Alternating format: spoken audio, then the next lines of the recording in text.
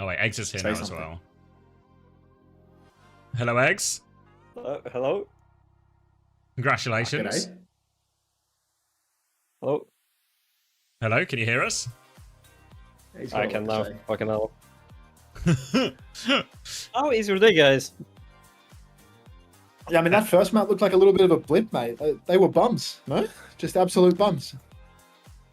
We don't talk about the first map. It was warm-up. Fuck René. I mean, are you just getting backpacked by Crocs flying into their backline and solo killing 2 players every single fight? Like, it feels like, at some point, this guy's got to get a little bit of credit for what he's doing here. I mean, yeah, that's I- his Crocs, basically. I mean, King's alright too, I suppose. Is King leaving with you? Are you the one? living with I King can right now? turn his internet off if you want. For $5 I will do it. I mean, I feel like that wouldn't benefit you very much. I feel like you'd need to ask Yeah, for more fuck. than 5, unless it's not terribly important to you that you qual for OWCS. But Yeah. you can beat Vard's team this time around because you guys were not the greatest in the grand final. We don't talk about it. Okay, the grand final was a fun match. Our voice chat was a mess. King and Crocs were just yelling at each other on my bureau. Are they arguing with each other or? Yeah, the whole fucking game. The grand final. Okay, well, hopefully they've squashed the beef for this time around. Now you That's get your third usual, rematch. Yeah, every single game they just fucking yell at each other, I'm gonna be honest. Okay, so there's just like a lot of agreement, Crocs wants to go faster, King wants to go faster, but at a different timing or something. It doesn't work out. No, King wants to go slower, Crocs is dumb. Crocs just wants to kill. Yeah, well, if you go just that little bit faster, maybe Crocs can make it work. But King probably wants to, take a little bit of position on the map or something, and that's just not really the way Crocs wants to play the game, is it? He plays so slow compared to fucking Crocs. Oh, Crocs just likes to kill French people. Who doesn't? There was deep on the enemy team. That's all he really wants to do, I'm gonna be honest. Yeah, well, I mean, you could see he was a man possessed when he sees dip on the enemy team. Like, absolutely outrageous. Are there any French players on Vard's team on Vision? Unlucky, no. That's a problem. I mean, if there was a single Frenchman on that roster, I feel like you would be able to instantly crush them because Crocs would just be able to level up. Like, you can see what happens to him when he's going up against someone like Dip. But there's Violet. Crocs can type this time around. That's the difference. He was, Yeah, I mean, he was Blob. chat banned last week, wasn't he?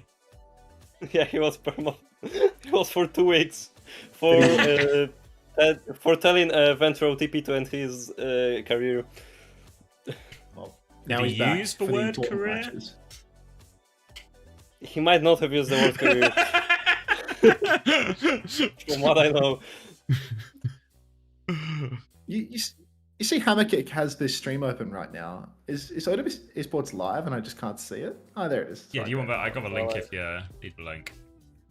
There's no rush, 17 minutes. I'm going to do a quest in Skyrim while I wait.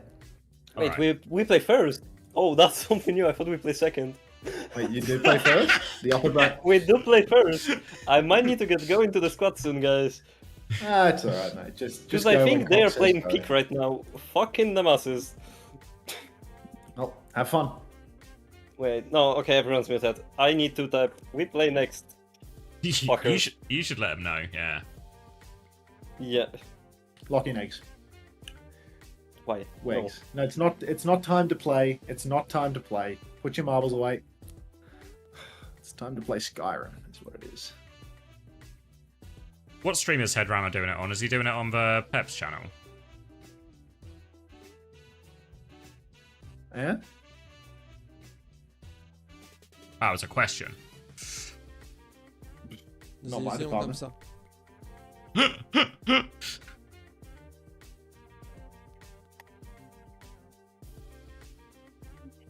Delios says he's co-streaming it, but he's also sort of just dicking about on Circuit Royale. It's live, eh?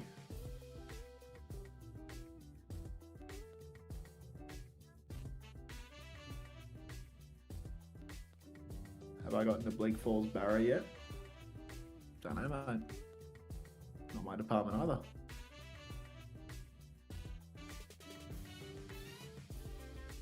Alright, I'm grabbing a drink. I'm leaving you with Stelios. I might grab a slice of cheesecake. That feels not a terrible shout, but I mean, last time you did the cheesecake thing, didn't you have like a terrible run-in with it? And it was like Yeah, but this one is fighting back and shit. raspberry. The other one was a pretty. I think we can all agree a Lemon, pretty right? extreme cheesecake. It was lemon flavored, right? Which we all know is like Yeah, that is pretty high up on the one of the extremity more- of flavor. You know, it's a real it's a tough pretty- one. pretty intense one. Most people can't handle lemon, so I think there's really no shame in admitting that. But this one is raspberry, so it should be smooth down the gullet. Thank you for the first time from Dave Blunt's Temple Run. Do you celebrate Ramadan? I do not. Hence the cheesecake. Alright, I'm making a new scene. Hang on. Oh, we just got info. We are not playing next. Are they lying to you? On the Yeah, the on graphic commentary? on the stream is wrong. That's nice. I love how Overwatch Esports is done right now. Glory Lovely. to the Overwatch Champions Series. Glory. That's alright. We got no drops enabled for this stream, so we're playing Skyrim. Are there any drops? Nope, no drops. Why? I want drops. Are you up to Dragon Rising? You have 20,000 hours in Skyrim? The fuck were you doing for your entire youth? 20,000 hours is not a healthy amount of time to play this game, buddy. Just face a point drops? Face a point drops, Julian. Don't start. Just throwing superheated pennies at people. It's a 14-year-old game, mate. So yeah, kind of. Julian, you're not supposed to say that. Yes, there are drops today. There are face a point drops going all day long, baby. I think I took the bot out of my channel because it spams so fucking much. Fills up like a third of the entire chat with it, with its stuff. 20,000 hours is like 3 years in Skyrim. Yeah, that's a lot. Let's just go here. You can trade them for battle pass, coins, etc. Yeah, but you need a lot of them. Like, the bot gives away like 100 coins, and then you need like fucking 20,000 coins to like buy anything that you'd want. So like, it's pretty tough. Oh, what happened to the estimate thing? Oh, it doesn't work. Maybe I have to play Skyrim in windowed for this to work. I change it to windowed, then it'll work. Display. Oh, it's one of those games where you can't change your video options when you're in the game. Maybe Alt Enter. Oh, it's not working either. Put your game in borderless. You got to do it at launch. Yeah, I'm just gonna fucking start. I'm just gonna start having a mental breakdance. I think it's the only way. All right, quit the game. Go to the desktop. Fucking fantastic. I remember playing this game when it came out. Me too, man. Me too. Are you my age, Bag Talk 5? I doubt that. I doubt that greatly.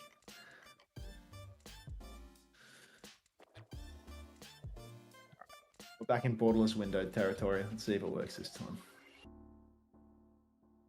You must suck at Skyrim if you can finish it in 20,000 hours. Is Unta going to Stockholm, by the way? Julian, I don't plan more than 2 weeks into my own future, brother. Like, planning for Stockholm is an outrageously hot take. Like,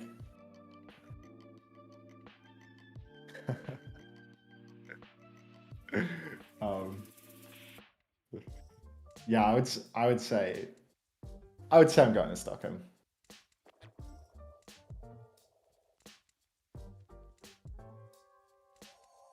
I imagine you will just spawn there. That's literally how it works with me in the Overwatch esports events. You know, qualification or not, I do quite literally just spawn in at every event, like the random spawn NPC. Are these friends? They're cap people. Can you train me in sneak? They'll never see me coming. You're not going to train me in shit. I'm back. Welcome back. All right. I always respawn where I last touched a trophy until you be spawning at EWC. I make my best efforts to spawn everywhere that I possibly can, but I think EWC is a bit of a stretch. You know, we've already failed the qualification stage for that. Sneak with everyone else. Just talk to me. She doesn't want to talk to me.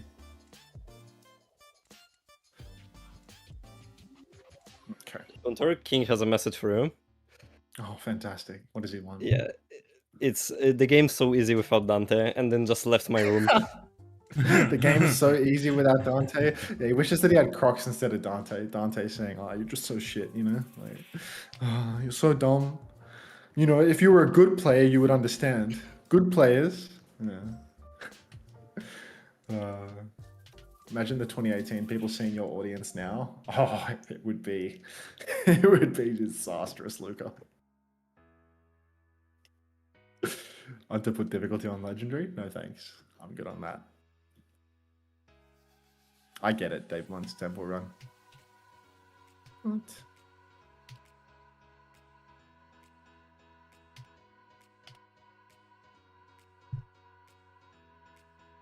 Let's go up.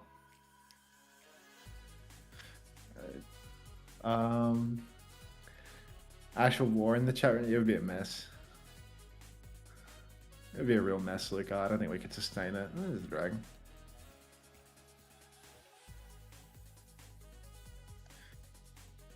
Okay. Exclamation mark race? I don't see race.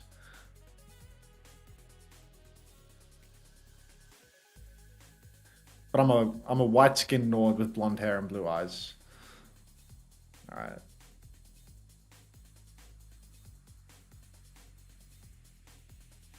Do you think he likes fire? I think fire is probably like not effective versus a dragon.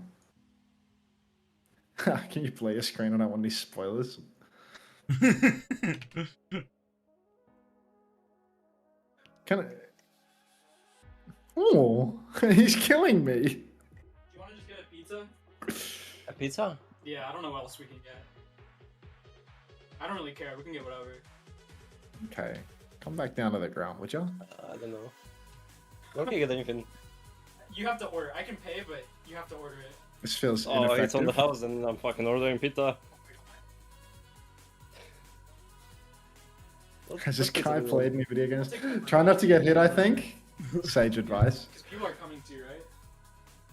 They're I coming in just- like 3 hours. I can just hear the Eagle Slayer in the background, just like... Pepperoni pizza. And if you want, we can get over. Do we get 1 or 2? Me? Yeah. I'll have like 1. I'm good for only 1. Maybe even half.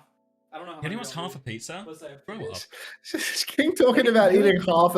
I'm Get a imagine whole pizza. you're trying to make the clutch move of ordering a pizza, and someone says, "I'm good for half a pizza." Shut the fuck up! What are you, a on. child? Like, shut up. It's That's fucking... a good take, Hunter. I ate a whole ass fucking pizza alone. Bro, I'm a little guy. I can't eat a lot. I will order you just a smaller one then. Yeah, do that. Okay, that's fine. Wait, this guy's... Who think gets a I'm- small pizza? Okay, that fucker eats for like 3 hours 1 meal. I am not joking. It takes so long for him to eat food. Should Like, save. Shax, It depends on what kind of pizza. Don't make conditions. Shax was the What's that? same. What is Shax that? would get like a burger and fries from like Chick-fil-A or something, and it'd be like an hour and a half meal.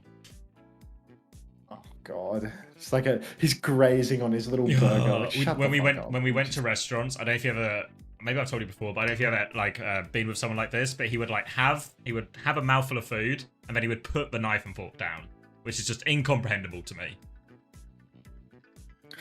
Just keep the food Like, going put a in. knife and fork down to keep enjoying it. Just keep the food He coming. pause. But it's Shax. Like, he wouldn't stop to talk. Is the thing. Like, he'd just be putting it down for no reason. Just sitting there quietly. Not yeah. a chatter. Yeah. Just savoring the moment. It's like 3 minutes worth of food. I reckon electricity works better versus a dragon than fire. No, well, actually, probably yeah. I feel like they'd both be pretty ineffective. Real food enjoyer. I ordered him a Shax's a small real pizza. He's good for half of that. That's what I Yes, heard. he's good for fucking half of it. Like, fucking loser. Little boy. I'm not just a joking. little Like, boy. third day when he was in Poland, we made burgers. He was eating a single burger for like 5 hours. I took a It's nap, one of those. went It's in, one of those. went into his room. There was still half a burger left. I ate mine in like fucking 5 minutes. Like, I'm a be really, he's unreal with the eating. Also, Let's see if I he can- needs to clean the fucking sink after himself. Oh, he's one of those pigs too, is he? One of those people that's just no fun to live with? Doesn't know how to clean up after himself? Raised in a barn? Yeah. Lovely. Oh, it's happened again. Who's the guy in the background that sounds like Spider-Man? That's Eggs. It's the Eagle Slayer. It's the Eagle Slayer, the one and only, the hater of Mercy players, but the lover of them at the same time. Why do you think there are no room egos in your here right heart now? for hate. He killed them all. Have they been slain? Yeah, and I cleaned the whole sink. you didn't! You didn't! I am not lying, I literally went into the kitchen an hour ago, there's still fucking mess in the there's sink! I drink 4 mugs, by the way, guys, for sure. Bro, it's all you. I was working the last 3 days, I wasn't eating the food at home! Don't ignore the mic. No. This is full of you! I was not home for 3 fucking days! You've got a domestic happening over here. Fuck that guy. These are the comms of the team that is about to get promoted to OWCS. That's your perception. Will we get promoted? Don't know. Gwyn was Mr. Lightning, right?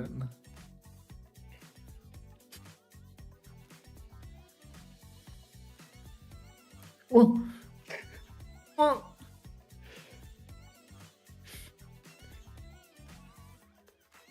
Got him with one of those. PK Rizza, thank you very much. I swear I'll punch that webcam as soon as the dragon gets back up in the air. Wow. Thank you very much, PK Rizza. Welcome back. Thanks for the 7 months. Mate, what are you doing? Hop off it, Cinnabar. Hop off it. 7 months. I gotta fill the gap somehow, right? Where'd the dragon go? Things Wagon? Out of sight, out of mind. Yeah, there's the dragon. He fucking run away? Like, it's like he's losing health somewhere, but I can't. He's over there. As a bum. He's dead, bro. You're a bum. Yeah, Fus Rodar. Alright, now let me suck his soul. Come on, gimme. Press R and then over encumber myself instantly, perhaps? Yeah, That well, soul. Panda, when you get a chance, can we get like a... Because it feels like Twitch is still trying to insist I have 2K when I don't. So if you can maybe a command that just says, if you're having issues with 1440, turn it down to 1080.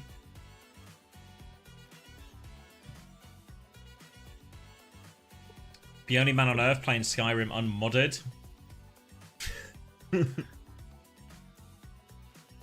It's just a really good vanilla game. Touch him with your dragon soul, stop teabagging the dragon. You can't stop me.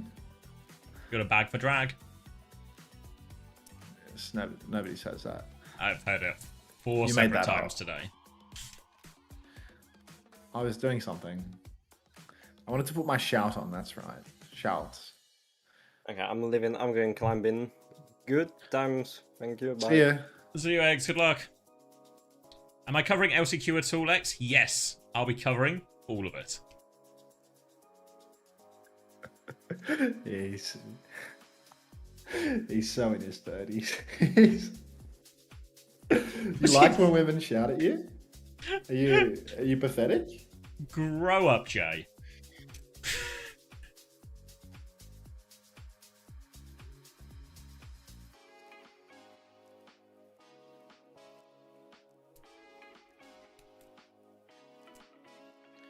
They sort of follow Tubby Spyro. I used to have a dog called Spyro. After the dragon? Yes. Did you ever bag that drag? No, that was my dog. I Oh, wouldn't bag it. I mean, I was hoping you would. I was hoping the answer would be no.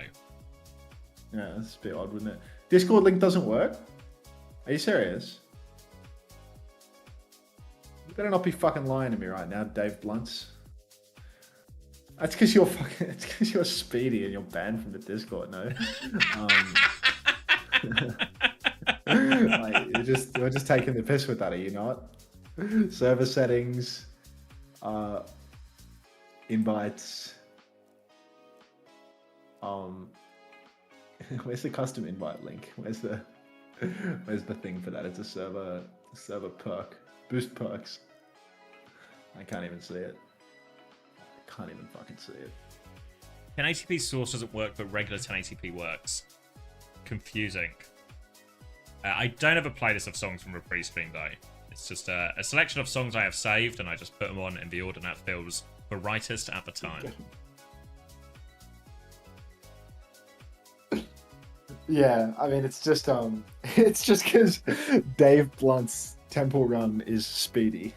Like, it's like one of the 4 people banned in the Discord. Get off the damn game, Unc. Allow me, Chris. I got nothing better to do with my life, man. Like, just get off it.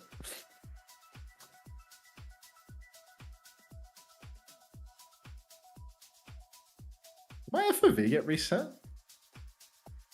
LCQ is next weekend. Well, it starts on, I want to say Thursday. Is that remotely true?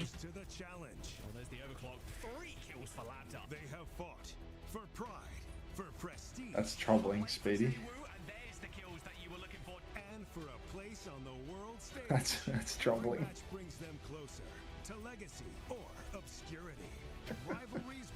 Who could be your best friend?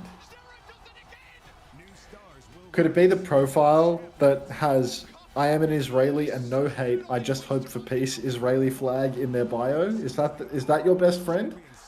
Which one? Which one, Speedy?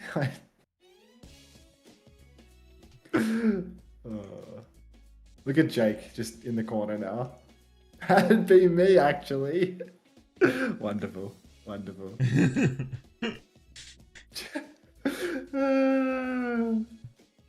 Jake is really he's got a lot to say about this gameplay. The alliance doesn't work? Okay, I'll look into it next time I boot up the war path. Honestly, I might stream Warpath tomorrow / test for stream start. We'll see. We need to figure out how high we can go. Because 1080 seems okay. World Peace. Or 20 Labubu's, Xavier. World Peace or 20 Labubu's. Not knowing what Labubu's are and being a gambling man, I'm going to go with the Labubu's. Good shout. Is this a Jake reaction video? Yes. Everybody was always thinking, when do we next get to see Jake on the OWCS broadcast? And now you get to see his little smirking face in the top left-hand corner while I play Skyrim. Perfect. Who am I on the warpath against? Virgins. A reference only for people who were watching the warpath there. If you want to get that reference, type !warpath and start playing Warpath right now, and you will find out why we dislike virgins. You're 27 and your career is based off making fun of teenagers for some reason. You just really don't like Korean people. Cried. Let's get an exclamation mark. Let's get an exclamation mark grab tap in the chat for that one, eh? Grabbing my tap right now. Please. Yeah, I need you to install the mobile games for the sponsor. Like, seriously. My career is, based around making fun of children. So I need you to install the mobile games. No, not Warpath, grab tap. That's the one. If you like mobile games, but you don't want to support someone who so clearly hates a very particular set of children, then exclamation mark grab in my chat and you can play all the same games without having to support hate. No, Bunnykins, it's not time to play.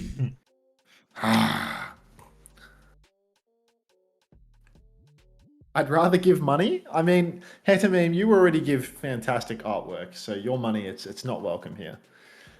People like Anta, Commander X, many other esports-focused community members have a habit of trying to make themselves out to be geniuses, of trying to make themselves is this the elite geniuses? Important and elite in the eyes of the regular viewers, while also making the devs and esports team look stupid and incompetent in every opportunity they can. What are we retweeting right now? It's always time to play. That's probably what's being retweeted. Follow me. What does that... Oh, you have followers in Skyrim, right? Yeah, follow me. Come on, Lydia.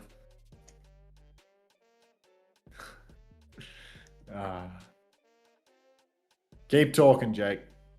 Keep talking. I'm a virgin. Should I just end it all? Yes, Sam. One thing we've learned from that overly sexual lady in Warpath is that all virgins need to die.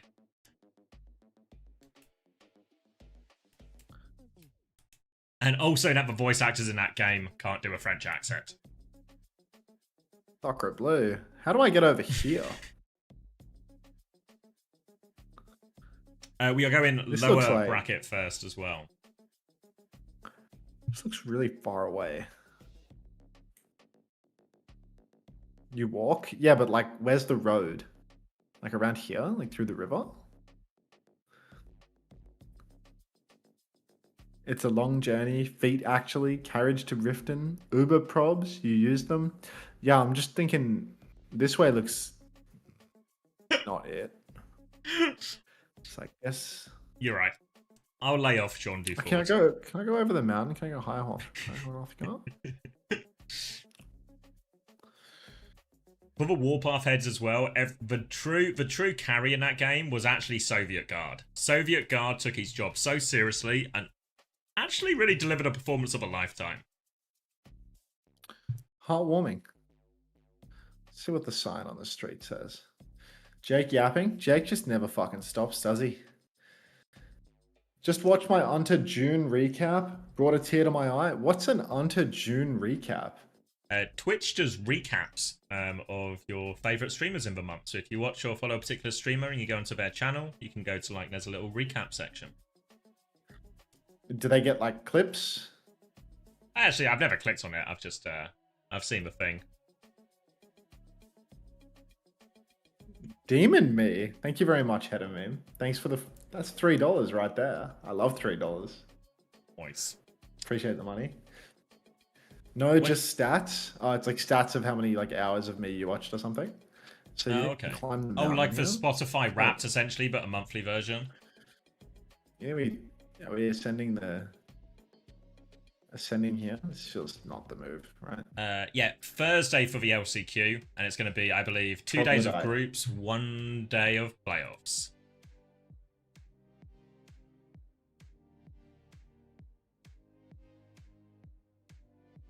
$2,500 messages typed in June. I gotta be killed, bro. Well, luckily, Wilder, there's a command for that. If you type !kill, the bot will get right on it. I don't know about promotion relegation after stage 3. My guess is it's just going to be some kind of reset and we'll get our yearly Swiss at the start of the year. Hope you're enjoying the Jake cam and the combat in Skyrim right now. Like, !kill. Thank you, Solid Animal, for the 6 months tier 1 and for the !kill with that. !kill. Thank you, Thomas Wilson OW.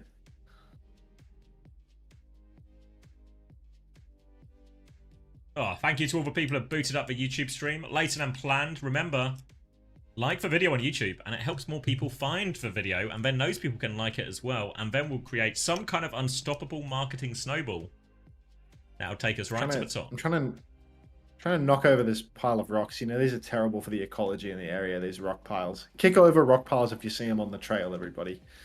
It's important. Jake's just happy to be there. Jake's always just such a happy guy. Always flourishing in his lane. Set this dog on fire. What a smiley fella. Jake is Patrick Bateman. Like, don't be fooled. Don't be fooled by his smiley appearance and his clear skin. He is Patrick Bateman. I think we go up the mountain here. Thank you for the likes on YouTube. How is Cold Metal attending LCQ? Are they going to pay to play? Yeah, they're going to pay to play. It's a meme machine team. It's a Meme Machine team. And if you want to support Meme Machine and the team heading over to Riyadh to take on the Mighty Falcons and the maybe not quite as mighty, but still quite mighty Zeta Division, you can actually support them directly by donating. Maybe I've even got the link to hand. Are we rooting for the Gatos Guapos at EWC? I'll try to be realistic with my rooting. Like, I think it would be nice if the Gatos Guapos could win something. Unfortunately, they can't. So let's just yeah. If only 2 teams make it out of their groups, it is actually physically impossible for the Guapas to do anything at all. Falcons, not good. Thanks for the first time chat, Santa Overwatch. A real Santa. It's a This is Father Christmas himself. I guess he's got to do something while he waits for the Christmas day. All right, Maria, I trust you. When are the NA games? After the EMEA games. No, the gutter's got it. First time chatter. Yeah. Oh, look at this. Look at this. Big man with a... Do you think he wants to be friends? All right. It's more of a comeback later angle from the looks of it.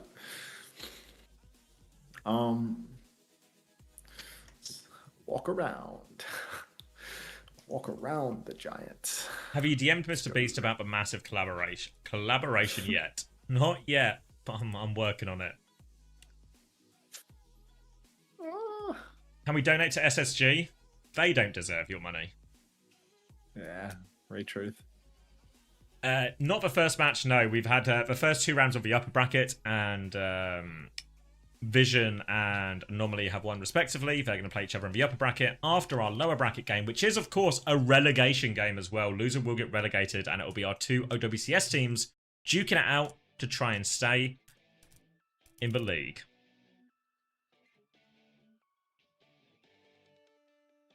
When does this dude stop yapping? Oh, I got bad news for you about like the next 8 hours of the stream. You're in a bad place if you're not enjoying the yapping. Broke my legs. I broke my fucking legs. I want to be here all night. Now that we've had the Warpath sponsor stream, have you decided a date on the sponsored Uma Musume? Is that the horse game? Let's follow the fucking road then. Can we get an exclamation mark grab tap in the chat or an exclamation mark sponsor? Possibly both even, because one's the real sponsor and one is the Dr. Suleiman Medical Center in Saudi Arabia. It is the horse game? Okay. No active plans for the horse game.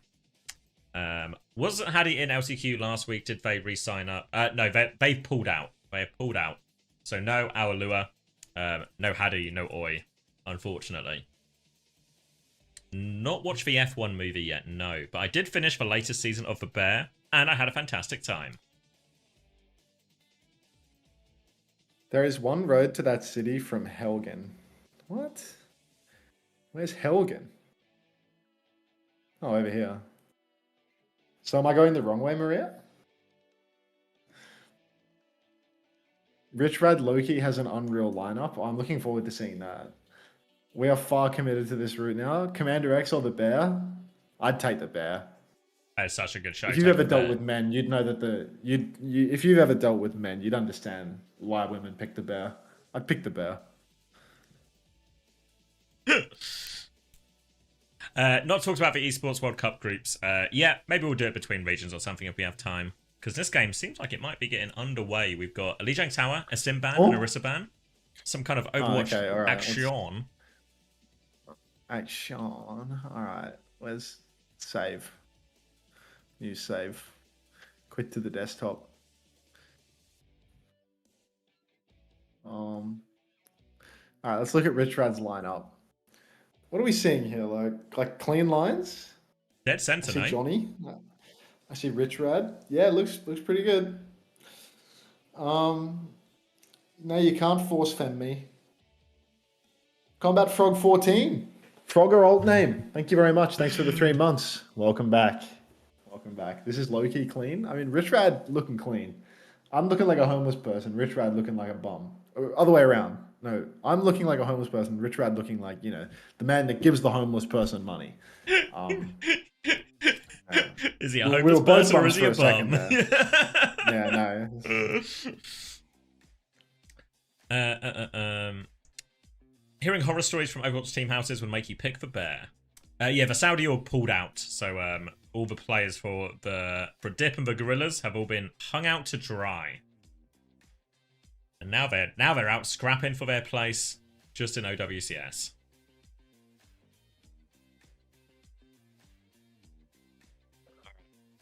Close Skyrim way too early. I've not been in the map yet. What am I doing? Someone needs to tell Awalua that pulling out isn't an effective contraception. Well, it seems like they've managed to avoid situations where they are forced to pay support for twice in a row now.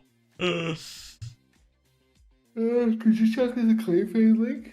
That Oh, would be me? clutch. Yeah, I can do that. Yeah, yeah. That would be sick.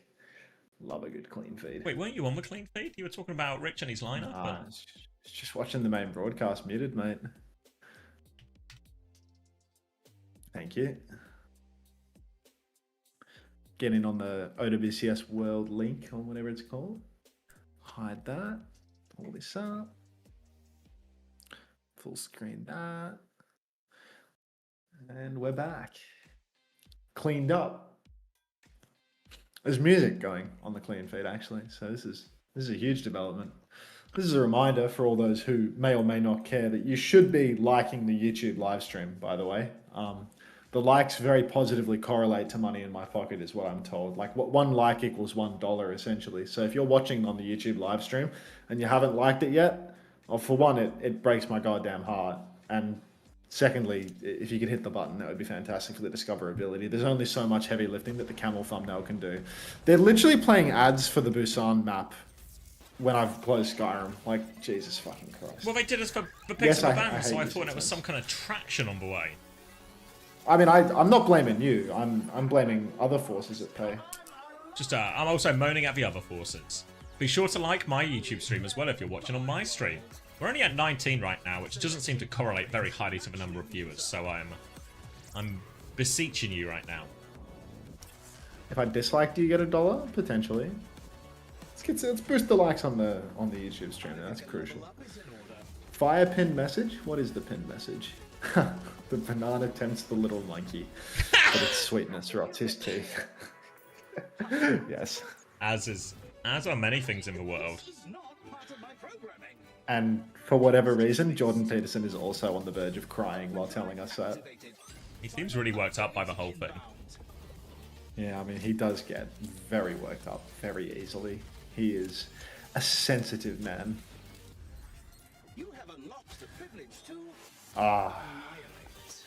Just need some drops enabled going, you know? Let's get some drops happening. Hey, I just discovered the stream for the obscene amount of likes here. Can someone explain what happens? People like the video because they like the video, and then it sends it to all the people. And then people who are looking for something to like find a new thing to like, and they can come and like it as well. And then there's just There's more actually likes a and happiness in the world. There's actually a 5-minute timer. I'm going back to Skyrim, mate. Wow, yeah, we've been thoroughly baited here into believing some kind of gameplay is going to start, but actually, the only game that's starting is this Oblivion. No, Skyrim now. Oh, What an Skyrim. amazing transition into a break law. I mean, you see, this is what happens when the OWCS guys run the production instead of the Face It guys, Julian. Like, it all just falls to bits. Like, we need your people on this. Exclamation mark playing. We're exclamation mark playing a different game right now, Bunnington's not the Marvels game. Let's mute up that music and get back. Hey, into Commander this. X, couldn't find the like button on YouTube stream. I just reported it instead. Hope interaction still helped. Best regard. Thank you. Yeah, thanks, no idea. I don't think that helps, but I do appreciate that you tried your best. Oh, Dr. Suleiman Al Habib, welcome. Thank you for sponsoring the stream, by the way. Unfortunately, Dr. Suleiman, unless you give me more money, we're actually going to have to give all of the sponsor segments over to GrabTap, as you can see in the top left. Exclamation mark GrabTap to find out more about that, because we are no longer interested in elevating healthcare in Saudi Arabia. We're actually only interested in getting gift cards by playing mobile games. So that's what GrabTap is all about. Let's see. This guy wants me to set him on fire? Oh, I can get drunk with him. Yeah, I would love to share a drink with you. Talking about the fox right now. Items. Oh, right. Potions. You were still chasing the fox on my screen, so I thought you were talking to the fox.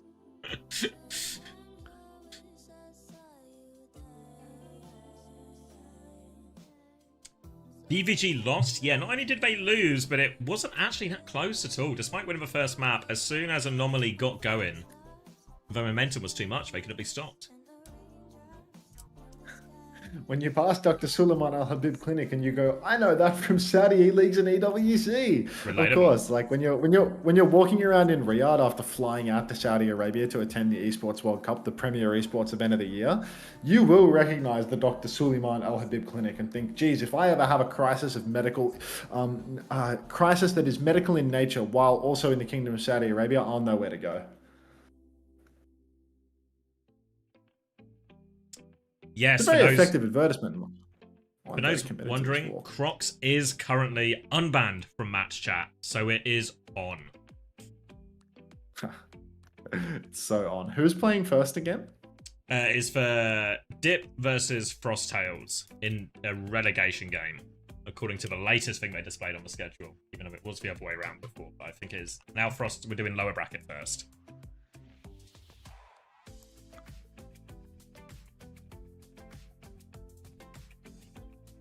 Oh, my food's ready. OMFG, 2 seconds. I called you a washed up white boy a few weeks ago, but Skyrim, goated game. I will sub as soon as my minimum wage paycheck hits the bank account. Cried. Thanks for the money. Thanks, Playboy. Appreciate that. I'm back. Going to Qatar and wondering why everyone is there for soccer and not Overwatch esports. I mean, it's because you're not in Saudi Arabia. Should we...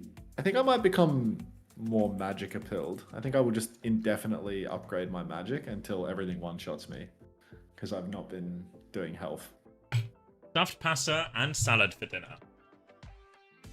Tweener, thanks for the 5 months of Prime. Welcome back. Thanks for supporting an unemployed man in his hour of need. Or like year of need. Or like, I don't know, half a century. Oh, there's avocado in it as well. I think I should punch on with this orc. This guy came from Orc City, and we all know that the orcs are the most reviled. You shouldn't talk to me like that. Orc City, bitch. I'm gonna fight this reviled creature. Okay, he doesn't want to fight. Oh, no, he does. I will simply set him on fire. Hey, how come when you write Grand Wizard it gets held in by automod? What's that all about? No, I killed this guy. Got myself an iron ingot for my trouble. And some charcoal. Activated charcoal. Great for you. This game is so bad. What are you even doing? I'm banned. Mods, ban Santa OW from the chat. Ban Santa. Ban Santa. Christmas is over. Cancelled? We need to swing the hammer. First, he laughs at Korean children for being Korean. Then, he kills Santa Claus. Thank you, Playtasuki. Christmas is cancelled, kids. Setiu, thank you for the tier 1. Welcome to the Parasocial Friends Club. Yeah, mods, clean up Santa. We don't support Christmas here. No cheer, no nothing. I feel like I'm not going the right way. Like, oh, we're back on a oh, map John Rage screen. 1 with the Prime as well. Welcome. Oh, we're on a map screen. We could actually be getting into it. Lol, you trash. Too scared to ban me, pathetic. Well, I don't know why you unbanned Santa. That wasn't a joke. Kill Santa. I just told you to kill Santa. Don't know why you came back. I'm too full of Christmas cheer. Don't make me do it myself, Suki. Like, kill Santa. Thank you, John Rage. Thank you, Setiu, very much. And we're in the map. Look. Christmas is DJ dead Tower. again. He's so middle-aged. Like, What do you he's so mean? middle-aged. What do you mean? We're in like the same age bracket. We check the same box on the forms for age. Yeah, but you won't catch me saying Li Jiang Tower like that. What do you mean? It's 12, fun. 11, 10, 9, 8, 7. Yeah. I will finish them off, Xavier. It just works, mate. It just works. I'm not going to let you finish them off like you finished off Father Christmas. I would never. Orisa Band, Sim Band. So we're going to get an all-round mirror pack onto the May as well. So that'll scale once the perks are in play as well. It's Juno Brig versus Bap, Lucio as well. An early wall just forces Dip and the Gorillas back for now. They're going to try and swing out main with their Cass instead. And it's going to be a slow and steady fight. Slow into the back. Punches coming out, but the wall is actually going to hurt Majin more than help him in this one. Will is still punching around on the point. Don't really find anything, but it's Dip in the back taking down Kyo. Opening pick, and Zydra's going to follow that up in main as well. And really, if you're going to run the May, you need good wall timing, and no such luck from Pack on that first fight. Retro Not Found, thank you very much for the 10 community gift subs. Thank you very much. We've got 10 new parasocial friends. The rich do get richer. But you know what? As the rich, I'm so happy with this outcome. Thank you very much, Retro Not Found. Now, I would have thought that 1 Dips versus 100 Gorillas comp would have struggled versus the Lucio here, and now in the next turn, as the round pops the form, Natsuki will disappear into a puff of smoke. Frosttails with a very quick retake there, the Mei and the Lucio both finding value for them there, as it's so hard for the Juno Brig comp to contend with that. Mei, a huge threat to the Brigida and the Juno. Same goes for the Lucio comp with the Ramatra. You can see Dip just scrapping it out over here towards the Mega Health Pack, trying to play life, and apparently Frosttail's going to let him survive over on the edge. Get off it. Yeah, Dip's forced to recall now, but it's still on the high ground, has an opportunity with this pulse bomb. The rest of Dip and the Gorilla's going to try and retake through main. Dip's going to start by forcing point. Gogo's looking at him. He's coming to contest. He's half HP. They've windowed in main. The disengage is good. Can they maybe get Dip behind while this is all happening? But Dip's still capping the point. Gogo is challenging it here, but they've been pulled in 2 different directions. No window value. Dip, seemingly the king of the juggle, staying alive for so long, touching point at the same timing. Nobody able to force him out. Mirrored High Noon's up in main right now. Margin takes a beating. Keo takes a pulse bomb, but the lamp is good to keep him going. Everybody from Frosttail's very low, but Gogo's about to have that beat drop. Margin's dead though. Gogo, if we need the beat, we might need it right this second, but instead he's just going to let Willies walk all over him, plop it on his forehead and call it a day. Frosttail's falling over. All over there, a bit of a disaster in the neutral, losing Magin so early. They had all the ults to back that up, but couldn't find a situation to actually start layering them back, so they have to play retake now. But now, Ray in hand for Yoham, rally for Natsuki, big opportunities here, but the Blizzard can be such a big difference maker. It's good into the Ray, it's good into the rally. All eyes on Pack for this retake. Pack has an opportunity here, but the swing from Keo on the side forces out the Ray from Yoham. Beat comes out from Gogo in kind. 1 player advantage for Frosttails right now, and Margin also going to pop that an ultimate, what is that, Annihilation, just to close things out here. Is, you know, Keo's going to clean up and Frosttails right back into it. I really think that 1 Dip versus 100 Gorillas, their comp has problems here, Zav. Yeah, now they're coming back with the rally, and Pat got away with not using the Blizzard in that one, so he still has it. So it's very difficult for Natsuki to get aggressive with this rally without just putting himself vulnerable to that Blizzard. So trying to retake in, forcing the point early, but Frosttails, they can contest this if they want. It's Imagine he makes the move onto it first. He's very low, has to pop that form. High Noon in the back. Blizzard comes out, bash away from Natsuki. Window in the back as well, but the rally might keep him alive through all of it. 2 ults and no luck for Frosttails. Rally from Natsuki, trying to look for one final bash, maybe as the High Noon comes forward. Nothing found, back to a neutral. Magin on point, just taking right clicks in the back, and they one-shot Magin between these form timings. Well played there. They just take all the space despite those ults, and it's easy cleanup for Zydra. So desperate for Frosttails, they're trying to claw it back. Pack throwing in the Blizzard, Kiwi with the window, everything being overlapped, but nothing really finding the value. You can see Willie's doing so much work on the Ramatra, hamming up many members of the backline, constantly preventing people from swinging, from getting off the window, from getting into aggressive positions. And now Frosttails, they're down to their final attempt here. Maywall up in main, they step forward, but Willie's has the Annihilation and will be popping it. Gonna pop it. Dip is behind as well, putting Pack in a situation, but Keo can clear Dip out now, so they might have just about weathered this Annihilation. Beat nearly available from Gogo for the pushback here. Wall catches Willies, has the shield, but no, does get to that next form timing. Still blocking and walking backwards, but the beat is getting ever closer. Dip's still a menace behind. Natsuki's actually on the flank here. They're just gonna try and rotate forward. Ignore the threat behind, but Dip won't leave him alone. Gogo is low. He gets the kill, whiffs the pulse bomb, but Keo's still in trouble. Natsuki and Dip on the flank doing everything right now. Ray from Yoham to try and finish the job. Gogo's not getting to this beat timing at all. Pack has a Blizzard. He throws it out in desperation, but it's not going to make a difference. Tragedy for Frosttails there. They managed to kite Willies' Annihilation, but then they step up into the crossfire before they have the beat, before they have any of the ults to actually close out the turn. Didn't need to touch the objective yet, and they're going to lose Gogo 96% to the beat. Kiwi, Pack, both 90% margins on their own ultimates, but nobody had anything yet. So there really was no need for Frosttails to rush into that one. You've kited the ult, take your time, push back in with the advantage, but instead just rushing at that little bit, and they pay a very hefty price for their hubris. Get off May? Stay on May, Cinnabar. Just take your time with it. Yeah, you can see no deaths for Dip in that opening round, and he was playing a very flank-heavy position, a constant menace to the backline of Frosttails, and really, it's on Frosttails. Can Keo take more responsibility? Think of a series we watched earlier, and it was Zoro in a lot of cases taking responsibility for his Tracer flank and shutting him down. Need more from Keo on that front. Pac will be mirroring the Tracer now, so this should also limit Dip's ability, but again, we see Juno Brig in this Ram mirror, so Natsuki's life will be in peril, and an early pick for Keo. Now a bash backwards, and Pac's going to just dominate the flank here, and it's over before it even really starts. Oh, Pac with 2 right away. Margin with the cleanup kills. Kiwi's got to be careful not to be traded out here. We did see a lot of trades coming into Frosttails' backline last round. It seemed like every time they were able to win a neutral, Dip was able to just keep existing in the back and find a crucial trade. We'll see if the same rings true here, as Frosttails managed to take the first fight off the back of an advantage on their comp. But, you know, Dip, if he can keep existing in the backline, keep causing trouble for Frosttails, could be trouble. Pac in Dip through the left-hand side right now, so he can challenge Pac for that, but Gogo's just going to wander into danger. Natsuki and Dip win the flank battle again. Willis is winning this HP trade on the front as well, but Pac's found an important trade. 4v4 as they try and come through, but they need to heal up Johan before they go. They can start walking after it, but look at this Kitsune rush from Kiwi. It's so close.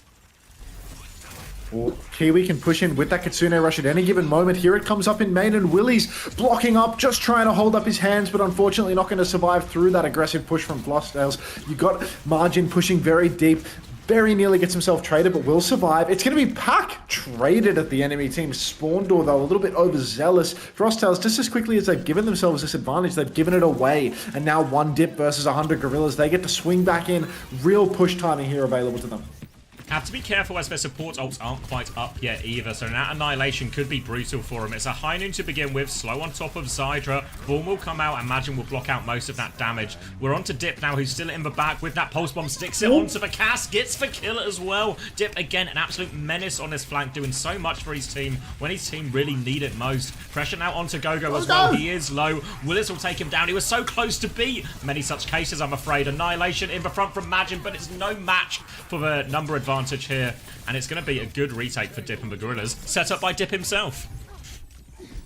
No Pulse Bomb and no roll to save Keo.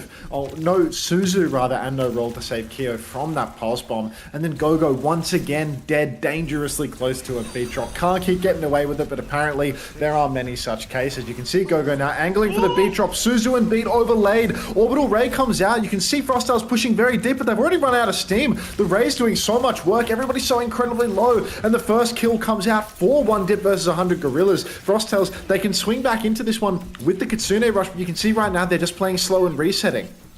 Not the worst ult trade, really, for Frosttails. They traded the Beat for the Ray and the Annihilation, 2 big ults. Now Kitsune Rush versus Rally. Much more reasonable ult situation for the Frosttails retake, and they really only need 1 good one here. So, interested to see where Dip and the Gorillas choose to hold. With the Rally, you could hold quite aggressively here. You just have to worry about that point pressure. They're sort of standing in a pretty default position at the chokes, and there is space for Frosttails to walk out here, look for their Kitsune Rush. High Noon's going to start from Zydra, and it's a disengage from Frosttails. They might be able to get a 2-for-1 here as they've rotated over to the objective. They get the touch. They get the Kitsune rush out on the point. Pulse counted out, and Keo finds the kill as well. Rally comes out from Natsuki, but it's far too late. And now we're in a 5v3 with the flip going through. This is going to be the final fight. Xavier, Johan being pushed up in main, going to go down. It's Natsuki versus the world. Might be able to secure the touch, but what's going to follow? No touch, maybe. And that's just going to be Frosttails taking the round. 1-1. Thank you, Rain, as well, for the 10 months on the Bois station. Tying it up, Frosttails here. And really, that last ult exchange there, they try and drop the High Noon, they rotate towards point, and it just seemed to be a bit of a miscommunication about how they were dealing with that point flip, because Natsuki was in the back with the Rally. They could have just matched that Kitsune Rush with Rally, taken a more even ult trade on fight, but actually, it was a chase. Willis was chasing down the left-hand side of the Ramatra, so when that Kitsune Rush came through from Kiwi, he was just completely outmatched. Natsuki was so far back with the Rally, just a real big miscommunication about how they want to actually take that ult trade, and more importantly, where they want to take that ult trade. Now looking over to Garden, I mean, again, the Lucio can potentially find some value, and finally the pivot has come through as Natsuki had enough of playing the Brigader into a Ram after 2 full Both rounds of it, but Yoham with no Brig to reinforce them, it's going to be a playground for Pack. Going to be so easy to find kills. And look at that, Pack instantly takes down Natsuki, not even going to be threatening the Juno. So Frosttails once again very fast. First fight opening, they rip straight through 1 Dip versus 100 Gorillas. Looking brutal for them here as Kyo tames every scalp. Immediately over to the Brig for Natsuki as well. Juno Lucio, well, obviously a fast backline does leave for Juno quite vulnerable in a lot of these situations. For Brig is much better at peeling, but as we've mentioned throughout this map so far, can be difficult into the Ramatra. Really what they have to do is they need this Brig to support their Tracer. We've seen Dip be finding a lot of success. That is the playstyle they want. You can see Dip already taking packs as Natsuki is coming through left-hand side here, but it means Natsuki's not always the closest to the fight. They're trying to use the double angle when they've got an early kill on Gogo to start walking in. Now looking for the backline. Well, this has gone awfully deep, but his form is about to expire, but this space he has taken is forced magic. He's completely isolated. Willis has been allowed to walk all the way up. Really seems to have slowed Kiwi off the map or something of the sort. But Willis is off the map as well. Gogo on the respawn comes back and claims a trade on the enemy team's tank. Disastrous turn here for 1 Dip versus 100 Gorillas. They've got bodies on the point. They might be able to leverage the flip here, but they've got to be so careful because Frosttails are swinging right back into it. Such a deadly trade, and now Zydra's sliver of HP on the point. Kyo pushing in, doing so much damage. 1-for-1 trades, but the flip still hasn't gone 1 Dip versus 100 Gorillas' way. Dip finds another kill. Gogo dead yet again, scrapping it out on the point. Recall forced, taking down Pack potentially, but you can see Margin is in the mix, swinging for the fences. Willie's still not back in this fight, and it has gone completely pear-shaped for 1 Dip versus 100 Gorillas here, Zav. They're still trying to battle away. Pulse Bombs goes out, does actually get the kill onto Magic. They're not quite done with it yet. Dip's going to go over to the other side. Annihilation invested on point as well. And they're throwing everything at it to make sure they get the flip, and they do get the flip. 71% conceded, and it cost them the Annihilation at the end. Difficult next fight with all these ults on the board now for them. Oh, just constant trades back and forth. So many unforced errors coming through. It feels like one team gets an insurmountable advantage and then manages to give it away. Now we've got a push over the bridge with the orbital ray all the way into the spawn. You can see Frosttails are currently pressuring the cap, but surely this will not be converted with the flip. Surely no environmental kills will come through either. That's going to be a 1-for-0 trade as 1 Dip versus 100 Gorillas get very aggressive with their orbital ray turn. 31% and counting, but a very quick fight for them. Maybe they could have milked the clock a little bit more there. Yeah, it felt like they were just trying to win through tempo when they don't have the ult advantage. They're going to go with another early high noon now, but walking straight into the Ram. Zydra needs a loss. It's forced to beat, but Magic dies for shield. It blocks it. Rally comes through as well to try and deal with the rest of the beat health. They drop both support ults into this. They need more kills. Yoham is flying, trying to stay out of damage, or out of the range of that damage, and Dip has found 2 more kills. Dip is clawing them back into this right now. An ult disadvantage be damned. That's going to be 2 fights in the row for Dip and the Gorillas.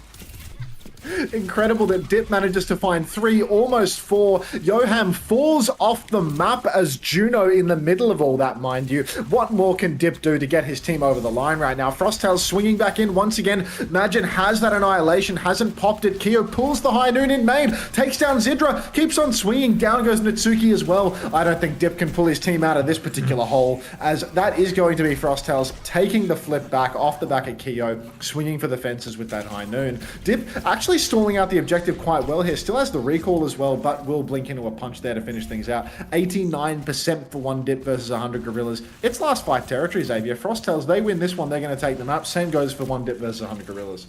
Annihilation versus Annihilation, but Yoham is crucially closer to the support ult than any other support on the server. If he gets in this Ray, and Dip and the Gorillas would be wise to wait for this, which seems to be exactly what they're doing. They do have the time. Ray and Annihilation, 2 should beat 1, but they need to make sure nothing goes wrong. If they can do that, they're in a great position. The slow is huge. Orbital Ray on the bridge. Pulse comes out. Dip has found Gogo. A classic Gogo first pick situation. But Kira's gone down as well. Willie's beaming through. And it looks like Dip, Willie's, they've put in the work. They finished the job. One last chance for a recontest here for Frosttails because Kyo's made the swap over to Sombra. Gogo caught a fast wave. The Pack's not going to be able to blink in for the touch. Kyo might have to suicide touch on with the TP. You can see Gogo going for the wall ride, slowed up in the window. Touch is secured for Kyo, but already Kyo goes down, not able to TP out. One more touch for Gogo here as he's wall riding through. Kitsune rush from Kiwi on the point, but instantly falls over, and it is so dicey here. Already a 3, make that a 2 versus 5. 1 Dip versus 100 Gorillas, going to take map 1 here. Gonna close it out, and even though in many places it seemed like the comp matchup looked difficult for him, difficult for the Brig, they were trying to play through that Brig tracer so much, and actually, the player who stood out the most in that map one was Dip. Getting that permanent pocket there from Natsuki in a lot of situations, when you get that amount of resources from your backline, you sort of almost dedicate a support to support that flank position.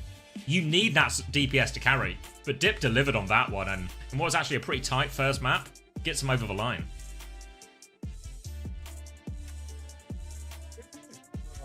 No, sorry, terribly distracted, already terribly distracted. It is a Dip lift, Hardy, you're right. Even on Control Center, you could see that Dip was the man doing all of the work, peeling half of the enemy team back towards the objective, flipping the cap while also not dying. It's just a hardcore Dip lift. If we could get some more pew pew pews in the chat, please, as we reach the critical mass of having too many clients watching because my ads are only on 3 minutes per hour. A few more pew pew pews would not go astray. MF Bingle, thank you very much for the 3 consecutive months of parasocial friendship. Welcome. Please sign up to the Grab Tap link. Download the mobile games. Unter, do you want a property in Dubai? No, I want 5 Labubus. Thank you very much for the prime as well. Mari GGG7, welcome to the Parasocial Friends Club. Keep grab tapping. You blow your Hello, nose. Hunter. I'll eat my I'm one of dinner. your many fans. Yep. Welcome, Gabro. Welcome. One of the best things that my fans can do is give me money. Donation link, subscription, anything works really. 12 Labubus or trans rights? Definitely the 12 Labubus. Come on now. All right. Hello, Hunter. I'm one of your many fans. Oh, Prash 2, please. Please. Yeah, we're up to 13 people doing the grab tap, but that's like, we can do better than 13 people. Be so serious right now. There's no way that I've only managed to spruik up to 13 people playing. We can do better than 13 signups. There's no way only 13 people have signed up to the grab tap link after all of this fucking grab tapping. It's probably because I haven't shown people how to do it, you know? 1 minute of ads, 30 seconds surely pays your bills. It's because if you run any less than the amount that I'm running, you have pre-roll ads. You need to, I think you need to run 3 minutes of ads per hour to fully disable pre-rolls when people turn on the stream. That's right, yeah. So that's why I'm doing it, yeah. Bwaga, that's shocking. Just shocking. Thank you, Player Suki.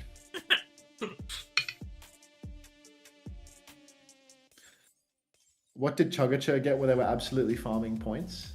Are they at the top of the board now for the grab tap?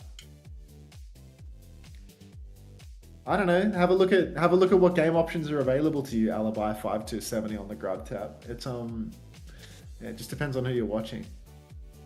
I guess while we're in this transitionary period, I can show you what the grab tap link does. How do I do this without leaking the clean feed link? I think this is how I do it. So the way this grab tap slot works for my silly little stream sponsor is you click on the grab tap link and it'll bring you to this page. And I think somewhere in this it'll tell you to join the community or some shit like that. And basically it'll just present you with these slop games. And you click on a slop game that you feel like playing.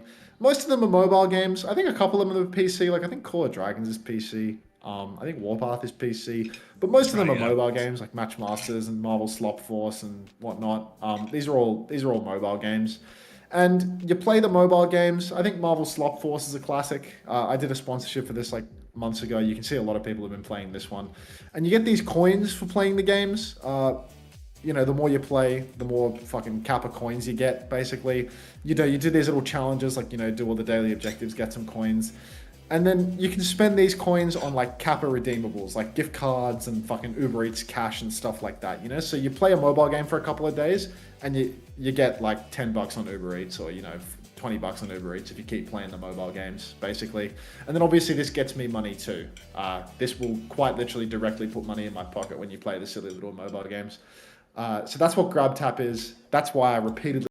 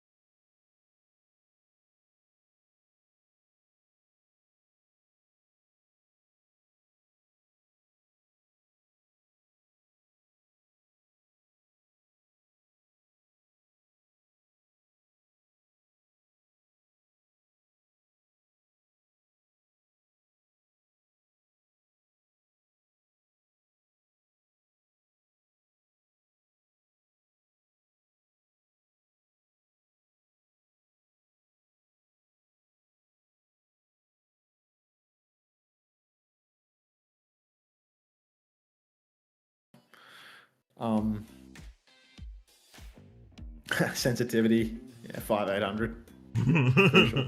Sure. My mum said I can't watch your stream. Bad influence, she said.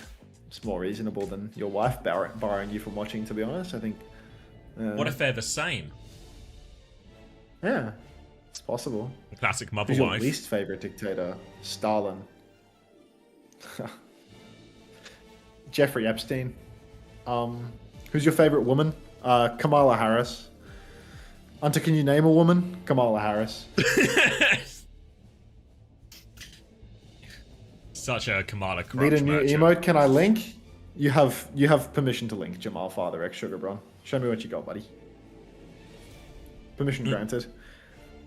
Alright. Iconwold, it's been a while. Freya ban CJ. coming out from Frosttails. Lucio ban from Dip and the Gorillas. So again, Dip and the Gorillas want to play the Juno Brig wherever they can. Take away the Lucio Kiri option from so many of these Lucio adding Kiri that. teams they're running into. We're just not adding that. Can Hunter name a single policy of Kamala's? We'll find out soon. As we're just going to get the... We'll do a... Do you want to do a little sync? Grapple out of spawn, pack. Just looking at a shield. 4, 53, 3. 52. Yeah, we're in it. Alright, so We're all swaps good. after Yeah. they see. Frosttails are going on to Juno, Kiri, Tracer into this. So again, expect Kiwi and Pack to very much function as a duo. But if Kiwi goes too wide, might leave Gogo a little bit vulnerable to this Diva Tracer. And look at Zydra all over Pack right now. Forces an early recall, but Zydra needs a little bit of help. But Pack is backed away from that duel, but now does have position on the flank.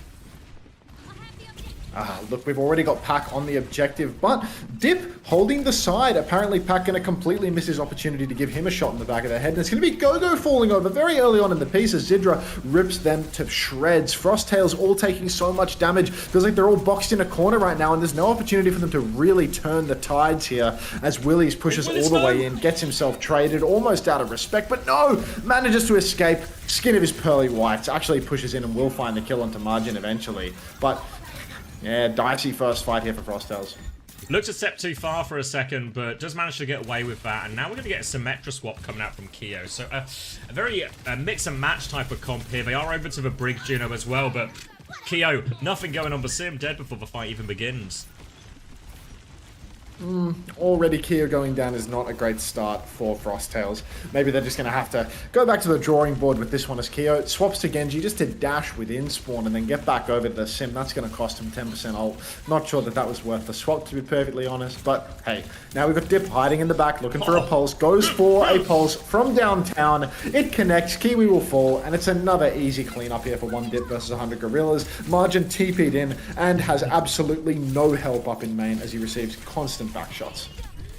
Sim has really not got anything done for him, and yet Keo's going to agree, swap onto the cast now, take more of a standard matchup, but can be very tricky coming through this low ground choke when Willis on the Diva can just play this high ground drop onto the backline if they rotate, and just force this backline from Frosttails to play really slow, just separating Magin as he tries to walk forward.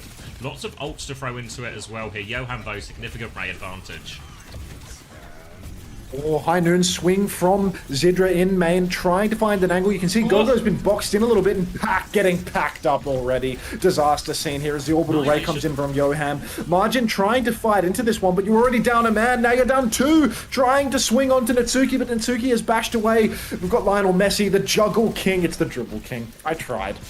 And it's already a 5 versus 3 for Frosttails. Absolutely. If everyone in chat could please name their favourite and most famous juggler they know so we have a reference for next time. There's actually been a rally popped in main from Gogo as they're going to try and battle their way into this. Gogo's rushing it up main, goes for a bash, doesn't find the connector. Gogo is committed to that, and now he's committed to the respawn queue. Disaster. They do actually rally back at least near Dip and the Gorillas, so it's an even ult trade at the end of it, but that was not pretty at all. Everyone says Goushway with regards to the juggling reference, but I don't want a video gaming juggle. I don't want a Winston juggle. I want somebody that quite literally juggles like a clown. Infected, grow up. Yep. Good highlight, Carly. I've got an Anthony Gatto. Who's Anthony Gatto?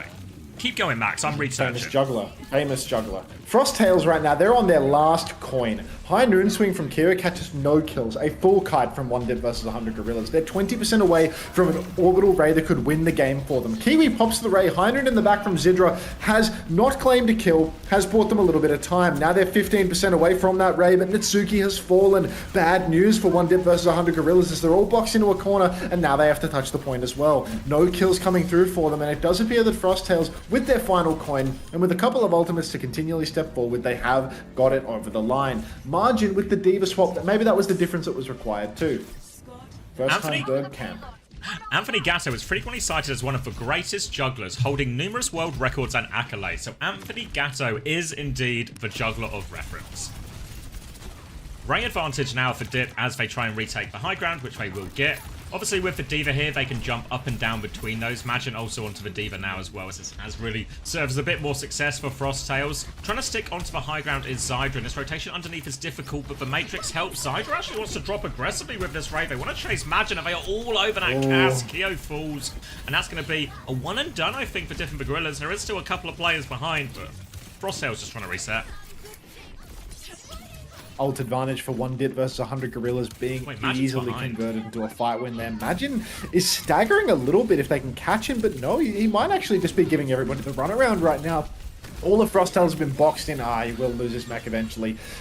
Rally actually comes out from Gogo in all of this. Trades a kill onto Zydra. It's a 4v4 now. Not a terrible situation for 1 Dip versus 100 Gorillas. Willie's on the Diva managed to trade out onto Kira, though it's still so back and forth. And Frosttails, they need more if they want to win this one. They need to start getting meters on the board. Dip on the run right now still actually has the recall, playing quite conservatively. And few meters on the board now for Frosttails as they push the card under the bridge.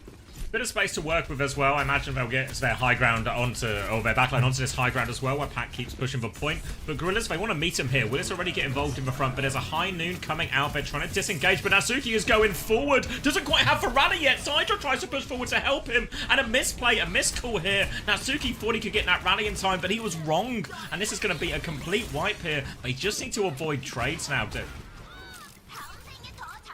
Oh, yeah, I'll turn off that layer. I'll hide that mobile game ad until we're in between rounds. You know, that seems super reasonable, to be honest.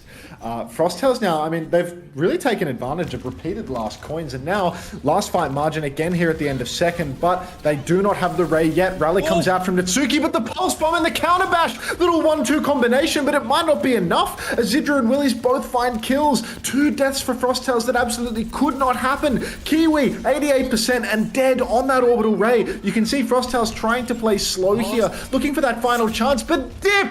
Every single time he comes through with the goods. The Pulse Bomb onto Gogo, Pack secures the touch, but we need so much more, and Frosttails, they don't have more in the tank. D-Mech now onto Magin. Pack is out of recall as well. No resources left. Kiwi so close in that Ray, but so far as well. 99, 100. Flashbang onto Pack, and he lives for Flashbang. How is Pack not dead? The Ray has come out from Kiwi. They're not giving it up yet. Frosttails, they're back in there. The fight is on. The Sim is back in the fight. Counter Ray comes out from Johan. They're fighting it back later. Ravo. Zydra finds one. Torpedo swing. Damage boost in play. Bomb is coming out from Magin. It gets 2. Somehow, someway, and the D-Mech. Magin has done it all. Improbable. How on earth did Pack not die? How did the bomb kill everyone? But Frosttails, they capture second. How have they done it?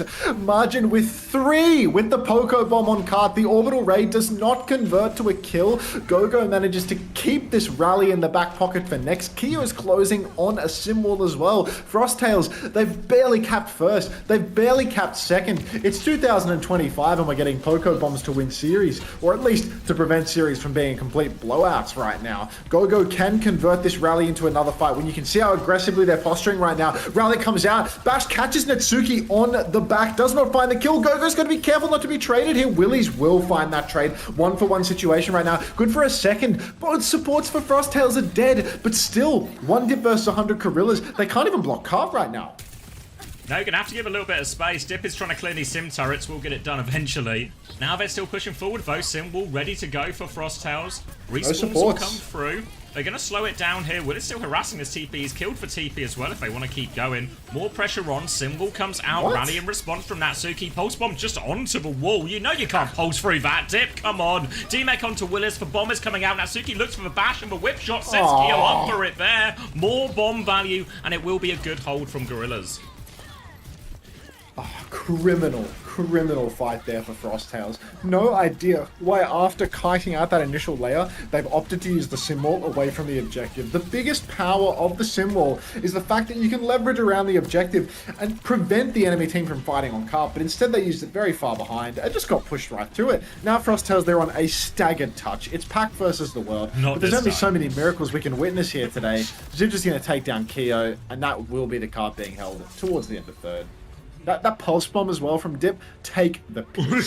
Symbol comes up and he swings the corner to try and lob it across the map through a wall. Optimistic to say the least. If I throw it hard enough, it might just go through. Not how it works. Replay of this, replay of the self-destruct from Majin's point of view. He's going to get flashbanged, but he doesn't get demeched because his bomb protects him. Unbelievable. It was a shocking that Pack had even lasted that long. He gets flashbanged as Tracer, no recall on the point, and then he gets to walk away and regroup in Ray and touch another like 10 times. Really improbable, but ultimately that big clutch from Frosttails only gained him 43 meters on third point now, so it's still far from straightforward for him on the defense. Yeah, I think we will add that. That does look like a good emote, to be honest. This is clearly not the locked-in game. Either way. For those who are out of the loop, me and Unter had a conversation earlier about trying to be locked in for a couple of more games. See if you can guess which one it is. Your first clue, none of them so far. We're not there yet, folks. But from the sound of that yawn, we're getting closer to being locked in, right? Because this is the first broadcast game of, I want to say, 6 broadcast games for the day. So surely my focus will only increase as we go past the 5th hour of the stream and closer to maybe the 12th or 15th. Dip, hookshot up into main right now, looking for anything, gets nothing. Little grip back into spawn, and 1 Dip versus 100 Gorillas. The pressure's on. They are going to walk up with the Diva Juno Brig composition. We're in a full mirror here right now, as Ramacha has been completely abandoned in the face of Diva mirrors for Europe, and swing over to the side for 1 Dip versus 100 Gorillas, as they're just going to get the choke free of charge. Yeah, they come through. It's going to be a really aggressive move from Kyo walking into that. Matrix gets him out of trouble, and he actually finds the kill onto Dip, but now Willer's looking for the trade. Can't find it, though. Pocket is good onto Kyo. Pocket is great onto Kyo, really. And this is what both teams seem to be doing a lot, trying to enable their casters as much as possible. Where does my cast want to swing? Can we support him on the left? Can we support him on the right? Give him space to carry the game, and Kyo delivers in this first fight.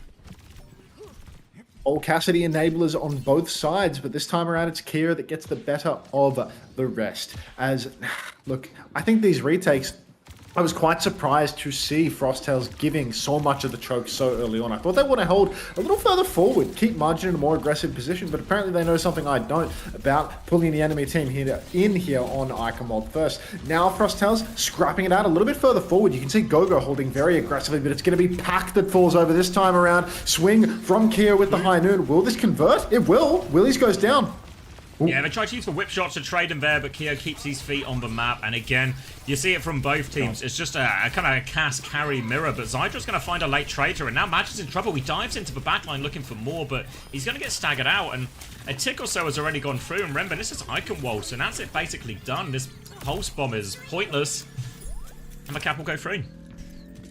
It's going to be wraps. I thought the trade onto Willie's, a tank trade, surely favourable for Frosttails, but the damage is already done. They'd already lost too much position. They were already being slowly surrounded. And the fact that 1 Dip versus 100 Gorillas have managed to cap out this first point, not only quickly, but without using a single ultimate, is truly bad news for Frosttails. Dip goes for the Gambler's Pulse and somehow manages to find a kill onto Kyo, somebody who can not only roll off a pulse if it's stuck to them, but apparently has rolled into this one from the looks of it. I'm not entirely sure how Kyo could possibly have died to that one. But Dip, he loves to gamble because he knows that his gambles tend to pay off.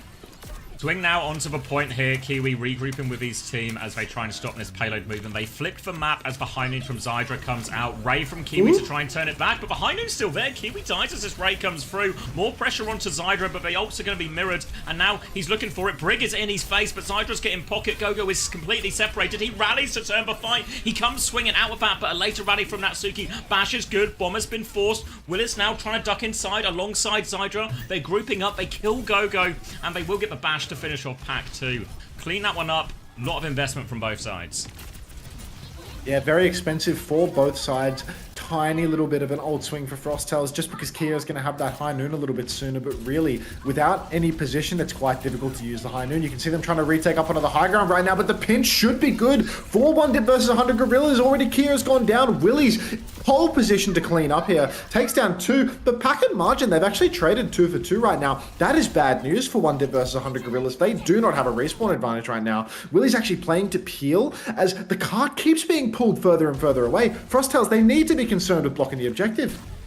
They're going to drop for the block now. They're looking for Johan, but Johan is playing very passively. Willis playing to pocket him. A Tracer is behind now, but Willis will try and matrix everything, keep Johan alive, but the pressure is too much. All of Frosttails here. They've collapsed in. Now, low on HP. Willis was up for bomb, but the backline from Dip and the Gorillas, they're trying to flip the point. It's a Tracer contest from Pack, but he's under duress. He's taken down. The car is moving away. Natsuki and Zydra, they've stolen it. Willis is with them now. It looks so good for Frosttails, but they had no track on the respawns, and it all falls apart.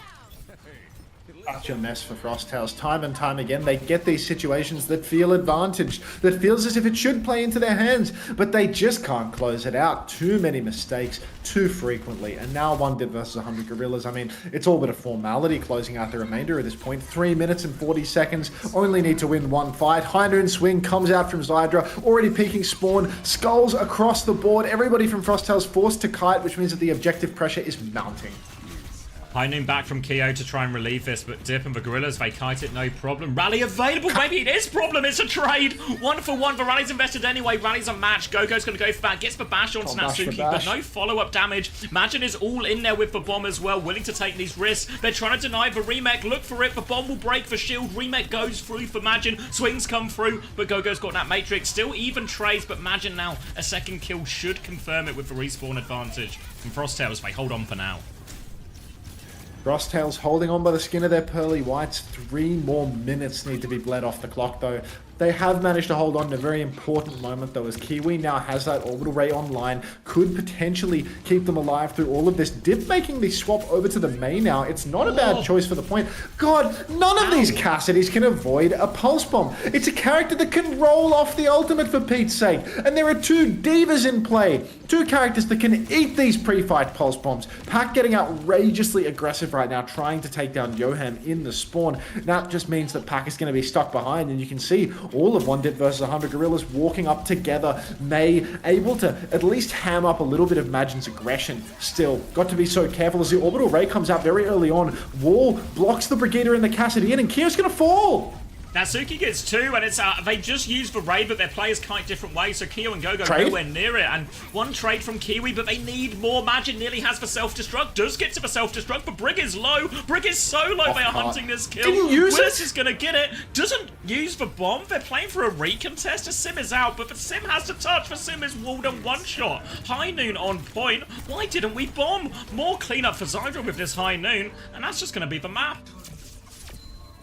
Such a disaster for Frosttails there. They go for more trades after trading out the Juno. They die off the payload. They were allowing the cart to be 3 pushed and then die off payload, don't use the bomb to remech, and just go down without a fight. Look at my TP. Yeah, the Sim TP out onto the objective, only to be incapable of TPing back because Dip has walled off the TP's entrance. Disastrous. Absolutely disastrous. And yeah, this is, how does this tie back into me flaming Korean players is the real question on everybody's mind. Brutal here. That's a 2-0 lead for 1 dip versus 100 Gorillas as Frosttails are floundering. Can we unban Santa? Do we have to? Like, Christmas is over. yeah. I'll think on it. Yeah, I mean, I think for how they lost second in the end feels the real epitome of everything that's gone wrong for Frosttails. Not just in this match in particular, but maybe in the course of their OWCS Stage 2 as well. They get these advantageous situations, and then they either can't capitalize quickly enough, or something unexpected, some kind of unforced error or something, just something goes wrong, like in this C9 here when Macass and Brig get behind them, and they just end up overcommitting, getting pulled apart, punished, and then it just all falls apart from them here. And remember, this is the relegation game. Loser gets relegated, Frosttails now have to reverse sweep to cling on to their lives, and it's starting to not look very hopeful at all. It's starting to look like an absolutely enormous ask. And look, how can we get past Dip right now? Just throwing pulse bombs across the universe and consistently finding value with them.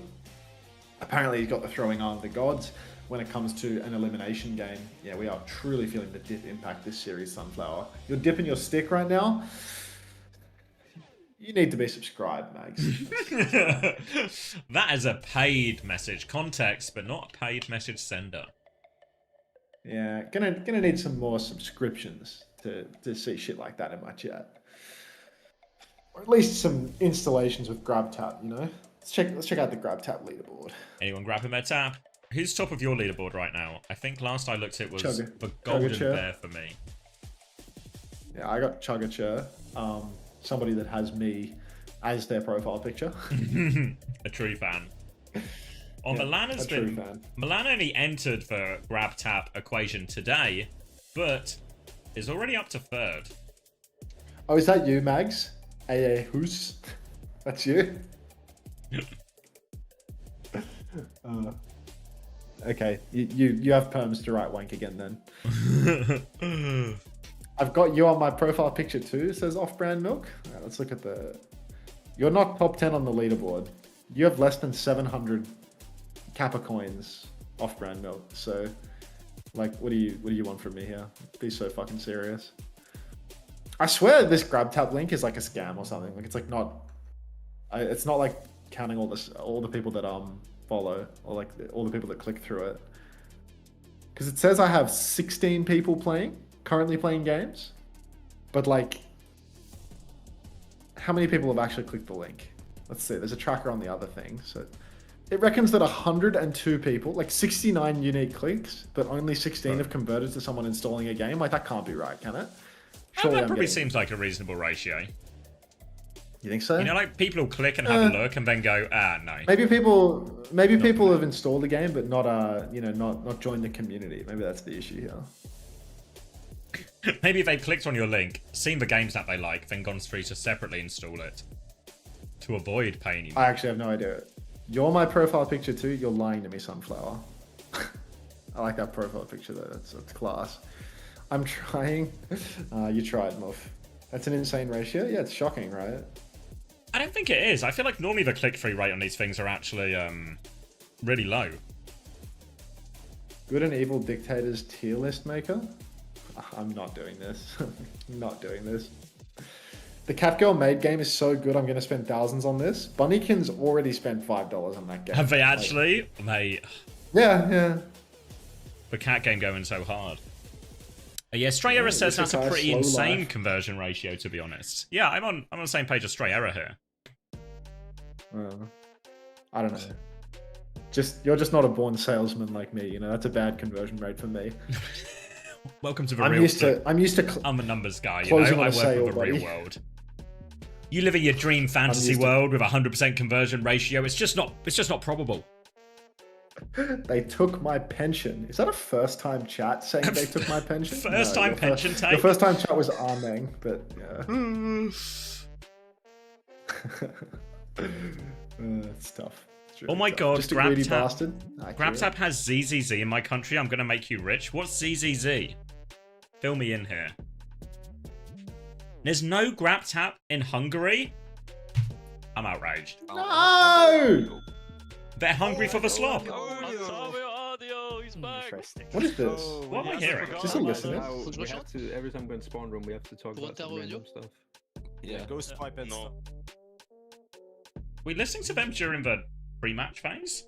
I don't know what that was. Like, maybe it was just a misclick. accidental? Yeah, because it ended I really felt quickly, right? accidental. Yeah, that was a flash in the pan for sure. Oh, hold on. I'm grabbing my cheesecake. Well, we know what happens to Xavier when he eats cheesecake. Do you have a favorite verse from the Quran? I can't say that I do. Exclamation mark sponsor though. Hunter, tell Nuclear ZZZ is on grab tap. Hey Nuclear, ZZZ is on grab tap, whatever that means. What should I eat? Japchae? I don't think you should eat japchae. That's somebody else's suggestion. Oh, come on. I need to be able to flicker onto Oblivion here. I'm not Oblivion, rather. Onto Skyrim here. Or at least, get some games going. Hoyo Gacha Gunabait R game. ZZZ equals Guna game. Oh, wonderful. Just fantastic. I mean, Nuclear is like an insane, like, porn brain Guna, no? Like, addicted to that shit. Like, destroying their brain with pornography type individual. Is this for ZZZ game? Someone's telling me it's for... Yeah. Okay, it's not porn, Look, just grab the tap, okay? Just put the grab tap in the bag. Honest, cheesecake's so good. I approve. Strawberry cheesecake. It's raspberry. You never listen to me when I tell you about my life. Raspberry, not lemon. What are the bands? A Diva ban, reasonable, given they were getting plowed by a Diva, and a Juno ban, because they're always playing Juno for some reason. Is Yoham like a Juno one trick or something? I think he's got a Kiri in him, but Juno definitely a hero I think he's best at. But I don't think we're in like, oh, we can't play Kiri territory. I think this will be It's really not in much fine. of a Juno meta, are we? Like, Yeah. that hero's just been poo recently, so I'm not sure what the thinking is there. A little bit of a change here though, is Frosttails rolling out on the Orisa, whereas One Dip versus 100 Gorillas, they've got Willies on the Hazard. Tight chokes, but nice little short flanks and lots of verticality on Flashpoint, which can be really good for the Hazard. You can sneak in from the side. Much more difficult for the Orisa, who is tethered to whatever given vertical plane they commit to. Willies, though, already poked out. Forcing back, Natsuki caught in the crossfire now as well, has to skate away from that one. Both teams going to attempt to regroup, and the point force is going to start coming out. Magic trying to dip his toes, but has taken so much damage in this situation. Now Kyo's got walled off, but no true engage, and it's Gogo who actually finds the first pick. Magic's going to take us another step back onto point. They're going to just force and play through objective. There's a hazard above them, but not much of a hazard at all. 1 HP, and it should be straightforward cleanup from here. The completely cosmetic, non-hazardous hazard, only 28% of the ult for Willies, who never was able to find the angle to commit. No shades of Crocs, no fiber of the moral variety, as Willies just played it slow the whole time and went down without much of a fight. Gonna make the swap over to the Ramatra now, stepping up to the plate. Not sure how the Ramatra matches up compared to the Hazard. I quite like the Hazard pick there, but apparently Margin was countering him out far too much. So just gonna go for the Ram, and Frosttails, they're poking forward in spawn here, but the slow should signal that they're going to step back a little bit, take things a bit further behind. Needs to be a little bit careful here, Dip and the Gorillas, as Frosttails do have support ult advantage, both online now. Yoham doesn't quite have one to mirror yet, has it very, very soon. Gogo's going to drop the beat first. Kitsune Rush can come out from Yoham to try and mirror this, but they're trying to kite it, actually. They lose Zydra while he goes for that high noon. No ults coming out in response here, and they're just going to fall to that beat. Really surprised not to see them trying to match the ults there. Yeah, Frosttails just walking right through this one. One Dip versus 100 Gorillas, unable to find the timing for either support ultimate. And Frosttails, they're just going to beat push and close out the point with only that. Not sure whether they're setting up for a touch right now. I thought I heard some traces blinking about, but nope, not going to do anything. One Dip versus 100 Gorillas, 100-0 here. And so many ultimates still online for Frosttails going into the next point. Everything to work with, really, except for that beat. Kitsune Rush, Terra Searcher throwing at the top. Can even just start with a high noon just to try and take the space. They already have initial control. Looks like it's Gorillas coming through the high ground right now. Imagine is on the low ground, so they will get this high ground for free here. Chance to maybe start with their own. That beat comes out in response to that. They try and kill the cast. They are doubling down for this kill, but so much damage comes through. The Terra Search pulls them away. Kitsune Rush over the top from Yoham, but they need kills and they need them quick. Willis is about to have the Annihilation. Can keep going. Kitsune Rush is out. Willis can try and turn it if he wants, but I don't know if he wants to. Suzu comes out. Annihilation is popped. They want to clutch for little wraparound onto the backline. Gogo in all sorts of trouble, but we miss a crucial punch. And Magic's going to clean up the backline. There was a chance there, but he needed to hit that punch. Absolute piss take there from One Dip versus 100 Gorillas. Can't get anything going right. Huge opportunity for them, and Frosttails have just walked right through them. Now Natsuki 30% to the next beat. Gogo 80%. Really leveraging that first beat advantage and turning it into a snowball at this stage. Now, no ultimates immediately online for One Dip versus 100 Gorillas to retake. You can see Willie's being aggressively poked out just on the walk back. Dip stepping up, takes the mini health back, taking this side space, dragging people back a little bit, but the Lucio and Tracer on him like a bad smell, as he is not going to really open up the side in any meaningful way. Point touch comes through, but it's going to be so hard. Heinen all the way in the back, has to cancel it. Worried he was going to die, but beat over the top is too much. Takes that one down. Willis will fall shortly afterwards. And yeah, aggressive beat push, and once again they convert their Frosttails, and this touch is going to be borderline impossible unless Dip can stall them out for a while. He A little bit more hero roulette for Willie's. Yeah, Willie's over to the Orisa now. I mean, the touch should be good if Dip can blink in. Dip is being chased, but this touch is far too early. I don't think that the overtime has been secured yet. Now overtime is on, but Dip is in trouble. Margin pops the Terror Surge in main, same timing. That is going to ham up all of One Dip versus 100 Gorillas. And we're 200% into this Atlas, Xavier. 200% all going the way of Frosttails. This trade doesn't mean anything. Yeah, the Kiri Lucio has been the turning point here for him. On this mirror, getting the Orisa mirror as well.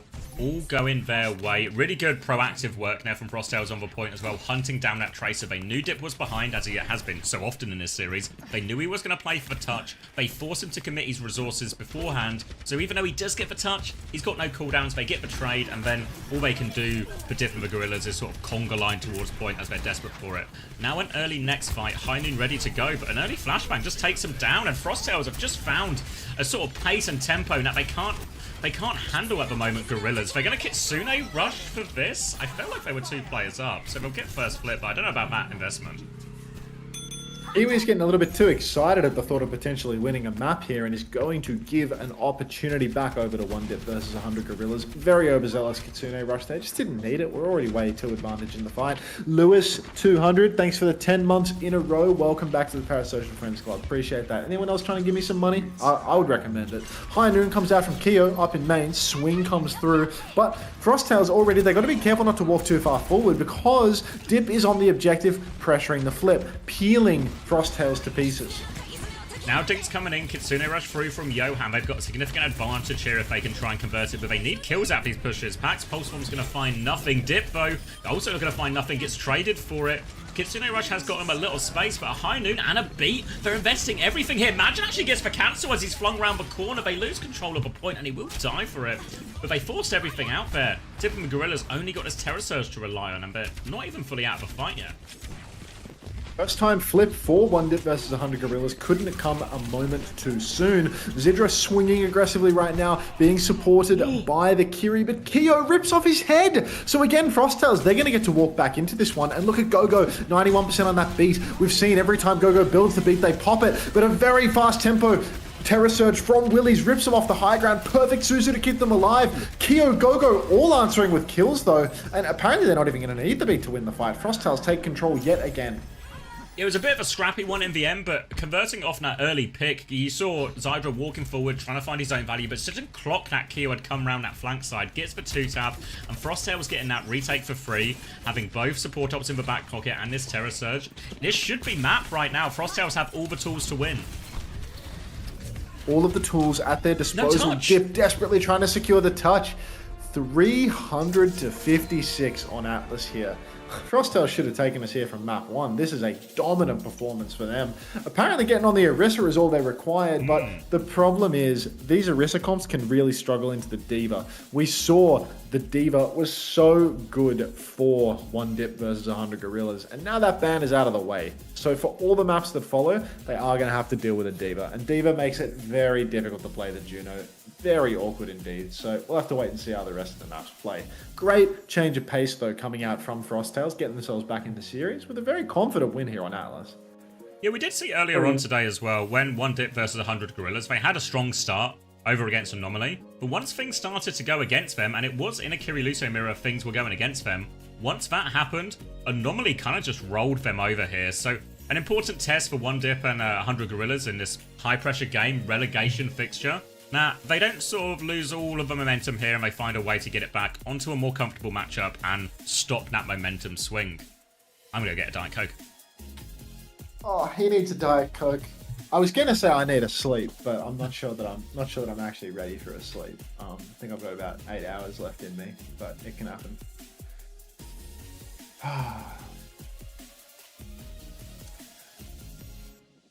And now he's left me, so I think I have to like fill the gap. I've got handrails. I don't even remember adding handrails to the channel. Like I must have done it, but nobody has written a handrails yet. That might be a first. Please, some Preds. Like somebody's got to do it, right?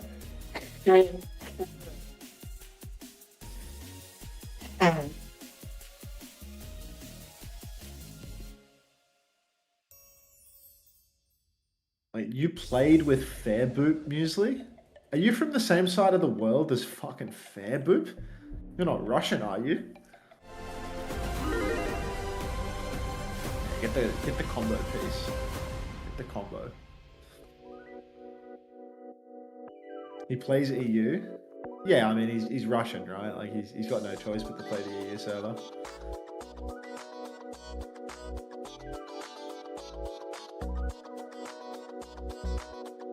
Pred, you nerds! Oh my god, you're running Preds, Hardy. You're really going above and beyond today.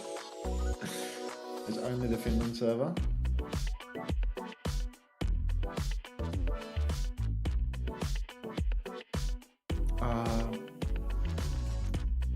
Maybe I gotta get back on Oblivion.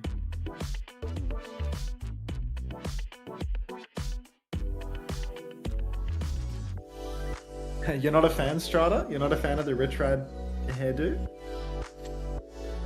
Rich Rad's got the zest of youth about him, is the thing. He's like a very upbeat man. Was Blizzard just baiting saying there'd be OWCS skins? I think there must be OWCS skins somewhere in the works, right? I think there's like, with every patch, it has to be coming later, and what, like the next big patch would have to be like the mid-season patch, I suppose. So maybe in the mid-season patch. Refund Preds? Why, Josh Ship 9? Didn't we hear they're coming into this month? I literally have no idea. Like, it's not really my department. I don't really pay attention to anything other than what's been on the screen for the past 5 seconds. I've already forgotten the name of the two teams in this tournament that we're watching right now. One Dip versus 100 Gorillas versus Frosttails. That sounds like a grub tap noise in the background as well. Who named grub tap? Such a goofy name. Skins showcase should be in 1 to 2 weeks. Is there like a thing? Like, are they? Oh, is that just like what they do, where they'll like tweet pictures of the skins before they get released or something? Is that what a skins showcase is? Do they do like events to show off skins? I don't really know, to be honest. I don't keep my ear to the ground. I'm gonna spend all of my minimum wage salary, as long as you don't spend too much money on cosmetics and then not have money to sub here. Hunter, should I start grabbing it? Yes, fat cummies. You should get all over it. Start grabbing it, potentially tapping it. What happened to Match Masters? The month ended. It was a month-long sponsorship and the month is over. So we've got to move on to bigger and better things. Now we're grab tapping. Grab tap's definitely not going to make me as much money as Match Masters, though. I think Match Masters was actually like, that game was like crack. Like that game was actually like quite addictive and like easy to pick up and kind of fun, you know? Like you can download Match Masters with grab tap. Oh, shush. But like, I think grab tap is just like any old game. You should skunk it. There's just more like barriers to entry with grab tap. You know, Match Masters is like easy to download and get hooked within 5 seconds. Go for another month. Yeah, give it a bit longer, Luca. Can you do Scrandle later? Yeah, I'll probably do all that sloth crap today because I've got nothing better to do. Let's try something new. You'd be glad to know Match Masters is a GrabTap sponsored game. This is true because every game on Stream Elements is a GrabTap sponsored game because Stream Elements own GrabTap and are using it to try and get people to install all of the games from their sponsors. So, yeah, kind of checks out, right? Why do I not have Aga Like, I have all of these Aga emotes, but I don't have Aga itself. This feels like nonsense.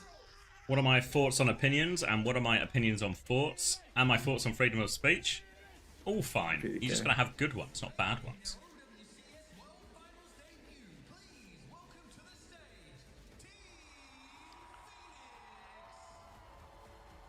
What's the plan for recruits of the DOJ? Is that the Department of Justice? Ready. Hunter, are you Gaga? Oh, you Sure. Looking into this. 23,000 channels have AGA. Very popular emote. How many channels have MAGA? What's the fall off as well from Only 112 channels have MAGA, but one of them is Myth, so I feel I'm valid for that. how are babies made? Ask is Mrs. Ramatra. Ask Mr. Ramatra. I would assume that if Mrs. Ramatra doesn't know, Mr. Ramatra is also similarly clueless. I think you'd have to ask outside of that particular family unit to get an answer, in all honesty. Ask the over-sexualized woman in Warpath. She seems to be very up on the subject. Oh, they're all over the concept of making baby. What if instead of Go-Go, it was Gaga? Am I right, guys? Haha. Smiley face with a nose. Yeah, I think you might be onto something there. Can you cast in patois? I'll think about it.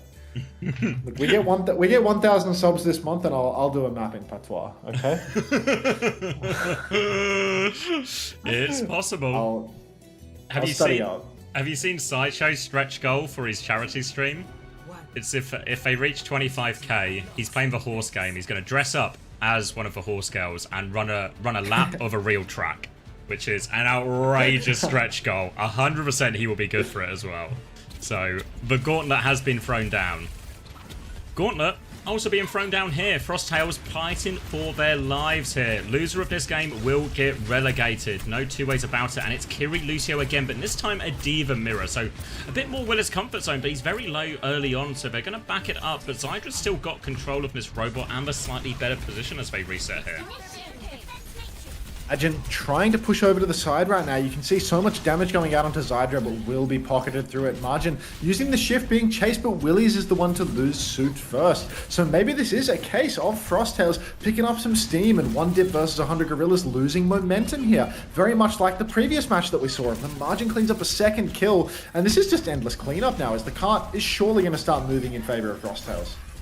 Yep, clean fight for them as well. They get to start on the high ground, they got a pulse bomb ready to go, and they've got a Kitsune rush advantage. Everything lining up for them, and the momentum just keeps swinging further in their favor. Have to be very careful here, one dip versus 100 Gorillas, not to just get snowballed over here. Last time they played push, they started well, and it was a disaster. Can't afford for the same to happen here. They have to retake from the low ground, and they have to worry about this Kitsune rush. Kitsune rush is on the cards right now for Kiwi. First tempo should try and leverage that rather than playing too slow. Zydra swings up onto the high ground. Incredible risk taker going for that high noon. But apparently Frosttails are just refusing to use their ultimates. Pack with two. Somehow a pulse bomb from Pack manages to catch both supports of one dip versus 100 Gorillas. And a clean up onto Zydra. And a clean up onto Dip. Standing still as he's stunned by his own performance here. Pack with 4. Outrageous play from him as Frosttails. Kiwi, what presence of mind to hold on to that Kitsune rush through thick and thin. It all works out perfectly. Gonna get a replay of that pulse bomb now as well. All of them stacked up behind trying to pocket the Cass. It's a lovely stick actually there onto Natsuki. Huge play from Pack. And now that is going to be Cap. They are high nooning on the high ground to make sure that Cap goes through. They've isolated the Tracer, forced a recall. Dip's going to blink back to the Matrix and they're okay for now, but well and truly on the back foot now, one dip and the Gorillas. Oh, we've got Keo up the back. Beat drop from Gogo very far behind. Such a difficult one to push with. Yoham answers back with the Kitsune rush. We've got mirrored rushes, but a better beat for Natsuki, and the pushback in is so easy for one dip versus 100 Gorillas. Keo, Gogo, Kiwi, they're all going to go down. Extremely overzealous beat drop there from Gogo. So far behind when going for it. Now Dip, he's going to pack up the pack himself, and Cart just keeps on rolling back towards the center. Not a great fight at all for Frosttails. Normally with these double support ult fights, you see the Kitsune rushes layered first and both teams trying to get a later beat. If you go first with the beat, what you're trying to really do is just look for that explosive push. Try and one-shot someone, put them under a lot of pressure, make sure the other Lucio can't beat back. It was so early from GoGo, they can't find that connect. So now a chance to stabilize and get a few meters off their own. They're holding the high ground as Majin comes out. He's so low already. He does have the bomb, but he's very much alone on this flank, actually. He's going to have to bomb. He sends it over top. Poco bomb. Not going to find anything, but he does get back in mech. Zydra tried to walk through during all of that as well. The Cass is just having their own game on the flank. Now coming back through pressure onto the Kiri. Rico or TP has been forced, but Dip catches it on the other side with the pulse bomb. Trades more. Self-destruct out as well. Majin can't stop the D-Mech. The boop is good from Natsuki. Forces the D-Mech out of Majin. And they will just about be winning this one, Dip and the Gorillas. Oh, such a clutch there from Natsuki to push Majin back into the bomb. Now, meters on the board for 1 Dip versus 100 Gorillas. They're swinging back into this one. Frosttails don't have any meaningful ults really coming through as of yet, but Pac's first pulse bomb did manage to find both supports through some sort of miraculous move. So, you know, it's not completely out of the question that Pac could turn the tides of this one as well. High ground position is so strong for 1 Dip versus 100 Gorillas, though. As you can see, Frosttails is trying to retake from the low ground. Pulse bomb comes out, but the Suzu will save that high noon, and now Margin just has to shift out onto the card, use all of their matrix to touch, just trying to deny a checkpoint at this point.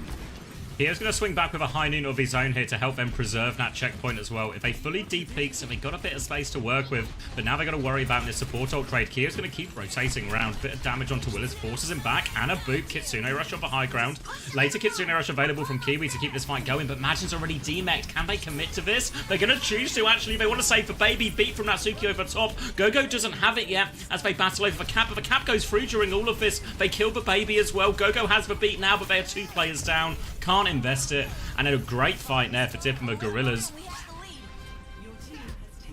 Such good discipline there from Natsuki, holding on to the beat until the fight had really started to degrade, and the whole while, 1 Dip versus 100 Gorillas, they were pressuring the objective. At no point did they push inside and not push cart. Margin, though, just going to take down Zydra around the corner. Willie's also going to lose suit, so this is going to be a little bit of a bizarre fight here for 1 Dip versus 100 Gorillas, as they're going to over-aggress around this corner, try and go fast, and without any ults being used for either side, just going to be a clean loss. 1 Dip versus 100 Gorillas.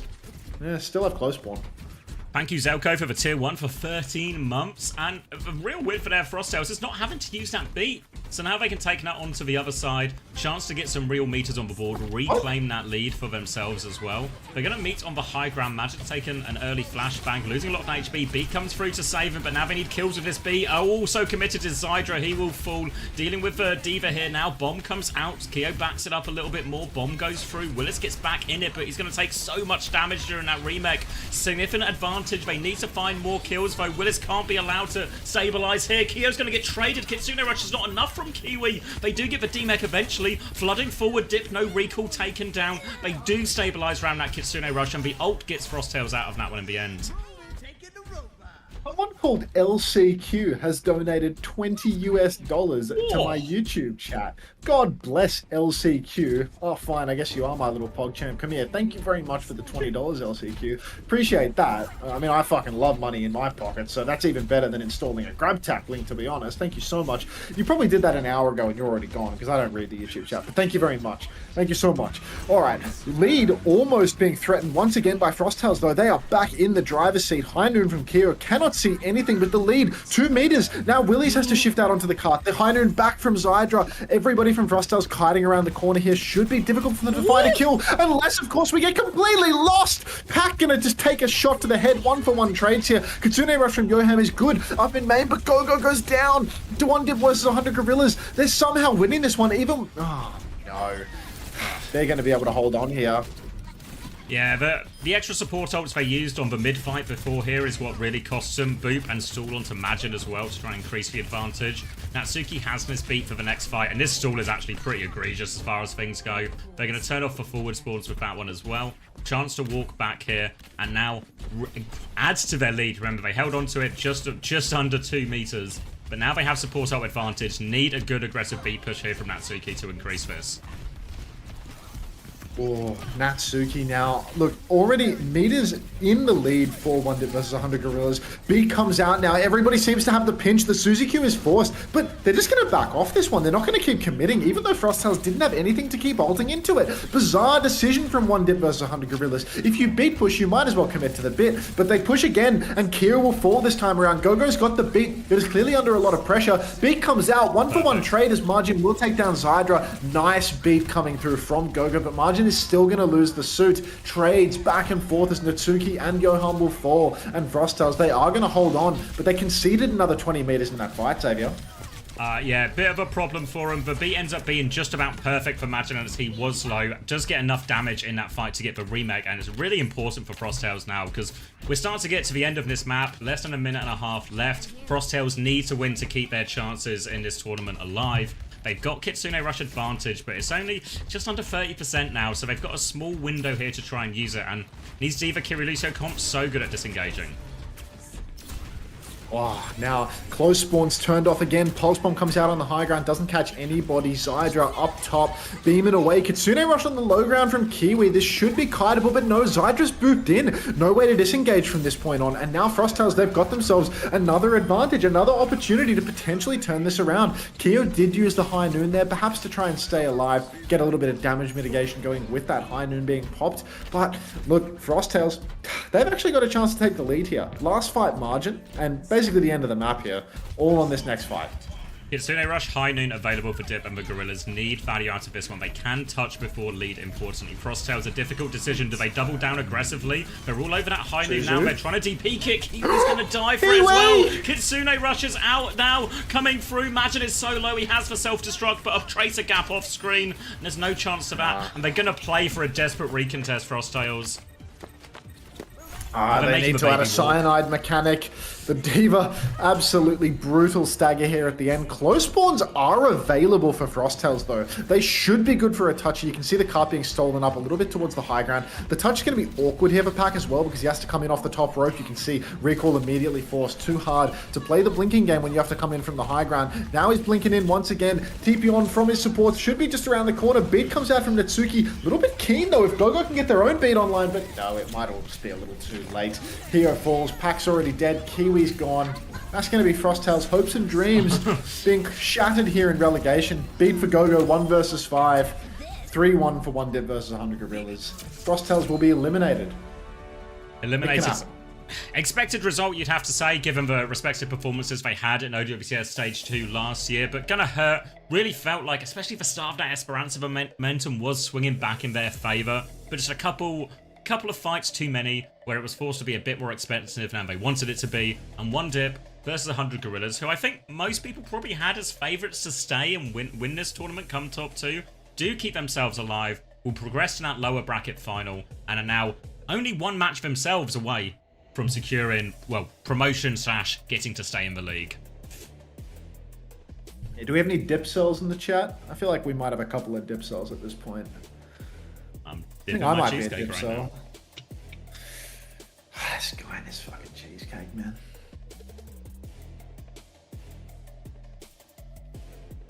You know what time it is? Cheesecake time. No, Skyrim time. Skyrim. Oh.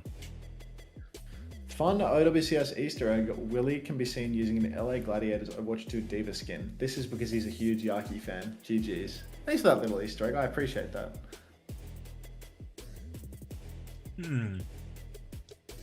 Doesn't believe... You're not a dip cell, you're a dipshit. Thank you. Doesn't believe in Christmas, but a big fan of Easter.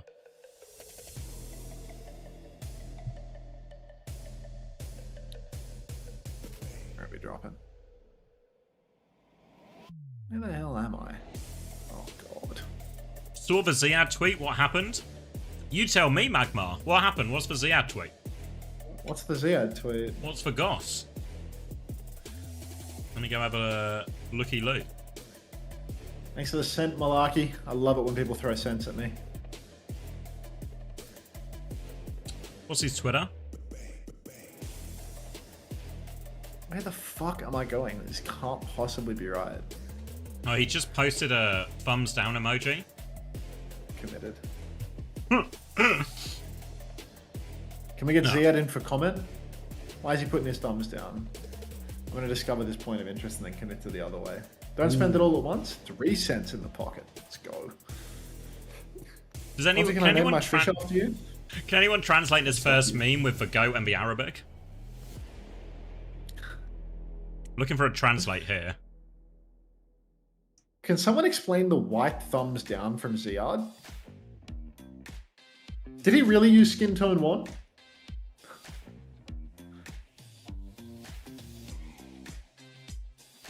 I am going to set this guy on fire. It says subscribe to Commander X on Twitch. Ah! One of those wise goats. Do not scroll down in the comments. But that means I really want to scroll down in the comments now. Skin tone 1 was used. I'm really interested as to the decision-making process behind that one from Ziad. Ooh, apparently the meme is, I know everything, but I'm keeping quiet. Wait, that's from you, XWL6R. That's your tweet we're just translating. And you say, I don't know? I'm on to you. You know everything, but you're staying silent. Wait, do you know everything, or are you saying Ziad knows everything? Hunter Theory says he's racist for that. Need to investigate on the skin tone 1, not the actual message.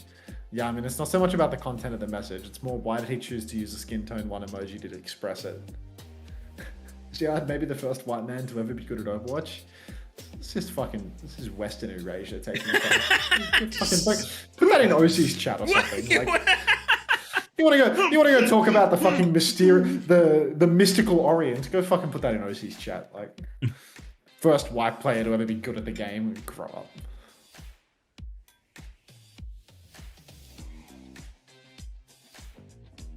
What? I just want to discover a POI around here so I don't have to fast travel here later, you know? Like, that's all I'm trying to do. I agree, Super also exists. Yeah, I mean, Super is a good example. Like, Super's one of the best Western players ever. Like, guy's insane. Like, he's really, really good. Mr. Snailman, thanks for the 2 months. Welcome back. Hello, best friend. Vega, bro. Yeah, Vega's also another example. But Vega did come second at the Esports World Cup. You can't deny him. Who was the first white boy to go silly style in Overwatch League? Silly style. Silly style. Finally, someone's getting to the real, you know, the real meat and potatoes of this. I gotta get out of here. Raggy? Yeah, I could buy some of that actually.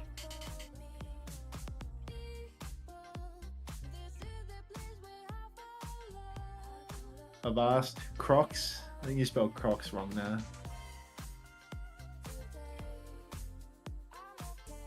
Vol on bird noises was pretty silly style. How old are you? Vol and bird noises. What was your year of birth, Selena EXO? Have you just woken up from a coma? Still, my bad, man. I'm 25. Yeah, it shows. It fucking shows. Let me tell you. Like, 99. Yeah, I got job lips without even watching that much. bird noises and vol. Like, Thank you, Wolphobos, for the 17 months. my bad, man. Like, you're feeling like really attacked.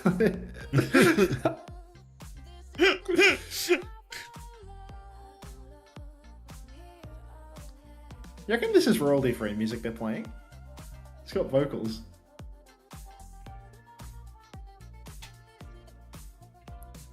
You know why Kellex didn't go at Saudi E-League? He gave a wild excuse. Did he actually give this excuse? Because the excuse is there's a war in Middle East, which is why I can't come. Did he actually say that, though? I feel like this is the sort of thing that needs an example. Because I just heard he wasn't available. And obviously Haku was. Also feels like an incredibly reasonable excuse. Like, Yeah, but it's just like, like, where's the sort, you know what I mean? Like, where's just, where'd he say it type thing, you know? Anta, would you like to Yowie kiss with Hammond under the elder tree? Only Only people that are subscribed to me get to write bullshit like that. Put that person in timeout for 10 minutes, please.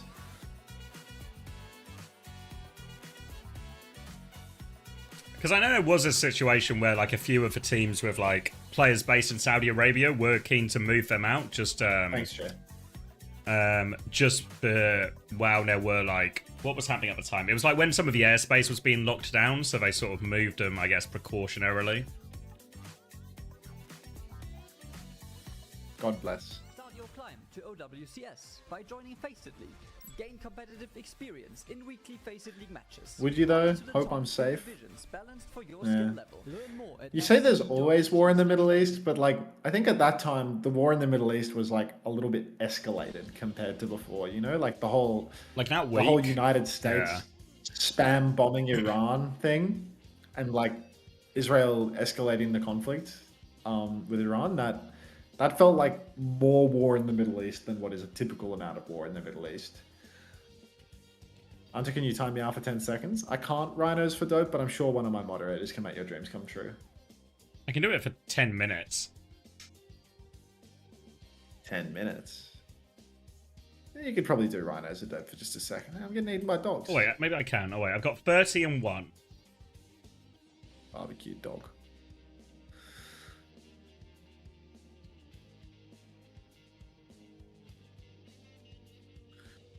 War never changes. Deep. Eating a kebab right now, thinking of you. Do you like kebabs, fat cummies? Maybe they really hate kebabs, and that's why they're thinking about you. Fair enough. Fat cummies does kind of give me the impression that they despise me. Honestly, guys, my current feelings of all these, you know, Ziad has posted a thumb down, and now everyone is jumping to all sorts of wild conclusions, but no one's provided any additional evidence for any of these conclusions. Has anybody given an explainer about the skin tone? Everyone is just trying to really read between the lines. The problem is, there's no lines to read behind because it's just a single emoji tweet. Do we think Dip potentially keeps OWCS spot with a TU blow up maybe on the horizon? That's an interesting take, but Dip did also... Wait, did Pack just come last? Yeah. Yeah, that was Pack relegated. It's possible, right? Because TU... Heesung posted LFT. Like, TU would need Kai, Kev, and one other to stay together in order to keep the slot, right? Yeah. Like it would have to be, I assume if three Kev, people Kai, stay, they get the Sky. slot. So Kai, Kev, and Sky. And it's like, is that core going to stick together for another stage after what's happened thus far? I'm not certain. Like it's more likely that Kev winds up on a team with money. Yeah, it becomes a question of what is the quality of that roster you could put together if you have to fill all the pieces with potentially no money as well. Versus exactly. Is I especially don't think especially for someone like Kev, there's gonna be an offer, right? If he's available, someone's gonna make a move. Yeah. Are they in game right now?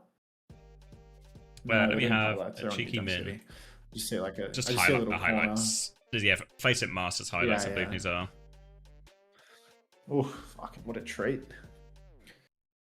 Does Kai post another bait retirement post? Like, I mean, how many more has Kai got in him, you know? Like, at this stage, I don't know if Kai would retire, but like, I'm not sure. Like, if people stop getting paid at this point and they're like, you know, in their mid-20s, like what's the point? Like, what's the point of continuing to compete if you're like, you've already had like really high highs in your career and there's like no more money to be extracted from the game, you know? Like, I think Hitscan is a really competitive role in EMEA. And like if Kai's no longer like at the top of that and he's no longer getting paid, like if his paying roster blows up and he can't find his way onto a paying roster right away, I feel like it becomes a lot more difficult to like just keep playing, right? Goat in top left? I swear if it was Jake, I'd be pissed off. Ask Soon. I mean, I'm pretty sure Soon is getting paid a fucking packet to be Terrence Talia for that team.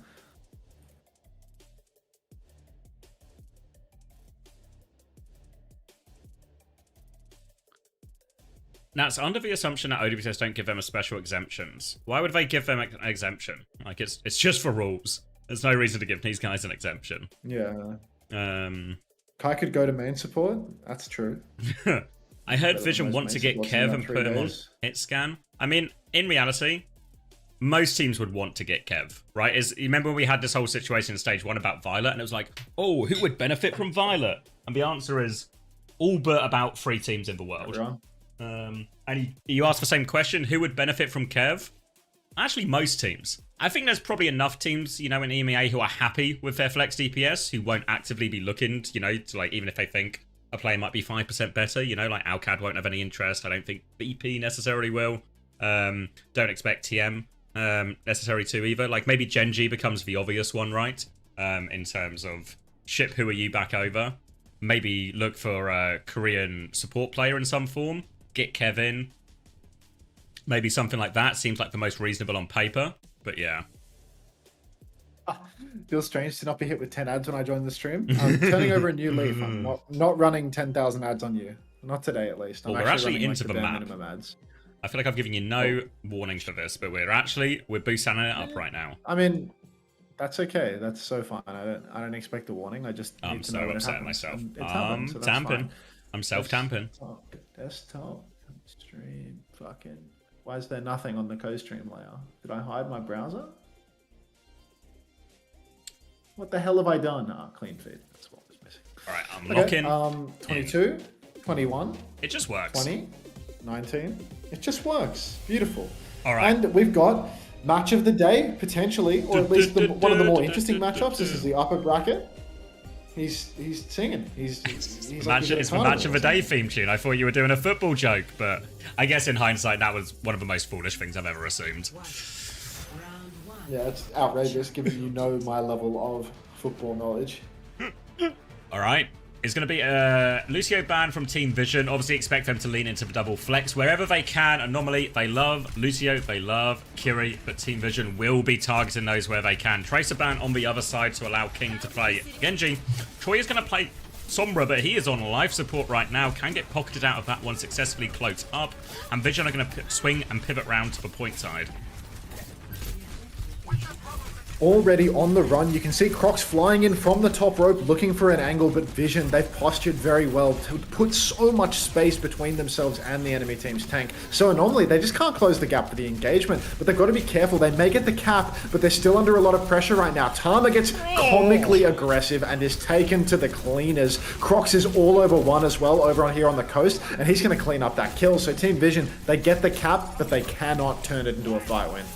They took him to the cleaners, but there is no polish in that play there. Absolutely disastrous start. After they had all the good position in general, Team Vision, the double flex support backline, they want to play relatively slow, give options for Violet to play in these flanks, support Troy into some of these positions, set up ambushes and assassinations. But then Tama just makes a recklessly aggressive move, and now they have to play retake. Eyes on Violet and Troy here for how they choose to take this one. Troy's actually super far behind right now. Window comes out, but there's not too much to window, actually. Seems there's no targets for Eagle Slayer's window currently, as everybody's going to kite it out. Crocs gets very aggressive, but Tama maybe a little bit committed somewhere, lost quite a lot of health there, but no, Team Vision, they've completely kited out that window. Choice A1 setting up behind, but misses the virus on the Baptiste, now being chased out of the fight. Slowdive going to bowl a shot only onto Crocs, catches nothing really, and Choice A1 just continues to poke in the back. So much pressure from both sides coming onto Anomaly right now, though, as Vision get the first kill. Vision get the first kill. Terror Surge over the top. Does actually find the kill onto Jonowitch. Suzu keeps Tama alive through all of this as well. And Vision should just be good to stabilize from this point on as well. Looks really rough for Tama, but the pocket is enough in the end. They get themselves back in control of point. And they have EMP for this next fight. So all eyes on Troy here if he wants to use this one proactively to try and hit Anomaly early while they're setting up. Difficult for the Bat Brig especially. Or does he want to use it just to try and maybe counter out the Blade or something like that? Wow, where is the match chat when we need it? Zorro down here on the coast, poking away up to high ground right now. So awkward to retake into the EMP, but they do know where Choice A1 is playing. That can allow them to posture around this one. But all of them, normally they're so balled up, it's like they're asking to get 5-man EMP'd right now, and Slow Dive is already closing on another bowler shot. Crocs off-angling in main, looking for his own angle to engage and actually get onto a squishy, but still, Choice A1 just holding up on the high grounds above the enemy team. Window from EGS, yet again, going to allow the team to step up, and no EMP yet from Choice A1. Still getting into position, goes for it now, does connect a big one. King's going to try and blade to turn it, though, but Downpour comes out, but Deflect is good, looking for one, but he's... Oh, get him, kick him in the face. King will be shut down, but it's far from over yet. Crocs and Zorro have cleaned up on point here, and they win the EMP fight anomaly. Somehow, some way, Anomaly are able to clutch that one out. King and Crocs together doing so much work. And even when King goes down 2-1, still the remainder of Anomaly are able to clutch it out. Jonowich, a bit slow on this rally right now. And one is going to be able to walk right back in with an orbital raid. It's going to be a very hard fight for Anomaly here if they can't find a pick in the neutral. Choice A1 right now on the objective. Speedring comes out from one though. You can see he's trying to boost Tama into the fight, looking for an angle to get his own orbital ray off. But he's been pushed out of it a little bit. Crocs tried to catch him but couldn't find the kill, so that's a one-player lead here for Vision. Aware of the danger, and now one can take this player advantage towards point. They're still trying to play it slow. They have to lamp. Jonowich nearly has the rally, but it's a hard one to turn. Amber Cap's gone through. They chase Troy, actually. They could go back into this. Crocs will be there soon. Javelin is good, but they can't convert the kill. Quick retake of possibility now for Anomaly. Got to be so careful. Tama's got that Terror Surge push in already. So many ults being thrown into it right now. Tama finds a kill into Zorro, but Violet is traded. How has he managed that? Spear comes out from Tama onto the rallying Brigida. Still very back and forth as EGS and one trade flows. Jonowich trying to play life on the Mega, but can't get it done. It's King and Crocs versus the world right now. Anomaly, Zorro's coming back. Eggs has the window as well, but the flip, a potentially game-winning flip for them. Jump back in from Crocs. He's going to try and buy as much time as possible. King falls off screen. He's going to go down now as well. It's 3 players left for Anomaly. They have to rush in, but window is there. They're trying to force it in with the Freya, but they need kills, and it's just not enough. Needed Crocs and King to just ping-pong a little bit more. Maybe if they could juggle more like Anthony Galato, they would have been able to stall that one out for a bit longer.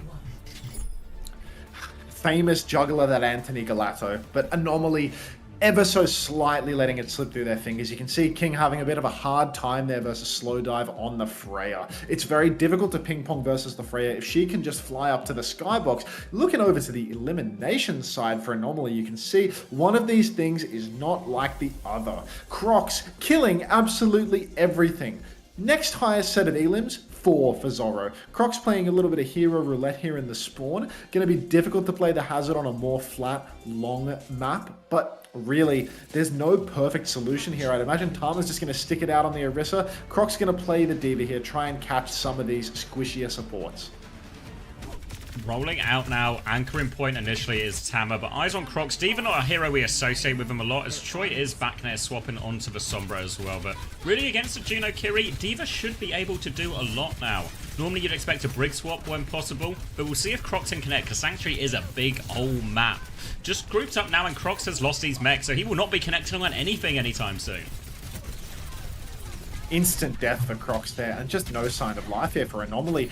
Vision, they've got all of the angles in the world, a trade onto Violet, a classic, really. But Team Vision, they have a huge advantage now, as they've got a comp that can play super wide, and Crocs, I mean, it's all on him to connect with King to find one of these squishy supports and find an early kill in the neutral. But if Crocs doesn't get a one-shift kill, he will be stuck between so many different damaging players, so many players at wide angles, and you will just lose your suit like he has in the first fight. Eyes on Crocs now as he tries to make this next approach. Going through the right-hand side here. Going to force a rotate. There's a lot of space to rotate into. He's going to go right-hand side, taking it step by step right now. Slow process as he looks for the back line. Cancels the hack on back, clears Troy out. Now he's making his move. Shift onto the back line, but the back line's still too far. Team Vision continues to pivot around the point. Violet dies. Violet dead again, 2 in a row for Violet, and this time it's a first death, which means there's a real opportunity for Anomaly. King misses the virus onto Slowdive, but already he's been zoned out of the fight a little bit. Vision, they are managing to hold on to the point right now, but with Slowdive going down, that's 2. Make that 3-player lead here for Anomaly, so they are going to get the flip, and not a moment too soon. Violet is TP'd back into the mix for one more death, God bless, as that's going to be 60% for Team Vision, Anomaly in control. Back in control, ult's about to come online as well, so now all of a sudden Anomaly, while they're in control of a point, they want to be the more aggressive of the two teams, and now they can hold close, look to use this Rain, this rally once they get it quite aggressively. They just have to worry about this EMP timing from Choi. See where he is now. He's just trying to set up on this left-hand side. He's gotten through, but he's going to need another cloak timing maybe. He's just going to virus and try and play for the trade. Needs to find this EMP timing. He's in position now, though. Eyes on the backline. Terror Surge there. EMP over the top to kill the rally. Takes that one down immediately. Crocs is trying to trade in the back with Zoro, and they've got 2, actually. Zoro now swinging towards the point, but they're playing for the flip Vision. So low. Ray comes out free for Zoro now, though, and it's expensive in the end for Anomaly, but they will flip this one back. Vision spent a whole lot there as well. You can see Tama, Slowdive, Choisei1, they all dumped their ultimates, and Tama making the move over to the Ramatra here. Not entirely sure about this one. This is a big open map. I don't think that it really lends itself all that much to Ramatra's style of play, getting up close and personal, brawling with the punches. I think that Tama's swap here, potentially game losing, is Choisei1 is just going to go down before the fight even has an opportunity to begin. Team Vision, they're waiting on their support ultimates, but they're still not prepared, and nobody is set up for this next fight. And normally they're going to be able to go so fast in this next EMP. King, what are we doing? Oh, he's EMP'd so early. They've killed one anyway, so maybe it'll work out just yet. They keep King alive as well. Really hoping for more out of those EMP turns as Crocs is going to try and matrix everyone out. He might have to self-destruct here as well. Hat comes through, trying to punch for Baby through this as well. Tama does block it, but the remake goes through. Violet dies to the bomb. Grow up, Violet. Come on. Now, on the back foot, still Vision. They're stuck in spawn. They have the Ray. Are they going to use it here? They have to Ray in their spawn just to get out. Crocs manages to shift away, and Anomaly have robbed the bank. Crucial kite now, but EGS has gone down on the kite, so perhaps on a trade onto Choisei1 and still more pressure onto one, but no, Team Vision, it looks like they are going to clutch this one out. Violet coming back on the Brigitte. He doesn't even make it for the final fight, but Vision, they clutch it out regardless. King looking for a kill onto Slowdive. Zoro finishes that one off, but still Anomaly. It felt like it was right there in the palm of their hands. Crocs now making the swap over to the Orisa, counter-swapping Tama. This is the final fight, Zav. One more retake attempt for Anomaly. Only the overclock to work with. Last one was really a great overclock from Zoro, but it's the only ult this time. It's going to be into a potential EMP, into an overclock, into an annihilation. Need Zoro to find value here. Anomaly, they need to create space for Zoro to carry him here. He's probably been their best player in these tournaments recently. Needs to step up here. So many ultimates for Team Vision just around the corner. We really need Zoro to finish this fight early or not at all. Otherwise, Choisei1 and Slowdive are going to come alive. Overclock pulled on the flank. He slides in. Violet, he manages to bash around the corner. He's going to fight it face to face. He goes down yet again, but Zoro is traded. Tama has the annihilation, is chasing EGS. EGS is 94% to that orbital ray. But the bash, Jonowich manages to flail into safety. Slowdive pulls the overclock. Will kill Jonowich at 99. Kills King as well. But EGS, he's got the orbital ray on point. Crocs, he's scrapping it out with Tama. It's so incredibly close, but there's no opportunity for the finisher. Crocs, he's the only man left standing. Crocs versus the world. One more fortify, but with a manual hack, it's Zoro out in the... just no hope. Jonowich so close and goes down to that rack. They did such a good job to get eggs out of that 1v1 with the ram. Kites away, the whip shot helps. Everything sort of seems like it's lining up. Ultimately, maybe just a 1-for-1 trade, not enough value out of Zoro in that initial overclock. And then once that brig goes down, there's no rally. They just get overwhelmed. By the time the raid does come out then from eggs, Crocs can't even spend that much time playing in the raid either. So they don't get the value out of these ultimates. And while it was scrappy from Anomaly, ultimately beaten, but has to be said, that was Vision's map pick, that was Vision's map ban. They targeted the backline as well. Now Anomaly have a chance to protect support, take us over to a Kiri-Lucio matchup, where they've had all their success on really in Face It Masters and early on in this tournament as well. Now it's going to be the key matchup for them to win.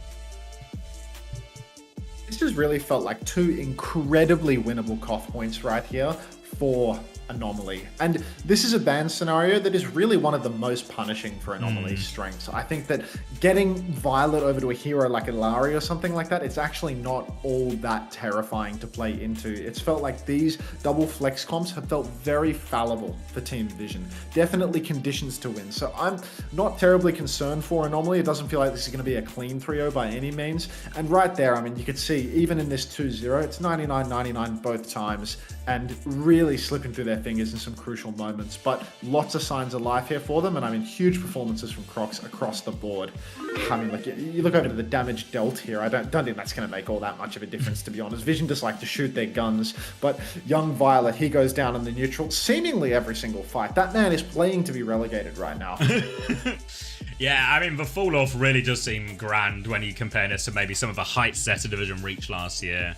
For those asking as well, match chat is turned off as we are on the OWCS broadcast now, unfortunately, so we are being absolutely robbed, stolen of entertainment and dopamine, as I guarantee you that was not a wordless exchange in that first Busan between Anomaly and Team Vision. You can well and truly rest assured that Violet won't have said a word, but Crocs will probably have filled the chat 15 times over. King, you know, maybe he's learned to respect his elders and respect his superiors in the server, or, you know, perhaps a little bit more likely he's going to be piling on as much as he possibly can onto Violet's shoulders in the hopes of tilting him and taking him out. And it does appear that Violet has been at least partially affected in some capacity as he got first picked 6 times on Sanctuary alone. Thank you, J9, for the 16 months tier 1 as well. The shit talk makes it more interesting. Can we start comparing? Yeah, no, all agree. Are either of these teams going to lose to Dip's team?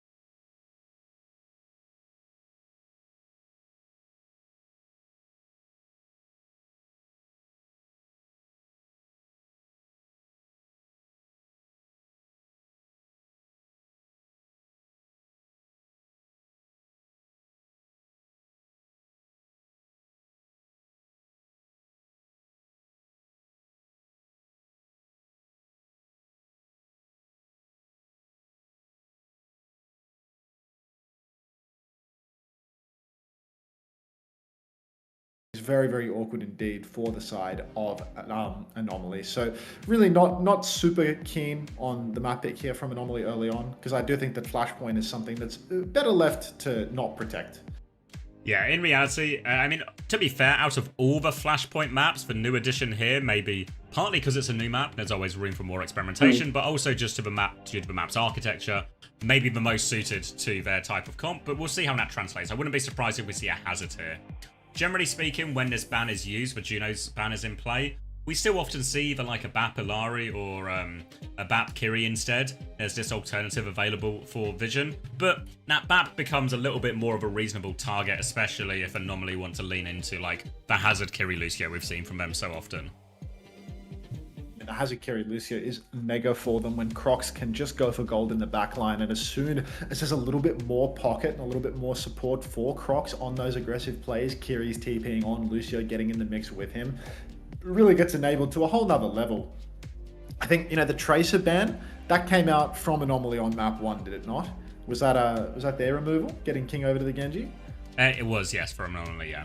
Yeah, I don't know how much I like that, to be perfectly honest with you, because I do think that, you know, if you know Slow Dive's happy to play the Freya all the time, just hamstringing yourself and making it impossible to match the Tracer. It's not like King is trash at Tracer or anything like that, or that Choice A1 is outrageously good at it. I think, you know, it might have just made things a little bit more difficult for them, to be honest. It's great to play Tracer into double flex comps, because you can always catch one of those squishy supports. So I'm not really sure what the vision was for the Tracer ban there, but, you know, going over here onto Atlas, I think Tracer, Genji, both fairly viable. It's a bit more awkward to play Freya on this map, so I think both of those are good. But we'll have to wait and see what they decide to roll out with here. Surely a bit of Lucio Kiri gameplay. The Juno ban as well to protect. Yeah, I think very much expecting Lucio Kiri out on the side, and the big question is whether Vision do what we're seeing on our screen right now, where they just mirror it with the Kiri Lucio, a comp that is never really their strong point. I think when lots of people have talked about scrimming and playing Vision, the scary thing about them is they just have certain maps and certain comps where they are genuinely able to compete with some of the best in the region. But on these other comps, these Kiri Lucio mirrors that we're about to see now, these are the ones that they can potentially struggle on. So must-win map for Anomaly, because this is a really good map for them, a really good comp matchup for them. Have to find success here, and Crocs is going to be starting on the Hazard into Orisa. Yeah, it does look like a clean mirror with the exception of the tanks being switched around. We saw in the previous match a Hazard struggling in the first fight here, but that Hazard wasn't Crocs. Trust Crocs will find a way to get an angle and to get onto a backliner in this first fight. You can see he slashes over, baits the Orisa to take a little bit of position here, but he's happy to just go back and forth, back and forth. He has actually used his shift and his wall though very early on, so his angle isn't perfect right now, but he has closed the gap onto the Sojin just a little bit. He baits the Orisa to drop, and now he's looking to go top. Trying to find an opening for him. He's going to use the wall as a bit of an alley-oop. Now he's on that backline, and Tama is out of the fight. He's Suzu to try and save him. Goes for the slash. Can't find the kill onto Violet, but Jonowitch can. Swoops in, takes that one down. If they can pocket Crocs back up, they have player advantage, but they give him the flip. They've given the flip, but you can see how Crocs was just playing to perfection there. Baits Tama to drop, but goes down! One actually finds a trade, even with the player advantage. Somehow, Anomaly not quite consolidating this one, and Vision got the first cap for that initial gambit. So really, if they don't clean up soon, this is going to be a total disaster for them. Choi now onto the back line, pressure onto that Lucio, and they have dragged that one back out. Missed opportunity there for Anomaly. They needed to save Crocs in that situation. They needed to keep him alive through that kill, like they did in the first fight. But Vision get the punish, and with that cap, they've got so much progress as well. Troy is going to run into everyone early back to his team, but eyes out over to the support because Jonowitch, he's got this beat advantage.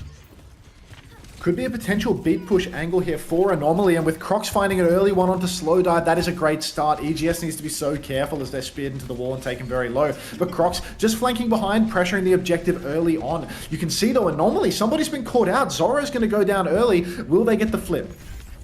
Flip secured, looking for a trade onto the high ground now. Eyes on the backline, pressure onto one. Suzu has been forced, and TP has been forced. Now they can look for the kill on the next one. Violet's committed for boot, messes up Crocs' wall a little bit. They're trying to flip a point back right now. Violet is forced to go. Beat comes through, but Violet has one to match right now. They are all over Violet. Violet gets the beat off. One even gets it towards the tail end as well. Great beat in the end from Violet. Saves everyone. Now they can push back forward, and they are good for the cleanup and the first point. This This is a mess of coordination from Anomaly right now. 5v4s repeatedly being squandered as too many cooks in the kitchen. Flips taking place as other players are stuck behind. Beats coming out as Crocs is kiting. Nothing seems to be going right from Anomaly from the team play standpoint. You can see individual plays really paying off. Kills coming out in the neutral. 5v4s created, but never consolidated and shifted into clean fight wins. Really falling apart here. And with just even ults exchanged and already a 1-0 lead for Team Vision, Anomaly, they need to pull their finger out a little bit. Vision in control of a point early on as well. Kitsune Rush available for both here. Overclock's in play too. Zoro's going to swing wide. Kitsune Rushes will be trade. Zoro drops the overclock. Pressure coming through from Tamri's taking so much damage. Suzu actually blocks a lot of that downpour, but they just killed Tama through it all. No tanks available, but Zoro with a late connect. Now the headshot comes through. Slowdive with a late overclock trying to turn it, but he can't find anyone to shoot at. The 2v3 Overclock comes out, but nobody in his sights. Overclock has now expired, rail burned as well as Slowdive and One are trying to kite this one out. One's burned his TP. Got to be careful that nobody catches the pinch there, and there you go. EGS catches the kill into Slowdive very late indeed. King's had his recall forced out, trying to close more kills. But you can see the step continues. Zoro wants to get that final kill, wants more. Hammer tries to swing back with a Javelin. Thank you, Power Tweaker, as well for the tier 1. Now in control of point. Anomaly, no ults photo. Will they choose to go early or do something surprising? Traces will run into each other. Recalls will be forced. King now still trying to take that fight as all of Team Vision are grouped up at the moment. Everybody's very grouped up for Team Vision, but they do have the ultimates to actually fight if Anomaly overstep. King gets an early pick onto One, though. Tama's Terror Surge finally comes out, and Tama is the only victim of it. EGS is traded, but there's still a one-player lead for Anomaly right now. Violet's a little bit ahead on that beat, but Anomaly, they're hooning towards 100-0 here on this second flashpoint over on D. Vision, they're going to be staggering for a touch here as Violet comes up on this beat. Gonna have to rely on that beat, but Jonowich isn't far behind. Neither is Eggs for a support ult to mirror. Early pressure comes out as Tama's gonna try and walk to point. Has to get his toes on it, does, but Violet dies on the way in. 99 to beat. Pulse bomb to finish the job, and that's just for point for Anomaly. Here's the swing back for Anomaly now. They've got themselves a nice little lead. Winning this final recontest fight from Team Vision without using an ult is great for them as well. You can see how their ult bank is consolidating. Zoro, Crocs, Eggs, and Jonowich all coming up on their ultimates now. It's only King with a pulse bomb that hasn't built it up. So Team Vision, they're a little bit behind in this state. You might see a couple of check marks online, but those are soon to swing in Anomaly's favor. And the early point positioning, it has been taken by Team Vision, but Anomaly are happy to play this one slow, build up their ultimates, and then push in with the advantage. Coming out the high ground now, Tama's going to try and match that position. Wall behind Tama right now. Kitsune Rush in his face. One doesn't quite have it to mirror yet, so Violet's going to beat first. But now Jonowich, later beat is available for him. But Crocs dies to the pulse before the beat. They're going to keep trying to fight as they've committed the beat now. Zoro nearly has overclock, but they need kills quickly. Just trying to consolidate right now, Vision. Keep each other alive. They've lost Tama while doing that now. Now the overclock. Zoro thinks it's winnable. Looking for it. Violet is dead. Kitsune Rush out in response. Zoro takes the duel with Slowdive. Nails both shots. Zoro's turning it all. Tracer pressure on him now. Choice trying to force for kill. Kitsune Rush swing as well. One gets two, but Crocs is back just in the nick of time. An Anomaly save for point. Zoro thinks it's winnable. He'd be right. You can see Crocs standing still to type. Sadly, we are denied by the OWCS broadcast the pleasure of seeing what Crocs has to say. But even though EGS is nearly dead in main, Crocs is in a position standing still so that he can type in match chat. Crocs has the downpour right now, and he's marking the flank diligently. No chance for Choice A1 to work his way in. Tama spins up. Massive downpour on the side. Violet is completely isolated. He doesn't get rooted, but he's split off from his team, and that's going to be an easy fight win here for Anomaly. It's already 60%. If they can press this advantage to spawn, it's going to be day done. Recall forced out of Choi if they can find any late kills. Zoro's having a bit of a look right now, but nothing meaningful just yet. Anomaly short on ults again, but that's not really stopped him in these previous fights. Kitsune Rush will be up mid-fight, but for now, Vision they can retake with Slowdive's overclock. Looking for an opening now, though. Slowdive can't quite see anything yet, though. Crocs above his head. Jump in. He's going to pop it. Oh. Swing in from Slowdive, pulls the clock, takes down Zoro, looking for more. Isn't going to need much more, to be honest, as Crocs and Jonowich will both fall. Vision, finally some room to breathe as they get the retake here. They press forward as well, will find EGS. Later, respawn wave for EGS as well, completely separate to their team. Anomaly, they only really have one proper chance to retake this. They're a little bit ahead on their support ultimates. You can see EGS is about to have that Kitsune Rush and Jonowich 70% to the beat drop, but Tama's got a Terror Surge, and that could make all the difference. Needs to be careful here, Tama. All the backline Backline's so low actually from Team Vision, but Tama needs to be careful. This Terror Surge on top of a Kitsune Rush could see a lot of damage coming his way. Violet's getting closer and closer to the beat, but not quite yet. And it seems Anomaly are actually slowing it down, farming their ults before they go.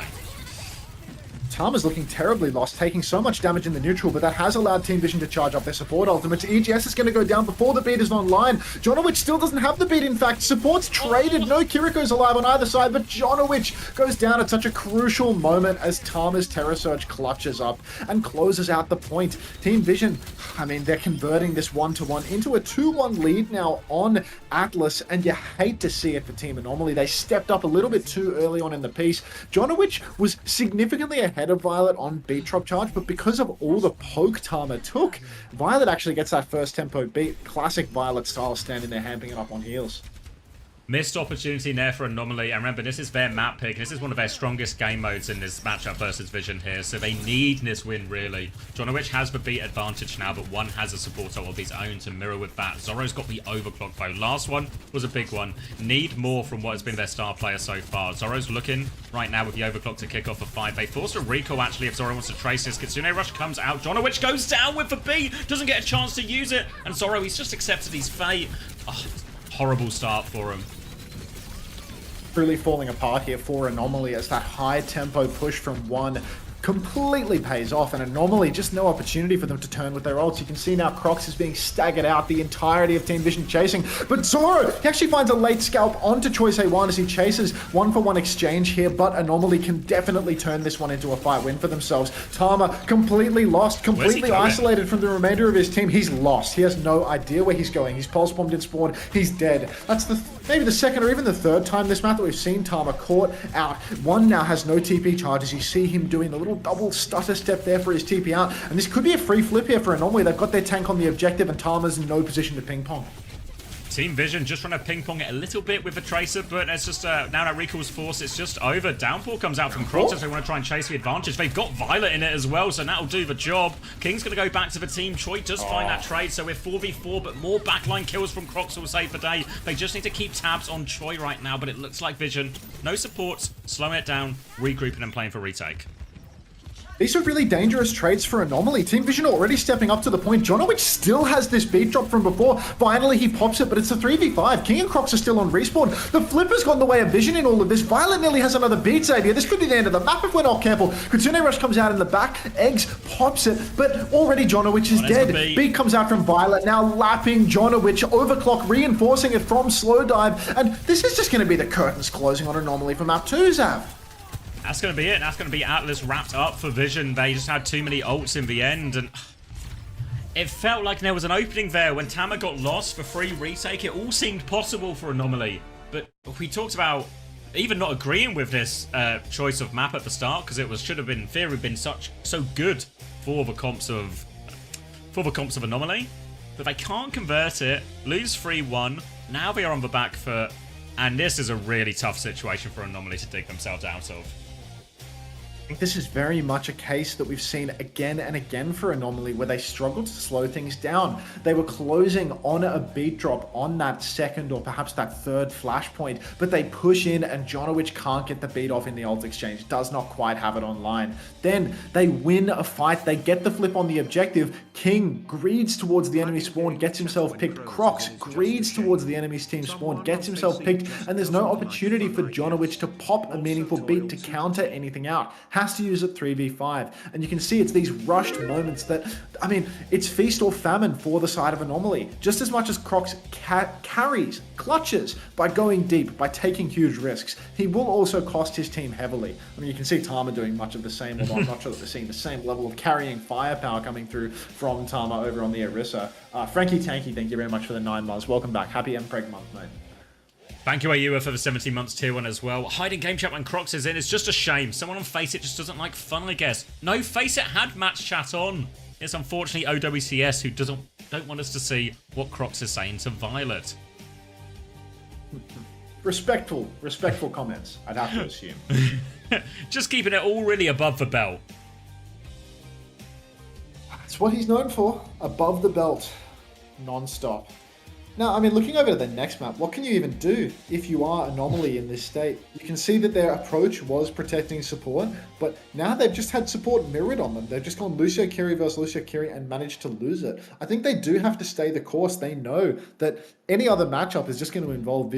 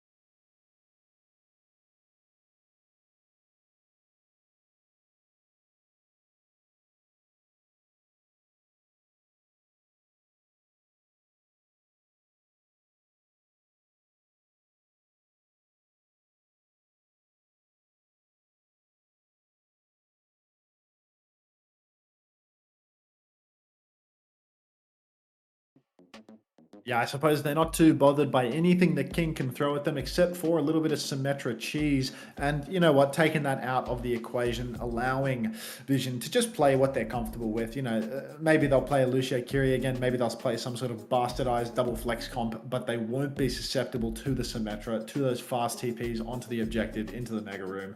So we'll just, you know, more or less be a bit of front to back gameplay. And, you know, we'll have to see whether the Lucio Kiri can get on top of these backliners or whether we're just going to see a Lucio Kiri mirror overall. Slowdive, I mean, it feels like I've seen Slowdive play a decent amount of Freya, but now everyone's sort of drifting more over to the Sojourn. First point here on Midtown, not bad for the Freya though, so maybe Slowdive wants to go for that if they're going to play the double flex, play behind a little bit, float up in the sky, make things awkward. Yeah, I'm a bit surprised to see Midtown come out in many ways here from Anomaly, because I feel like this is a map now. If you want to play the Hazard version, this is quite tough. Maybe they're just going to go a different route and just try and play the Orisa here. Maybe the Orisa into the Ramattra, we've seen them do that before, rather than the Hazard, because I feel like it's just, how do we connect this Hazard onto the backline, right? First is very big and open, second, even bigger and more open, and third, it actually just gets bigger as we go through the map. Harder and harder to connect onto these backline.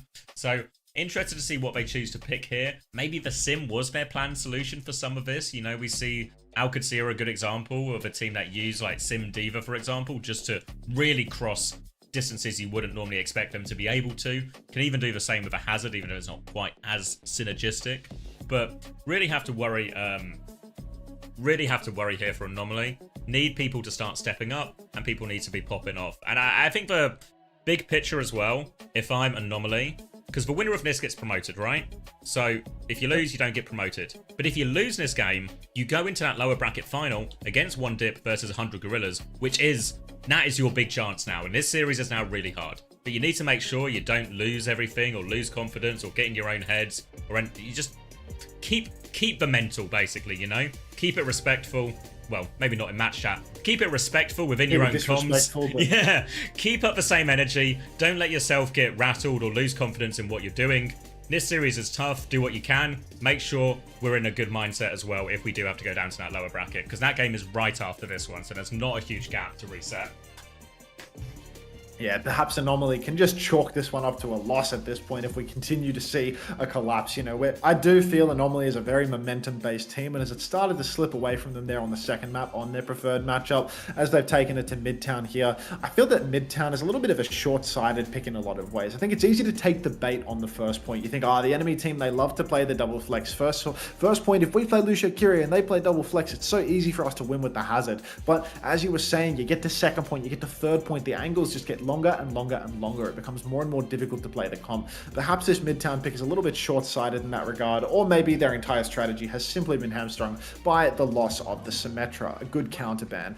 And normally they're down to their last coin though. They lose this one, they are into that lower bracket, they are straight into an elimination game. Let's see if they can pull it out. Looking to pull it out, and actually Fidget have started on the Kiri Lucio here on the defense, just going blow for blow, happy to continue in this mirrored backline, but they are playing the Sojourn with the Orisa as well. So you can see Tama getting very aggressive, and Zoro has got no friends, unfortunately. He's just been left behind. King is going to get shut down on the other end, and Anomaly, they tried, it seemed like they were setting something up, but all on slightly different pages, and Vision just exploit the timing. We found a single trade for eggs, but sadly Zoro does have no mates, so he will be pushed all the way into spawn by Tama, who identified the mateless man. Eggs getting poked out quite a lot in spawn as well. Needs to be very careful, allow that passive and the Lucio's AoE healing to get him back up into full condition. Team Vision, now that there's a Sojourn in play for Anomaly, they're not going to be able to push main quite as aggressively. You can see once again Anomaly are going for a very fast push. They're taking lots of space over on the left-hand side as Croc swings right with the same timing.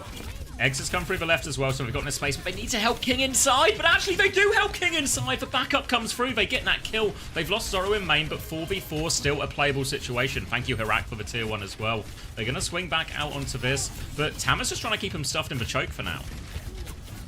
Tama has everybody contained inside this mega room, and this is a very bad position for Anomaly to be in. They really needed Zoro in main with that off angle. You need a double angle in order to make a play like this work, but now that Anomaly's all boxed in, you can see Crocs, he's going to be the one to go and play out in main, try and change the angles a little bit more. Headshot comes out from Eggs in main, and it actually will convert to a kill onto one. Slide from Zoro, misses the slide. He's got no mates, he's got no legs either. Deep push, but again, Eggs with the headshots, zoning all the Vision back, and they've got no healing right now. They have to play retake with these ults now, Vision. They've got both support ults and a Terror Surge to do it, but they have to come through in this difficult choke. Keep your eyes on Jonowich, focus. He is desperate to get this beat up in time. 8% short as the Kitsune Arrows will be traded. Violet goes for the beat. King is dead already. They're looking for this Lucio. Zoro is all hammed up inside. Great double support ult coming out from Vision, and the retake is convincing. Making it look easy as they go for that beat push, and Jonowich once again just that little bit too late on the beat. Crocs is being staggered. Perhaps they don't realize that Crocs is only... Oh, hang on. He might be able to find a kill on Violet here. Little bag. So close to a trade there, but you know what? They fed Crocs, 25% of his ultimate there, so he will be back into it with a downpour. That was otherwise going to be a little bit later. Still, Team Vision, they're in a pretty good position. They've still got 3 ultimates to play with, and Anomaly having a very hard time here on the first point. Zoro cannot seem to stop getting traded. Looking to avoid the trades here now. Choi's keeping his eyes on this Tracer as Anomaly come through. They have that beat advantage, but Slowdive actually starts with the overhook. Is this going to force an early beat? They try and disengage, but Troy is hot on their heels. They beat back anyway. It's not a great beat at all, and Slowdive with the overclock should be able to finish off Zoro here. Does get traded actually by him, but one trade is not going to be worth all that much as they chase Crocs back into spawn. They do come out to save Crocs here actually. They're still scrapping away. Pulse Bomb invested by Choi. They were so desperate for that kill. Anomaly can maybe move quickly here. No ults remaining for Team Vision. They burned the bank on that one. Anomaly is stepping up. You can see it. Thank you, they are ready to go. Crocs has the downpour. Zoro with the overclock as well. Slowdive should already be back into the piece, so you can see he's playing back of main. Crocs going for a high ground engagement. He has been scouted. Very aggressive this one, and he's taken his entire health pool. Absolute piss take there. Zoro with the clock, but it's already a bit of a mess, isn't it? He's found one, actually. Zoro, that was 97% to Kitsune. Zoro again! He's dragging his team back into this first point. 17 seconds left, but now they have player advantage. Tama is half HP. It's only Lucio heroes for Vision. Heals for Vision. They have to get out, but another kill for Zoro. It might be enough. Another one for Zoro. They can't stop him. 4 in a row. Crocs is back now. The Kappa's gone through, and Zoro has saved the day. Apparently Crocs has given up, but Zoro wants it more. Good for 4 in that final fight, even though Crocs was surfing over the top of the train like he's playing Counter-Strike Source. Lost in translation from the looks of things. Anomaly now, they actually get to swing back into this one with that downpour that Crocs neglected to use in the previous turn, but slow dive. He's going to get an early pick onto Zoro. Deep push coming out from Tama. He's actually burned both skills, maybe an opportunity to turn here, but no. Does look like Anomaly are just going to kite out and play for the slow game. Bard's already got another beat though.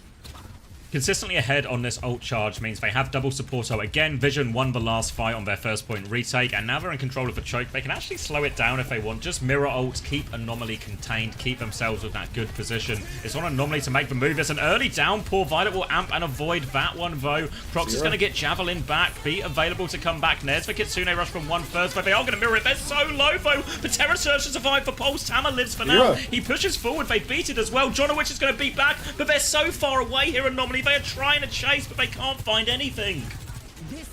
Oh, Tama's burned both skills, but now it's Slow Dive with that final layer of an ult. Overclock comes through. Slow Dive still hasn't found anything yet. Zoro actually will find Choice A1 as he blinks around the corner looking for a kill. King is traded, but Crocs is so incredibly low. This trade onto Choice A1, they're not going to be able to convert it into any further kills as all of Team Vision crash out towards Anomaly spawn. Jonowitch is going to go down, just desperately trying to get back into the spawn doors, in fact. As Team Vision, they keep on holding on very far forward. Backline is now literally above them as King comes out on Widow, but I don't know if he's expecting everyone above him. He's going to go back and swap to Tracer. They have to take the fight at spawn here, but they need to clear everything out. Team Vision have just given the space at least. But no, wait, one's still behind. Obviously has the TP out if he needs it. Does need it. Goes back to the choke. Now retake. No ults to speak of. Zoro closest to the overclock. Zoro closing on the overclock right now, but needs to get an angle to safely use it, and that is a huge ask with Team Vision controlling the choke like this. Choice A1 blinking over to the side. King just trying to ignore that Tracer duel and keep on blinking forward. Tama going to take a few on the chin, but the slide, you've got the double slide perk, you can't get the verticality. Tama continues to juggle this one through. A crucial rail is missed. 1-for-1 trades as Zoro and Tama trade places in the Undertakers. Oh my god, now we've got another push coming through, but it's a 4 versus 4, and there's no support ultimates for Anomaly to keep him going through this one. Crocs is going to fall, and now Vision, they just need to slow play for a second and then push back in. They're trying to draw out the touch here. King is going to keep tapping. Needs to juggle it like Anthony Gatto right now. Eggs is going onto the high ground to take this duel. Has to use the Suzu. Slides in. Zoro's with him. Kitsune rush in response. They can keep this fight going now. Crocs is going to be back in the fight soon. Beats will be exchanged. Tama has the Terror Surge on point. He's pulled everyone in. Doesn't find any connect though. They all get out. Crocs is now back on point. Tama now on the back foot. King has a Pulse Bomb ready to go soon. No one has died in all of this, but King is looking for the chase. Pulse Bomb out. Booped into the wall. No connect. Now Slow Dive. Trying to find a rail. Trying to find something, but he's been forced back, and the payload's moving underneath now, Max.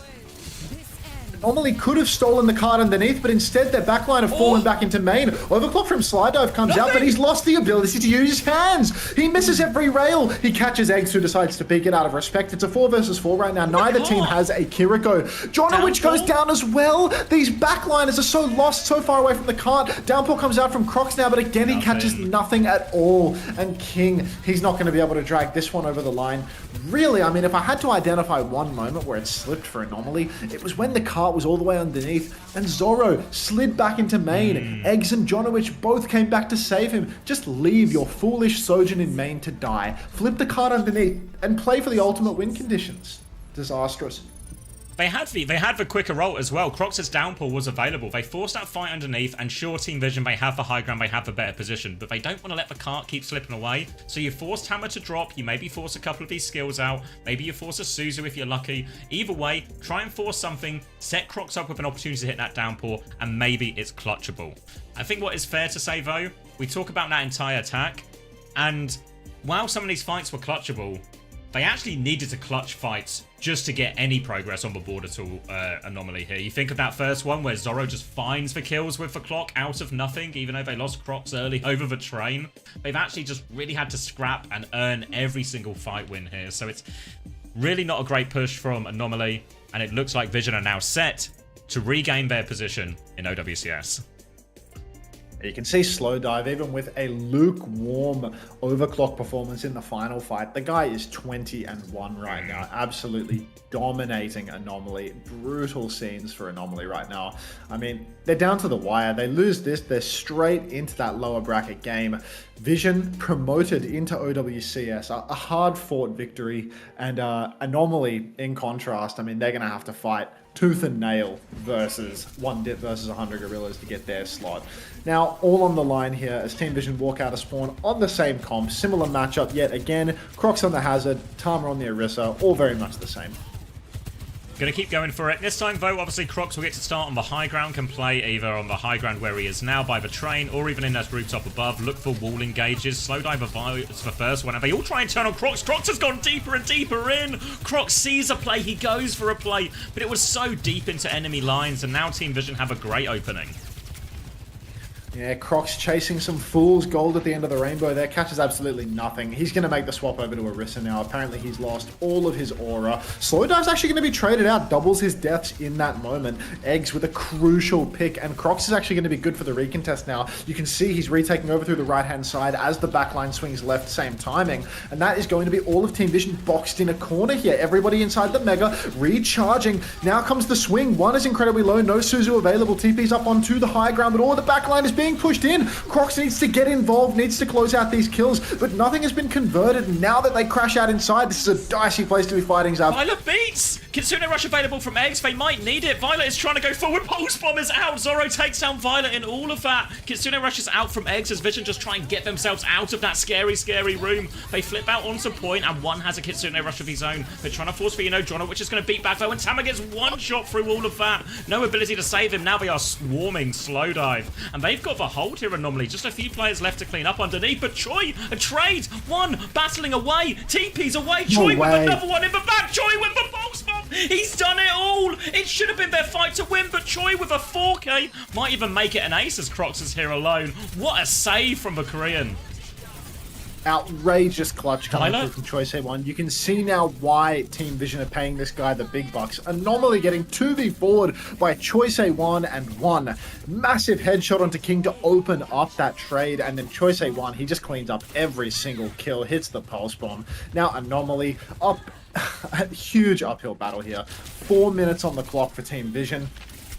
2 fights. 2-fight margin, and already it doesn't feel like a spawn camp as Anomaly. They're playing quite far behind. They're playing up on the high ground. They need to win a fight fast with Zoro's overclock so they can start choking aggressively. But do they have the tools? They need an opening.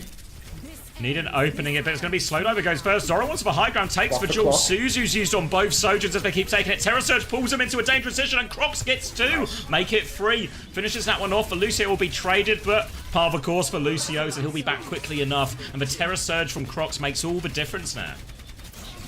It's a consequential trade onto Jonowich at the end there, though, because you can see once again Violet has crept ahead on beat charge. Violet got the faster first beat, and he's definitely going to get the faster second one too now that Jonowich is traded and can't get any poking done. King has already been forced all the way back because normally our 4 versus 5 Vision spawn is much, much closer. So not going to be an aggressive choking hold from Anomaly here. Eggs has that Kitsune Rush, can go for it, but already you can see so much position has been given. And normally they pop the Kitsune Rush from the back high ground. It looks like Team Vision are trying and failing to kite it out. Violet has beat if he wants to try and turn it here. They've just stabilized inside right now. Vision post bomb over the top. Tama tries really hard to walk into his backline but avoids it.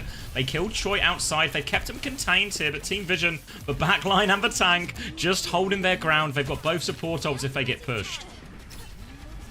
It's looking more and more winnable by the second as the clock is slowly being whittled down. Anomaly managing to make this one work. You can see now Violet gets a little bit over aggressive and will be taken down by Crocs and King together. Not sure what the champion was thinking there. Choice A1 also going to be taken down by King as he aggresses. Slow Dive finds yet another trade onto Jonowich. The traded, but par the course at this point. Lucio's both have beats available at this stage. Once again, Anomaly's close hold is going to be weakened by that trade onto Jonowich. Jonowich, though, he's getting plenty of practice at his rollout, so I'm sure he'll be back in no time. Bigger problem for Anomaly is potentially that they are a support ult down here, so they can mirror the beat, but the Kitsune Rush will do a lot. So they either need to win fast, try and get Crocs' Terror Surge up, or they just need to try and bleed it out, maybe disengage one of these ults now. All eyes, though, on Vision is it's on them to make the move.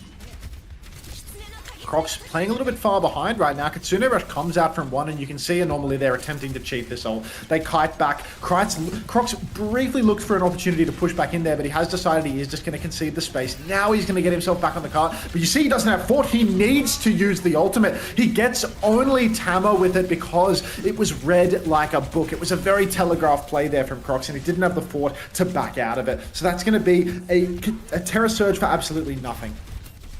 Terra Surge available for Tama now as they turn it, but they do have double support right now Anomaly to try and deal with that. Choi is trying to force the cart underneath. He's got an angle on Crocs, and now that payload is moving away. They have to be careful. Pulse Bomb good from Gimbo. No Suzu available. Opening pick. X is going to find the kill onto point as well, and Vision, after that early kill, they're going to play it safe, not invest any more ultimates, and that is a great fight there. Only 1 minute left on the clock, Max.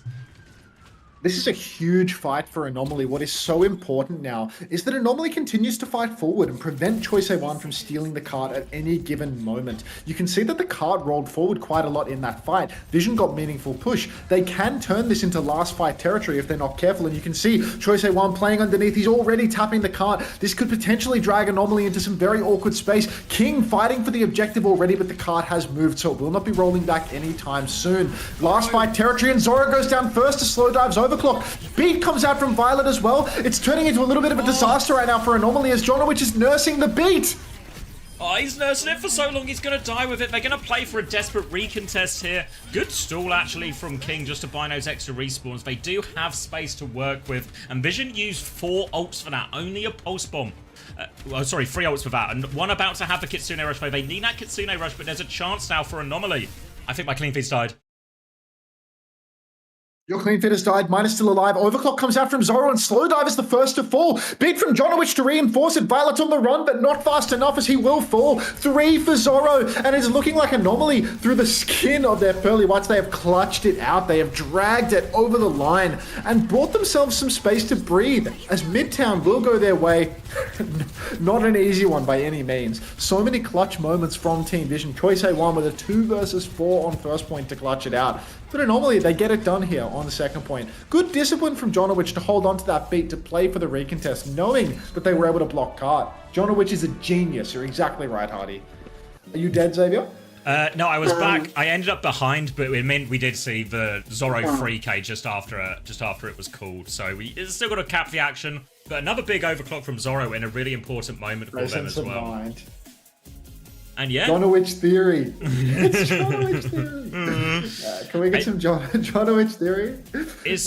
Because it looked a real mess, right? Because they ended up taking it, like, Tama forces for trade on the high ground. Meanwhile, the point is being forced underneath. The ult trade sort of comes out, but then Crocs drops to point before the support ults are coming back out. So it looks all really messy, like there's no way they can actually win that layered fight. But because they just save the ultimate, they have that coming back. Zoro hits for shots with the overclock.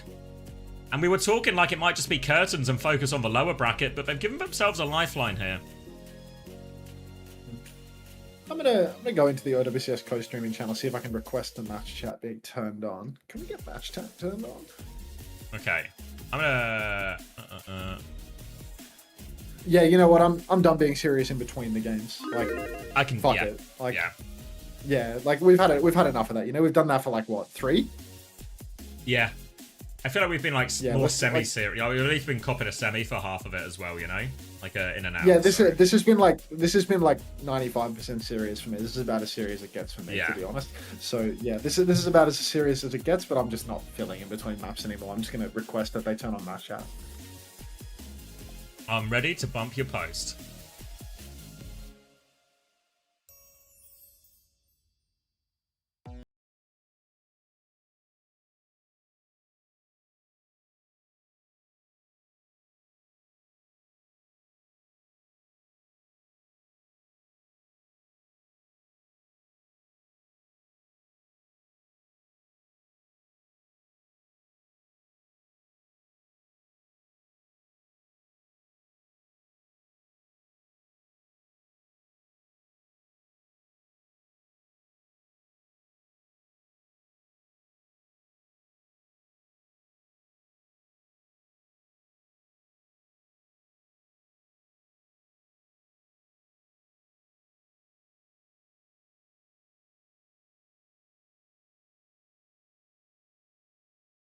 necessarily see how it starts.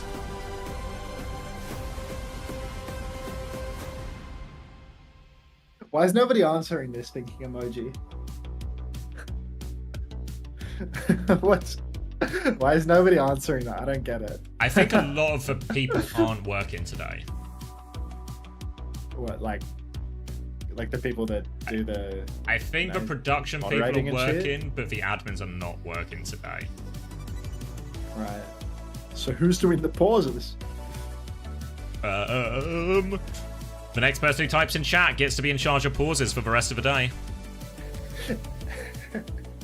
Everyone wants to crack me. Everyone just types PP and they hope that somebody clocks it eventually. Thanks, Strata. LeBron says he'll do it. That'd be a Have huge... you bumped my message, man? Like, where's... Oh wait, where's the sorry, I log? just got distracted. What do you want me to write? I don't know. Agree. You do you, man. You said you were Agree gonna bump it. massively. Even though he's a massive prick, he has a really good point here. Say that.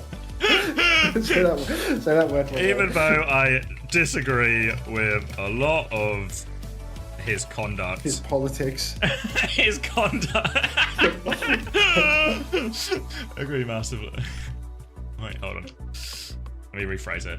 Even though I disagree with a lot of his conducts, I have to agree with him on this one.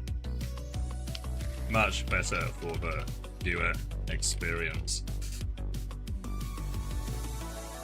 Has anybody figured out why Ziad used the white thumbs down? Has anybody gotten to the bottom of that yet? Are we done skin tone investigating the thumb emoji?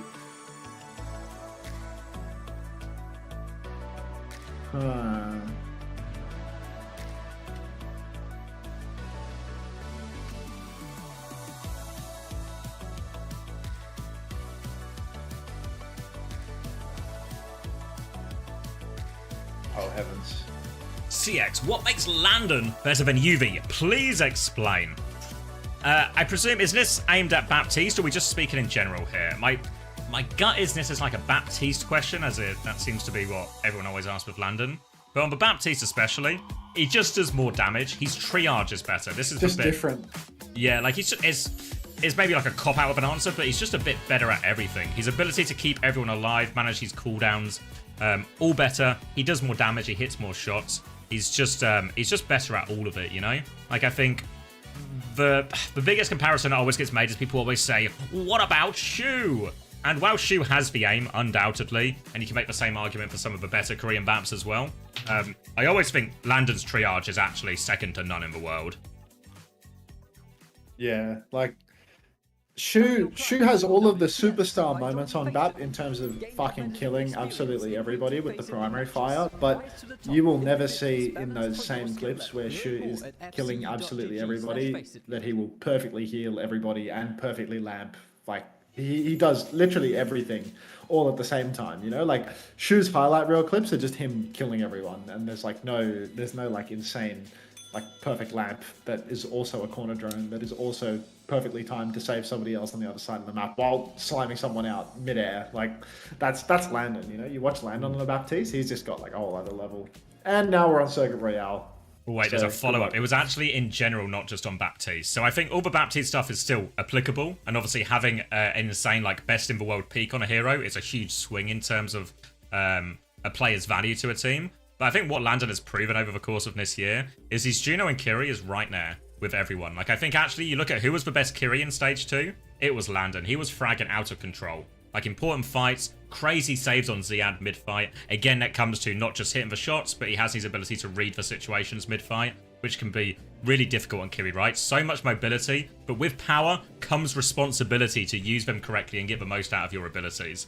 And I think, again, Landon looked the part on that. And I think his Juno, I mean, I think, you know, I wouldn't necessarily rate his Juno above anyone else's, but I think it's been consistent, good raise, gets the job done, really up there with all the other best Junos in the region. So I think, on balance, would I pick Landon above UV? Yeah. Is there maybe some ancient London bias? But I think, actually, looking at the games, looking at the performances back up the theory. Circuit Royale now, though, Max. Arna Baptiste coming out for Team Vision. Not sure whether they're going to stick the Arna here or if this is just going to be a flash in the pan before Violet gets his ass over to Alari. Hard to tell, as Violet is still sitting in spawn playing Arna, where he can get away with whatever he wants. You can see King holding up on the high ground on the Sombra. This is a little bit of an interesting hold here, as Anomaly are trying to take a leaf out of GK Esports' book. Let's see whether they've actually got the ability to play the GK comp properly, as Violet instantly nades top and forces Eggs to hide.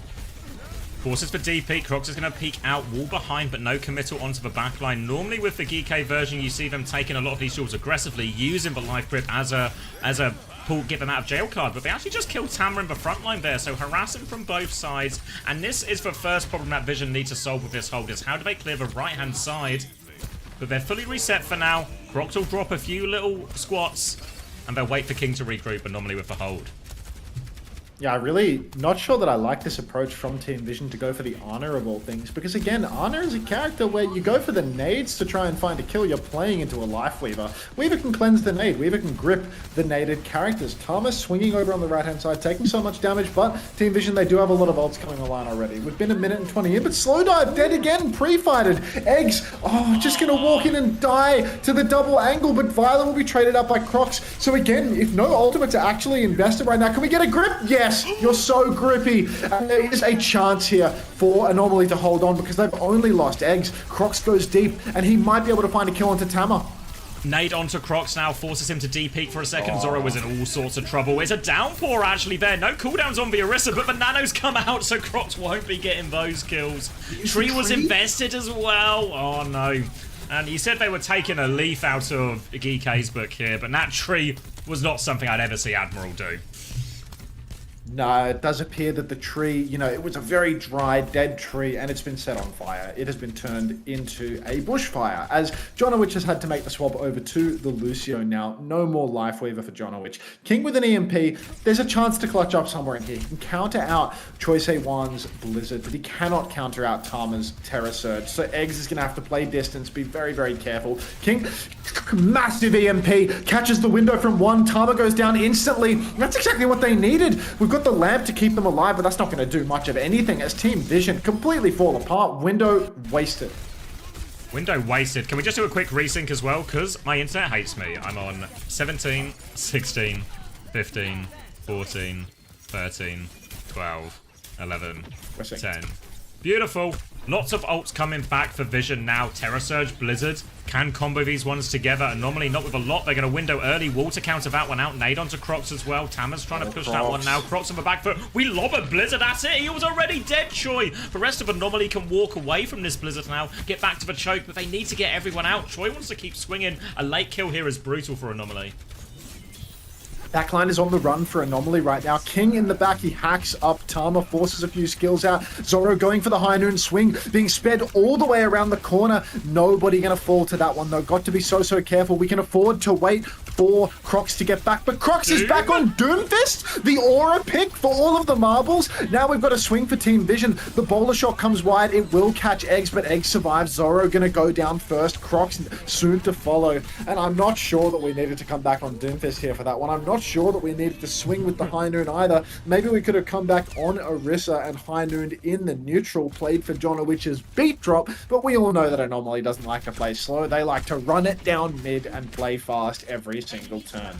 Thought the high noon bought them enough time for that just to come back on Orisa or a more standard hero. Now, though, they're on the Lucio Orisa. King is onto the Venture as they come back out of this initial choke. Slow Dive with an early pick, though, and Anomaly have a choice. Do they double down and play for trades, or do they just reset? And reset seems to be the choice. They all live for now, but very much on the back foot here.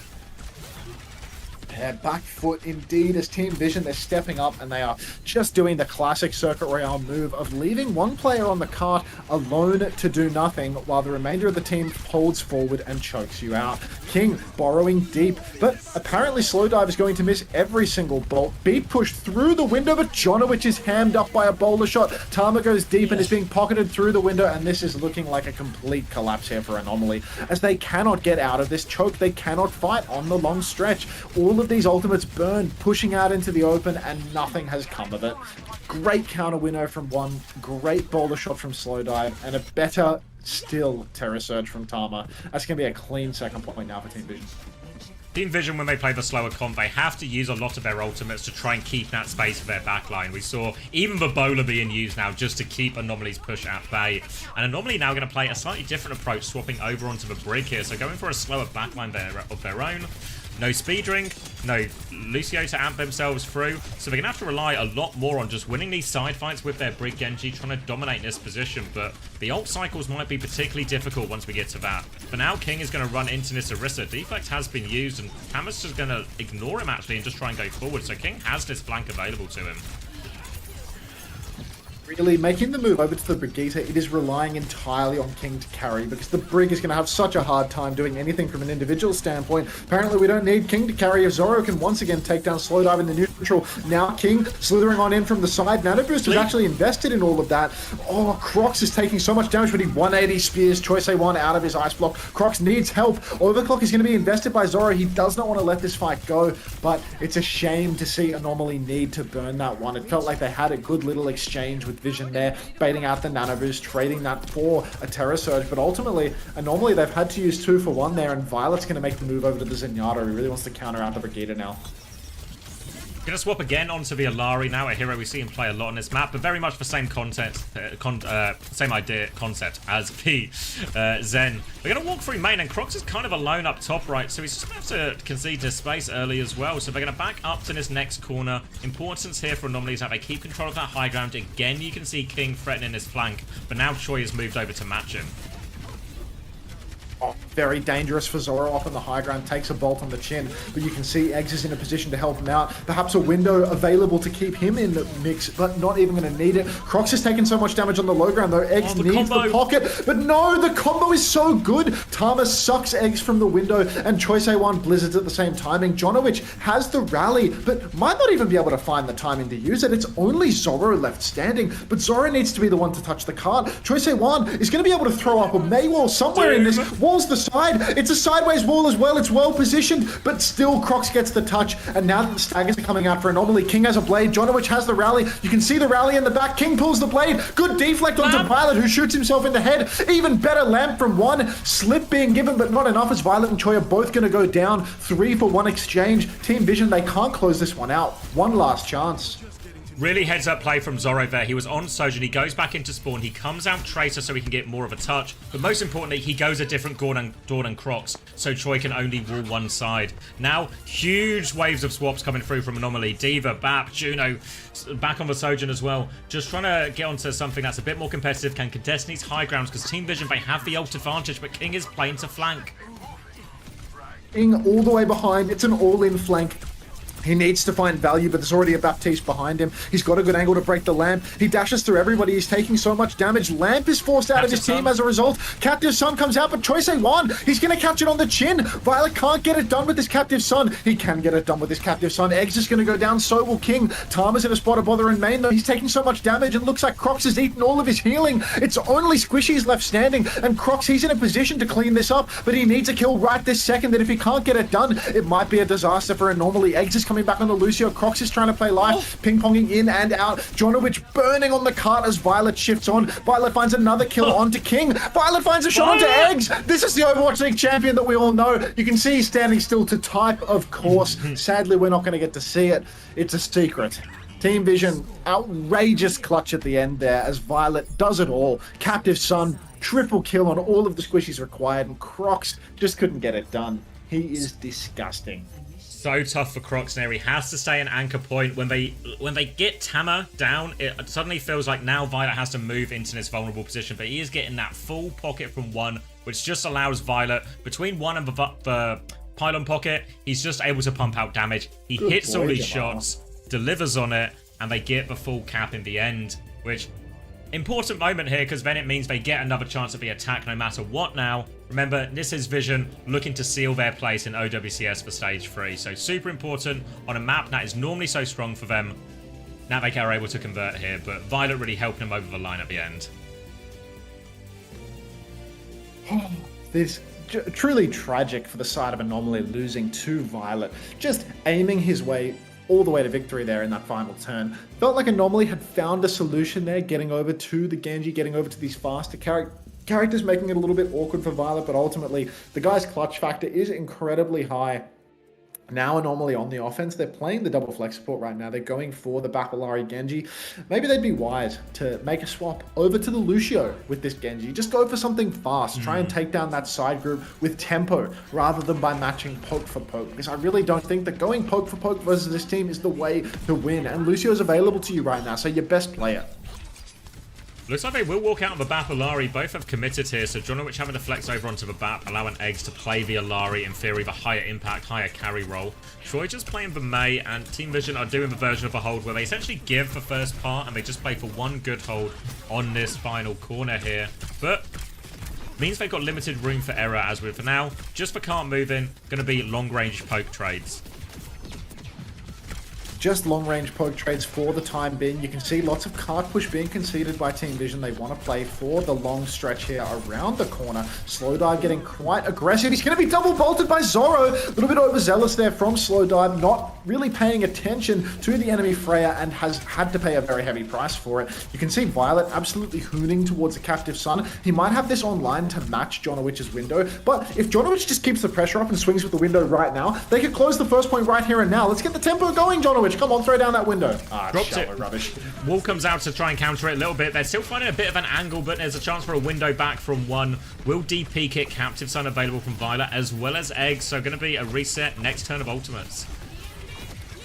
Very weak window from Jonowich. Eggs actually comes in with the Captive Sun, catches everybody. The entire backline of Team Vision is sunned up, but somebody needs to pop it. Everybody is popping right now, but it's actually going to be Anomaly that catch the Captive Sun on the chin as well. Croc's pushing deep as well. He's been sunned by Violet. Bowler Shot comes out on the corner, catches nobody. That's Slowdive's Bowler Shot. Violet being bolted by Zoro now. Anomaly once again with a combo available. Terra Surge and Bowler combo. Terra Surge comes out. Bowler in kind. Slowdive's going to go down to that one. And Team Vision, I'm not sure they have the opportunity to turn this one. Troy Ceylani pops out. He uses the Blizzard on the cart. Combo comes through, but it's not much of a combo at all as Tama, he sucked him to the periphery of the Blizzard. He only takes down a pylon and a lamp. One is incredibly low, so is Violet, but we're not out of the woods yet because Tama's pushing deep. Eggs shades of Violet there as he takes down both supports from Team Vision, and Anomaly should be good for the first point cap here. Came down to about a 3v3, but Eggs just finds for shots. That Terra Surge Bowler combo, really? What's he saying? Does anyone know? I can see his lips moving, but I can't hear the words. Is there a mime in the server? Somebody let us know. Turn on the match chat. Start the movement at OWCS. Turn on match chat. Let Croc speak. He's not chat banned anymore, and he's got something to say to Violet. Anomaly now stepping up to the plate. They have King's Blade. They have another Bowler Shot. They've got double support ultimate. They've got all of the tools to keep the snowball going. Violet, he pops the Captive Sun first tempo, throws it into the backline. It looks good. He takes down Zoro immediately. King as well. So Violet once again coming up trumps with his ultimate, but he will be traded. We'll get traded. Chance for maybe a bit of a quicker retake here from Anomaly, but the nature of playing Bapalari, none of your retakes are that quick because you've got no speed. You have to just take it slow, clear your space. King has the Blade ready to go, and Zoro has the Bowler bow, so you can use some of these. Maybe use the Bowler even early, just clear a little bit of the space. Try and set King up as best you can. Maybe even hit a Terra Surge Blade combo, because this is a tricky part of the map to attack. Need to use a lot to get through it. They do have the tools, though, Anomaly. Window for one. If he can play up the back, he could counter out an aggressive push, but King, he comes in, he gets one, but Choice A1 with the counter dash. 1-for-1 exchange right now, but Anomaly, they are going to be able to push the card further and further up. We're in last fight territory now, and the Wombo combo is available to them. Crocs pushes deep. He catches everybody. The lamp looks good from one, but he's not in a position to survive. And look, the card keeps on rolling this whole time. If no trades come through right now, it's going to be almost impossible for Team Vision to recontest this. No players that can touch card except the Genji. Really going to need an outrageous clutch, but Choi kills Eggs.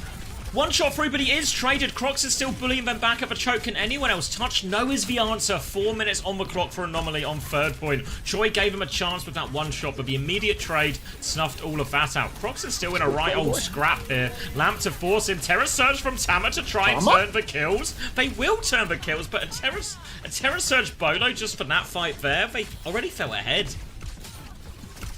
Feels like a very strange decision from Team Vision. Perhaps they want this series to well and truly go the distance as they invest the combo in the choke when they normally have an outrageous respawn advantage, and already Team Vision was in a position to essentially hold on to that regardless. Very expensive fight for seemingly no reason, and now normally they get to swing back in with their own ultimates. You can see King's taking a lot of damage. Feels as if it would be a wise decision for him to get off the Sombra. It's very hard to work your way in on Sombra right here, and very low contribution in the neutral. Another very shallow window comes out from Jonowich.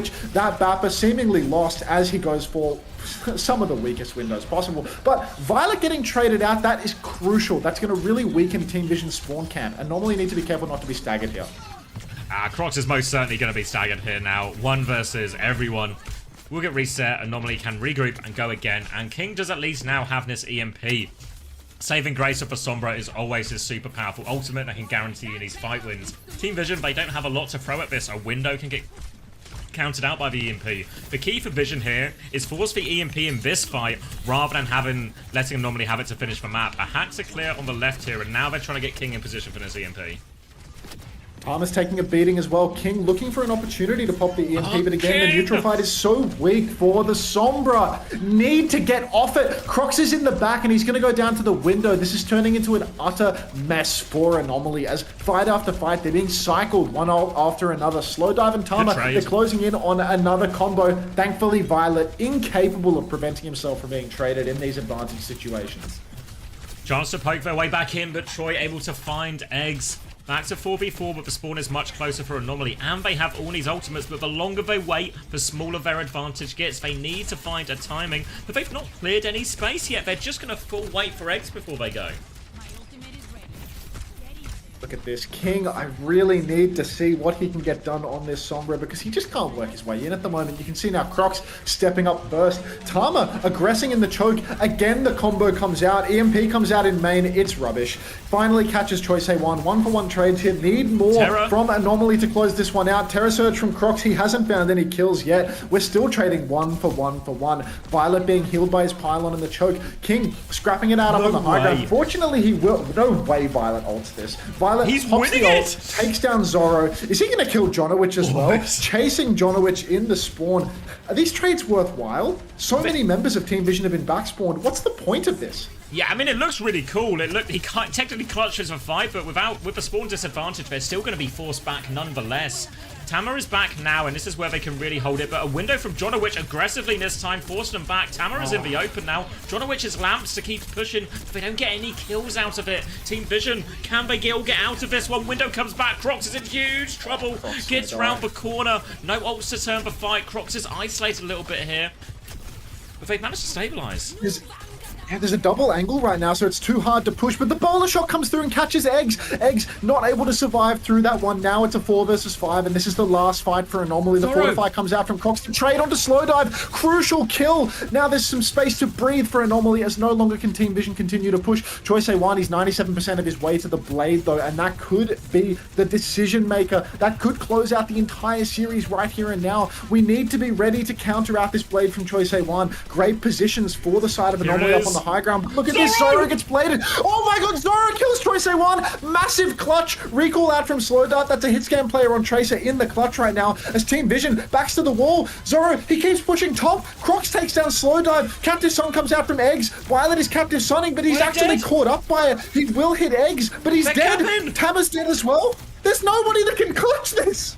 Unbelievable. Touch comes through from Troy on the venture here, trying to buy valuable time. We are into overtime. No more chances. Troy will fall. Respawns, where are they? Tama nearly has Terror Surge and normally need to deal with these threats quickly. They nearly have 3 ultimates. Touch comes through. One dies for it now. Overclock onto the high ground. Violet is low. They will clean this one up. Terror Surge does pull everyone in, but Zoro's killed everyone else, so they will be fine. They will finish the cap. And they're not out of it yet, Anomaly. I fear Zoro may very well be next up, as these are some outrageous moves coming through from him. Great position up onto that top right high ground, forces Choice A1 to make a decision. Commit your dash and push deep, and then you're pushing into a lamp and apparently into a fully charged Sojourn that does not miss the shot in the clutch. Thank you, Zoro, for bringing us to a 1-to-1 here on Circuit Royale. Mind you, Team Vision, they used their most valuable band right here on this map. If they lose their best map with their most valuable band, 2 maps in a row, essentially being reverse swept, having 2 what felt like guaranteed victories ripped away from them. You know they will tilt. You know their minds will shatter. This is Anomaly's chance to really twist the dagger and potentially turn this series all the way around. Insane clutches coming through from Anomaly here. Huge. It looked like Choi had the finishing blow there as well. Just a blade into nothing. Just needed someone to hit a shot, but Zorro delivers, as he so often has done for this team. And now, 1 minute on the clock for both teams. Anomaly will start on the defense first, and we are back over onto the BAP Lifeweaver. And this was a real problem for Team Vision on this first corner here. The key for Team Vision, of course, is clearing the left-hand side from Vision's point of view. So that's what they've got to focus on, and it looks like Violet won't be trying the Ana at least initially here, so maybe a more direct approach to clear out this top left area. Attacker's advantage in play for Team Vision. Hate to see that. Very painful stuff. But I really like this hold from Anomaly. It looked quite decent for them last time, even though there was a crippling loss for Eggs. You can see right now, though, Crocs is being beaten down in the corner, gripped away straight away, and this is not good at all for Anomaly now, as their hold has been shattered by an aggressive push from Vision. I don't know how this is possible. That was not good space for Team Vision's comp, but somehow they've just walked over Anomaly's hold. No value whatsoever, and this is worst case scenario for them, really. You can see full swaps as they come back in. Swaps now, Orisa, Genji coming back through, keeping the Lifeweaver as it's their closest ult. They need the tree. No, they're swapping the tree as Papillari. They're going onto the full mirror, but this just means slight ult disadvantage on all fronts. But there is time for a neutral before the ults come, but Anomaly need this fight to be over quickly, or they will just be at ult disadvantage. This is the sort of fight which could be ended before the ults come online. These swaps from Anomaly. King gonna have to go fast on the Genji or not at all. You can see the pylon trying to pocket him desperately through it, and Zorro again delivers time and time again, but Slow Dive does have a bowler shot, and Eggs has somehow been traded with this advantage. So it's a 4v4, and Slow Dive pops the bowler. It lands on the Baptiste. Should be a lamp to keep Jonowitch alive, but still Anomaly, they're bleeding out. They need more. They need a kill, and it's gonna be King falling. Zorro, how much more can one man do? He's looking for a kill. He cannot seem to find one right now as the backline of Anomaly are being pinned to the wall by Slow Dive. It's falling to pieces, Xavier. Team Vision, all they've had to use is their bowler shot. 5v4 and Anomaly can't close it out. How was Eggs traded there? Worst case now for Anomaly. Once we get into these deep overtime situations, it can be really big for the snowball, especially if one team has the ult advantage in these situations. Double support ult and a Terror Surge to combo with them too. Maybe even that bowler in time for Team Vision if they want to throw this one in. Team Vision with all the tools. Anomaly, maybe the overclock. Captive Sun through early from Violet as they look for it, goes for it, sucks them in. It was eaten though, so they don't get the combo off. Violet is still low. Window to keep pushing it now. Anomaly trying to survive all of it. Deflect from King helps get his team out of it, but they're still so low. They will get the kills, and look how far this cart has gone. It is absolutely chalked for Anomaly. They are being pushed all the way back to spawn. We are about to see a 5-3 cap here, as I don't think it's even possible to recontest. We're already on third point, just off the back of a couple of sloppy fights in a row. 1 minute on the clock, and Vision have taken it. Well and truly the distance at this stage. You can see Crocs walking back up. Anomaly should be good to close out this fight. The ultimate advantage would suggest so, but at this point, it's a crushing defeat. Bowler shot comes out from the flank from Slow Dive. King will catch that kill. You can see at the same time Eggs has popped the Captive Sun. We need kills. King is walled off outside right now. Bowler shot comes through, combo, everything in the kitchen sink being thrown in to combo with the Terror Surge. Card stops at third point. It's not over yet, Xavier, but I hate to see it. It's a fight win. They get the stop, but it feels very much like a loss. And that amount of distance given up, really hard. And now, of course, Anomaly, attacker's advantage situation. They now get to be very picky with where they invest their ultimates now on this defense. They have fights to give with this level of push. So we're asking a lot from Anomaly. We've been on the verge of counting them out before after they went 2 maps down, and they battled back, and they battled back from what looked like where they were going to get hold on their third point attack. So they've got out of some situations before, but this is maybe the biggest ask. 2 meters, well, 2 points and 8 meters in a minute. No room for error, no room for trades. They're going to have to clutch more situations. It's tough. It's really tough. And yeah, Team Vision just going to start on the same comp again here. Start with the Bapillari, start with the May. Yeah, it really stings. I mean, ultimately, it all fell apart for Anomaly on account of the fact that they started on Hazard, Sombra, Bap, Weaver, and they swapped after one fight. They didn't commit to the bit. They fell apart for what felt like nothing, and then they swapped everything, which means that they are almost guaranteed to be snowballed. You give away all of those ults on defense, you don't commit to the bit, you don't stay on the Weaver for the tree, you're going to lose. You can't make it work if you delete all of your ults after one fight. Hookshot out of spawn from Zoro. I mean, this guy has been consistently delivering all day long, but this time around he's not going to hit that hookshot. And Team Vision, they're just going to play for the long hold, as we saw them do last time. This is going to bleed time off the clock as well, so it's going to be very much one for fight, and Eggs is going to fall early to Tama here, so they can still push the cart up, but with that player advantage, Vision will feel emboldened to take forward, take a few more duels, get their Mei and Orisa a little bit more involved. Any trade will be valuable here for Anomaly, but it doesn't look like anything's coming their way. Yeah, it doesn't feel as if Anomaly have anything to stand on anymore, as Eggs once again being traded, and Violet just taking all of the opportunity in the world to keep on swinging, keep on taking risk. He wants to pump in as much damage as he possibly can. You can see Violet already 70% of the way to a Captive Sun, and it's looking like this series may very well be closed out with the Captive Sun bursting all over Anomaly. Slowdive already has that bowler shot. Crocs has to touch the card now as the overtime wick begins to tick down. Jonowich pops the window, but the bowler shot is massive. It has put everyone so incredibly low. King's on top of Slowdive, actually. So they will survive this first layer, but here comes the Captive Sun. Captive Sun coming over the top from Violet very soon. Eggs is about to have one to match, but they can trade their way through this. Captive Sun popped by Violet. Eggs is going to use it in response as well. Eggs goes for the players on the ground. Violet still holding, goes for the Baptiste. Jonowich is going to jump in, does get the trigger. Eggs good for one as well, and Eggs gets two actually. 3v3 all to play for, but Slowdown finds Eggs. Now it's just Crocs. 1 versus 3. Nowhere for them to go. Blizzard on point just to be sure. Terror Surge will not be killing 3. Javelin in the ground, the final nail in the coffin for Anomaly in this series. Vision are going to OWCS. Vision have made it to OWCS. Nothing says a storied roster like $1 trillion more than the next best competition in the tournament. So nothing but respect to Vision. Few imports, get them over the line, get them out of relegation. Go your life, of course. Go your life. It's a shame we couldn't see the match chat here for this one. We've actually brought out the top minds, all of the analysts for this moment here. I swear Rich Rat is changing his hairstyle between, like, every time they turn the camera on, his hairstyle's, like, completely changing. I can't be the only person seeing that, right? Like, it was like, all the way up here at the start, and now it's down here. Like, maybe he's not changing it, maybe it's just, like, slowly losing steam. But, yeah, I think it looks better now than it did before, to be honest. Either way, Team Vision, 3-1, Anomaly straight into the lower bracket, and they have to play again for qualification, right? Next game is qualification or elimination. Yeah.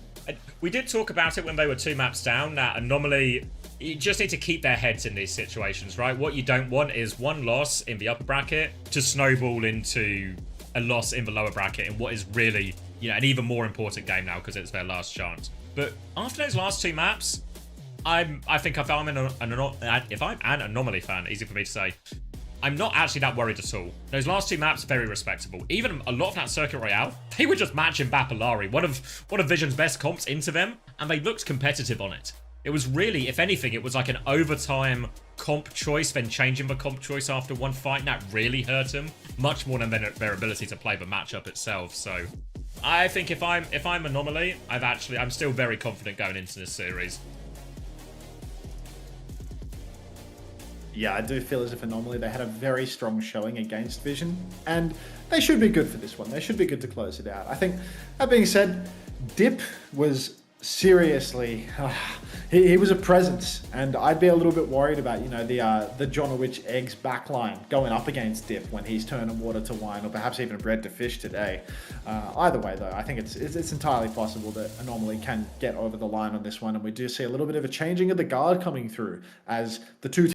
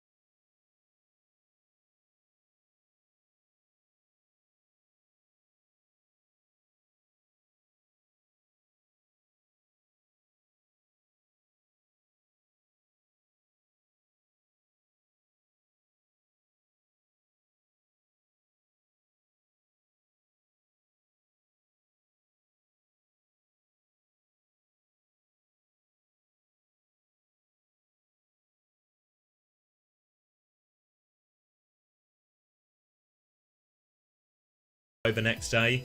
This series was ultimately fairly dominant as well. They won, probably most impressively, those Kiri-Lucio matchups too. Yeah. I mean, they're surely going to give the team a little bit of time now, right? Like, Yeah, they're not got going to throw minutes. them instantly into Yeah. it. 10 minutes? Exclamation mark glaze onto. Thank you, Freak Tough. I was thinking it's time to make a coffee. It's really, it must be coffee time now. I need a drink as well. What?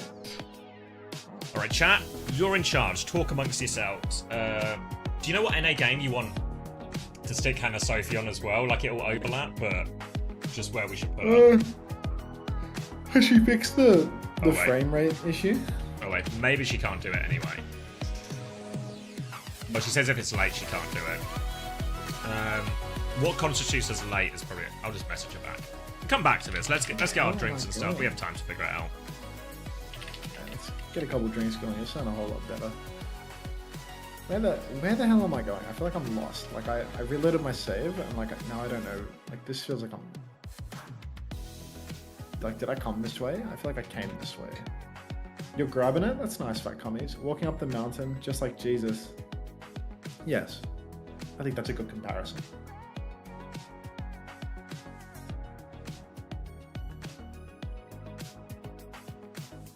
Follow the trail up. Yeah, it felt like it was very lateral, you know? Like, this is up, but then this is down. You know, like... What game is this? There's no way you need to ask that question. How could you ever need to ask such a fool's question?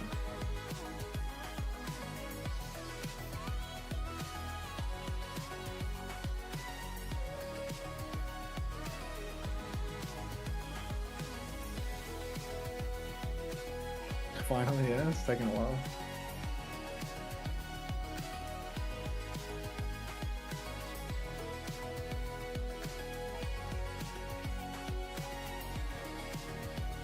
Isn't she a fucking bundle of joy? Low-key, I feel like Tree wouldn't know what this game is. I think that could be true. I think Tree's like, maybe one of Tree's first games. Hey, I stopped harassing the woman. She's like, I'd prefer to leave it there. And I tried one more time and then I left, you know? It's like, she's like, I'd prefer to leave it there, thank you. And then there's just like another dialogue option that's right there to be exhausted. It's like, surely they get that get her saying that for the bottom option. Oh god. Oh god. Look at this immersive combat experience. Oh my god, this guy just pumped me. He's gonna kill me. No, I haven't saved in ages. Oh shit. Alright. I need to not die here. So it's a healing potion angle and a magic potion angle, because otherwise I'm legit. Shock him. I don't know, fire was better. No. No. You think I can survive another hit right now?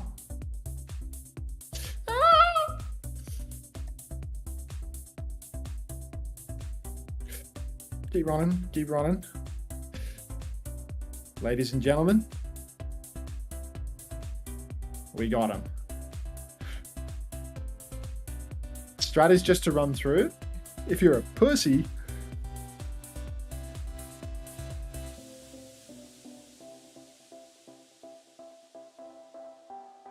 cheers.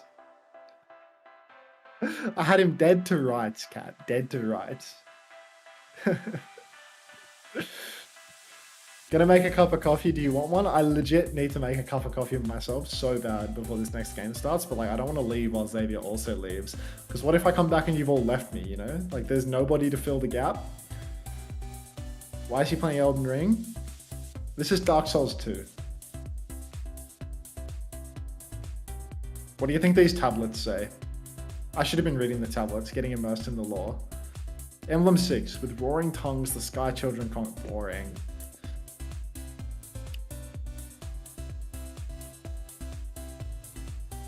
Just make sure that I get a little closer to over encumbered by taking those berries. Dark Souls 2 is peak, that is delusion.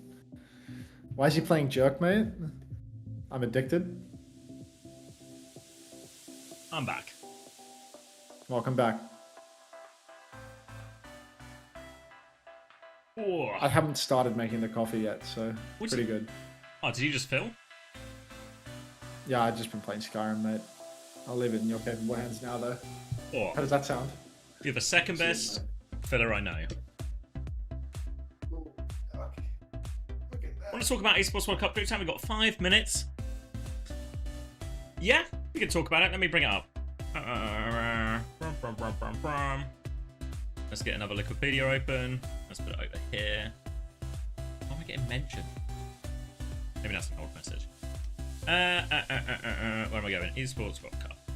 Mid-season championship. So yeah, groups confirmed. I imagine a lot of you already saw this on Wikipedia, on Wikipedia, on Reddit, on Twitter. Saw it somewhere.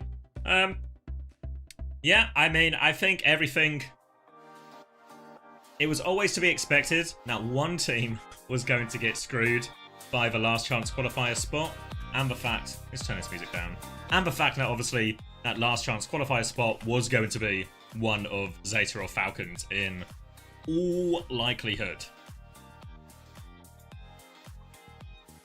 So, yeah, tough for VP. If you remember when we were covering the EMEA playoffs, we talked about the seeding will be important. And you can see that very much if you look at the difference between Virtus.pro's seeding and Twisted Mind's seeding. That clutch in the lower bracket where Twisted Minds closed out the map 5 is going to be huge for him. Because now, in that group, it looks like Twisted Mind should come through. Like, if the sim is still viable, which feels like it should be, I think T1 and Twisted Minds are actually relatively strong favourites for that. Nightmare's biggest strength, obviously, Chronic, right?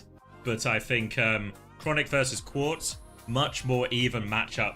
Chronic has a significant Freya advantage, I think, in North America. But I think with players like Quartz, players like Lubda, that gap between EMEA is a lot closer. Group B, probably quite. This one's nice and easy, right? Crazy Raccoon will probably come out on top. Team Liquid second. Nice and easy for both of them. Team Liquid actually getting a very favourable draw there. And I think, again, if you look at Group C, OWCS, GK both getting a pretty favourable group as a result of winning their respective regions. Especially when you consider OWCS actually did very well in this, considering how low EMEA seeding was out of all the regions. Group A is obviously, that is the tough one. That's the real tough one. Yeah, so for people asking questions, yeah, the TBD team is the winner of the last chance qualifier. Varel is the Japanese team, but Gatos Guapos is the Pacific team, the one with Rack on it, maybe you know it through that, and Zocorp is the Brazilian team. So Group A is the tough one. I think AG still remain strong favourites from this group, honestly. I put them really high up. I think the parity and the level in Korea was so high in Stage 2, it's hard not to make every Korean team the favourites for their group. The big question is that last chance qualifier team, Falcons or Zeta. I think it will be Falcons to win the last chance qualifier. And as a result, I think you just have to favour the two Korean teams to get through. I know we saw Weibo do very well against Falcons back at the first major. But I think Winston is in a really terrible place right now. That's going to hurt them. They're going to have to rely on the Hazard in a lot of situations. Fair play to Weibo. Gushway's very good on the Hazard. The Hazard Kiriluso is a good comp for them. So Weibo, I think, are far from out of the running. I think it's Virtus.pro who might struggle the most. Maybe in some ways, Virtus.pro's best matchup might actually be against AG in a weird way. But I think Virtus.pro, yeah. If anything, what Virtus.pro might have to rely on is if they can play the sim. I know they weren't the strongest in the region, but if the sim is still viable and really heavily meta, maybe VP's best hope here is some type of sim comp through all of it. It's possible, right? It's possible, especially think Virtus.pro would have played a lot against TM, a lot against Alcid, the best sim teams in the world right now. I think it's really possible that's their best course of action. Will it be enough? That's a much bigger question for sure. Much bigger question. I think if you had to ask me to like do it right now, I'd probably go AG Falcons, presuming they win LCQ, then Weibo, then Virtus.pro. But I think yeah, I mean it's tough for Virtus.pro. I mean that's what you get if you're the third seed from your region. You get a tough group. You look at Nightmare, they've got a tough group. You look at Team CC, they've got a tough group. It's the nature of finishing third in your region that it will be tough. Apparently NA's on right now. NA's on right now. They've started. Oh. Oh wow, so we're going to get a huge overlap. Has anyone got... CCT is the Chinese team. Has anyone got a stream for it? Let's see. Yeah, it's a Narwhal OW. Oh yeah, the support player. Is that Julian in that ad? Doing the voiceover. Oh, he does it for one of the faceit ones. I wasn't completely locked into that. Why would they use someone with a German accent to do it? What's wrong with the German accent, Max?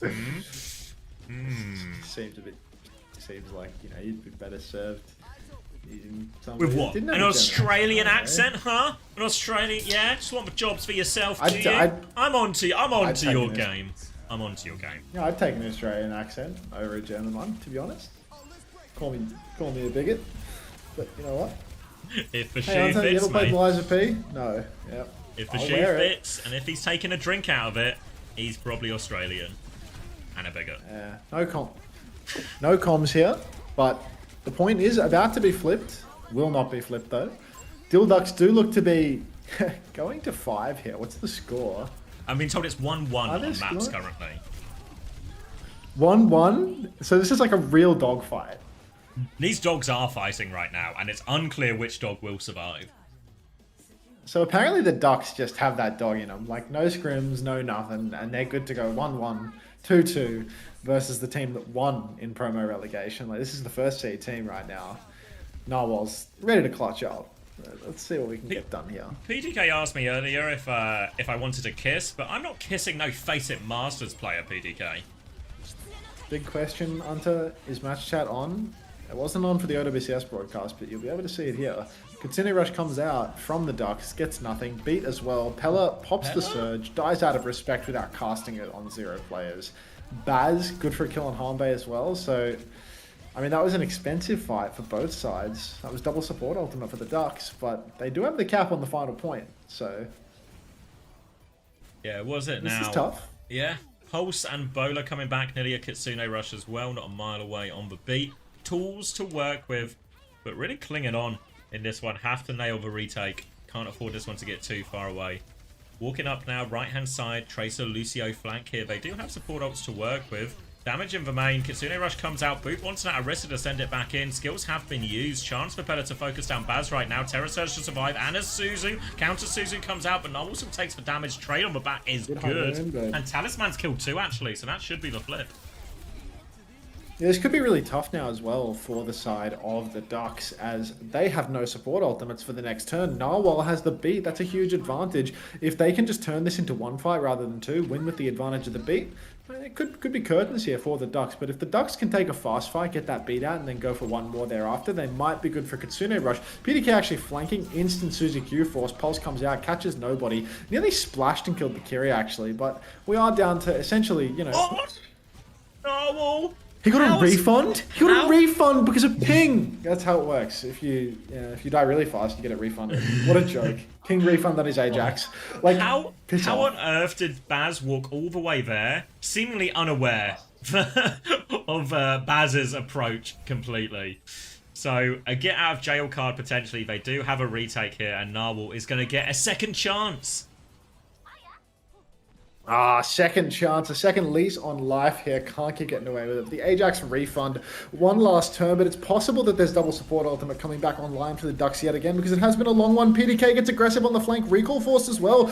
Beating on PDK's head right now as the ball comes rolling out as well. Chasing a Tracer to the ends of the earth, misses everything. Razor still on the run. Oh my god. Finally gets the kill, but Manuel's traded in all of this, and now they need to start touching. Might get booped off the map. Again, 1-for-1. Hanbei for Redex right now. Lucio swinging back into this one. PDK so low! Hanbei has the... Oh my god. PDK and Frothy Philly both go down. Pella so low. Is it another Pella clutch moment? It's Baz v Pella, but the Sojan's back as well. Baz is stuck alone here. They're flooding back. Tracer's coming back. Narwhal, we're going to have to wait and see what happens for Ross to come in. Baz has found a kill. How on earth is Baz still alive? He's 1 HP. They finally get the trade. The B comes through, though. Should seal the deal. Redex hunts down 1. Narwhal grouping up. Has to try and heal up. Pella, don't get on the pulse bomb.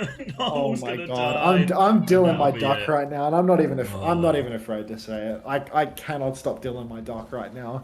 I need dill ducks to qualify again. I need it so bad. No scrims, no fucking nothing, and they're just good for it.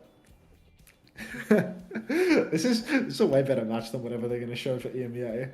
I don't care about King getting into or not getting into it anymore. This is round one as well, right? Yeah, and this is the upper bracket, so both teams still in play no matter what.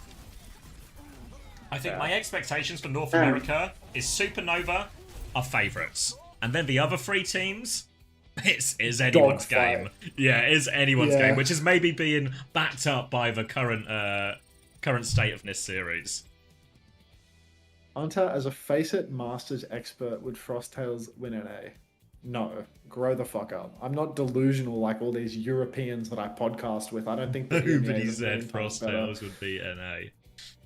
I blew my nose, Paradox. When I blow my nose, I make trumpet-like noises. Trump mention. Yeah, that was not a Trump mention, but carry on. Read between the lines. I know how to read. Put that tennis emote away. Everyone loves the tennis emote. Like, it's like we get to NA and the chat just gets so much fucking stupider. It's just look at this message in my Discord. In DM you. If anyone is in my Discord, you can see it in, where is it? It's in general, so it's nice and accessible for everyone. Yeah. Wait, I'll send it to Chrissy as well. He'll enjoy it. So they've hit the second cope section. Oh, Chris! Poor guy. Lots of tennis. A little bit of pirate. Laughs in EMEA. Yeah, laugh all you want, buddy. Thoughts on the Gumber administration manufacturing the coaching files? It feels like this might be loosely tied to the whole Epstein thing. I'm gonna let Johnny cast for a while. Listen to this. Can you explain what tennis looks like to me? It's a tennis ball, but it's an AI merge between a tennis ball and a bird. So it's a tennis ball with eyes and a beak, Crispy. Have you considered downloading 7TV so you can see the emotes carrying this platform? You know what's actually maybe a better system? Not downloading it, but just asking the streamer to explain every emote.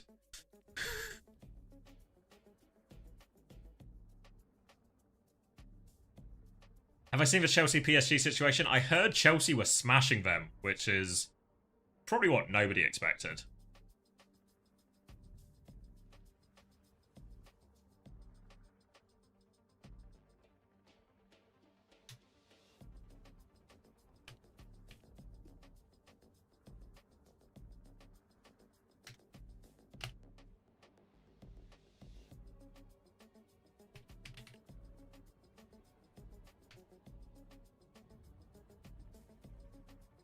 Oh, hello, homosexual. Welcome back. You're just in time. We're watching video games. It's a bit new. Too advanced? Crispy, is there something wrong with you? Like, you can't... It's me too advanced. You can't down... Yeah, Crispy, like you can't I download managed a to Chrome do it. extension? Wait, what's this guy doing? He's booting up the replay?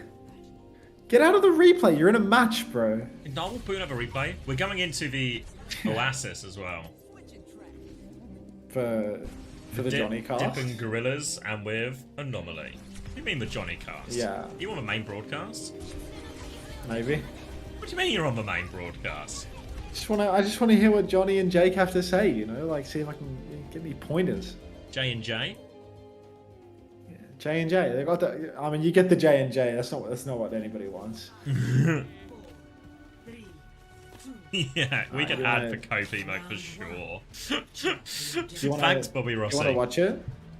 As in, you just want to watch Johnny? No. Do you want to get on the clean feed for a minute? Yeah, I'm literally on the clean feed, mate. You're the one who was Alright, on the well, J&J. Give me some numbers. Alright, the number I'm going to start with is 11, then 10, then 9, then 8, then 7, then 6, then 5, then 4, then 3, then 2. Stop that. 2, 1, 0. It's a circle now, so hopefully we're vaguely in sync. We can get back in line later. Yeah. Zoro's going to take down Natsuki very early on. Croc's good for one on Dezidra as well. And Anomaly coming in full steam ahead. King's already got himself a Dragon Blade after one fight. Unbelievable here, as I'm now on 5%, 6%, 7%, 8%, 9%, 9%, 10%. 10%, Keep it going. 11%, yeah, 12%. Just worked right from the beginning. Zoro's pre-fighted. How's for Symmetra done that to Zoro? Opening now for Dip and Gorillas to get themselves onto point. TP comes through, flip to the other side, forces an immediate TP out of Eggs. The TP has been taken down as the maps have been flipped, and Eggs has found a trade, a Yoham trade as well, so that's no Kitsune Rush available now. But normally can really commit to this fight if they want. They've lost Eggs for it though. No Kirikos can stay alive. Zydra will hit the dink, keeps himself alive on the high ground, and now they can take over. Dip going to get the flip here. High Noon to try and finish the job, but Crocs is so low. Double execution, and they'll get the first point. Zydra, the closer. Thought they only had it on the Freya, but apparently good for it on the Cole Cassidy as well. Just needed to give them a fight to warm up. So many ultimates available for both sides in the next turn. A little bit late for Dip's Symbol though, so Anomaly, they might be wise to go fast before that Symbol gets in the way. You can hear Grab Tap going absolutely gangbusters in the back. If anybody would like to exclamation mark Grab Tap to get involved in the putting money in my pocket thing. Unfortunately, EGS is going to go down pre-fight to a bit of spam from Yoham and Dip, and that is no good at all for Anomaly. They had early tempo ultimates. They've had this blade for quite some time now, but the economy is completely equalizing. Yeah, these Kirikos just can't seem to catch a break right now pre-fighted in multiple occasions, so now just double support ult for both, but the Symbol could be the difference maker. Kitsune Rush has started. Jonowich matches with the B. Eggs now has a later Kitsune Rush. Natsuki's going to drop the B. Eggs matches the Kitsune. Overclock is going through all of this for Zoro. He's just trying to pump damage through this Diva. Symbol comes out on the top. Zoro tries to flip it, but that Symbol is going to limit his impact. TP now to focus down the Sojourn, and Zoro is on the run, but here comes Willis all over him. TP to save it, but actually that's going to lead to him dying. King's going to try and turn with the blade, wants to kill the baby, needs an extra slash, but has to sheath his sword. Does deny the D-Mech in the end. Remech rather. Now coming through for the cleanup, and that was everything and the kitchen sink thrown in, but Anomaly do convert the fight. Finally converting the fight, but it will cost quite literally everything that can be jammed within a kitchen sink. Going to be a faster High Noon for Zydra, but Anomaly playing this very high tempo comp, the Hazard, the Genji, and Akiri plus Sojourn, so many different threats onto Zydra. Really going to need a perfect time for the High Noon, and boxed into a corner on the low ground, that is not good space whatsoever to go for such a thing. We've got the TP already forced out of Yoham as he's gone side to side, but Dip is enabling his team to take some spaces. He actually TPs people out into main now. Yoham very, very low, so Anomaly need to be careful. Wide swing from Zydra, caught up in the Sojourn snare, but Crocs has gotten into a spot of bother as he's now there with his block up. Zydra's cancelled the High Noon rather than firing the shot into the block. An interesting decision there, as Anomaly actually kiting it out a little bit, trying to reset on high ground. A rare moment where Anomaly plays slow. Willis has been separated by that wall as well, so Anomaly able to slow it down, clean up that Diva trying to be aggressive, and it will be a clean fight win for Anomaly, and it might be the map. Need to be careful. Yeah, Natsuki's found a trade, but they've got eyes on that Lucio now. They pocket to TP Crocs, and now just be it. There's no real chance at touch. Willis has got Doomfist. Natsuki's hiding underneath there, marking that. Natsuki dies. Willis with a big punch, but needs to be the biggest punch of his career, and he somehow threads the needle through everyone, and a beat will finish the job for Jonowich. Yeah, poor Willies goes flying through a Suzy Q'd Kiriko. Absolutely no collision on that one. It's going to be Anomaly taking the round. So many moments there for one Dip versus 100 Gorillas where it feels like, you know, there's a sliver of opportunity, a little bit of a chance, but it's not easy to play these sim comps where you need to get your Cassidy out into a good wide angle to find kills. I can hear the game sound from Narwhal's stream. Shall we pivot? A bit for 30 seconds. Whole map. It's only just started as well in Circuit Royale. Fuck it, I'm NA pilled. You're an A You pill? do you if you want. I'm NA. I'm NA pill. Do you want to divide and conquer? Yeah, I'll see you in this circuit. I'll see you about that map one. This is match point for Dreamland v Ducks. I'm in A-Pill. See you on the other side. If you're European and you wanted to see Europe, like fuck EU matches. We good on that. I'll see you on the other side. On the other side, mate. It's going to be City Centre, a big old brawl of a high ground. Crocs has stuck the Doomfist, so I'm glad we have stayed where we are, because Crocs has pulled out the Aura pick. All the marbles are on the line, and Crocs not scared of anything, and they've won the first fight here. Now, Doom is a very good matchup into Sim. If you can remember all the way back when there were some Sim comps in Overwatch League, you might remember Hangzhou Spark Gushwei bringing out the Doomfist and putting on a clinic.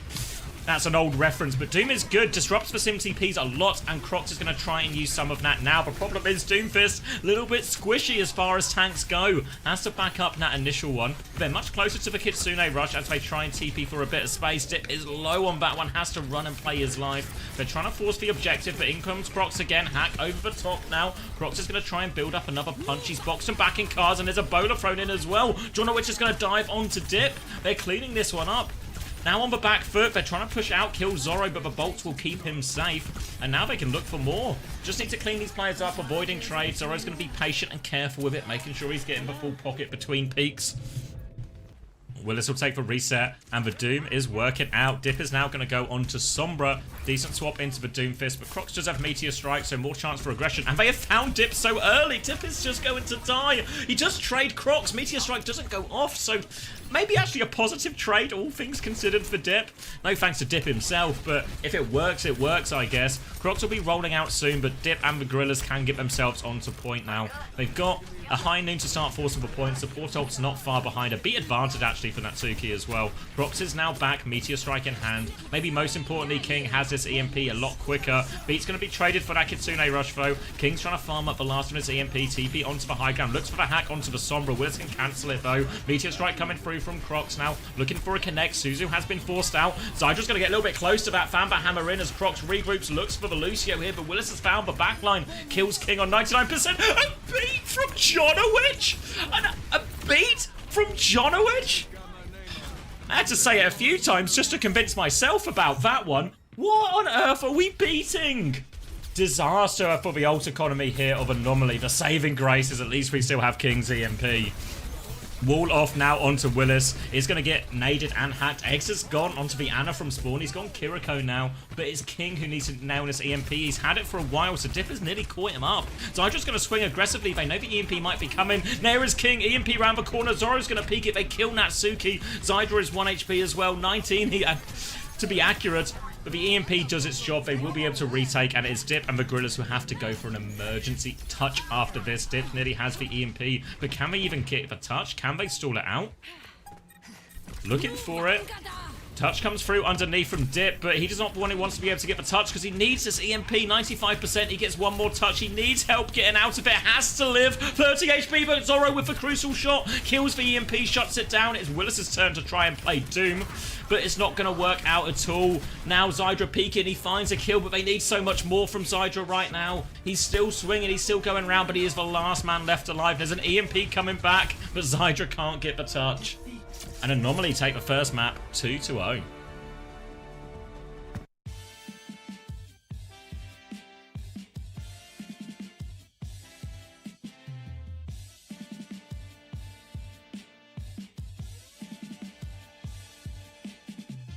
Oh, wait. For Juno, I guess he can't hear me. I'll type to him.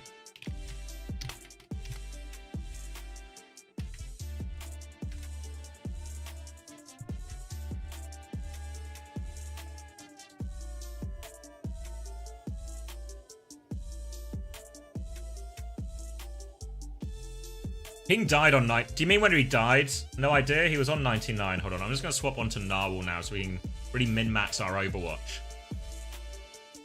Get some HD going on this. Yeah, no, I know the 2K's fucked, but the only way to fix it, because I turned off the 2K basically because it was lagging the stream. The internet couldn't handle it. Engineer's coming on Wednesday. But the only way to fix it, because I turned it all off on my OBS, but Twitch, for whatever reason, continues to force it. So the only way to do it is to restart the OBS. But that's obviously a real pain and disconnects all the streams.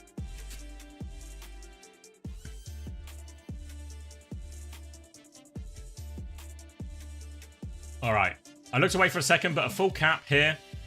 for the Ducks. A good start. Engineer from TF2? Yes, that's the guy. Laid back guy, good for technology. What's going on? I'm The told Oasis. that Dips vs Gorillas got ducked. Got ducked. Well, Yeah. you know, an anomaly was- just dominated them. Yeah, dominated. It was the most egregious beat from Jonowich, but it wasn't enough to hold him back. Oh, Jonowich. It was like a proper 2v5. Like they're up like 94-0, 2v5 beat. Cheers, John. Someone just prime subbed to the Overwatch esports channel for the 84th month in a row.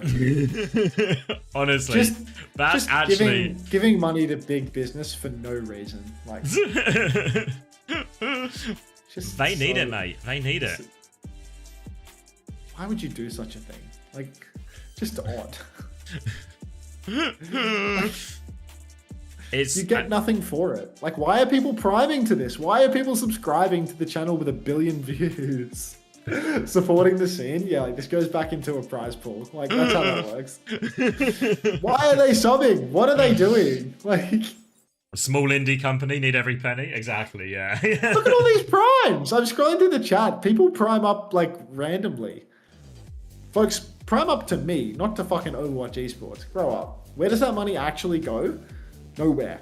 Nowhere. It will just go into like some anonymous pot that will in no way filter back to Overwatch esports itself. It's like- you know, like It's like Fibbles probably set up the payment process to go to his fucking bank account. Like he runs the Overwatch esports account. He's probably literally got the power to just set it up to go to his account. You know, because it's like it's not going to the company. Like they're not budgeting for that. If I had the ability to change the payment destination on that account, I'd just set it to my bank account and call it a day. Because you know nobody's fucking looking into that. Like, the easiest scam of his life. Just yeah. Alright, so Baz is apparently getting pumped into neutral here, but Hanbei is the one that doesn't have a lamp available. And Razor's going to have to dash out. Same timing, swing for swing. Closing on... not sure what they're closing on, actually, as Narwhal's just going to die. Baz is just going to instantly fucking run him over and bash his head in for the 15th time this map. Baz is actually a beast. This guy just runs it in and kills everybody. Like, it really feels like he has way more aura than anyone else in the lobby. It's like Baz and PDK versus the world. yeah, going to be a full reset now, and this is not a great look. Thank you, Cronman590, for the prime to the correct channel, the Commander X channel. Thank you very much. He missed, tripped and fell on the under channel, but it can happen. This money will be going to support Overwatch esports. It's actually a better investment. That's not what happens when you sub to me, to be fair. So, fair enough. But it will support Ball the off the delivery window. driver working hard. Exactly, that's better. That's better. Yeah. Some sort of food delivery. Support the Australian economy by supporting their Ball off delivery the beat. drivers as they turn up at Hunter's house for the 18th time in the week. Baz in a lot of trouble now, blocking over on the coast. All of the ults have been drained. Waddle, skill-based matchmaking. Thanks for the 11 months. Tell the delivery man you're welcome.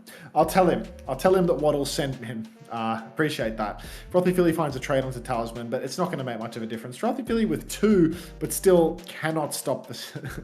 Cannot stop the loss here. Unfortunately, we are going to have to see more of this Circle Royale before the Ducks close it out. Wait, is that Ball of a beat, Waddles? good trade. Yeah, big smile. Is that Waddles who played in the Face It Pugs? Good bit.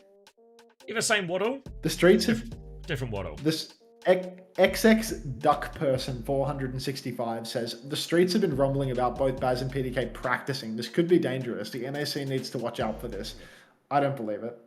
It is the same I Waddle? don't believe it. I sent you $30 Sure, why earlier, not try? and you spend it on Hunter? Outrageous. Beast. It was that the guy that messaged you before asking you for 30 bucks? Yeah, because it was like, for context for everyone else, it was from when we did the Face It ranked pugs and Face It sent us our prize money, and Waddles was one of the top players, so got their share. And now it's ended up in Hunter's pocket somehow. So for one Waddle Prime sub to me, so that's Bezos bucks. And Muesli, my chatter is saying, Waddle, that guy fucking throws my games. Known for many things. Thank you, Jord TW, for the 3 months Prime as well. Send this money on a good place. Use this to not pay delivery drivers and give it all to Big Corpo. Yeah, what I'll do when I answer the door is I'll have money in my hand, but then I'll just take the food and not make any acknowledgement of the money in my hand. Oh, are you seeing this right now? Very aggro push coming out from Baz, but no kills converted. Nice little kite actually coming out from Dreamland.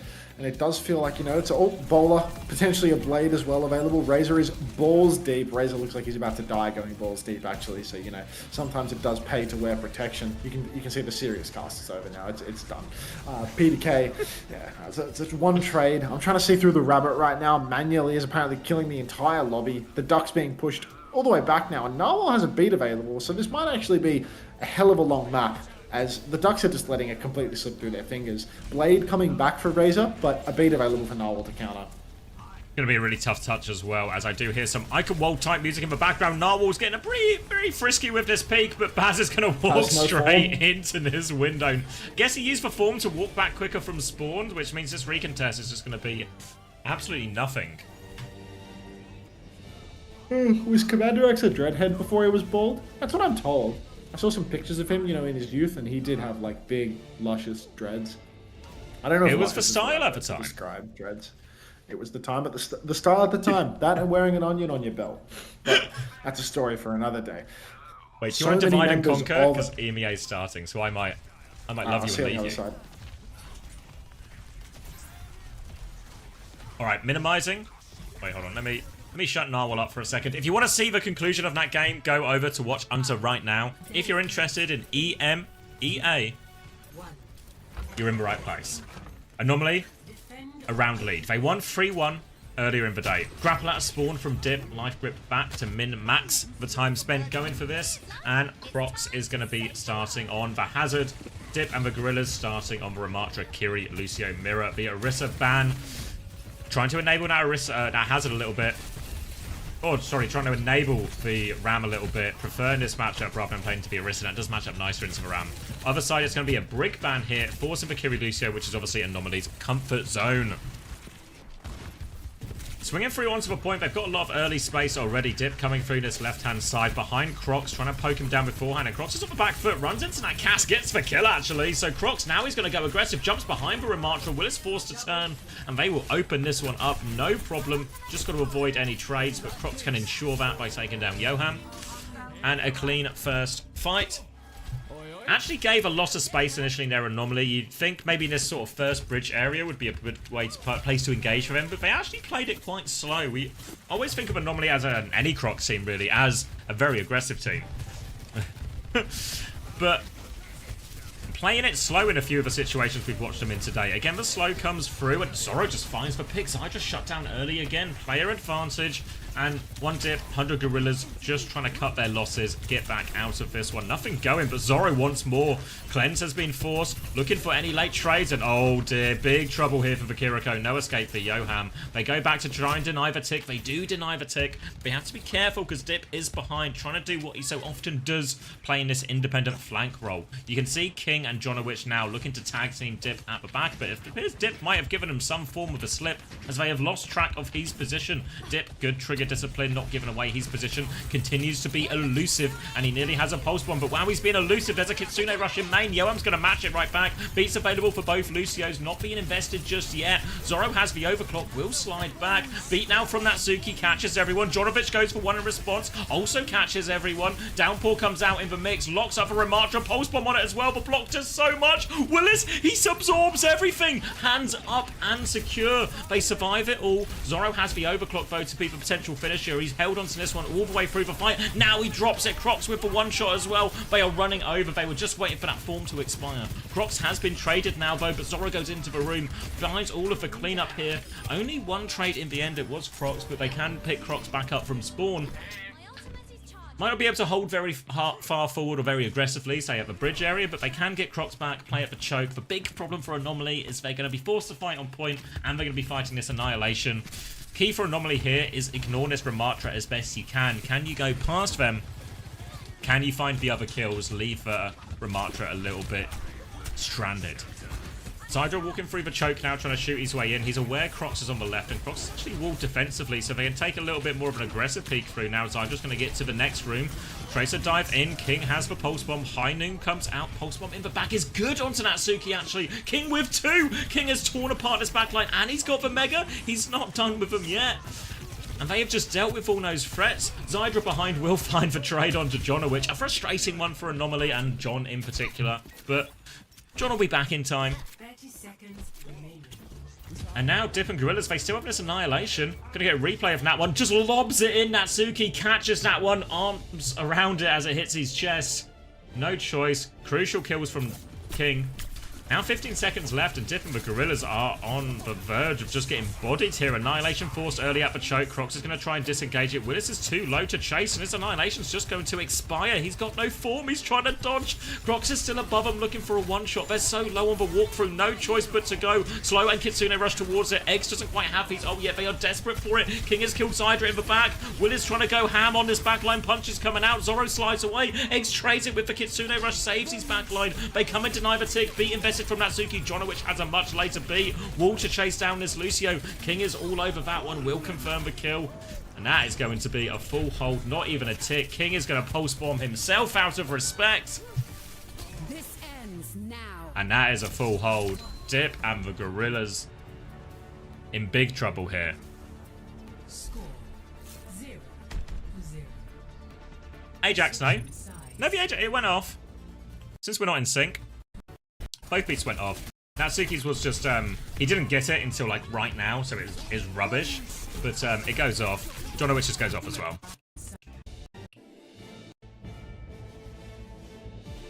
So it was a bad beat from Natsuki, but he also just didn't have it, which is more a symptom of, how the entire round went, rather than, Natsuki individually. And Anomaly, great position here. Such an important game. Remember, this is literally promotion, relegation, through and through. Winner gets promoted, loser gets relegated. Chance to play in OWCS. Crocs was denied it. Remember last stage, Crocs actually earned a spot for Frosttails in OWCS, but then was booted from the team. Now, this time, Frosttails have gone down, and Crocs is looking to go up. Willis is going to start on the hazard here, Kiri Lucio. And if you were here at the start of the day, you would have seen this series already played out once today. And once it went over to a Kiri Lucio mirror, the gap between the teams got much bigger in Anomaly's favour. Grapple, Farah, looking for something free out of Spawn, looks for the Freya. Can't find the shot. Swaps coming through now. And it will just be Kiri Lucio. Soju. Trying to take space on this choke early on. Zoro nearly got that rail. They slide through aggressively, and Natsuki, are we just stuck on the tank? Easy kill for Zoro in the end. Slides in, and a gift is presented. King is killed for Freya in the back now as well. Zoro is 26 HP if anyone wants to help him. They realise a little bit too late, so Willis has given them a trade that gives them a bit of a lifeline. But remember, it's only a tick they need, and this icon wall, it caps so fast. It's just capped. And what a nothing burger of an icon world. Natsuki. Just tough.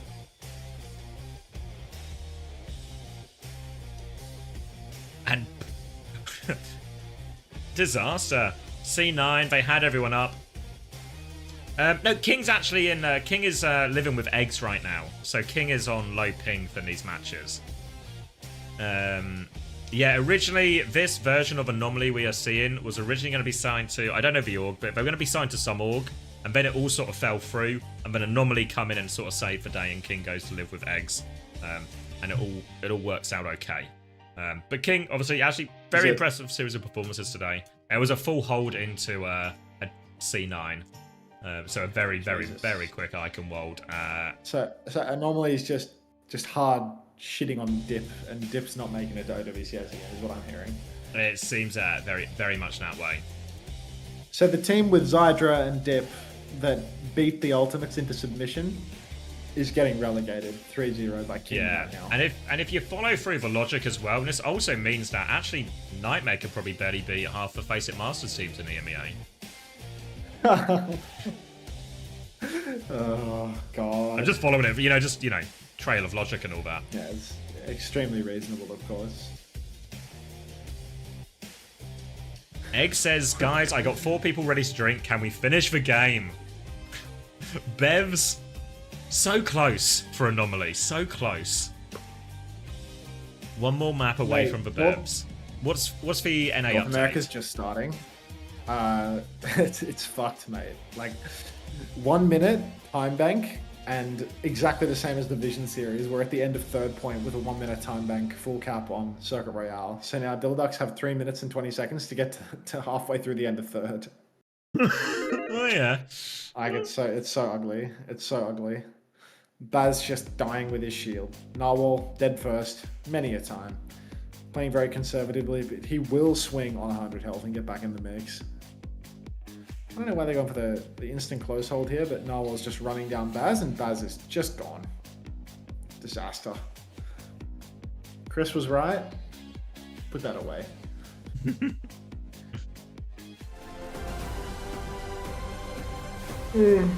Capitology. Capitology is now a Narwhal. Welcome. Thanks for the follow, Cap. Narwhal will appreciate that. Alright, Razor's dead up on the high ground as well, so it looks like the Ducks' backs have actually been broken as Dreamland are just waltzing through this one. And it's going to be a hard spawn camp for the next 2.5 minutes. Sorry, I was busy sorting out some background music and that was way too loud. Let me unmute Narwhal as well out of respect. You got a Fit Girl repack open in the background or something, have you? Yeah, exactly, yeah. I get it. Yeah.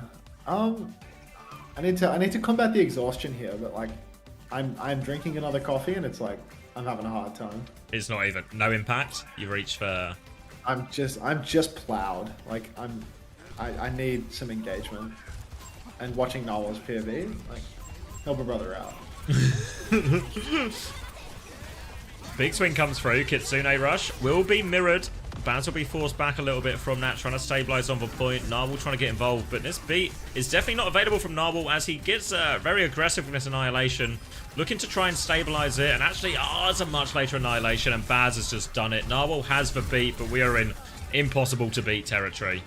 That'll be first point, and it's actually really on. Yeah, it could be on after all, in fact. First could easily turn into second, could easily turn into third as well. The cart was held very close on third point. Can only take one fight on second point. No overtime actually, so it's probably going to be 2 fights on second point. We only got one for the Ducks, but that was because of the overtime wick burning through. Another classic situation where attacker's advantage really gives you an overwhelming lead here with that smaller time bank, so you get that faster overtime. 2 fights available right here for Dreamland as they step up. Narwhal over to the side. He's got to be careful not to get caught out here. Baz hits the slow. Manuel's once again going to go down to PDK. And now there's no Suzy Q as well. So this is really rough. Where are we? Oh, Narwhal. We just resetting. Yeah, you'd hope so. I mean, if they're going to die on point, they'll get a bit more time coming off. Dion, how on earth has he got the trade? Outrageous that Dion has got the trade onto the Kiriko there. Obviously, they can taxi and pick it up. But now a chance for Narwhal with this beat. Blade as well. Beat Blade, just to finish it here. Really possible for Talisman and Narwhal. They have all the ingredients to finish the job. Let's see if they can make a stew out of it. Huge damage comes out. Dion dies with form exactly as Baz does. But Red X doesn't beat either. The Kitsune rush on the car. Come on, Baz. One more punch, mate, for the country, but no Talisman. Good for it all. As Red X, where was the beat, man? Ducks! I was Dylan my duck that whole time. I saw the vision. Take the piss. Where are we now in the series? Is this 2-2? Yeah. It's 2-2. Like, let me out. Like, the longer this goes, this is a Kappa match too. There's like more after this. Fuck. Where was the beat? Just feel like Bedtime theory?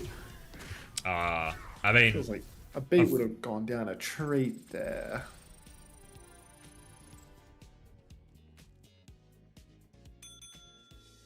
Red X was trying to implement Johnowich theory, but he couldn't get it done. Do you think bedtime theory is in full effect right now? When does Yes. AST Design play?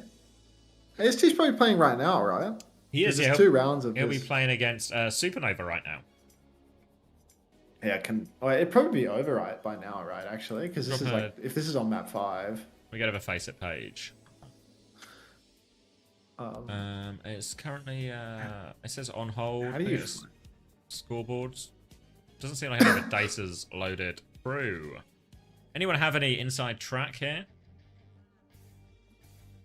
Anybody with an inside track?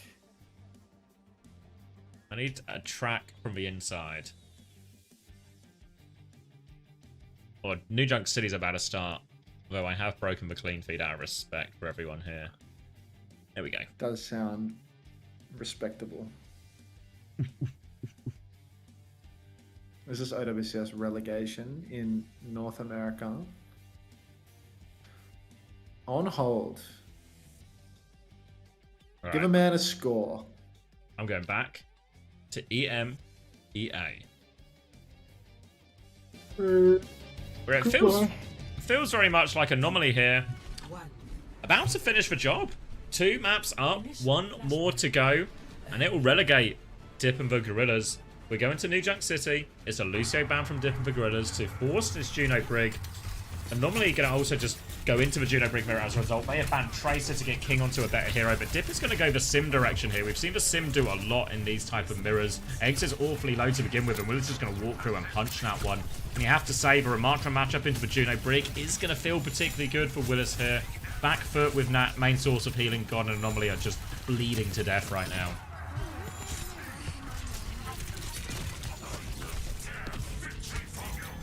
Well, Max has gone back to North America, so we'll once again divide and conquer, and then after this map, we will be reunited one way or the other. So if you want to see the end of North America, head over to twitch.tv/Hunter. If you want to see, I should say the end of America, the start of America. But if you want to see the end of EMEA, stay right here, and we'll see if one Dip versus 100 Gorillas can make what is starting to feel like an unlikely turnaround. Crocs is onto the Hazard now, and Bat Brig is the choice. So a slow backline. Again, this Bat Brig does feel like it should be very vulnerable to Willis's form timings here. High ground for Zorro. TP from Dip to try and force him back. Pressure onto Dip right now. He's actually pulled to the ground, and Crocs is going to knock him back. One-shots him as he falls down. Pressure onto the point now from the Genji. King has taken a lot of damage, and they find the trades, and Willis off-screen walks right through. Crocs is still looking for more, but Pocket is good here, and Crocs is going to be forced back. Brig tries to get involved, but he's just going to get deleted. They try to focus down Crocs. He survived on 81 HP. Lamp comes out to save Zorro on point. They're trying to deal with the Hazard. They're trying to play their lives. Crocs is going to slow it down even more, chooses to regroup with his Baptiste. They have to find a way to win this, to drag this one out, but Crocs is outnumbered and outgunned, and Eggs is low. Can they even go for the touch? Crocs is going to go for it, but he's late. Dip TP's away on point, and that is first cap going through for Dip and the Gorillas. Didn't even have to invest any of the ults either, and when we get to the ult part of this game, really have to consider that, well, the Sim Wall, way more powerful, the Ray, way more powerful than a lot of their counterpart ults here, and normally have to try and get a lot done with weaker on paper ults. They're trying to go a little bit early here, but the wall is avoided for Dip and the Gorillas. They'll pivot Zydra back to the high ground, and he can start swinging and poking back. Really, anytime they can get this early damage onto the Hazard, it limits Anomaly's chance to be aggression. And remember, no speed drink, no Lucio speed, much harder for Crocs to close the distance in these situations, but Anomaly do nearly have 5 ults to go alongside Dip and Gorillas.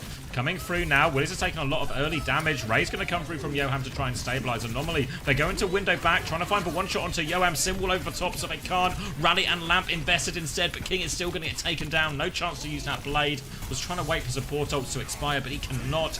Zorro's going to trade one in main. Downpour thrown out as well. Overclock. Zorro's good for 2 again. He's getting it all done. Slides in. There's a Ramatra in his face, but with a damage from that overclock, can't even invest the Annihilation. And that was Ray and Symbol invested, and Zorro has turned it around once again. Anomaly, they wanted to open the beers, they wanted to get the drinks on the go. But it's no time for celebration yet. You have to finish the job. And that play from Zorro gets those beers one step closer. Willis and Natsuki have big ultimates for the retake here. King has the blade, but the rally should be the perfect answer here from Natsuki. All he has to do is save it for that. Meanwhile, the rest of them can take a bit of space. just walk up. TP and Annihilation onto point, straight onto the backline. Remember, no speed to kite this. This blade is so hard for King as well. Slow comes through. More pressure onto this backline. No kills. Anomaly have managed to walk away from this one. Slash comes in to force it. Now the blade over top. The bash is good though. Natsuki patient with the bash. Saves it for the blade. Shuts down King. Now, another bash to try and finish off Crocs underneath. Deals with that one. Good rally for Natsuki. Patient, even though he pops for rally early. He saves the bash for the blade. That's the important part there. They thought when they forced the rally out, King would be able to have an opening, but patience from Natsuki is key. Back in control of the point, and they've got a bowler for this next fight. Anomaly don't quite have anything yet. There are over to Kiri Brig now, so X making a bit of a swap.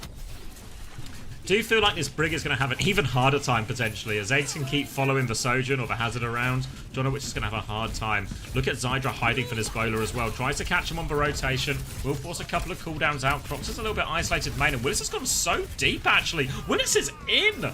Where is everybody else? Seems like a complete miscommunication from One Dip and Gorillas about where they are fighting, because Willis thought we were going inside, but we most certainly weren't if you ask anyone else on the team. And that's going to be a free retake. What a disaster for One Dip versus 100 Gorillas. They're up against it here. They can't afford this type of errors. Now Anomaly, Downpour, Rally, Overclock all coming up. A slow onto Crocs might cause them some problems though. Crocs is on the back foot. Willis wants to keep him on that back foot. Rally comes out. The bash is big. The wall bash seals the deal. Suckers them in the end there. They thought they could punish Crocs, but they can't. Body block to stop Willis escaping. And this will be the point. Going through for Anomaly. 1-2-1. All comes down to that free retake. Meant they had to rush that, meant they couldn't charge up as many ults. Look how close some of those ults are for different Gorillas. If that was, you know, they had those 3 big ults available, their 3 best ults, that whole fight can have a completely different complexion. Now though, Anomaly, Kitsune Rush, Downpour. Ult disadvantage still for Anomaly, but if they can find these aggressions, if they can get Crocs into these one-shot positions, they can still find ways to win this fight. There's always the chance for chaos with Anomaly's comp. Crocs is going to try and take some position, but down a little bit of HP already. Trying to walk forward, but Crocs is just flanking. Kitsune Rush comes out here. Symbol to mirror it. Willis takes a lot of damage. Back foot for him. Crocs is trying to work his way around. TP is in play. Downpour opportunity for Crocs coming through. Throws that one out. Doesn't find anyone, it doesn't think, but Dip has been a little bit separated, but Crocs can't reach him. Has to wall defensively to live. Annihilation to push for backline now. Zoro has the overclock, but they are on the ropes. Punched and forced back, but the backline's lived, and Crocs has found a kill on Dip. The backline keeps kiting. Willis can't confirm any of these kills. The slow comes out now. Now he can. The second slow timing will get the job done for Willis. Crucial there, because Crocs is just roaming around, finding plays. He's going to try and get out here as well. TP for Eggs, and Crocs will live. One Dip and 100 Gorillas, they need to be careful about their decision making here. Are they just punishing the players in main, supporting Willis? Or are they worrying about Crocs? Because Crocs is just walking around getting kills. Another important one, ready to turn the fight now. Crocs is going to have a hard time getting out. They can overclock or even blade if they want to. Comes out onto Dip. TP away. Whip back is good, and King finds nothing with this blade in the end. Zoro can keep going with overclock, but they are a tank down here. So can just block and absorb a lot of that damage, but they're trying to keep Zoro with space now. Hack onto the Genji and a Virus. King going to get one shot, but Zoro finds the trade. Zoro still trying to make it work with the overclock, but a Ram is well and truly in his face now. Nowhere to go. Has to try and kill that Ram. Rally comes out from that Suki. Kitsune Rush from Eggs to try and save Zoro's life. It just might, but Zoro's going to have to shoot his way out of this corner. He's going to try and go main instead. But Dip and Gorillas, they look good for the hold. Bolt comes through from downtown, and now they really need to reset Anomaly. We've got King over onto the Sombra here. Rally, the only ult close for Anomaly. They have to go for this retake, but Rally is not a great matchup here into the Annihilation. Very tough for him. Cloak up on the left as King looks to take position. Will be able to get behind. Wants to try and find a one-shot here. Eyes on Natsuki. Tries to bait it out. Crocs will dive in now. King trying to hack anyone who's baited towards Crocs. Looking for the Freya. Does find it, but not close enough to find any follow-up damage. Touch comes through. Annihilation in the back. Expo can TP away. Rally available still for Jonowich now. They can take this fight. Well, this is going to be forced back here by Nis. Trying to hold for space as best he can as the rest of his team focus down Crocs. But the Rally is still coming. Bash onto Willis. He can keep blocking. One more form timing to push for the kill. Finds the kill with a bit of help from Zydra. Now it's just desperation. But Exo Zoro 2 trades. Not quite out of it yet. The hack. The virus is good, but he can't finish the kill. Zoro's found the headshot. Willis can trade it again. The Ram's so powerful in these situations. The Sombra should get cleaned up. And Dip and the Gorillas, they hold on for that. But whew, that was a scary, messy fight. Really tough. They're being forced to work for everything. But Dip and the Gorillas, they have to claw themselves back into this series. EMP available for Dip. These are the situations they can't afford to mess up as well. These are clear ult advantage situations. Sure, Crocs has the downfall, but the EMP should be the fight ender. Eyes on the Sombra now as Dip's going to go deeper behind. Might have to wait for his next cloak timing. Goes immediately back into cloak. Looking for this Juno. Eyes on the backline. Slow is there. Nails the virus. John, which will get deleted. Eggs has had all these cooldowns forced. Downpour comes out and it does trade one actually. Zoro's trying to hide, but nowhere to hide. It's 3v3 though. Dip has to regroup with his team. Regroup with Natsuki, who does nearly have the rally. But Dip, TP in front of Crocs. He's found him. Can Crocs confirm the kill? He's trying. He can. Now Natsuki comes to try and help, but they're all just feeding into the Hazard here. And the Hazard has full pocket. If Crocs can find the shot, they can deal with this Freya. He can find the slash though, connects that one. And Anomaly will win that first fight. Despite the EMP coming through from Dip, despite it finding such early value on that Juno. And now they are forced to retake. Double support hand in tow for Dip and the Gorillas. EMP though for King. A chance to go early if they want. Negate some of that ult advantage. You can see King is in position for it as well. Where are the rest of the team? King's going to go for it now too as well. Only catches two. They one-shot Zyder out of it. Willis is low. Does get to his form timing crucially though. Willis is trying to walk forward and Crocs has turned on him. They're trying to kill Willis in the front actually here. And they will. Willis again caught walking forward while his team is still dealing with players behind. An Anomaly right now. They just seem to be doing such a better job of noticing which player is the most split. Has Willis walked too far forward while his team is zoned? Or is there access to the backline here? They are finding there's gaps in one Dip and 100 Gorillas formation right now. Double support ult still in play for Dip and the Gorillas, but they need to nail this retake. Overclock and Kitsune Rush. Zoro has been lethal with him so far. He's looking really early. He's going to slide back actually over onto the flank. Wants to keep a bit of space, but Ramatra is coming for him though. No slide for a while. Headshot and pressure just to try and relieve it off him. They're coming to help him now, and Anomaly have regrouped on the high ground. And actually Zydra smashed on the rotation. Overclock now. Willis is so low. But Ravy Annihilation, everything popped. They're trying to clutch this fight right now. But Yoham takes a headshot. Zoro with another kill. He's doing it again. Looking for the Sombra but can't find him. And it is all falling apart for Dip and the Gorillas now. They need to win this map to keep their chances of staying in OWCS alive. And it is slipping through their fingers. Ray and Annihilation used. Fight lost to a Kitsune Rush overclock.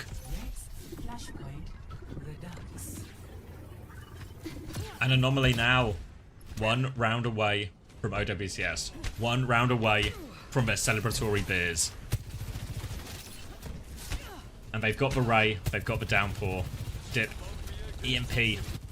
Need to nail this one. There is no further room for errors for Dip and the Gorillas. They are trying to retake from the low ground. Crocs above them.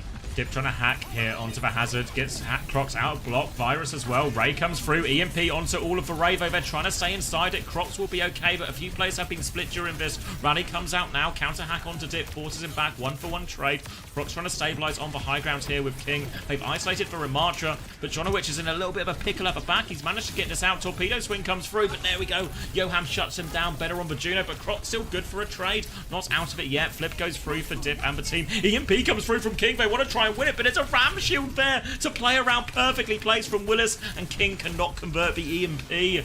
They're still alive on the high ground here. Anomaly, they've not given it up yet, and Crocs will convert yet another kill. Kitsune Rush from Eggs. They want to win it. They want to turn it here and now. Chases for the health back, gets the health back, out of form. King will hunt down that kill. Now, High Noon on the point. Zydra finds a crucial trade onto Eggs. Still battling it away. Remember, Dip and Gorillas, they still have control of the point. Swing it back through. Zydra forced back. Eyes on Dip. Jonowich pushes him. Anomaly have gotten the flip. King wants to go for more. His team is with him, though. They keep him safe, and they get the late kill. Anomaly looking for even more, actually. Pushing Natsuki into spawn. Crocs wants to keep going. He thinks he can get more kills. Can't quite find the brig, and will wall himself out. Regroup. Zoro about to have an overclock. Dip and Gorillas vote. Ray and Annihilation. These should be the ults that can confirm the retake, but they have to be so careful about Anomaly going early. Have to be so careful about Zoro's position.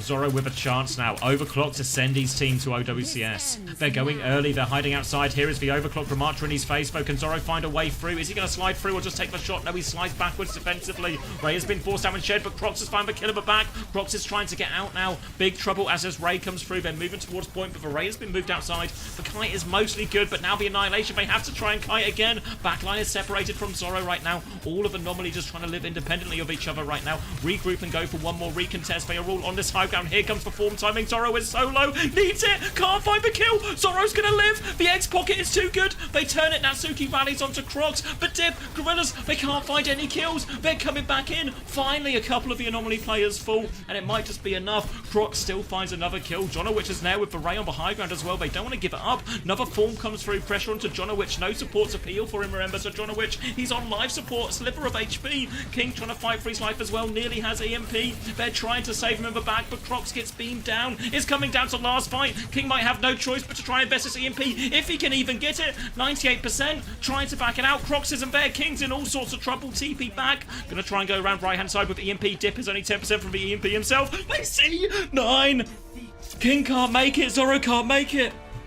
No chance to use the EMP. No chance for the clutch. He can't make it round in time. And Dip and Gorillas get a lifeline. All that, I mean, that fight was lining up to be an absolute... But yeah, of course, I remember Tracer banned, Lucio banned, right? So this probably is for Sombra touching, you know? He just can't make it in time. I mean, the answer, because right now he's like, we were on his point of view the entire time, right? And King was just having to fight for his absolute life in all of this. And then as he does his TP here, he realizes, I've got to run, I've got to run, I've got to run. Oh, he just can't make it. Maybe Zoro could have actually slid from main a little bit earlier, right? I think they presume King is getting the touch. I don't know exactly where Zoro is. I don't know if he was there already, but yeah.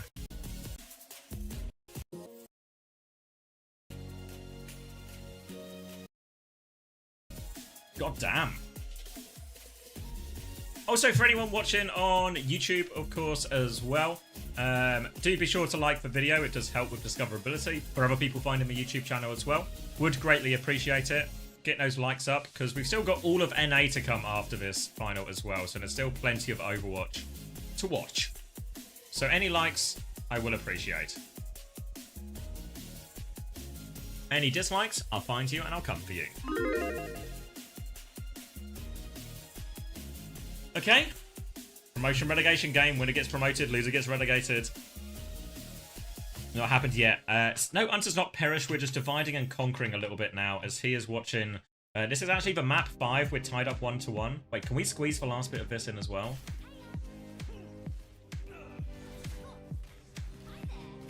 Yeah, this is map 5 in this game. So we'll squeeze in a little bit of narwhal. There's no comms, but there is in-game sound.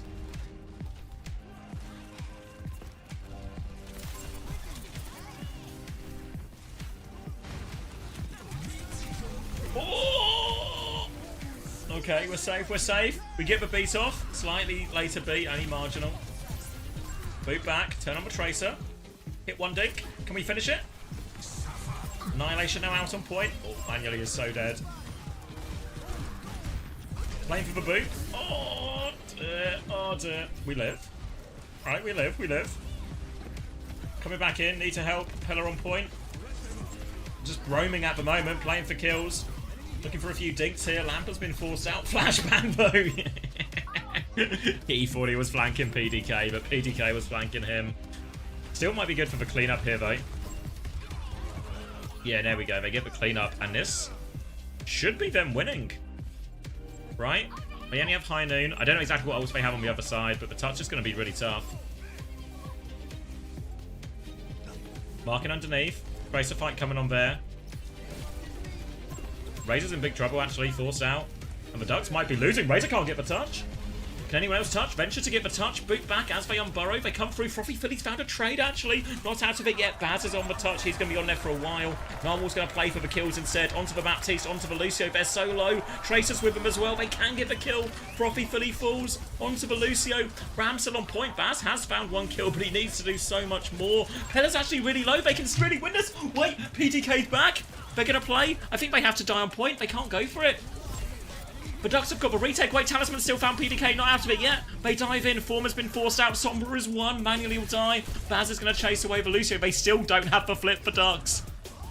Still don't have the flips. Narwhal drops in for one more touch. Now they get the flip. The job is not done, though. All right, we'll stay with this one for the end because it's really all the marbles. All right. Marbles on the line. Wish that music wasn't so loud. What the fuck is happening? Will you shut up? Alright, one last fight, all the marbles, everything like that. Narwhal close to B. Can't afford to go down here. Trying to swing round. Bit of poke damage, can't find anything just yet. Coming through.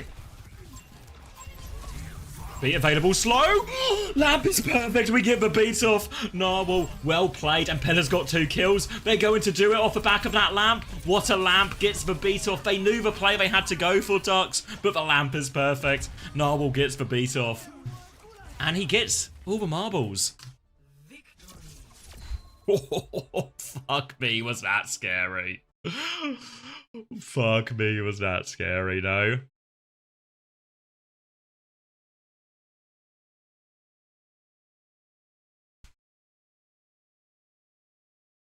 I mean, Ducks went for the right play, right? Went for the right play. And in many ways, we're actually really close to it.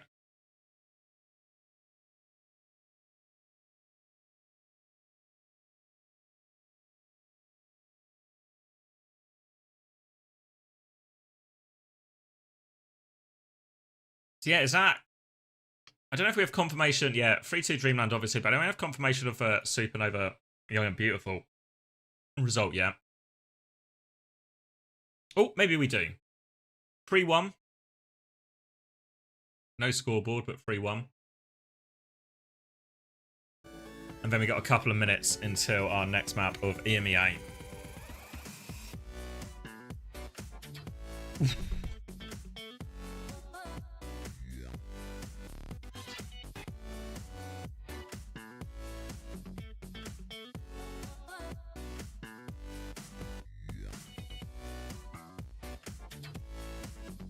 You seen this? What am I looking at, Joby?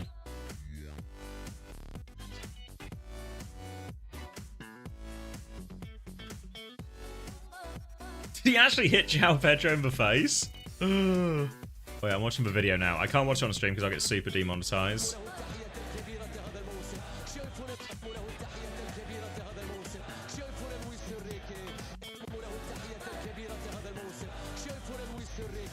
Nah, he doesn't fucking hit him, does he? He there's like contact with the face, right? But it's like he doesn't hit him. I mean, it's still pretty wild. But it's like punch in the face or hit in the face is it's overselling it.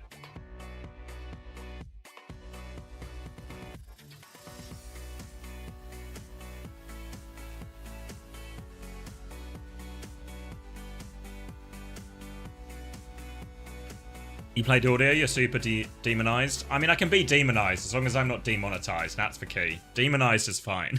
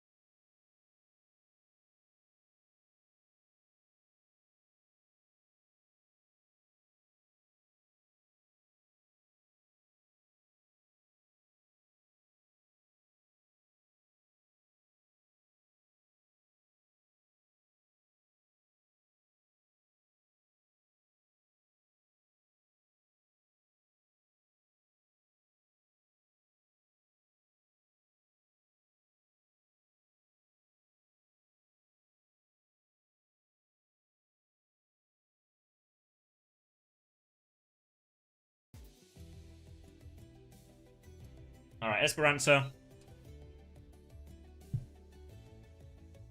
And it's fair to say, even though they won that previous map, we were in big dogfight territory. We were clinging on. They were relying on a C9 here. So, as much as they are still in it, I think there's still a lot of work to do for Dip and the Gorillas to truly get themselves back in this series. And obviously now they have to face up against the map choices and ban choices from Anomaly as well.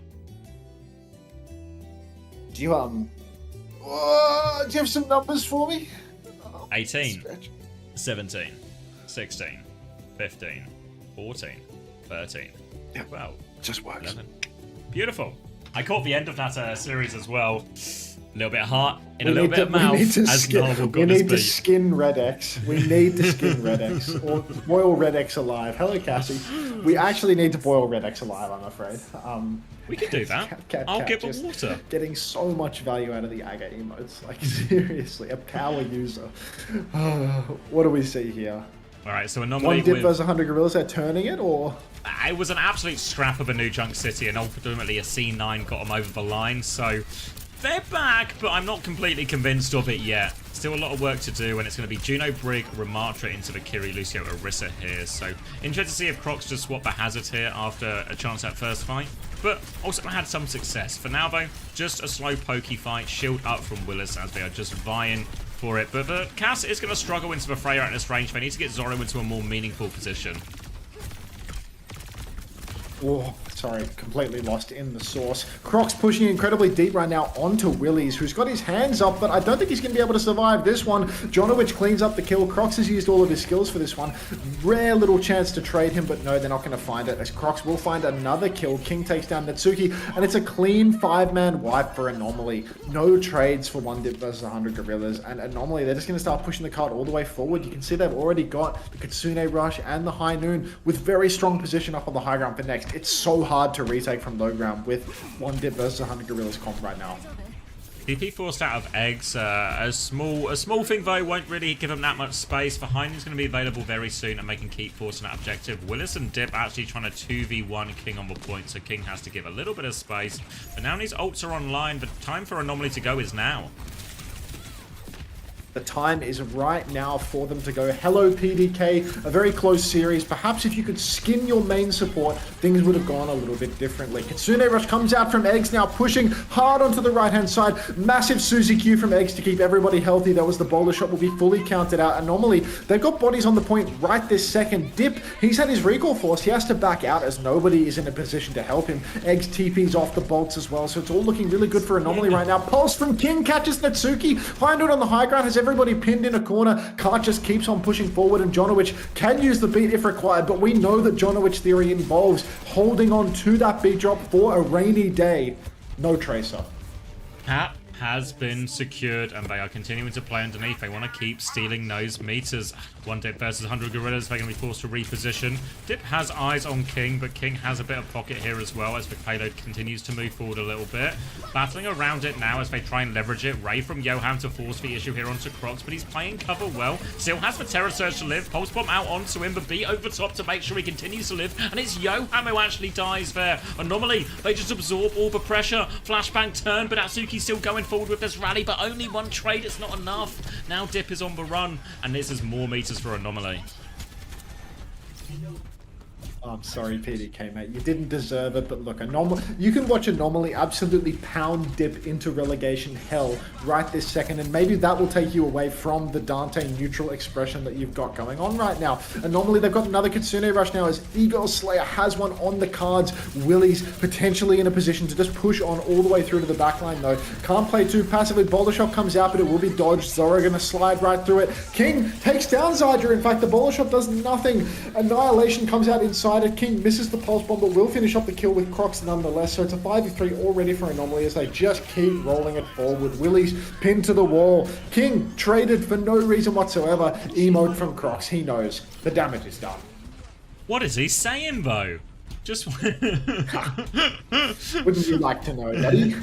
Does anybody know? Willis has got an emergency Junker Queen swap, and this absolutely reeks of desperation now from One Dip and 100 Gorillas. Out of ideas, out of chances, on the verge of getting relegated. They need this Junker Queen to turn it around. Willis needs to find a way to carry.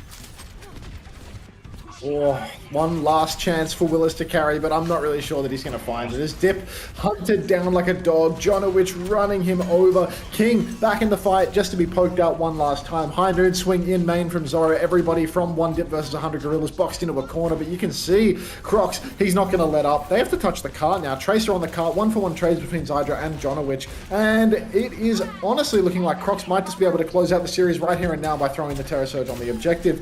Need a touch. Wait. Cart? Cart was stolen ages ago and I didn't even notice actually. I am one sleepy motherfucker. How did they do that?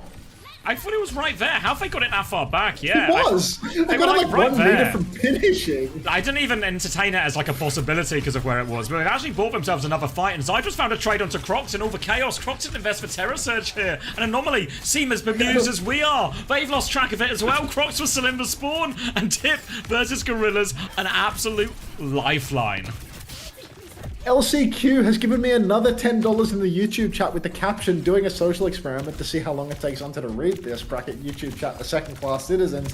How long ago did you give me that money, LCQ? Thank you very much. It was 3 weeks. Appreciate it. That was, yeah, weeks ago. This is business days ahead of this. In Canada, oh my... Oh my, well, thank you very much for the $10. Very much appreciated. Can't wait to find out how long ago that happened. Ego Slayer pops a Kitsune rush up in main. Big flank from Zydra. Lands a bolt. It's inside a beat. Does absolutely nothing. Pulse bomb from King. Misses, but Crocs will finish the kill nonetheless. Crocs, oh, he's feeling the kill feed right now. He's playing for the highlight reel moment. He's had 3. Can he get a 4th? Can he get a 5th? He will get neither of the 4th or the 5th. The Zoro will rip the ace from his hands. But either way, last fight territory. Once again, wholesale swaps. Anakiri in the spawn. Willie's spawn camped. It's over. Trying to walk forward. Nade, though. 7 HP High Noon will get taken down, but they can't get the touch in all of it there. Willis doesn't get to a rampage. Anomaly go through. Crocs is in OWCS. Anomaly are in OWCS. And that's 2 3-1s today against Dip and 100 Gorillas, so it's really hard to argue that they have not more than earned their spot there, and we are once again in a situation where the OWCS teams both get relegated and the Face It Masters teams both get promoted. Let's piss off this clean feed and get back over to Nenwai's stream. Oh, what's Nenwai up to? Is their game still going on? I think Supernova vs. Yab just ended. So now there are 1, 2, 3 games remaining. Oh my god.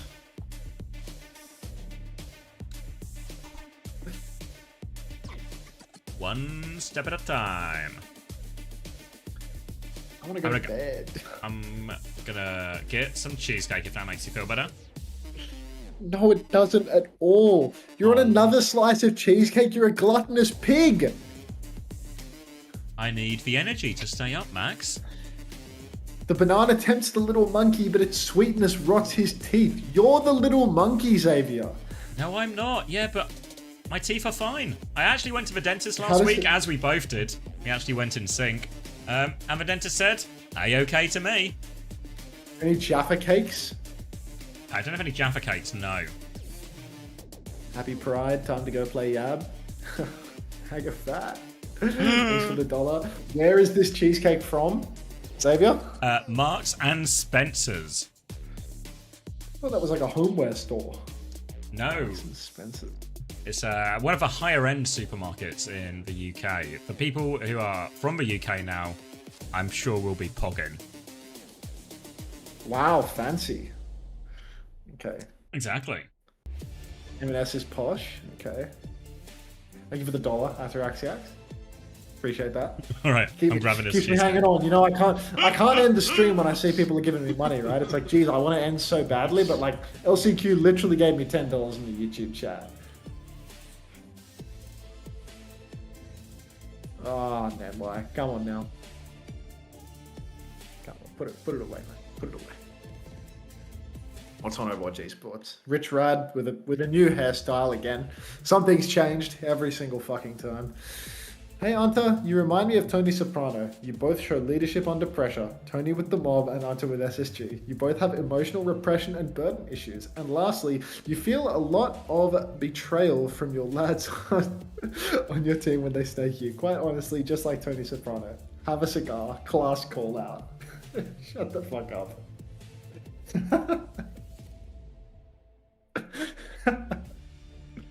Terrible. Just terrible. Hopefully, is it ready just now? Here he is, Zoro. You Who's know, that? congrats you guys on qualifying to OWCS. I mean, this is a big moment for you guys. I guess first question is, what does this mean to your team? You know, to have grinded through Facing Master League and then now be, you know, ready to go into Stage 3 EMEA OWCS. Well, we're excited. We had like a little bit of a rough patch in Facing League, but we managed to get over it. And well, for example, the win versus Vision that got us to relegation. That was like a big step for us. You want everyone great again, I mean, Archivist in my Gladiator. opinion, we Pick a played really side. well versus the Vision game, like now today as well. And well, yeah, I think we proved that we're actually He looks like, very European. better than some of these like top teams, I think. So you mentioned, you know, some of the challenges and the obstacles that you've had along this way. What does it look like with you and your team that help you kind of figure out those obstacles and how you can overcome them? Is it like one specific person that Make really Australia is like great again? significant Australia's leader doing to great. that? Is it where like you collectively kind of address these together? Like what does that look like on the back end for you and your team? And like I gotta give credit to King. Like King has done so much for this team. Like like coaching wise, like he's done like coaching videos that has really helped us. And honestly, King like, is that's coaching probably, them? like all of it. Like King Oh has my like helped God. them so much. Like it's probably because of his They're fucked. experience and like he's just a smart player. So he's like helped us get through this rough patch and like help us improve and stay on our grind pretty much. Yeah, it's so chalked. It's Tell me a so little bit chalked for about these how guys. this team came together. Because of course, King with the you were keys. part of Sakura Esports to start this year. Coach and King maybe with a the little bit keys. disappointing Oh, in the way that how that ended. So you're back now. You're qualified for OWCS Stage 3. How did this group of players kind of like come together and start playing together? When farther than SSG? They're in relegation. What are you talking about, Ryan, as a dog? It was like a manager that got us like all together pretty much. I think for a lot of us, it was mostly like it was we a had no manager. other options really. So we all just kind of like A nameless manager. rounded up together, and well, we were actually like a good match for each other. And like we He's had a right. Korean coach like at the start as well, who really helped us like to get us like going. And then after that, we tried like sticking to it. Well, great to hear from you. Champions of Zoro. relegation, Congrats you'll again. never Excited to see that, what you guys mate. are able to do True. in Stage It's like I 3. saw Of some course, competing bullshit with the top on dogs in Twitter EMEA. where I mean, it's you said like, that you guys, you know, showed this that you is can the be competitive at this is that the level here first today. title that We're just excited Violet to see has what you do won with it. So in thanks so 4 much for the years, interview, and it's like congrats his again on the title was win. like We winning also, of course, fucking announced that, tier you know, 2 you're to a player get into of the promo match for relegation. this. Like that's not a Shouldn't be a title. huge surprise. You right? put up some big numbers, you know, all day today. It's just bullshit, Match. like- We were highlighting you a lot as, you know, having a really Your huge first title is performance, being especially on the Sojourn. A relegation. lot of That's clutch plays from you. bullshit. So a well-deserved win, one you guys can welcome go back. celebrate and Or enjoy being yourselves. pre-relegation. Because now you Qualifying can just relegation hang is out, the watch title. the mid-season championship, and get ready to take on some of these top teams next stage. Yeah. I also want to say happy birthday to King. It's his birthday today. So Oh hell! It's King's nice. birthday. Happy Coach birthday. King's birthday. Oh, happy birthday! Nice King. birthday He said present that for King has been to get a coaching them, and qual King has been the into difference Stage maker. 3 as well. So thank you Yeah. so much, Zora. We'll let you go for now, I but wanted to do 3 appreciate it. We're times, you can't excited take that to away hear from and me. see Yeah, more from apparently you Violet did in too, that Cronus. upcoming stage. I know a lot of the fans watching are going to be excited to see that as well. thank you. I mean, Thank you, Zoro. if he didn't do that one beat on Runasapi, he would have come second at EWC.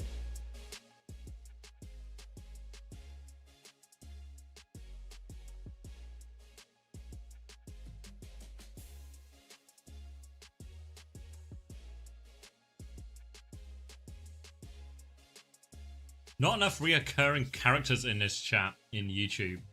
Yeah, but YouTube is a place of peace and tranquility. It's a LeBron and Gavin, I think, of a normal carries on the YouTube chat. Then it's just a place of peace and tranquility to watch the stream. Namaste. Awesome. What's the next game that comes on? Is it upper or lower? Lower, right? So it's going to be a Duck v Yab. Okay. And this will be How's about loser gets relegated. loser gets relegated, winner continues to fight for their life, right? Mm-hmm. Yeah. Oh. Struggle Is Town. this it? Is this the... the pin will go in it in the next game, if not now. Oh really? Lasagna. Yeah, I can't. I don't have much left in me, to be honest. The latest I've been going to sleep is like fucking 4, and it's like 8 now. So it's a pretty like significant adjustment for the one day. Like that's hard. I haven't been able to like fully fuck my sleep for the purposes of the one day of this. You know, like I've actually like been having a life throughout the week. So it's a little hard, but dagger. I like that, sure. It's hard when there's no like lead-in time, you know, like there's no one day of late games, because like usually I would have the first day of North America, get really, really tired, stay to the end, then sleep all day, and then be like good for day 2 or whatever, you know. Yeah, this is just a stray one dayer. This is just like raw dogging it in one day, and it's a really fucking long day. Like unusually long. Started at 1:30 in the morning instead of starting at 3 in the morning, I think is the usual standard. So I've not woken up for it. Woke up, you know, at 10 a.m. or something. Did have that little nap though. Where is Chris? He's around. Is it worth keeping a sub to him? Yes. Thank you for the love hearts in YouTube chat as well. Appreciate the hearts. Oh. Let's get a galaxy going. Yeah, Hunter hates us. Yeah, you're right, Ben. I don't hate LCQ because LCQ pays up, but like you're a second-class citizen, Ben.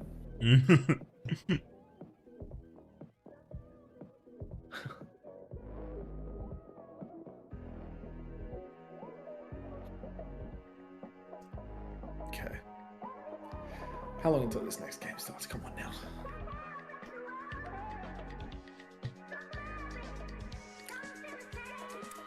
A sensible man would have been playing Skyrim for the past 20 minutes.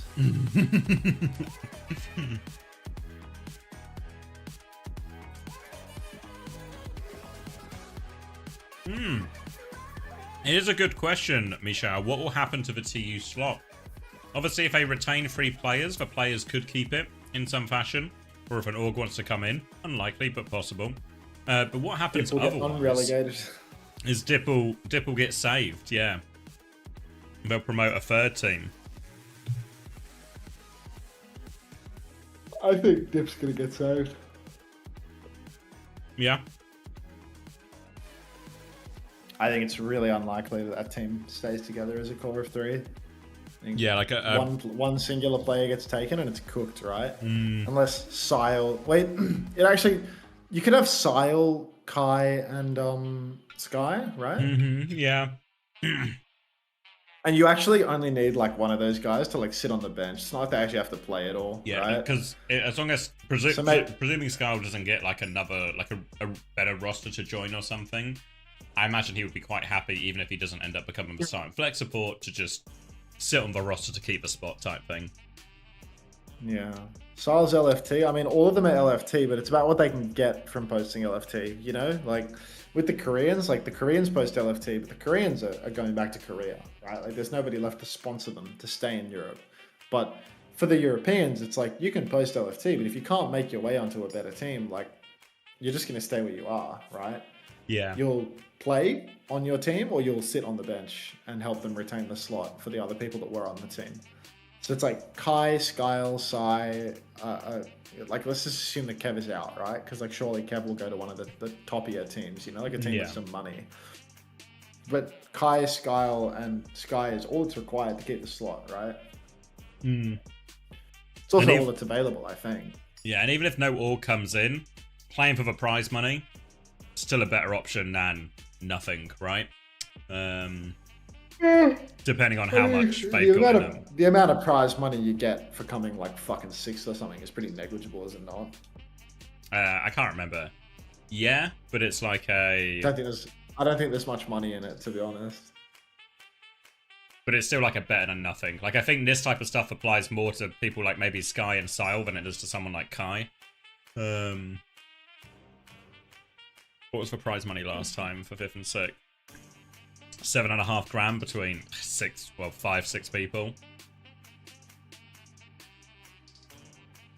Yeah, it's like a grand for like 2 months' work. You want to work for 2 months to get, you know, a grand total of like a grand? That's sick. Yeah. With very little chance of qualifying for a major event at the end of it as well. That sounds like a good value trade, actually. It's like a 0% chance of qualifying for the major event. Kev could go to GK and bench Maimon again. I don't think that they would cut Maimon for Kev. No, I think like the most likely one does seem like a GK move. I don't think they would get rid of Maimon for him. Wait, what did I say? GK? I meant Genji. Yeah, you just said Genji, right? That's what I meant. Too many Gs. Yeah, well, that Genji roster is just 2 is too shit, many. So. Yeah. Oh, Smashy! Smashy on the walkout. Keep on smashing. Go on. Oh, you. He's doing the back double biceps. Pump, keep pumping. Mind if a white boy speaks a little Korean? Who's doing the voiceover for these videos? I don't know. It's clear. It must just be someone they hired, right? I don't recognize it as any of because normally they just have like Uber or something do it, right? Or I feel like Jules has done it before. I don't know. I swear they're taking the piss. Like they've got Julian doing it, they've got that guy doing it. Like these variety. Word on the street is that Vision want Kev as a hit scan. I feel like that's such a that's such like a gotta get rid of waste. Zodiel. He's the problem for sure. No Vision. So it would be like a slow dive replacement, but I can't see it. Wow. So it's been a while. Anything for you, Sammy?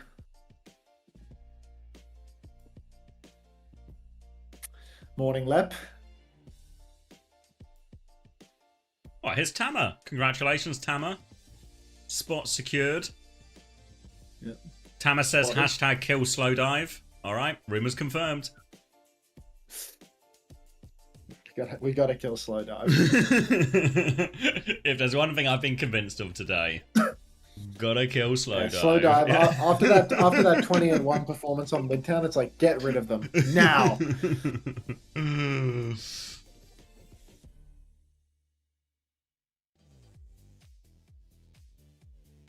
Please don't judge me off of today's games. Yeah. Wait, Tama, while you're here, mate, explain Atlas to me. Shut up, Lev. Why is there a fat one between every word?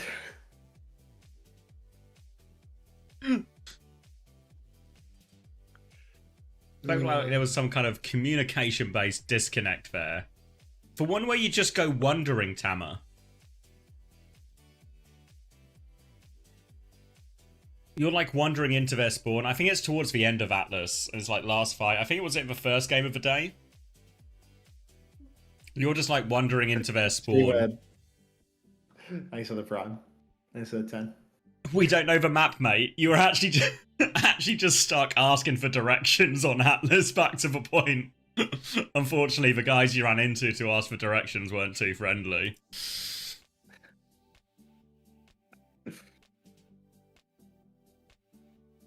Never scrimmed it. Learning the hard way.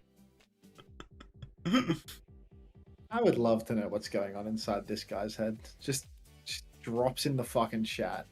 TVNT greater than. No prompt. Nothing going on. All these people tier 1 and prime subbing to fucking Overwatch esports as well. I've seen 4 subs go through since I started paying attention to the chat. Really? Like a minute ago. Like, why do they do it? What is the point? So weird. It's just, I don't know. Oh, what? A skin tone 1 thumbs down? What did he mean by this? What?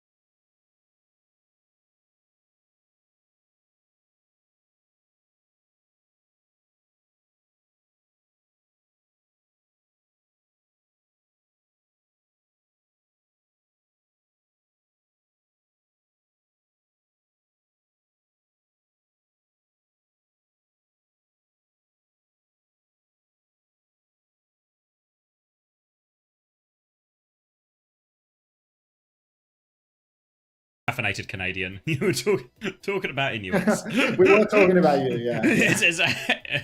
Unless you are an Inuit in Canada, in which case we actually were sort of talking about you, I guess. But yeah, can I point to Canada on a map of South America? No.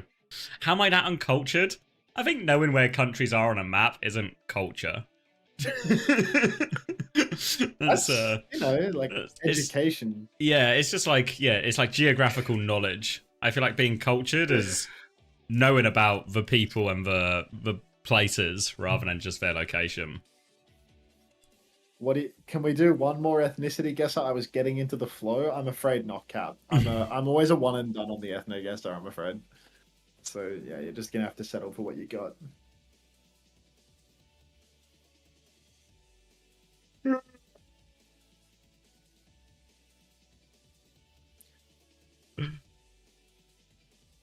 We need at least one more. Like you get like once per month. I'll play a round of ethno guesser. Dilducks, are they rolling with a different lineup? Not like friended. PDK lineup? and Frothy Philly both bench. No. Triple sub? And Redix out actually, PDK, yeah. and Frothy Philly all out. That's insane. They're just fed up. Like Redx, maybe they actually took the Twitch chat's advice to heart and they actually did boil Redx alive or skin them. So it's entirely possible. Dilduck's 3-0 incoming. Baz on support. They actually skinned him. Those crazy bastards. They really did it. Or the graphic is wrong. Yeah, but the graphic has to be like wrong in 8 different ways. Canadians have done some terrible things to the native people of their country. Yeah, which country hasn't? Put him in there. Put him in the brazen bull. I like that. I like that.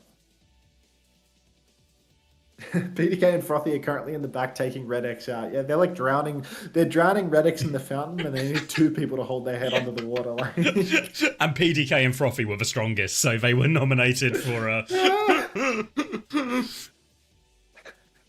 I'll expect Redx to skin by next week. I mean, they've been scalped, you know. I'd have so much time if next time I get a peep of your webcam and it's just like a Redx skin rug in your background. That would be ridiculous because then I would. Oh, they've changed the graphic. What? And it's That's worse. Like if Dilducks were taking the piss, I can get behind that, and I can see, yeah, I can get behind it. But how did they get the graphic wrong in 8 different ways? It's OWCS production, mate. Like Redix is in GG's. Hey, there will be game-winning beats. Just fight after fight. Like buckle up, strap in. They just won't necessarily be winning it for his team. Yeah, they won't be coming from Redx, but good morning, Cinnabar. I wish I could say it's a good morning, but oh, that's the sound of a grab tap thing. How are you Have I mentioned grab tap? It's the sound from the if people actually do something on it, it makes a noise. You know, like the alert source. Oh, I've not got an alert box. I've just got the whatchamacallit it. I guess mine is just for Warpath thing actually. It has its own. Yeah, it has its own browser source thing. Oh, okay.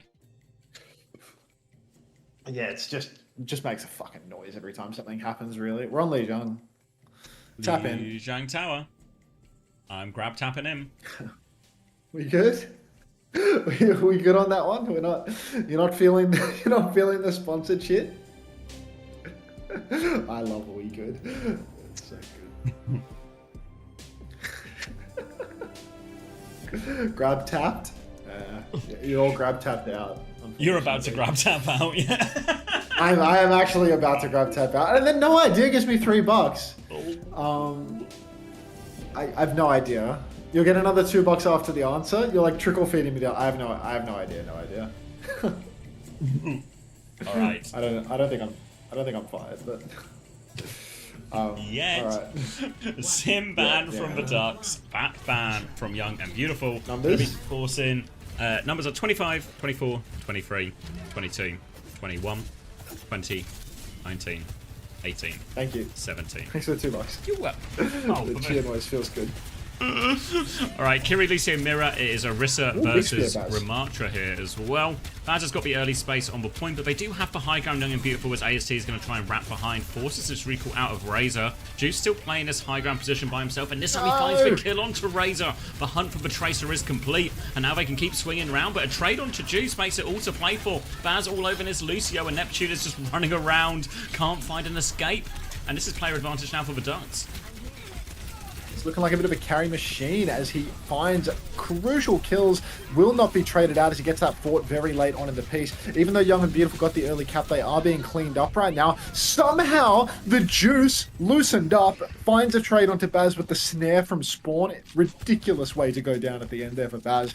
And that is going to really cost the Ducks, as Young and Beautiful are just going to come hooning back in onto the point, and they're not going to have a tank to touch. So that's going to be a flip right back over to Yab. All that hard work from Baz and the Ducks, completely wasted. Completely wasted. Now Alex, top left right now, pulse bomb in hand, wants to go behind, trying to find an angle. Has to recall though. Orisa's going to walk up. Baz taking this space. Alex is going to be cleared even further back to this Mega. Chance now for Alex to deepen his flank, trying to get all the way behind here. Pulse bomb still in hand. PDK is awfully low. Has to slide for his life, but nails the shot. PDK, unbelievable shot to save them there. Now they have player advantage, and once they heal back up, they can push back in. ASC's form is about to expire, and he is getting booped in, kidnapped by Baz, and that is another big opening. Should be straightforward cleanup, but they need Baz not to trade, and this time he won't. Baz, the Ram Snatcher, twice in a row now. I mean, he's given AST quite a hard time indeed, and there's no snare on the ground for Baz to wander into and get himself traded on. So now the Ducks back in control. They've looked good in all of these neutrals, but they've just let it slip. My wood is hard. Thanks for the follow. Welcome. Welcome. 5 ultimates online for the Ducks right now. Yab, similar situation. We'll have to see whether the Juice can be loose. Overclock comes out from the Juice back of main. PDK has the opportunity to match it. Red X pops the beat in line of sight of the Juice. Better beat now comes out from Neptune. AST spear to the wall. PDK, a much later clock coming through now, slides over into the White Room. Already Alex has gone down, so that's a 1-player advantage for the Ducks. AST in main, running backwards, hands up, blocking, trying to stay alive. Might pop the Annihilation, not even going to go for it, and the Ducks are going to claim this fight. All the kills for them. Might even get a late one onto Neptune if they can. Widow swap from Alex, hoping for a late trade. At least relieves the pressure from Neptune a bit, and now will be a retake for Young and Beautiful. Annihilation in hand here, but the Dilducks have space to kite into. They have a Terror Surge to keep them locked into a position as they come through a choke. Tools there. For ASC, it's all about getting into a position to connect with this Annihilation. Can he find these key targets for Soja, Makiri, for Lucio? They're so slippery. He needs to try and find them. Huge snare from AST, but the Juice manages to find the opening pick onto PDK as well, so everything is looking good right now for Young and Beautiful. You can see Baz pushing very deep, looking for an opportunity to get that Terror Surge off. Actually will pop it, a little bit forced in main. Only catches AST Design, who will answer back with the Annihilation. Red X and Baz both going to go down, and Yab, they're going to take control of this point here. Alex pushing in, taking down Razor. No trades at all, actually, and Yab back in the driver's seat, a little bit ahead on the beat, but it's basically the same old charge. Going to be a big support ult clash for this final turn. Chance for Juice to get the overclock much quicker than PDK, which could be the swing factor here, either to force out a support ult earlier or just to be the finisher after the support ult trade comes in. Frothy Philly with the narrowest of advantages now as they walk up in this ult charge. Looking for his timing. Needs a little bit more. We'll have the Kitsune Rush ready to go now. Beat slightly ahead for Neptune. Kitsune Rushes will be trade, but Juice takes Philly's head off as it comes through. Baz is going to immediately trade it back now. Still player advantage for Young and Beautiful. Don't have the beat yet. It's going to descend into a brawl on point. Alex drops out to the Mega. Has a Pulse Bomb ready to go. Turning on to the Orisa. Spin has been used. Lobs for Pulse Bomb, but he's booped as he goes for it. So no connect. For Young and Beautiful, late kill onto Baz, and they're back in control of point. Get your skinning knife ready, Xavier, because Red X is about to have a potentially game-winning or losing beat. No tank for the Ducks, though, so we're going to need Razor to blink on and get that first touch. Juice pulls the clock. Recall comes out. Red X actually manages to get the beat on all 5 members, but Neptune's going to get the better beat now. No PDK overclock yet. PDK taking a beating, and it looks like the Juice is once again cleaning house. Baz punches onto the point, but is going to go down. Pulse Bomb from Razor goes wide in the White Room, and Young and Beautiful, they're going to clean up this first fight. Frothy Philly actually finds a trade onto Neptune, but I don't think Frothy Philly can 1 versus 4 this. Oh, nearly. Decent attempt, yeah. 2 out of 4, not too bad. But that will be first round going the way of Young and Beautiful. Remember, this is the relegation game, so quite literally all to play for if you want to keep your chances alive. Over to Night Market now. Scoreboard check. Redex may be actually on the right side of this one. 10 and 2. It's all coming up Redex. Classic Baz and PDK putting in as much work as they possibly can, but Frothy, Philly, and Razor both having a little bit of trouble. Razor in particular, 4 deaths, gold deaths for the team. Juice has gold deaths as well, but Juice has at least been delivering with a series of final blows to make up for it.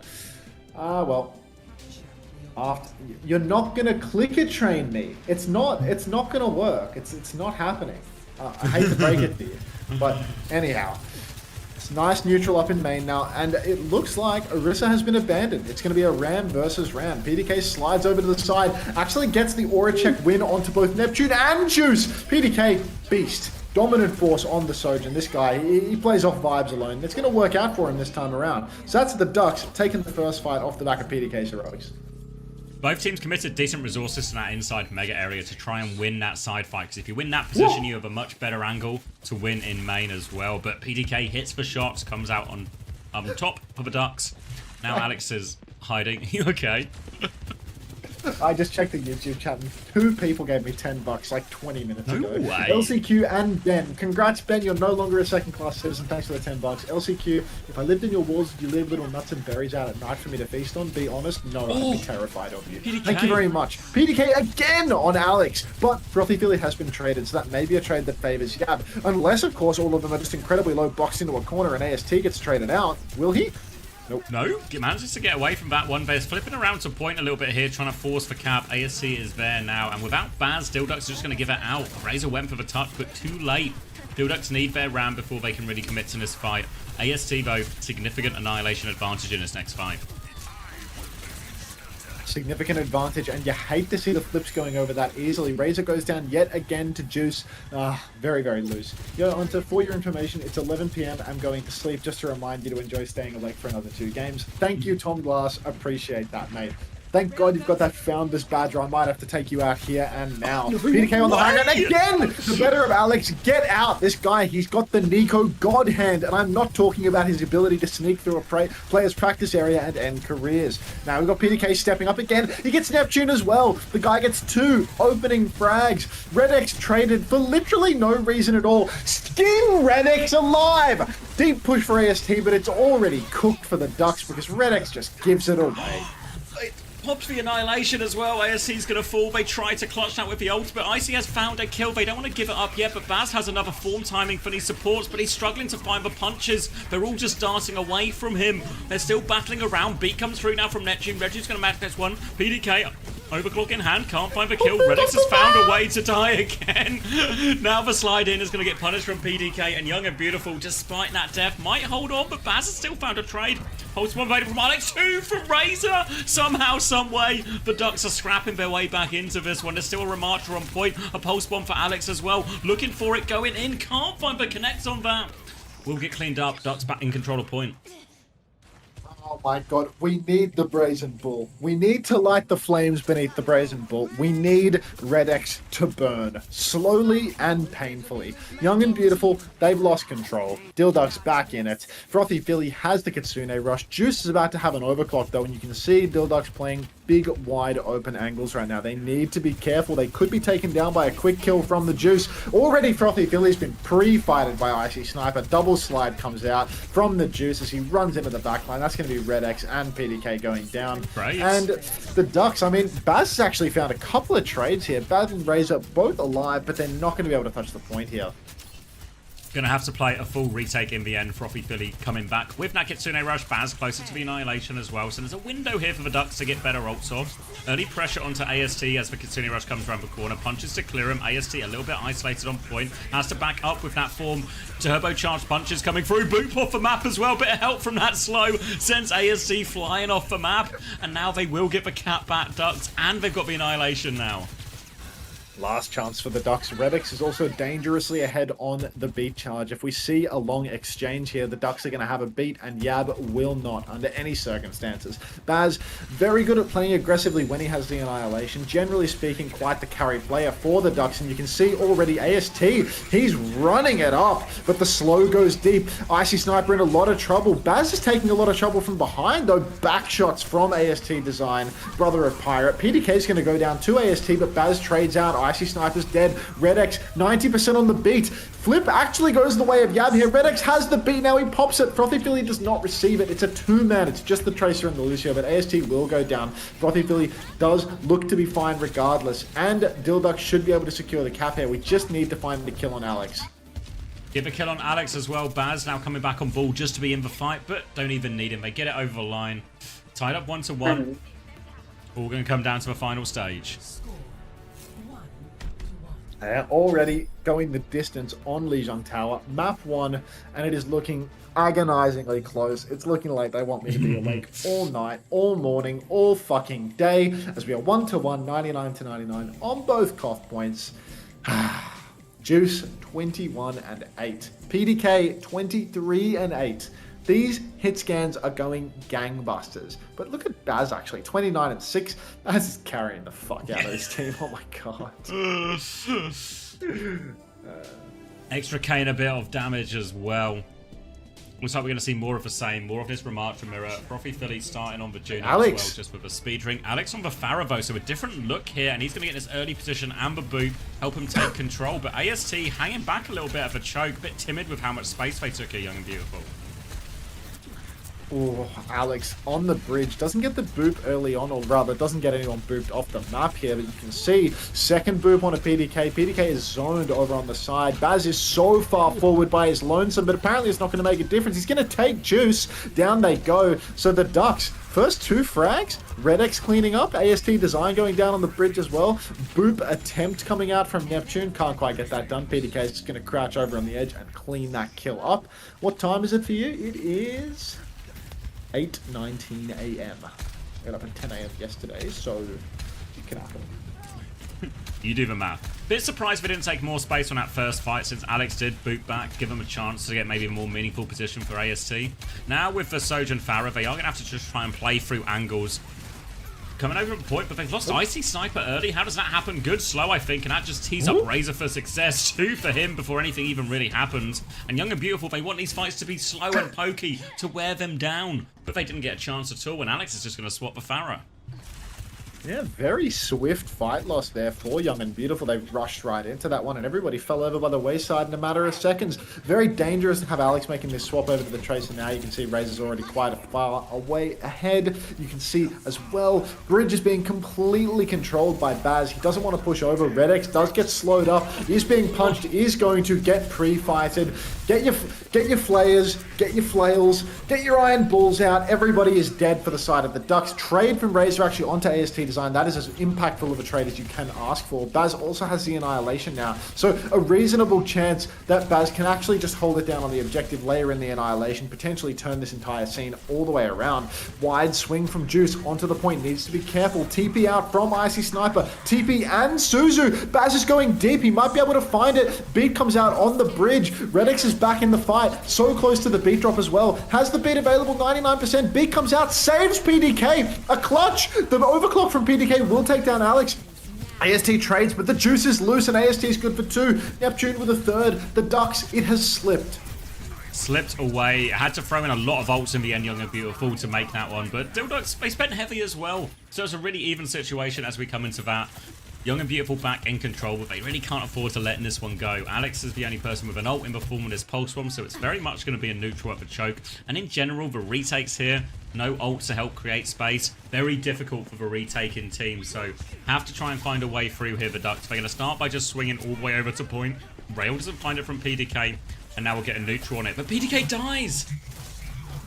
PDK pre-fired already by Icy Sniper, so the Ducks, they're losing a bit of momentum here. Neptune spotted bother from the slow, but will escape. Razor dueling with Alex. Both traces taken incredibly low, but it's a 2v2, and both are just going to reset right now. We're going to wait for PDK to get back into the mix. Frothy Philly closing in on a Kitsune Rush, but Baz is taking a beating in main. Back shots, front shots, all of the shots, and Baz is going to go down. Should have waited for that Kitsune Rush, should have waited for PDK. The Ducks, they're bleeding out, but Redex trades Icy Sniper, a massive trade, only being turned by the fact that AST Design is just going to keep the pressure on.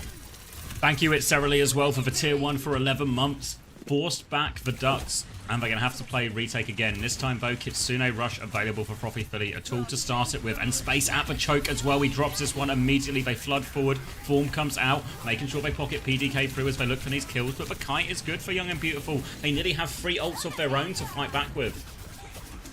3 ults, but they've given the flip, and that means that now there's going to be heaps of objective pressure from this point onwards. Alex blinks in for the touch, but they've wasted their recall. Now Alex has to run back to their team, play a very passive, low-impact position. AST Design, they've got all of the ultimates required to keep it fighting, but Icy Sniper and Juice both go down. Baz and Razor, the punches, and that is going to be the Ducks cleaning house here. Young and Beautiful, it seemed like they did such a good job playing slow, kiting out, building up their ultimates, and making sure that they could push back in with them, and they proceed to do none of that. Jumping off the map is Baz as the Ducks claim map 1.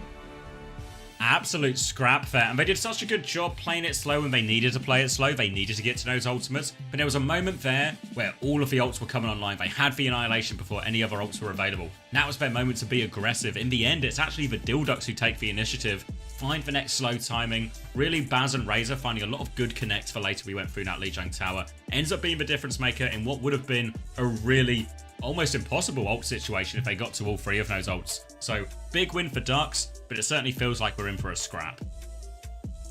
Yeah, feels like it's very back and forth, and as long as Young and Beautiful don't lose any of their heart, lose any of this steam, they should be good to go back and forth. You know, there's only so many times that you can fight against the Dilducks before Red X gifts you 1 or 2 fights. So I think that there's a very reasonable chance that this is a series which could go the distance, especially with Coach Pirate and the spec slot, you know, drafting up a Storm, map selection, ban, everything to get them over the line.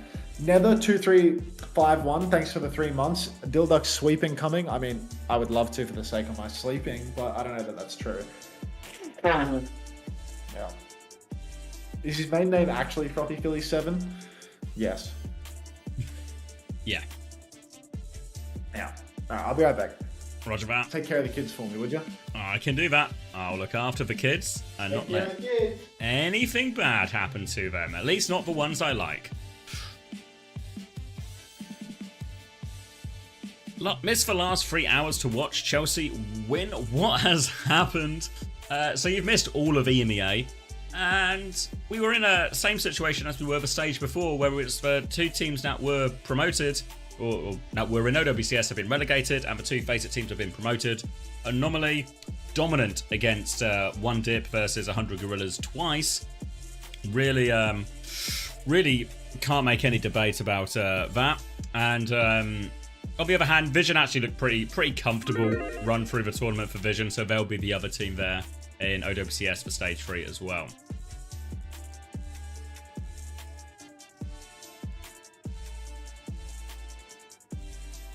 Yeah, I mean, I didn't see, obviously I just heard they won, but I'm shocked Chelsea won as well. Felt like PSG are just the team at the moment, really.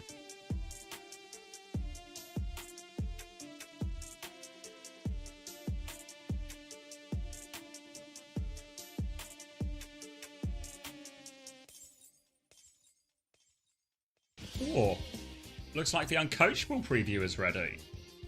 Interesting.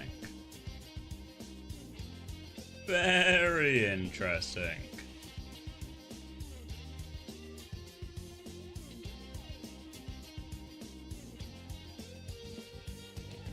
Terrible day to be an Arsenal fan.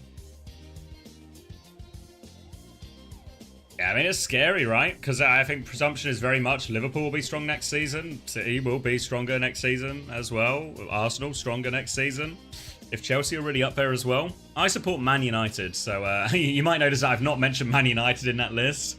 But at least at the moment, if we get the Mbuemo signing over the line, I think we are still in a position to do well. When will it come out? I guess we're hoping for Patreon tomorrow then, maybe Tuesday full release. That would be the plan. The editors just sort of posted me the clip, which is always forbidden. That's normally ready first. So I'll maybe have more details for you on that front in a bit. But hopefully like Monday Patreon, Tuesday full release, or worst case, Tuesday, Wednesday for the releases.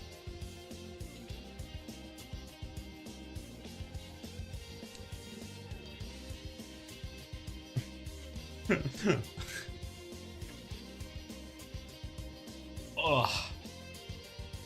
Alright, Young and Beautiful to pick next. I mean, I think in reality with these two teams, I don't know how much we're really going to see either team shift the type of matchup.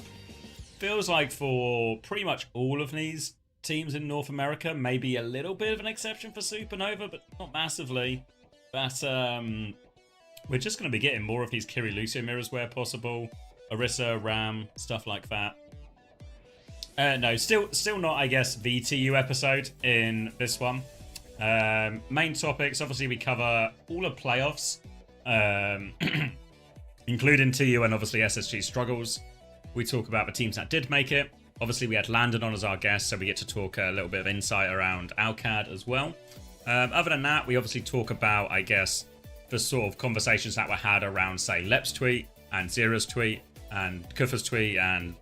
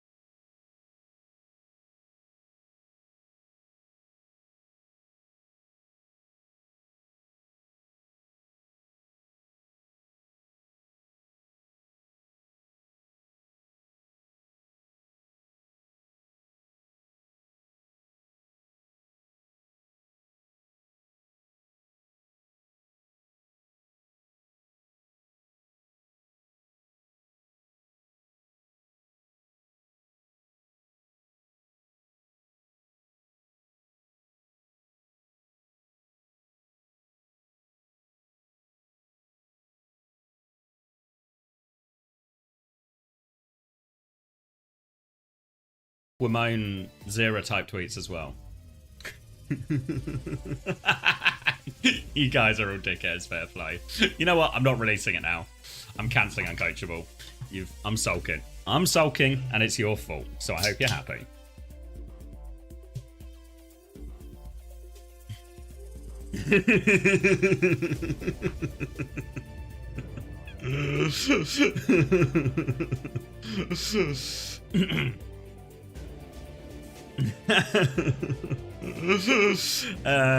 No quadriplegic. Not even 1%.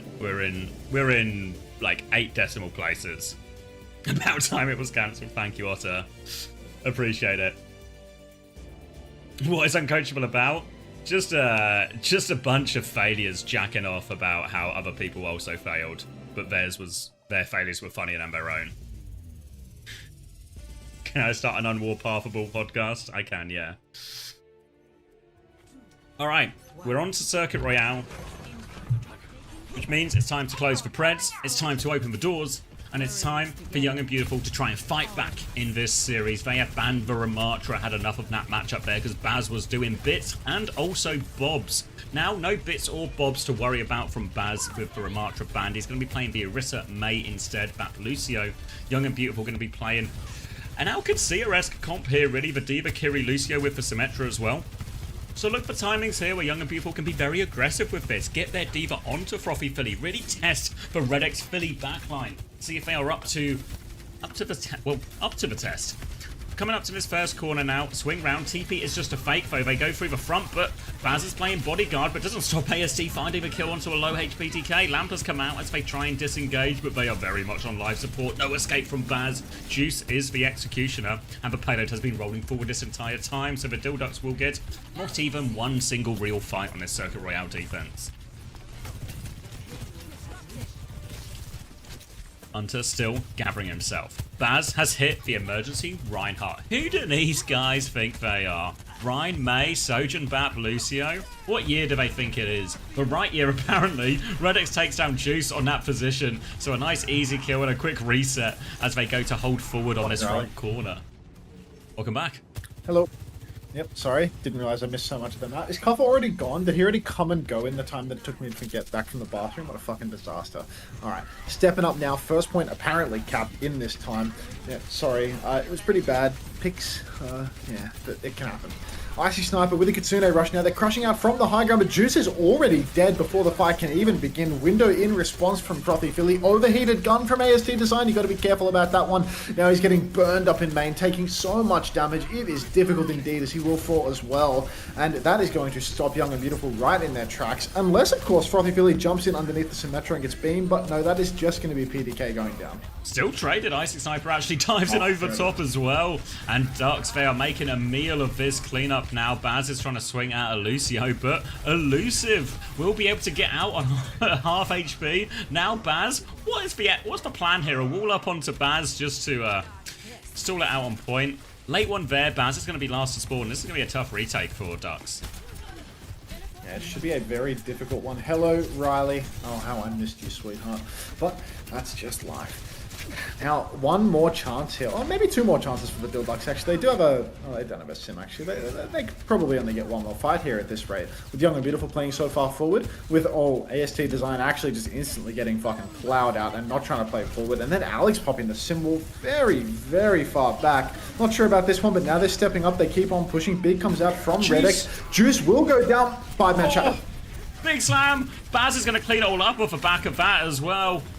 Huge stabilization there, because that was going to be a very scary ult situation. Sim will overclock, but Juice shut down, and then Baz hits the slam into the emote. And now Dilducks holding on to the high ground, chances to keep engaging from their Ryan on the high ground. Pretty reasonable situation now for Ducks to get a significant amount of time off the clock. Huge amount of time to be bled off the clock here from the Ducks, all off the back of Baz, the hard carry player, hitting a 5-man flat pog shatter. Now, Frothy Philly in the back, can pop a window, can enable a couple of one-shots. You just got to be careful not to get caught in line of sight of AST Design, as he can push forward with that Terror Surge and tear you to shreds. But right now it looks like Dilducks, they've used their window and they found nothing for it. So one of the best counters to the Terror Surge has just disappeared. Now a deep push from AST. He's caught many players with his Surge, but no kills. Neptune's frozen up by a Blizzard in the back. Razor can't actually convert that into a kill. Overclock now comes out from PDK in the back though, sliding over the wall. He's looking for something. He gets nothing. Where is AST TPing? In and out, but not really much of a disengage right there. Now we've got PDK swinging in as he's booped further by Neptune, and it should be enough for Dilducks to clean this one up. Who trades actually late here? Can I just do a quick number check, because my internet hates me. 9, 8, 7, 6, 5, 4, 3, even, 2, all good, even. All right.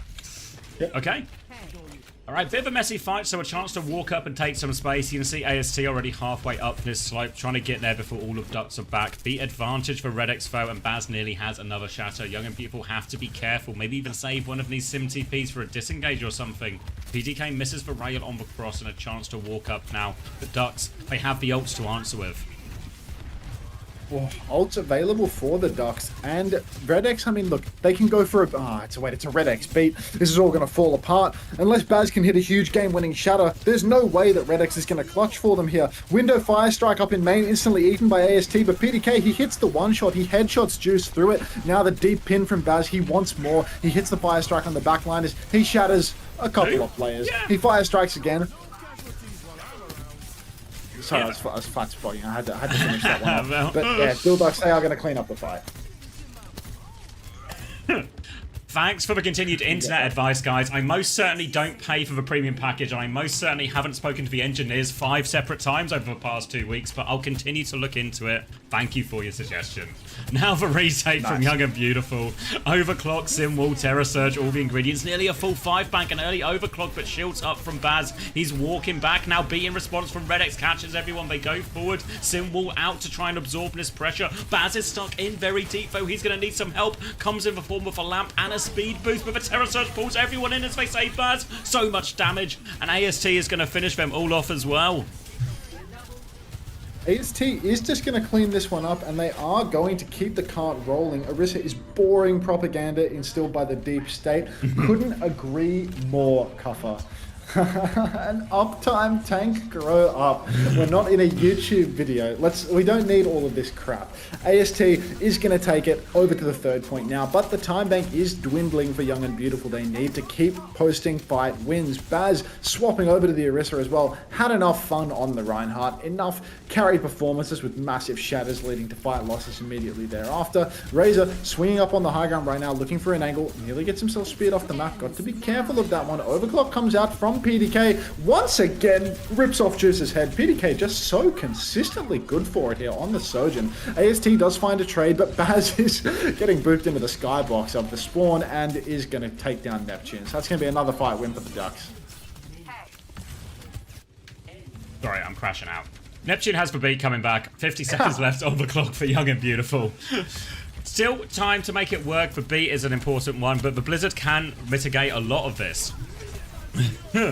Now coming through, window on the high ground, they all DP Knap. Razor still has the Blizzard now to try and absorb his next beat push, but this is buying valuable time for Redex to get a beat off their own to match this one. Sim TP to come through, but a wall in the way causes problems. Blizzard over the top, they TP out of it. They've given him the old in and out. Blizzard gets nothing, and now Neptune has a chance to go with this beat, but Redex is so close to matching that one. Redex right away can just get back into this one with their beat. They're 5% away right now. Wall push in. First beat from Neptune. Counter ult from Baz. He's hammed up a few members of Young and Beautiful, but nobody's going to go down. Alex is going to get pinned to the wall. Redex now pops the beat, threatens an Ajax. Does not get Ajax by AST though. And Young and Beautiful, I mean, they're getting pushed all the way back to the spawn. It's just AST and Icy Sniper remaining. Alex as well, so close. If AST can get one more... Oh. AST can get one more touch there. They could have started to layer it in. Yeah, 95% on 3 ults. 90% on a sim wall as well. So close, but so far. Yeah, really got stalled out on second a lot, and that made up for all the time. Considering they got basically insta-pushed on first, it's really not too bad a hold, all things considered. Dildox with a decent recovery. And this is a pretty beatable time on Circuit Royale. A lot of it will always come down to that snowball on second. Can be such a time saver there. Because there's really nothing at all to defend on third point if Dildox can make it that far on the attack. Probably just expecting more of the same. More Orisa.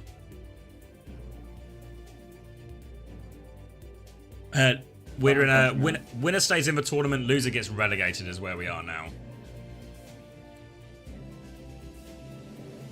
Yeah, this is a situation where this could very well be the last game for AST. Luke Minnow off a Macca's meal deal or Prime Shoe? Don't start. Don't fucking start with me, Cuffer. Oh, Lethal's here too. Luke Minnow, Kiriko, or proper Sojourn at Hunter? Jeez, that's a tough one, Dennis. That's a tough one. A puzzler. Would you consider Lucio a tempo, uptime, aggressive hero? You'd have to ask Primrose, to be honest.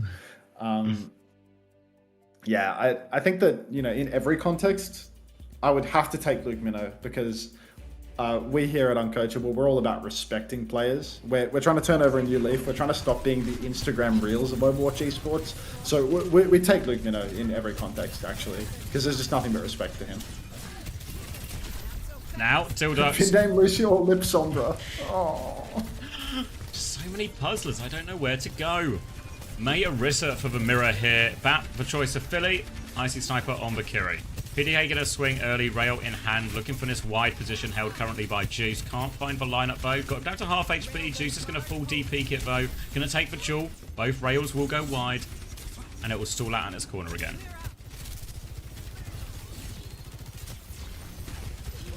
Okay, so once again, completely lost in the sauce, but we are back. Spins invested on either side, but the swing from Dildux is huge here. Lamp, a little bit late. It's Red X though, so no big deal. They're used to playing without Red X in the server anyway, so it's not going to be a huge deal. Loss of Baz is a little bit more significant. With this team kill, I think Neptune and Juice might be able to get back into this one if they absolutely hoon for it, but not going to happen, actually. You can see Neptune's waiting in spawn. Five-man respawn wave here for Young and Beautiful, and they're just going to try and play for a strong hold here at the beginning of second. Trying to get some early dinks on the walk-up. Razor nearly has the Blizzard here, slightly ahead of Alex. Spots for Orisa as we come around the corner. Needs to force that spin and fortify, or even an ice block, some kind of key timing to go. But Razor actually pretty active, just sort of lobs it in there. Just managed to get it through, but Fortify gets AST out of that one. Has the Terror Surge now to pull everyone back in as well. Lamp will be forced out of Philly, but so much damage, no escape. 2 for AST, but there are trades on the high ground here. Ducks aren't giving it up yet, but they have very limited healing. Just Redix in there trying to keep everyone alive, but I don't think he can. They come out, but ASC has separated PTK, making a meal of this actually. ASC has found a kill. Baz still alone on the high ground. Redix is trying to come and help. Baz pushing for the kill, but Alex gets that one. Redix, where are we going? No escape for him either, and they will be stopped. Hunter Coach versus Vision Coach. I mean, I think if you had to listen to both of us talking for an entire day, you'd probably blow your own head off, to be honest, Lethal. But that's fair enough, mate. Hunter, why is NA boring, faceless? What are you talking about? This is a storied lobby right now. We have AST and Juice versus the Ducks. I have no idea what you're talking about. Vision off an 18-hour flight. I don't want to hear it. Window comes up from the Ducks, and once again, PDK with the opening scalp. Nothing new at this point. He's always good for it, especially in these window turns. They're actually quite good at that combo for a team that's fighting in relegation right now.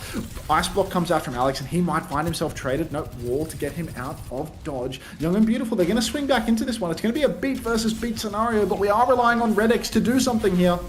Overclock to get out, B in response, Terror Surge as well. Juice is going to slide away from that, but Neptune not so fortunate, dies with B. And this might just be the second point over. They're going to try and force the retake, but Baz is keeping everyone contained at the choke. The touch is so hard. They throw out the Blizzard. They're still pushing for it, but the wall, they get Fortnighted back in. They can't. Oh, they can touch. Just under a meter left. They're still battling away. Kitsune rush out. They're not out of it yet. Alex gets a kill on Razor. Neptune, presence of mind to die and save for B. What a genius. Neptune from the school of Jonovich holds on for dear life to the point that absolutely nobody could have predicted it. But Neptune, he's seen Jonovich in prime, and he knows that you just need to not beat 2 fights in a row. UV, no, I'm not doing these scenarios. Can you be nice to everyone today? Come on, Cuffer. Like, what is the point? What is the point? You need to tweet at me if you want me to be nice. Either way, Young and Beautiful, they've actually got a decent old swing now. Beat push coming through. Baz is getting absolutely plowed, and he is taking all the damage in the world, but it appears that he's managed to kite it out. Redx wall riding off into Mozambique, and AST is going to need to use the ultimate, but this is 2 for 2 trades. 2 ults for Yab. None for the Ducks. So this is a very bad situation for Yab to be in, to be perfectly honest. Now they're running back with their tails between their legs. Not a Wagga reference for what it's worth. But honestly, using Beat and Terror Surge to trade even, you hate to see it. Hate to see it. Blizzard for Razor as well. Alex not too far behind. Window from Frothy Philly to maybe start this fight. Pin him back into the corner to set up that Blizzard. Young and Beautiful though are going to try and disengage this window at first. Come back out with the Blizzard when they have the opportunity. Can't afford to give too much up. Wall though to make the touch difficult. They have to find a way out. Meter to go. But ASC has burnt all his cooldowns. He gets one shot. Counter Blizzard from Alex. He's got the touch. 2 centimeters in it, but he needs kills with his Blizzard. Days. No one's going to freeze. Baz is in trouble. They get the trade, he's frozen up. Baz is going to trade actually now. Holding the line is Alex trying to find these things. Frothy Philly solo. Razor's going to take the duel. Has to reload. Alex is going to fall. Kitsune rush out again. Icy Sniper maybe just in the nick of the time, but they need kills. Neptune's going to fall. Gets the dings. Icy Sniper finds 1B over the top from Redx to finish the job. Touch has taken over. Still 2 centimeters, but PTK goes in. He's shut down by AST. Somehow, some way. They are going to hold. Just another game-losing play from Redex coming through. 2v4 with an insane respawn disadvantage, and they go for the beat clock play to sell the alt economy up the river. Grow up. Dilduck's now absolutely selling this map. Young and beautiful. They're right back into it. This is so winnable for Yab now. Shield perk for Baz, which means that he cannot spin in to try and set up for his ult. He has to push in with the ultimate or hunker down on the objective. He's already being poked very aggressively, but Baz is a carry player. He's not a shield perk horse. I'll tell you that much for free. He's a spin Orisa through and through. Neptune has the beat available now. Deep push for Baz. Hits absolutely everybody, and they all push right past him with the beat. They push into his backline. Redex and PDK. Oh no. Absolute disaster scenes here for the Ducks as it's all going by the wayside. One fight remains. Baz is being staggered. Throws down the shield. Fortifies himself. Goes down last. Spear perk is so good. I mean, I'm just telling you, Kuffer. I'm just telling you that Baz, he's a spinner. Oh, Juice with a pick here early onto PDK as well. Baz has gone to the emergency ball. They nearly have the Kitsune rush, but they need this touch. Baz is going to fly through now. Touch has been secured as they go back to deal with this ball. And Baz down to half HP. Terror Surge to pull him back in. Baz might just die to this. Just get away. Frothy Philly nearly has the Kitsune rush, but they need another touch. He's going to drop it. Shield is down. Baz is going to fall. They need kills. They find none. Going to get matched out and a Blizzard in the end. And inexplicably, they didn't have a lot to work with on their third point, but they didn't need it because the second point was rock solid. Just say thank you to Redex, or skin Redex alive. As you know, I've been pushing for that for a while now, and I think, you know, this movement needs to pick up some steam. We need to put Redex in the Brazen Bull. UV off a cum sandwich or prime shoe. Okay, I mean, I'd always take prime shoe, but UV off a cum sandwich is actually like pretty fucking solid, to be honest. Like, he's had some insane performances after, what's it called? Like chipped beef or something? Chipped beef with ejaculate? Like, I forget the exact name of the meal, but it looks fucking awful. Like, honest question, Orisa shield perk or spear perk? OC told me that you're only allowed to take the shield perk versus Bat Brig, because apparently the shield perk is a huge counter to Brig. Because, yeah. Because it's a Brig, because the shield's bigger than Brig's shield. Brig loves getting spun into corners, but hates being able to walk through a stationary shield. So apparently, you're only allowed to take the shield perk in a Bat Brig, is what OC told me on Twitter the other day. So, I'm just gonna write that down. How does that work then? I mean, all her reasoning was that it's Bat Brig. I'm just giving you the exact reason why it's the fucking dumbest thing in the world, I think. But yeah, Brig famously gets countered by heroes like, you know, Sigma, and even like stationary shield from an Orisa would just be game losing for a Brig, because you can walk through it and melee through it and all of that, and that would be fucked. Like, and Brig, you know, completely immune to the CC of spin. Shield perk is the greatest rage bait of our time. I mean, to be fair, Wheats, like, it's not like we're ever gonna catch Cuffer picking the shield perk, given Cuffer's entire playbook on every single character is to int into the enemy backline like an actual fucking monkey and just hope to Christ that he wins the aura check over and over again while Lethal is just hard flanking around the map fucking tapping, you know? Like, shield perk is not a Cuffer style friendly, you know, it's not gonna work. He needs the What do you do when I'm on the shield? What do you do when I'm on the shield perk map 7 to win it all? I mean, that's just untrue, Cuffer. It's like, I remember we were watching your POV at the map 7, where it's like, you use 3 forms and you hit 1 punch in 3 forms, and then you finally get that final form off and you clutch up. And it's like, bro, get the fuck out of here, dude. Like, on University, it's like, come on. Like, 3 forms deep for 1 punch. Get out. This guy says you're not PK. Yeah, he came first.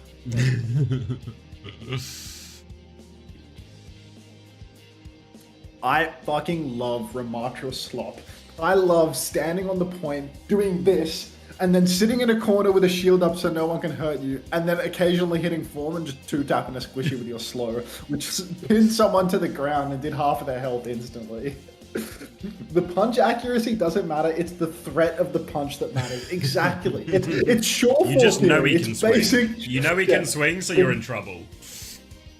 But they just respected the punches. I mean, it's not just that they respected the punches, Cuffer, it's that they respected the man throwing the punches. People see you in the server, and they don't see Riley... Was your name Riley Brown? Am I making up your last name being Brown? Cuffer Overwatch. No, your name actually is Riley Brown. They don't see Riley Brown. They see Iron Mike Tyson. So every time they look at you, I actually don't remember missing 3 forms worth of punches. I remember watching it and thinking, holy shit, like this is actually insane that this guy just won the grand final playing like this. Like, you actually shit the sheets so fucking hard. Like, you punch someone like within 1 HP, like you push their BAP and you punch their, maybe they're Kiri or something, and you punch someone within 1 HP, and then you just gave up and turned around and ran away from them for no reason. And then you just missed like 2 full forms worth of punches. It's like form, run around, miss everything, stand around, form, run around, miss everything. But eventually you did kill everyone. Because, you know, that 3rd form is just good for it. Was the source being dropped? Hey, you won the grand final, bro. Like, no one can take that away from you. I'm Dr. Point Touch. Yeah, you turned around to run back to the point when you guys are up like 99-0 or something, or 99 to something that isn't 99, and they have like 1% of the circle filled to flip the cap. So, Kellex, looking good, mate. Don't lie to me. Boarding your flight to Korea for boot camp, I suppose, eh, Kellex? You are not KSA? Yeah, dude, you're not KSA. KSA is Dr. Point Touch. KSA is the king of actually sitting on the point doing fucking nothing. Like, poor little Mehdi. 3rd form's the punch, as the old adage goes.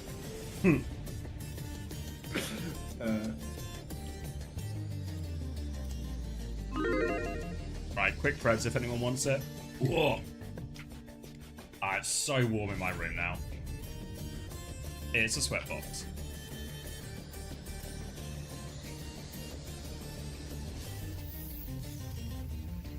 Alright, what do we see here? Holy unk in the chat? Yeah, I mean, Kellex is like my age, right? Every dog has its day. Fucking woof, woof, woof, Cuffer. I'm waiting. I'm still waiting. Was it even worth winning? Got farmed on Twitter, the aftermath. Yeah, true. Because after you won and you made fun of the guy that left your team just to lose to you after joining the high-paid super team, why can't we all just get along? Why can't we all just be nice to me, please? Like, shut the fuck up. Meeting on the high ground here, Ram versus Ram. Razor going to try and play the Mei. Alex going to try and play the Sim. Juice looking for early damage, just fanning the hammer into that front line. And Baz has taken a lot of damage, as has AST, but they suited to keep going forward. Ice Block has been forced. They need to push forward now, Ducks. Shield will get actually Razor out of that. They can take the trade again. Slow at the choke, but AST doesn't find a huge amount out of that. Slow just to buy for space, and both teams only interested in the high ground right now. Wall is going to be broken, and AST can block out of this, but Redex finds a way to die to Sim turrets. Seems unlikely, but it certainly seems to have happened. Player advantage now, and Baz is just going to get whittled down as a result, and Young and Beautiful will be taking the first fight off this. Classic Redex theory, first pick off spawn, and I really like this from Young and Beautiful, getting back onto the Sim wave. Symmetra, so good on Flashpoint, probably the most broken mode of all to run the Sim. It's such a free fight win, and now there are just staggered deaths coming out from the Ducks right now, unable to disengage. They don't have the speed, they did not see the writing on the wall. They are going to go down, and yep, come dojo with us in Korea. Zero went to what? Forget about it. Kitsune rushes and beats coming up for Young and Beautiful. Only Kitsune rush coming up for Ducks though after Relix's early death. So support, ult advantage, annihilation advantage. Lots of things going the way of Young and Beautiful right now. There's going to be Dilducks coming through underneath the force points. So ASC will drop. Kitsune rush from Icy will get mirrored out immediately now. Chance for a beat very soon from Neptune, but Juice is getting involved on top. Juice gets away from that one. Can't find the kill. Actually, Relix turns it on in there. Nothing from Juice. Don't get to the beat in time. And they just win a Kitsune rush trade. It's a nice turn for Dilducks again. PDK coming up with the goods. He's so clutch on the Surgeon. It's a shame that, you know, the macro for Dilducks is a little bit lacking at times because they've got all of the firepower to take these fights. It's just, you know, the fact that the team does not scrim or practice as a team in any capacity that occasionally lets them down, you know, trying to clutch 2v4s with a respawn deficit. These are the moments that perhaps cost you matches more than anything else. Now you'll see the power of the Symmetra though as they go straight over to the point. Simwall comes out a little bit early, I must admit, and it's not going to give them a free cap because of how earlier that symbol has been used. Alex taking the piss a little bit there. High Noon in the back from Juice doesn't convert any kills. Later beat from Red X. Oh, that's actually a later beat from Neptune, and Overclock up on the high ground for PDK. A chance to find kills here, but apparently not, as Baz and Red X are both going to fall. And yeah, they're going to get the retake here. That's going to be the first point going their way. Yeah, no trades coming through as well, so a nice clean one to finish it off from Young and Beautiful. Baznet did have the Annihilation, but wasn't able to get it off actually in the midst of all of that there. So the layer fight eventually does just go Young and Beautiful's way. Now over to the next point. At least Ducks have that Annihilation advantage to work with. And May... Oh, is he just going Junkrat to get out of spawn faster, or is he actually he's out? I think he's going for it. They played Junkrat in regular season. I can see reasons why they would play it here too. They've actually given up in the middle of the round. You know, Razor has decided, I don't particularly care to qualify after losing that first round. So looks like Dilducks are officially treating this promo relegation series as if they are once again in OWCS fully qualified. Razor Rat is devious, I will admit, but Let's keep our eyes open here. Juice is going to rip off PDK's head to start the fight though, and that's tough because PDK is a lot of the Dilducks' firepower, especially with Razor over to the Rat. Yeah, regrouping, slowing it down here, but the chase is on. Looking for a trade with that Junkrat, but Suzu has been forced out. They can take this big ult trade, still ult advantage for the Ducks when they get back into it as well. Trying to make their way through now, slow into the backline. Kitsune Rush is going to be mirrored. Baz has the Annihilation to keep going though. More Junkrat damage being thrown in from Razor, but struggling for forward progress. It's actually Juice from the flank that finds the kill. Baz has popped the Annihilation, but he's already dead. Disaster for the Ducks. This is so tough now for the Ducks. You can see, Neptune will go down to martyrdom from Razor of all things, and PDK good for one, fairly consistently, but overall, Dilducks, I mean, backs to the wall until, Razor's actually going to go over to the Venture now. A little bit of musical heroes being played, trying to counter out the Symmetra. Apparently the Junkrat was not doing it for him. Apparently he's not terribly interested in building an ultimate either. So Dilducks now down to the wire. No support ultimates for this final turn. Maybe PDK's clock, but look at this Juice hiding in the wings. Swings out on the flank. 0 for 2 on those crucial shots. Pops the High Noon. Now has a huge angle. Will catch PDK. Apparently the invisibility cloak was on there. And Dilducks, they're already down 2 members. So this is really tough now. As Young and Beautiful, they're taking the lead 2-0. Often difficult to see a guy who jumps around a corner screaming High Noon and have any idea where he might be. So we'll get the kill on that one and convert the ult advantage. 2 in a row, and Young and Beautiful seems to have really reversed the momentum on all of this. Baz is going to spawn now, which means Young and Beautiful, they have the better position, they have the better ultimates. Really starting to snowball away. Dilducks going to have to rely very solely on PDK to get them out of this one with the overclock.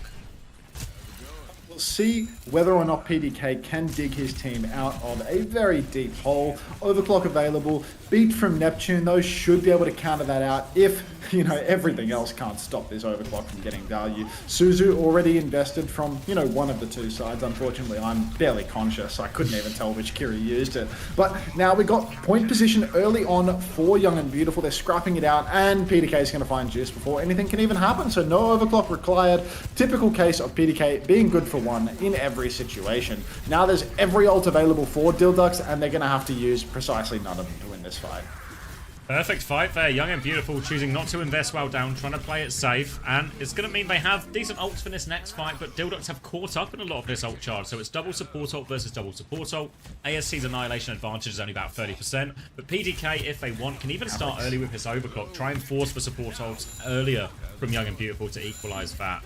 Young and Beautiful to make the first move, though. Remember, they do have this Sim TP to try and get into a better position, skip some of these chokes.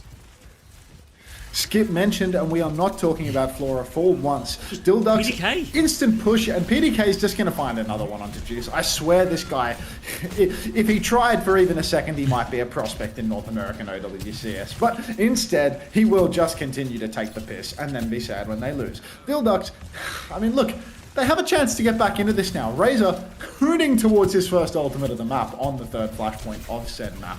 Oh, another rail comes out onto Icy Sniper. No kill converted, but still it slows down the advance of Young and Beautiful. AST design. He goes for the slow, actually. He's caught PDK. TP into the back. Oh, Icy Sniper will kill PDK across the map. That's the instant death during the overclock. Beat comes out from Red X. Frothy Philly also uses the ultimate, but it's looking like Young and Beautiful should be good to close this one out as Alex kills Red X. Frothy Philly is oh so low, and the Ducks, I mean, they only find one trade.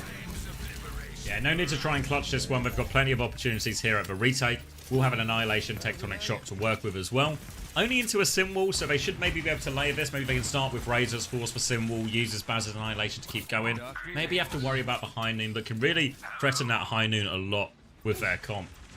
Trying to come back, and it looks like PDK is keen for a flank here to try and catch them off guard. I don't think they've seen him yet. The sim turrets, though, give away his position, and now they are all spamming that way. PDK peeking into everything, has to regroup. AST's walked really far forward here. He is in so much trouble. Tama moment as he has to regroup with his team now. Symbol's still available from Alex. We'll be dropping it now. Tectonic Shock hasn't been used, so they can, it's both ults from Young and Beautiful if they can get away from this, and they can get away from it. Baz now a chance with the Annihilation to finish it, walking onto Juice, chasing him down. Red X there with him, they hunt down Juice, and now Baz has traded though. It looks like though Razor's going to be good for both backliners, and they will be okay. First point on the board for Atlas. Razor spending an incredible amount of time underneath on that mega health pack, just biding his time for the exact moment to strike. Apparently the moment to strike is when Baz has actually used Annihilation, gotten a kill, been traded, and then finally it's time to get active and get involved in the fight as Razor finally takes their turn. Still has their first ultimate of the map, but surely this is the turn to use it. Suzuki invested early on by Frothy Philly, I want to say. PDK swinging wide onto the objective, needs to be careful to get up onto the high ground, not get caught out on the low ground. TP from behind, and it's a 5-man onto PDK. Razor would love to be up there to get a nice 5-man excavation initiation, but here we are now, dumping that entire Tectonic Shock into nothing at all. Dildux on the run, Razor unburrowing inside, but no kills. Opposed for flashbang, but can't find too much more with it. Frothy Philly dropping the Kitsune Rush, trying to force it forward, but Alex with this off angle booped into danger, but when Razor converts that kill, the boop is good. Now, Red X finds a second kill as well. Fun hunting them down on the coast, and they will be good for this fight too. Important one as well, because Young and Beautiful are about to get to a big ult turn. Oh, Young and Beautiful. That was so important for the Ducks that they actually turned out when they did. Razor, crucial kill, booping them into the open, finding that kill on the objective. Now Dildux, they've actually got their own ultimates to keep fighting into this, right? They've got the beat drop, the Annihilation. PDK's still got this high noon. Hopefully he doesn't get caught out this time around, but always being caught out by these TPs. TP, but Juice is lost. The Juice is loose, but he's been loosened from the high ground, and Baz is all over him. So Red X and Baz just going to hunt down Juice. Disaster scene there, but PDK traded out yet again. Razor looking for more, fighting with the Symmetra right now, but the beat is good from Neptune, potentially going to keep him alive. Baz has the Annihilation, but Razor's been traded. Baz taking so much damage, and look at that. Young and Beautiful, they're going to get the cap. Get the cap, only one round away from this as well. AST really happy about that one, absolutely buzzing.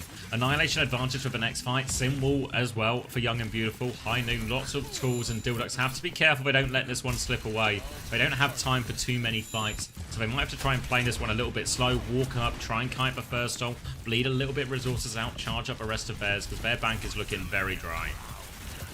This is going to be a very hard situation for Dildux to come back from. They have a huge ultimate deficit. PDK being chased very deep. AST, no kill converted. Has to use the Annihilation, and the symbol comes out as well. If Baz can escape this scene, seems rather unlikely to be fair. It could be a chance for the Ducks to get back into this one, but no, the cleanup is good. Now it's important that the Ducks die fast. Razor being chased. Razor's actually going off the map. PDK going to catch the same wave as everybody. So Dildux, they do get a full reset here. Tracer is banned though, so the touch is going to be in a little bit of peril right now. Red X, he needs to be concerned with the touch, but he's in spawn taxiing. Who's going to touch if you're doing this? No sim from them either as well as Razor in position. Red X is going now. He's taking 1 billion damage from that slow. They're going to Kitsune Rush early to try and make it. Baz does get on, but he's taking so much damage. Razor takes over the touch. Red X comes sliding through now, but a much later Kitsune Rush for IT Sniper to try and finish it. Dildux, they nearly have DPS. They have an opening pick from PDK. He falls. PDK on this high ground looking for more. He's killed for Sim Turret. Looking for the Lucio now. They've lost Razor. Neptune can't quite get away. They're all so low. PDK drops for high noon. They all DP it, but he's solo shield just in time. Saves them. And now PDK can't find it, and Young and Beautiful will recap, and they will take Atlas. PDK just doesn't deserve these outcomes, man. He's doing so much. He comes back in, he gets the kill onto Alex, the opening frag, and then Red X can't charge up the beat in that final fight. Venture goes down. One ultimate from Razor in the entire map, and it's a piss take of an ult as well. Give PDK some humans. I'm begging. I don't even want to skin Red X this time around. I want to skin Razor. 70% of a Junkrat swap? Grow up. Fill Red X's head with lead. It's a movement we could get behind. Finally, some good ideas coming through here. Yeah, thank you, Primrose. Ooh. Alright, grabbing a drink. I could do with one of those too. Drinks So all tired. right. It's really like an endurance test. We're into the endurance test part of the day. I'm just checking, what's happening in my grab tap channel right now. Looks like they've found a game. Okay. Yeah, looks like they've found a game where the currency in the game is called CP, so that's fantastic.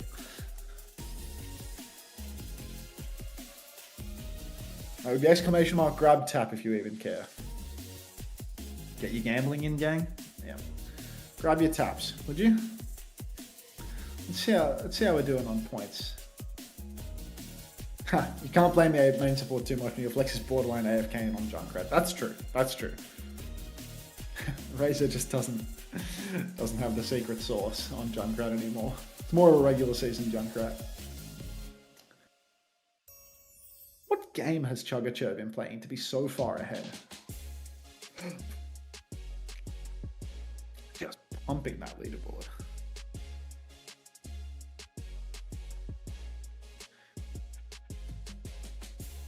When does Korea play? About a month. No, 2 weeks from now. Actually, no. There's the LCQ's in a couple days, right?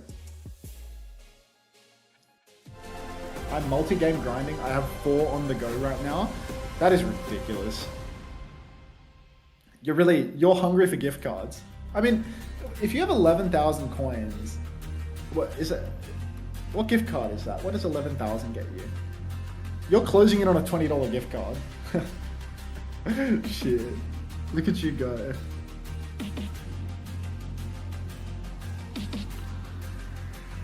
That's insane, actually. You're hooning towards it. Alright, I can go for the 50 quid one in the long run. Yeah, I mean, by the end of the month, right? Like, you're like 2 days into this shit. I don't know, I feel like a fair few of you are gonna get it. Is SSG playing in the LCQ? I think SSG is quite obviously not playing in the last chance qualifier. The last chance qualifier is next week, and the registrations are closed. How Puika with the Prime? Thanks for the 2 months. I'm fat and obese. I get it, man. I get it. Welcome back. Thank you very much for the Prime. How much are they paying you for this new slot? For the grab tap? It's a worse base than what they give me. It's a worse base than what they're giving me for the like normal individual game sponsors. But I think it's like it's a bit of like a self-destructive sponsorship, really, because it's just like every fucking game that they have sponsors for, and it's like encouraging people to install all of the games and just fucking go ballistic on all of the different games, basically. And I feel like the rewards that they give you for any individual performance in the game is lower than what they would give you if you took the individual sponsorship. But it lets you like scattergun it for a month and have everyone install a bunch of crap all at once, basically. So I don't know, like, I took it because they begged me to do it, rather than like spacing it out over an order of like many months. Long term, it's fine. Mobile games come and go. Yeah, I mean, it's just worse in every way. Gonna have 20 mobile games farming my PC for Bitcoin. Cheers. Yeah, I mean, that exclamation mark, grab tap in the chat. Go download a few games, Daniel. Get a couple games on your phone from me, okay, buddy? But yeah, I mean, it's just like all of the games that they have, and you can download any of them. And then the incentive for the viewers is when they play the games, they actually get the reward of they get these coins that they can spend on gift cards, like virtual Visa cards or Uber Eats cards or Amazon cards, shit like that. So like the way that they want to incentivize people playing the games now is that they're actually giving people money to play the games. They're giving people money if they play. They're giving it away. Like yeah, not just me, but the viewers get the Amazon gift cards for playing the game. So they really want people to tap in on that shit. Start your climb. Yeah, grinding things for gift cards. It's like I'm back in 2012. It's so like, it sounds like so like old school scammy, does it not? Like, Yeah. like play this for an Xbox Live gift card. Like, be so fucking for real right now. It's insane. That being said, play those games for the gift cards right this second. Like, seriously. I mean, what are you gonna do? Pay full price, all of your own money on Lego? Come on. It's got the grifter seal of approval right here. Like, come on, tap in.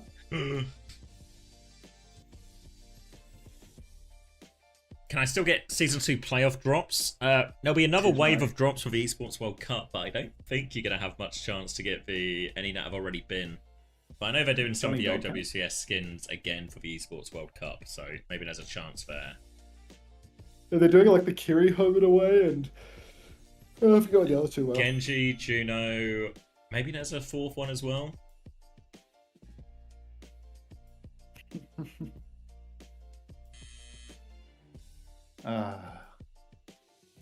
Let's get this series out of the way. This is my final series for the day, for sure. Are you calling it? Oh, for sure. I don't have any more in me, mate. I need to go to bed. I just thought I had it and I didn't have it. You know? It's alright. It is flagging all round, I think. I buffered. Enjoy your can. Thank you. All right, we're on match point now. I really think that the Ducks can turn this one. It's not over. Can Razor start trying yet? It would be nice, wouldn't it? Feet from My Wood is hard. Thanks for letting me know. 10-hour stream is crazy. I mean, 10-hour stream is not crazy. I've done many long streams. I'm just not adjusted to the time. You know, like I woke up at 10 a.m. yesterday. It's 9 a.m. today. Like there's just a few too many hours going on right now. Like I just haven't fixed my sleep to be used to staying up at night to do OWCS. Like I've just been living a normalish existence up until today. So I just wasn't really, you know, schedule prepped for this. Anyway, Baz stepping up in lane. You go. Lucio ban means we're going to get a bat brig mirror from both teams here. So slow and steady. Probably a lot going to be on the casters to carry in these situations. PDK looking for that early swing onto left. Just damage into the front line. But they have won this HB trade, so they get slightly better position around this opening. But nothing too meaningful yet. What time are you at right now? 15, 14, okay, 13. All good, easy. Yeah, Baz has the wide space, but AST is swinging around the corner. You can see the step timing is coming up, and AST is getting pumped from behind. It looked like Razor had the better of him, but Alex is going to take him down. I think Razor's actually died with the recall there. Not a great start for the young buck from the Ducks. PDK desperately trying to turn it, playing this wide angle, but now they're pushing him out. You can see all of Yab crashing out over to the side, trying to catch him. But look at this. Baz, deep push, spear onto Icy Sniper, window from Frothy Fury. Baz with the surge, PDK with a kill onto AST. What more can these champions do? And when I say champions, I do mean the champions of relegation right now. Window, corner drone for corner drone, but it looks like the Ducks are actually going to clutch this one out. Again, without the help of Razor, who gets himself first picked and then swaps Junkrat and pretends he's taking the piss. Really just kept, like, those slightly quicker ultimates. They won that HB trade twice in a row, and that just meant Baz had for Terror Surge just when he needed it. Survives with a sliver of HP. Now they have control of the high ground. High Noon to force it as well. ASC is going to try and retake, but still needs a while. Comes out onto the low ground, but Baz is pushing him back, trying to keep everything contained as the cart creeps closer and closer to that cap point. Awkward one to contest from as well. They're going to try and go through. ASC has made the move out now. Nearly has that Terror Surge. PDK has the High Noon. Drops it now. Terror Surge can't go for it, but does get the cancel off now. And High Noon back from Juice, and they've got him pinned back here. Alex finds another one too, and the flip is no good. Alex is so good for it, consistently getting the better of Razor at this point. The High Noon trade, Juice popped it nice and early up on the high ground. PDK a little bit later, and AST hits a crucial spear to cancel that one out. Dilducks now, they are losing control. Really would have been nice when Dilducks had the high ground control for them to try and keep it, for them to try and fight for the high ground instead of flipping out in the main, because it felt that they flipped a little bit too early. Gave that high ground position back to the retaking side. Dilducks now, they have to come back into it with only Razor's Pulse Bomb. Frothy Philly closing on a window, Redex with the rally as well. And you can see they're all playing low though. They're not trying to retake top. And AST's gone for a very aggressive ult inside. I'm not sure this is going to work out for them. Pauses for Rally out, but now the pushback onto AST is going to be severe. Lamp comes through to save him. Still had enough HP, really. Rally comes through. Pulse Bomb is good. Save from that one as well. Still so low on the side of Young and Beautiful, and Razor's going to start picking him off. First is Neptune, then is Icy Sniper. Now, nowhere left for AST to go, and minimise the progress they made. Clean fight, it looks like. No! Late trade onto Frothy Philly. Important one from Juice. But I don't know if they can actually recontest before the cap here. It's going to be really close. One last potential chance for a recontest here, very much relying on somebody like Alex to blink on and start staggering the touch, but I don't even know if they're going to have it right. Yeah, I can't see him. I don't think it's on. No, I can't. Alex is it's not on. It's off. It's over. So that's the checkpoint conceded right now. Dildux, they've got a significant lead at this point as they have the checkpoint. You can see they're holding for top, but now they're just going to take it nice and slow, pull Young and Beautiful into their line of sight. Frothy Philly playing in Mozambique because they have just come off a respawn. Holding top, but looks like Baz is going to be the one to drop down and start contesting the cart. Stepping face to face with AST Design, but Baz really wants to close that gap and get on the back line, surely, so that then perhaps he can get some value with that Terror Surge.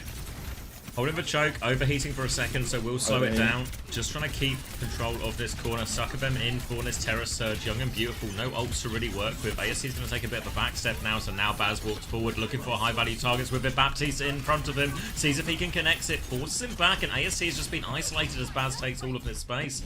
The window sealed for Deal, and now Dildux, they can move round, late kill onto Juice, and this could be some serious meters on the board.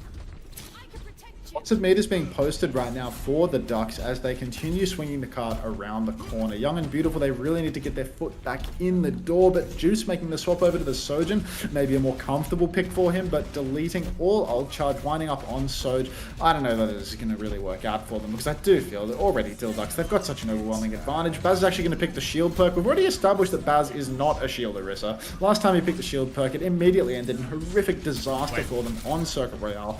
But it's into a Brig. I'm waiting. Oh, true. It is into that Brig. That's OC theory. Frothy Philly's going to die. Terror Surge over the top from AST. Lamp to keep him alive, but a later Terror Surge from Baz. Lots of damage, but wherever kills gets one. Can't find the Javelin. Shield will expire. Alex finds the trade. Rally now from Redex. Just get bashed, though. Neptune's looks better, but no. Doesn't matter. Neptune, they can't find any kills off it. Neptune's going to try and hold it. Does hit the bash, but it's just Neptune versus the world. And Redex and Razor, they get it done. They'll gain a few more meters here, but they'll have to regroup. Good fight for Dildux. This is a big lead now. Yeah, the Ducks just keep it going. We're not in Avril Theory territory. I'm not sure that Avril Theory is even possible with the amount of meters left on the map at this point. You know, it'd basically be exactly the same timing as the full cap as Avril Theory came into effect. 100 meter lead is very hard to achieve at this point. But Dildux, they're right back into it. They've got those close spawns. They're coming right back on and holding the cart, but they've got to be careful. They're actually rotating up top. But who's going to hold the cart in main while this happens? The cart's going to get flipped around. I can see Razor off on the flank, and maybe this is okay. Maybe they are just going to hold a good position up here up top, but it did feel like they could hold on the corner quite easily, so I'm surprised that they've rotated back here. Very passive in the end. We see Razor on the left-hand side trying to make a bit of an encroach there, but Young and Beautiful have that side marked. It was a lamp force though, so decent value, but Dildux too far back to really do anything. The onus is on Young and Beautiful here. They're going to try and rotate top, but our Ducks flipping. Oh, the Ducks? No, it does look like Young and Beautiful. On it, the flip has actually come through, but PDK completely lost in the source. Ducks can't seem to make up their minds whether they are flipping or not. They will actually steal the cart all the way through, even though PDK has gone down. So this is still a good fight for the Ducks, is it not? They've bled a window out of Icy Sniper, but the Ducks just keep holding on to the high ground. So really, they've snapped Young and Beautiful's ankles in a lot of ways, because Young and Beautiful have gained 0 meters from this win. Yeah, really awkward for him. They don't even really have control of the high ground. Baz has got a later shield here as well, so he continues to hold it. Window as Neptune tries to walk up, but he can't walk through that one. And that's going to be a quick reset. Dildux get to preserve their position. And a late kill onto AST as well. Good trade from Icy, actually. They're going to flood in looking for more. We'll avoid any more trades on point, I think. Alex is still behind, take care of that. Okay, Ducks moving forward again, but they do have to pick Redex up from spawn, but Chancellor with the high noon to force the issue a little bit as well. And again, all of these fights continue to take place on Young and Beautiful side of the map, so it's still a long way back for them. They need to start stringing fights together. They need clean fight wins Young and Beautiful, or it won't be enough. I mean, they need clean fight wins, and they haven't even managed to turn off the close spawns since Dildux initially captured them. So really brutal situation. Juice pulls the clock up in the back, but you can see Razor slithering in from behind at the same timing, and it's going to be Juice that actually goes down as all of Dildux crash out onto that overclocking surge on the high ground. AST Design pulls out the Terror Surge. The cart's actually been stolen by Alex in all of this. You can see Razor trying to get back to the cart right now. Would be good if Alex could... no, Alex might not even be able to turn off the close spawns here. Dueling with Razor, but even though Razor had to blink onto the cart, still Alex has not really won this duel, only stayed even. No cart steal, and now there's a nicely positioned shield coming onto the cart from Baz. Look at Dildux's ult economy right now. Young and Beautiful fighting tooth and nail to get nothing done. Can't get off their side of the map there. The stall from Alex, it bought them valuable time, but they still need big fight wins, and now they've only got the Pulse Bomb to work with. Support ult's on their way, but not in time. Redix drops this rally already, looking for it just onto the Orisa, though. Backline from Razor does land the Pulse Forces for Lamp out here, but is there any more push? Yeah, going flying in is Redix, looking for more. Neptune comes back, Terror Surge to try and finish the job. Damage onto the backline, but they need kills with all these ults, Young and Beautiful. They're going all the way forward. Ducks being forced back now, and somehow Young and Beautiful, they stabilized. They found PTK on point. Finally, AST's found some value, but Juice is traded right after. Young and Beautiful, they've got double support ultimate available, but Frothy Billy has a power position on the high ground. Potential angle for a window here, but can't seem to make up their mind as to whether they want to commit. Now they invested, they drill Icy Sniper from the high ground. Huge play there from Frothy Billy 7. The superstar on Baptiste. Really a shining star here in relegation. Baz takes down Neptune in all of this as well, who goes down Rally Jacks from them. Icy Sniper's already dead. AST has no healing left. The trade's coming back and forth, but you know what a back and forth trade means when you're 100 meters down. It's an absolute disaster here for Young and Beautiful. Yeah, Baz just going to die on the cart here, just using all his cooldowns, buying the time he can, allowing everyone else to get those good positions on the high ground. But Young and Beautiful, they need to move swiftly here. They need to start clearing the high ground while Baz isn't there. They need to give themselves good position because we're about to head into overtime. Overtime closing in. Icy Sniper has the window that could potentially turn the tides here for Young and Beautiful. They're going to need to do nothing but continually string fight wins together if they want to have even the slightest chance of winning this one. On the high ground, AST Design is going to swing. PDK is going to start doing some damage there. Nice front-loaded damage, but close spawns have been turned off for the first time on the map. I'm going to hardly call it a comeback, but it's at least a change of pace. Icy Sniper is just going to go down, windowing in the face of a high noon. Juice pulls the clock, might be able to find a trade, kills Baz. Pulse Bomb comes out, does some damage to Neptune's feet out of respect. Young and Beautiful, they still have a chance to keep this one going. Dildux down their source of healing, down their Baz rather. Terror Surge from AST catches everyone's C9. Disaster. The cart fair they use for Terror Surge, and they C9 for it as well. Misplay. I mean, it was going to have to be a hell of a comeback anyway, but that's a sad way for it to end. Hurts. Really hurts. Alright, the Ducks are taking us to 5. Oh, Dildux versus Gab goes to 5. I really want to see who makes it through after this, you know, but they do upper first. So it's like I'm not watching it all the way through. Like I'm simply not doing that. Because I think I'll check the scores tomorrow morning. Yeah, expectation is Supernova should be pretty comfortable to make it through, and then we're just going to be in another dogfight for the final game of the day. Yeah, they seem confident. Bedtime theory? Yeah. Plus 2k points. Let's go, Dick Ducks. Thanks, Snelf. Nice first time chat. Dick Ducks.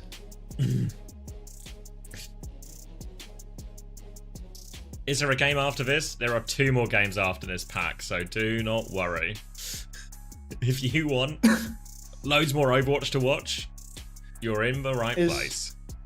Is today your first day of doing the 4K streaming, Xavier? Or like the 2K or whatever it is? Nope, not at all, which makes it all the more frustrating that I've had all these issues.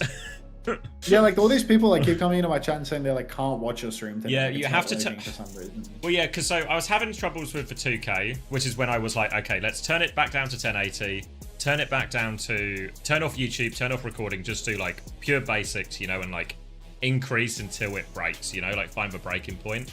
So I restarted the stream early on, but then for whatever reason, even though I turned everything down to 1080, when I reconnected to Twitch, I don't know if it's because I was streaming at 2K, then reconnected like not too long afterwards. It still has the 2K option. Multi-track thing? Oh, maybe not. Maybe that was it. But I don't think there's a way now without Do you have a 1080p monitor or do you have a 2K monitor? 1080p. So you're upscaling to 2K? Yeah. Because I was upscaling to 2K and people weren't getting the 2K option. No, but people do get the 2K option. And the problem, if anything, is people are still getting the 2K option on mine. I just mean like when I tried to do the 2K option, people weren't even getting it. Like I was streaming at a bit of a higher bit rate, but like I was upscaling to 2K and it wasn't doing it. Yeah, Can't watch streamers not working with some weird Aussie bloke on the screen. Weird that. Yeah, I have no idea. I just give up on troubleshooting it, to be honest. Apparently my stream looks fine today, and I'm happy with it being 1080. I don't really give a fuck if people can pick 2K or not. I'm starting like, I mean, the 2K was nice, and it felt like all the problems I was actually having with 2K was just problems I would have had with my internet, regardless of the quality being attempted, you know. Yeah. But yeah, because it feels like as well. It's really hindered like any sort of potential for the stream today as well, because it's just bugged for a load of people. So people will just swap either to you or somewhere else, you know. So it's kind of annoying. Maybe the Titans farming on viewership today. Who knows? Yeah, like I think I'm losing quite hard today actually on all fronts just because it's not working. Fuck is that? I mean, you say the 2K option bricks for stream, but we've also had like 2K streams over the past 2 weeks now have just also worked fine, which is the bit that's frustrating because I don't know what's the difference between one day where it works and one day it doesn't work. But it is ultimately starting to seem like it's like more hassle than it's worth. But it's also hard to pinpoint the error when my ISP's having like shit in the bed as well at the same time, you know, of determining which one is being caused. Is it being caused by the 2K or is it just my ISP being a little bit rubbish? Stream, not another rerun, shameless streamer. Don't worry, Big Chungus 90210. It's about to end. I CBA, I'm tired. 10-hour streams are not that uncommon. Like, I don't know what streaming you motherfuckers are used to watching, but like, I feel like most of the streams are normally 10 hours, no? Yeah. I guess like it's because this year I haven't really like done. You've been like career only in a lot of situations. No, I've just done like I've never done like Korea into EMEA into North America, but that was like the standard last year. It was like it was always the same, you know, because it was just like just nothing to do between like Korea and EMEA, you know. Like I just play Overwatch for a bit and then keep it going. Like turning it off between was just it felt so wasteful, you know. So who knows, really? But I guess you know, too many of my viewers are a new generation. They didn't realize. The old school, born grafting for my 361 viewers. Absolutely crushing my sleep for it. That's alright. One more map. It's actually impossible for this series to go any longer than the one more map. Another map 5 activation for the Ducks. Is this just two teams fighting for elimination right now? There's no qualification on the line here, right? No, yeah, this is just this is fighting to not get relegated, to have one more chance in the lower bracket. Yeah. It's a game of survival. Shit. I mean, the thing is, if you do survive, it's a really winnable game. Next game, I think. The next game is going to be versus a Dreamland, but they just lost it. Likely Dreamland. Yeah, because Supernova is probably going to beat Dreamland, right? Yeah. I think that's the most likely game to be a roll today, or maybe not a complete roll, but like a 3-1 type thing. I mean, yeah, because Dreamland 3-1, yeah, right? Yeah, was it 3-1? Oh, Supernova 3-1 then. So. What was it? Yeah, that's sorry. Yeah, Supernova 3-1, yeah, right? Yeah. Yeah. One wrong one. Okay. Wow. Might get some water. Did you wish Anja happy birthday? I'm sure you know that I wished Anja happy birthday. Feels like you're saying that because you know.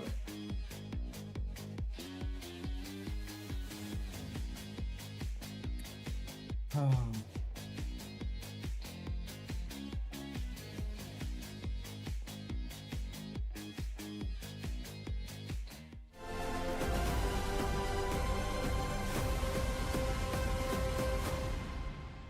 You didn't see? Yeah. Hello, 1, 2, 3, Cla.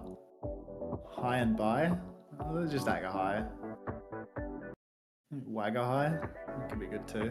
Oh god, there's more time. I'm gonna get some water. 2 minutes added. Yeah, you got get yourself a drink, mate. Like, just cough off it. Feels like it's been quite break heavy through all of this.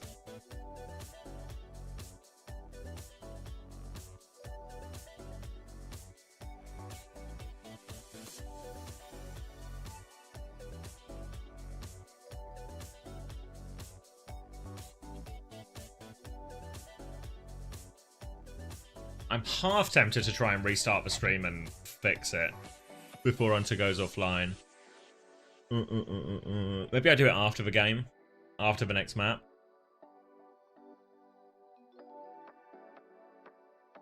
It's maybe like, it's like a little bit too late in the day now. Like, how long have we been live? Like 8 hours already? But there's part of me that also just wants it fixed for my my sanity.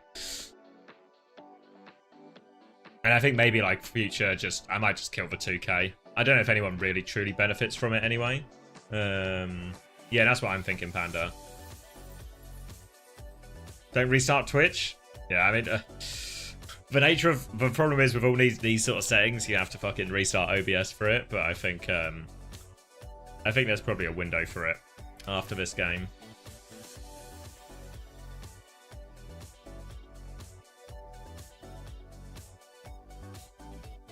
And then maybe just kill the 2K. Like, maybe I can have if they do my thing on Wednesday, maybe we can have like another dip our toes in type thing. But a cautious approach. A cautious approach.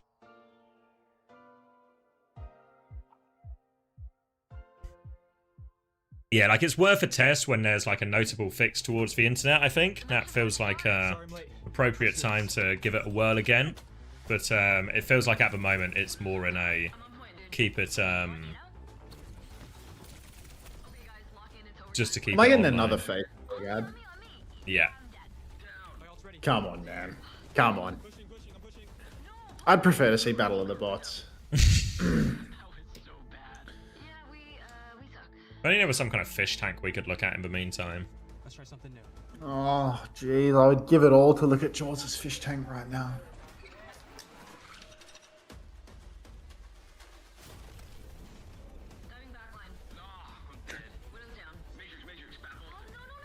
Love the comms here.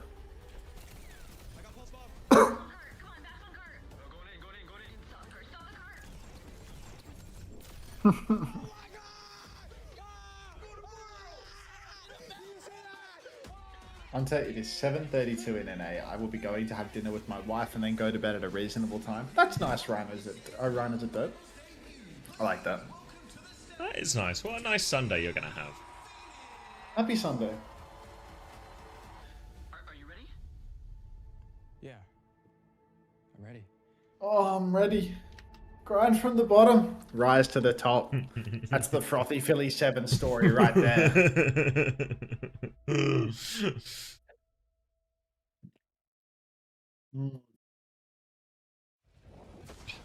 Another ad? Busan. Fuck off. Piss off.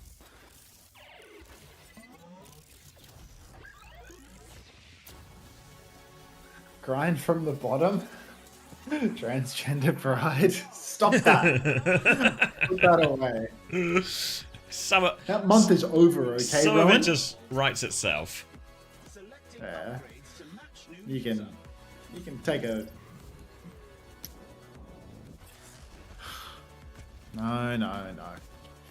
Overwatch running almost as many ads as Hunter.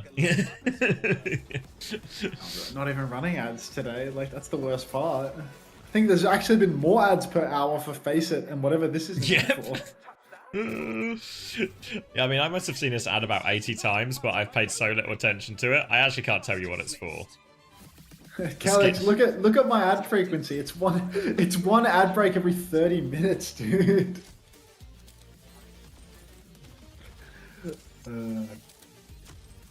You been on your stadium grind? Fuck no. Absolutely not.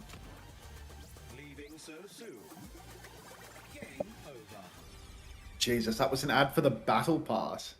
That's clutch. 5 more minutes. My God.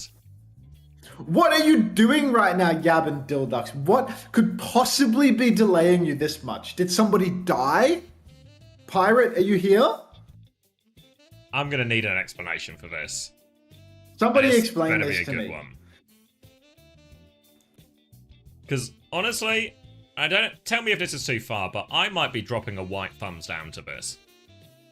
I'm dropping a white thumbs down to this. They called in King for an emergency VOD review. I might go brush my teeth, you know, like I get do a something head like- start. Yeah. Yeah, I'm gonna get a head start on bed. I'm gonna go brush my teeth. You go brush your teeth. Thanks. Yeah, I can't restart it now because it'll fuck for recording. So we'll go through this map anyway. And then we'll restart for when Hunter is back. Thanks for the white thumbs down here, Mr. Rover. Your displeasure is noted. Also, shout out, Mr. Rover. I saw you farming the grab tap. You were one of the early adopters. I think you've been overtaken now in the leaderboards as a few people have been hard grinding. But you were there first, and I'll always remember that.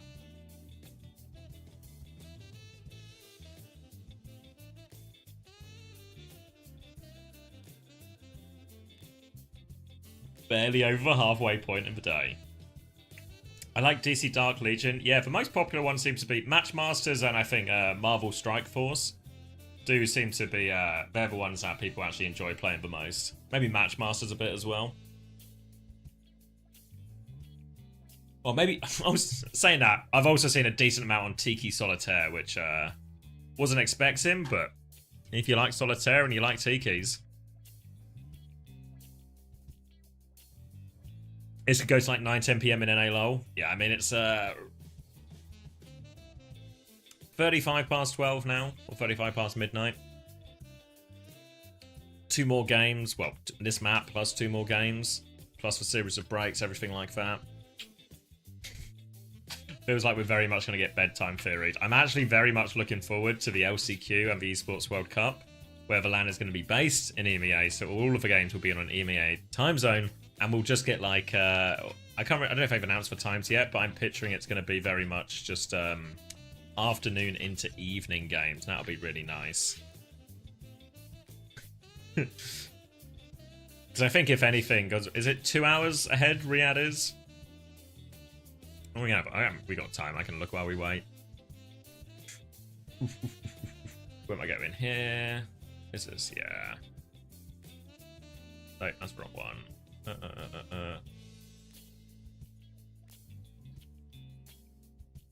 I meant for the Esports World Cup as well. 2 BST. 2 BST. 5:45, so that's like a particularly late one actually on the thing. What about the group stages? 2 to 6 to 5:30. And what was the LCQ one? Let me find the message.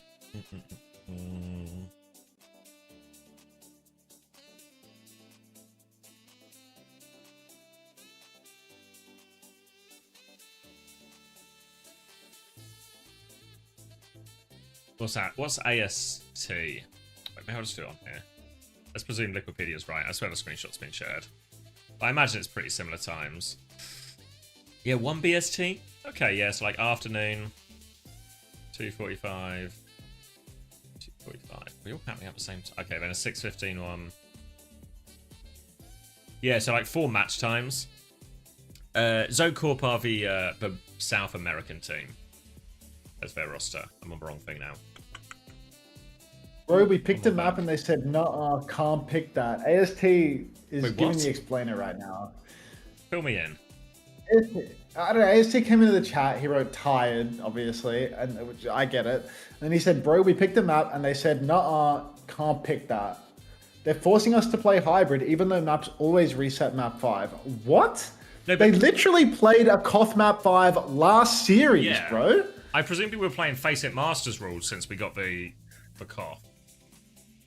Yeah, I mean, if they force you to play map 5 here, then you should demand they replay your match before this one where it was map 5 Koth. No? Isn't that like really reasonable? To OWCS by joining Like your Dreamland match that you just fucking played, that went to map 5 Koth, you should demand that you have to play it again. Fine. First time, huh? Agreed. First time, huh? From Fun? Yeah. I know. We said that, or then... It feels like you got him in a pretty checkmate situation, yeah. I just refused to play. They said, oopsies. Don't say oopsies. Say, give us our fucking map 5 Koth.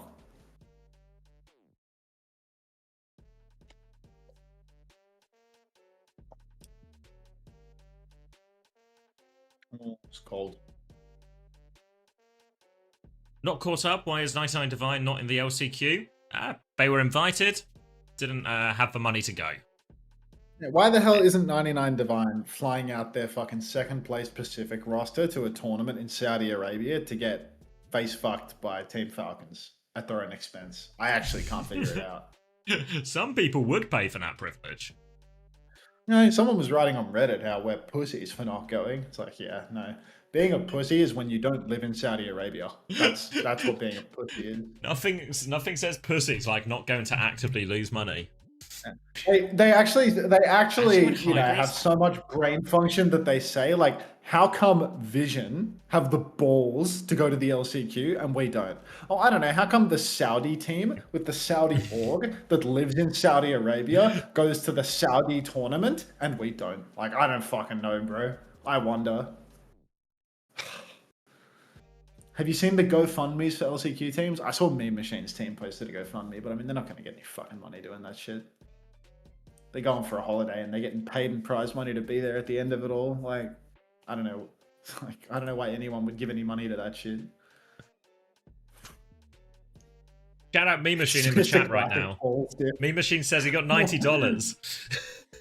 $90? Yeah. Disproven. Like Singapore dollars? Like, what dollars are we talking here, dude? I think US dollars. I think they're on the way. They're on the way. I mean, look, the prize money is what? Like, Wait, their minimum 6K or something? What's the SGD? I think it's 5.5 for 16th, but you might actually get bumped up because I think is there only 15 teams there at the moment, maybe? Yeah, it's $70 US. Yeah, I think because it's only, what, 13 registered teams? And will the prize pool split increase or will they just pocket the extra? No idea, actually. No official statement, I guess, either way. Still really do think that they could have done something a little bit better with that format, where perhaps instead of having a 100k prize pool, they had a $0 prize pool, and they used that 100k to fly out the 4th place teams from every region. But we'll know for next year. Or they could have just used it to extend the main event and just had like a big group stage as well and spent less money. Or we can give, like, you know, 10 Saudi teams 6k for fun. Pretty fun, actually, and I don't know about you, but I'm into fun. I mean, I like fun. You like fun. We all like fun. Everyone likes fun. So. It's about balls, actually, is the truth of it. It's about balls. And some teams, all right, young and beautiful, don't even leave spawn, guys. Don't even leave spawn. Don't let these admins strong arm you into playing hybrid. Match chat turned off game too. Now as well. Yeah, well, this is literally. I really can't understate that. Actually, both these teams, whoever wins this game, has a real 50-50 chance of getting into OWCS for stage 3. Like, it's really on. It's super important.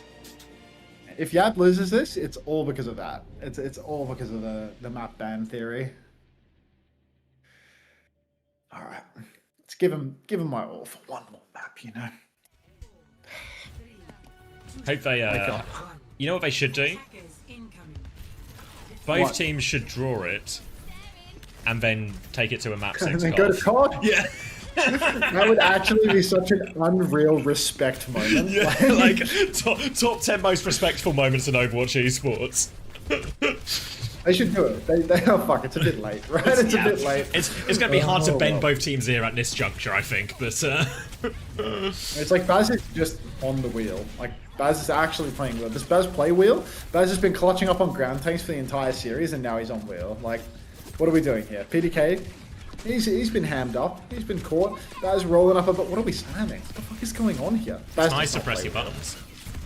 Nice to press your buttons. ASC going to dip his toes onto point. Take a whole load of damage for it as well. Baz is just going to look at him a little bit as he tries to line up his next engage. Trying to go back through to main, down to half HP, and Dildux here. It's really all about uptime and harassment with this, but Baz is mainly just a tourist right now. Yeah, Baz not so interested in harassing people, more just happy to see the sights and sounds. Maybe they're playing for a draw here. Maybe both teams are actually respectfully not trying to kill each other. It's entirely possible from the way that they're posturing. Redex gets pinned into the wall, actually doesn't go down in a rare twist of fate for Redex. But AST Design has used every skill, so needs to be very careful of the swing here. He actually swings out into the open. Should probably stuff himself in a corner rather than peeking out again after using both spin and fort, because that is going to mean that the Dildux are going to get this first cap. Yeah, they moved themselves round onto point there, but all it did is really just put themselves into the trap. They were able to contest point fairly well for a long time between the ball and the tracer. PTK just in that power position, just farming damage. Eventually the kills go his way. And now it looks decent support ults as well, ready to go in this next one. Bowler, Pulse Bomb, everything like that. And AST has made the swap onto the Hazard for the retake. Oh, Blink just saving Alex as he gets behind that wall before the wall can actually land. Baz hiding over on the left-hand side. I thought that the Dildux were attacking. That shows you where I'm at with my head. Kitsune rush out onto the objective right now for Young and Beautiful as they're going to get bodies on the point, but it looks like it's only Icy Sniper and AST Design at the moment. 1-for-1 trades as Baz and Alex will trade places, but AST with a kill onto PDK as well. This could be Yab securing the cap here. Juice sealing the deal as Redex is going to go down. Oh, so close, but not quite close enough to that big drop. Razor's still behind, but not enough players to go for the recontest here, so Razor might just keep this flank position. Lining up now is behind them. Does have a pulse bomb if he wants to find the attempt, but actually just more interested in blinking all the way back to his team. And Dildux gonna have to try and play for the hold on this next corner instead. AST swinging around the corner now. He's got the wall up behind Baz, not doing a whole lot. Aggressive push here from the Ducks, actually. Frothy Philly going all the way to the spawn. Juice being heavily harassed by Razor, but no kill converted. And that is going to be a 1-for-0 exchange. The Ducks, 1-for-0 exchange, but Juice is actually going to go down. So it's a favorable situation for the Ducks now, as they can set up for a little bit of a spawn camp here at the beginning of second point. AST all the way back in spawn. He needs to find an angle to find some value. He slashes up towards PDK, but PDK's right out of there. Baz going to come re-peek it as well. The defensive wall comes through from AST, but Baz is just zoning them all back right now, forcing them here. AST continues to want to fight back, but he's being forced down by the spear, and Dildux able to preserve their position. And it's caught a beat now from Redex. Neptune's going to mirror that one. Both beats are going to equalize each other. Now the downpour comes flying in from AST, looks for it, does lock up PDK. Juice can convert that kill. More locked up in the corner as well. Baz is going to try force his way back out of that one, but in the end, the downpour does enough, sets them up for the win. And Young and Beautiful, they can get the cart rolling. Starting to look good for Young and Beautiful, picking up some steam here. They've got the Kitsune Rush to keep things going, but the Ducks, they do have Baz's Terror Surge, and Baz consistently rather deadly with these ultimates. Also hasn't picked up the shield perk as of yet, which means that Baz might actually be able to close the gap and find some value with this ultimate. Need to be oh so careful not to push into Baz while he has the Terror Surge, but it looks like Young and Beautiful are going to do exactly that. They pop the Kitsune Rush up on the high ground. Icy Sniper, Slunk and Rocks actually will take down Razor, and Redex is going to go down as well. Nobody's pushing the cart for Yab right now, but they have had a nice aggressive fight. Let's just get some bodies on the cart now. 3 players push over to the cart. Oh, I don't know if there's too many players on the cart right now. They actually need to find a kill as well. Jesus, all 5. Yeah. Well, they're overcompensating now. Kitsune Rush comes out from Frothy Philly. They're going to attempt to disengage here. TP out from Icy, but AST needs so much help. Can't pocket them through all of that, though. Baz is going to overheat, but they've successfully retaken here with a Kitsune Rush. Might even be good for a couple of late trades if they can find it. Maybe a bolt round this corner. Force them all back at least, and they have managed to stabilize. Dildux will move themselves onto the high ground, but now a beat push opportunity for Young and Beautiful. A great chance to come back in here again. Incredibly tough one there for Yab as they gave up a little bit too much position on the snowball. All 5 players on the cart, not anybody using the high ground. Bowler shot comes out from PDK, but he's actually going to be the one to go down. Beat comes out from Neptune, but no beat for Alex. Bowler into the back line, it catches Redex, no kill. Pulse onto the Orisa now. There's so many ultimates landing on quite literally everybody, and yet no kill is converted. 2-player lead right now for Young and Beautiful, but obviously Dildux, they have this insane respawn advantage. We need a closer. Young and Beautiful, they play for the closer. Icy Sniper throws out the Kitsune Kitsune rush on the point. Baz cannot survive through this. Red X absolutely taking the piss with that beat drop. 3v5, no chance of a recovery. And that's going to be the Ducks not only losing this point, but losing their entire ult bank in the process too. It's starting to look startlingly winnable for Young and Beautiful right now. Great position, downpour available as well. Nature of a downpour into a Kiriko, into an Orisa is you really do need to try and force a cooldown or something before you go with it. But Young and Beautiful have a chance to set up their hazard on the high ground. Awkward positions for the Ducks Cog to try and clear. You can see AST top right already. But Young and Beautiful are being forced quite far back actually. So now they're all on the same angle again. Gonna try and hold that high ground AST, but he's taking a lot of damage and forced back here. Suzu invested too.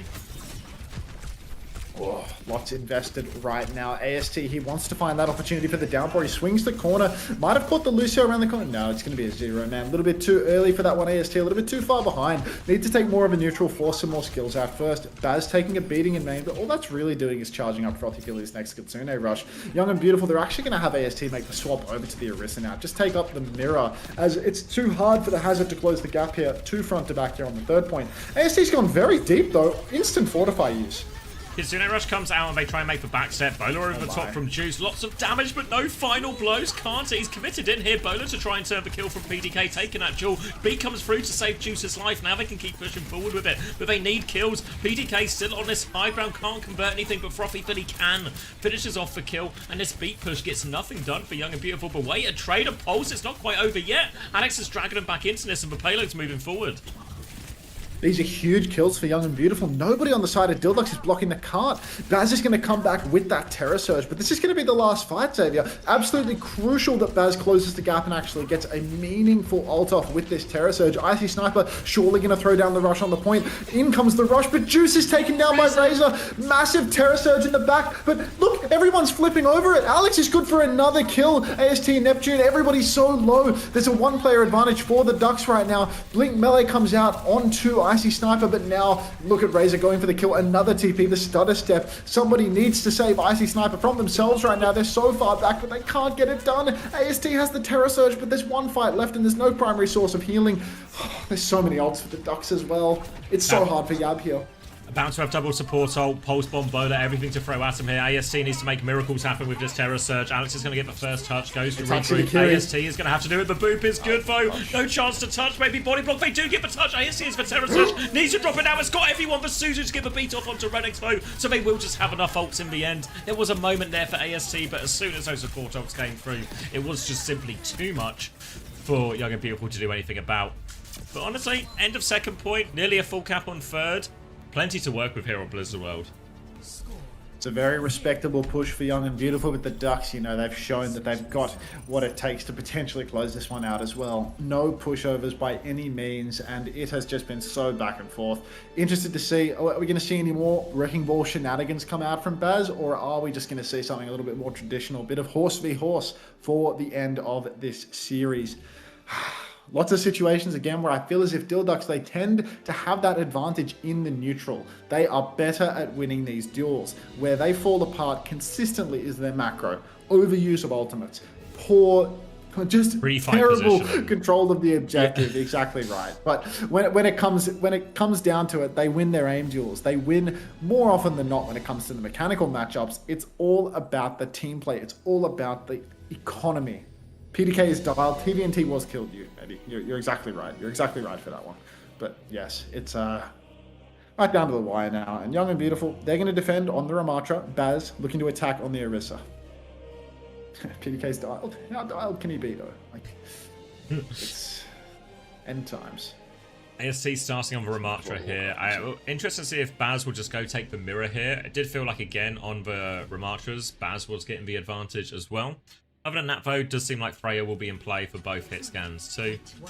All going to come down to these big moments here. The nature of a lot of the hybrid maps is there are really difficult portions of the map. Some fights are much harder, some parts of the points are much harder to convert than others, and you need good solutions, which is really where the macro comes in, or how you choose to take these fights. Dildux, though, just going to try and force it through. Early swing from PDK, couple of bolts, but Juice on the back foot as well. Suzu forced to keep Juice alive. ASC has taken 1 billion damage in main as well. Very much form and back foot now, as Baz is going to take all the space for his team, and Razor finds the pick onto that low Juice. And it's just easy for the Ducks in the end here. Just so much early damage, of the neutral massively in their favour.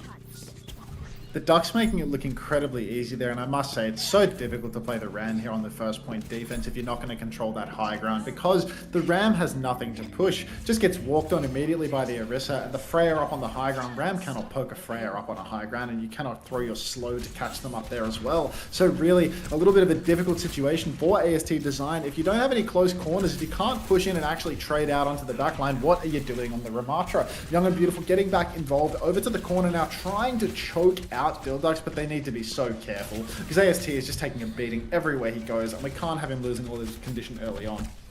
Ready force back, shield around the corner so AST can try and preserve this position, but Baz gets that one out for free and now pushes. Javelin comes in, Form has been forced out as well. Baz is going to slow it down, and they're just forcing, bleeding out these cooldowns. About to have their Kitsune Rush ready to go, about to have this Terror Surge. Trying to pocket PDK onto the high ground as well, keep him in that position. Relic's going to cross to help him too. Now Kitsune Rush comes around, Icy Sniper can mirror it, but Baz has the Terror Surge and Rage has got through onto Juice. Big opening for him now. Baz still pushing forward, trying to hold that ult potentially. They're going to turn their attention onto Ramatra, who's been booped in, and that will just be almost a clean fight. But Alex with a late trade here, so we just need to be careful not to lose too many more. But Icy Sniper's TP'd in, making this one messy and costly here for the Dilducks. We'll be able to clean up that final, well, nearly final player now. But the Tracer is behind. At least they can get some meters, but no chance to really hold too forward here for the Ducks. No, huge ult bank as well for the Ducks as they keep on rolling this through. They might not be able to spawn camp Young and Beautiful, but they do have everything required to just keep this going all the way through to the end of the point. AST stepping up very early on, trying to block the card early, perhaps creating 2 fights rather than 1. Baz is taking a lot of damage on the card as a result because he is on the low ground and everybody from Yab can actually take top and surround him. But look now, he's pushing aggressively. He's bullying AST back, and Razor hits a crucial pulse bomb onto Juice. Beat from Neptune to try and keep them in it, but it's just matched by Red X. Coming back into this now, keeping everything even. Bowler over the top should surely finish the job. No kills out of that one though, actually, but they're now going to push forward onto AST. They can overwhelm him at the front here. He's trying to get out, but he cannot. Payload's been moving for a lot of this as well, so they're going to have to rush this recontest here, Young and Beautiful. And it's going to be a tough one. Pushing past the Orisa, pushing past his Terror Surge. Come on, Alex. Disastrous scene now as Alex goes down. Alex was important for the touch. Neptune's dead as well. There's actually no chance for Young and Beautiful to even get the touch going at this point.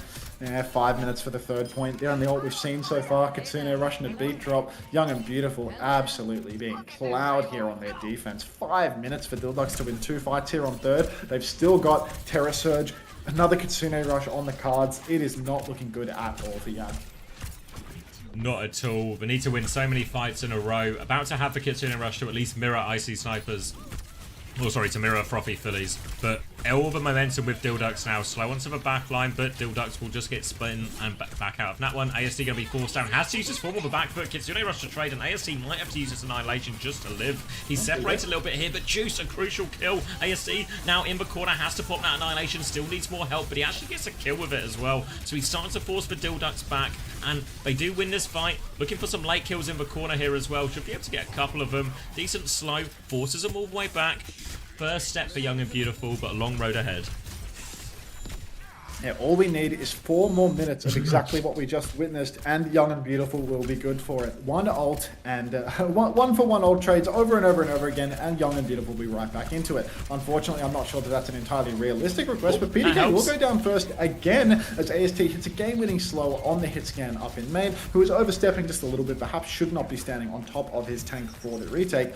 Dilducks now, they're still trying to get Baz up on the cart, still trying to keep Young and Beautiful engaged, but Alex here sneaks in on the side. The slow was so good. Kitsune's been forced. Baz actually popped the Terror Surge, and that Pulse Bomb's so possible here. Pulse comes out, nicely timed, gets Baz incredibly low, and he is going to go down. So Young and Beautiful, they're doing it. They're getting the snowball. Red X is stuck inside, gunning through the snare. Alex doing all he can to clean up all of these kills. And the ult cycle is actually really good here for Young and Beautiful. They're doing this lean fight after fight.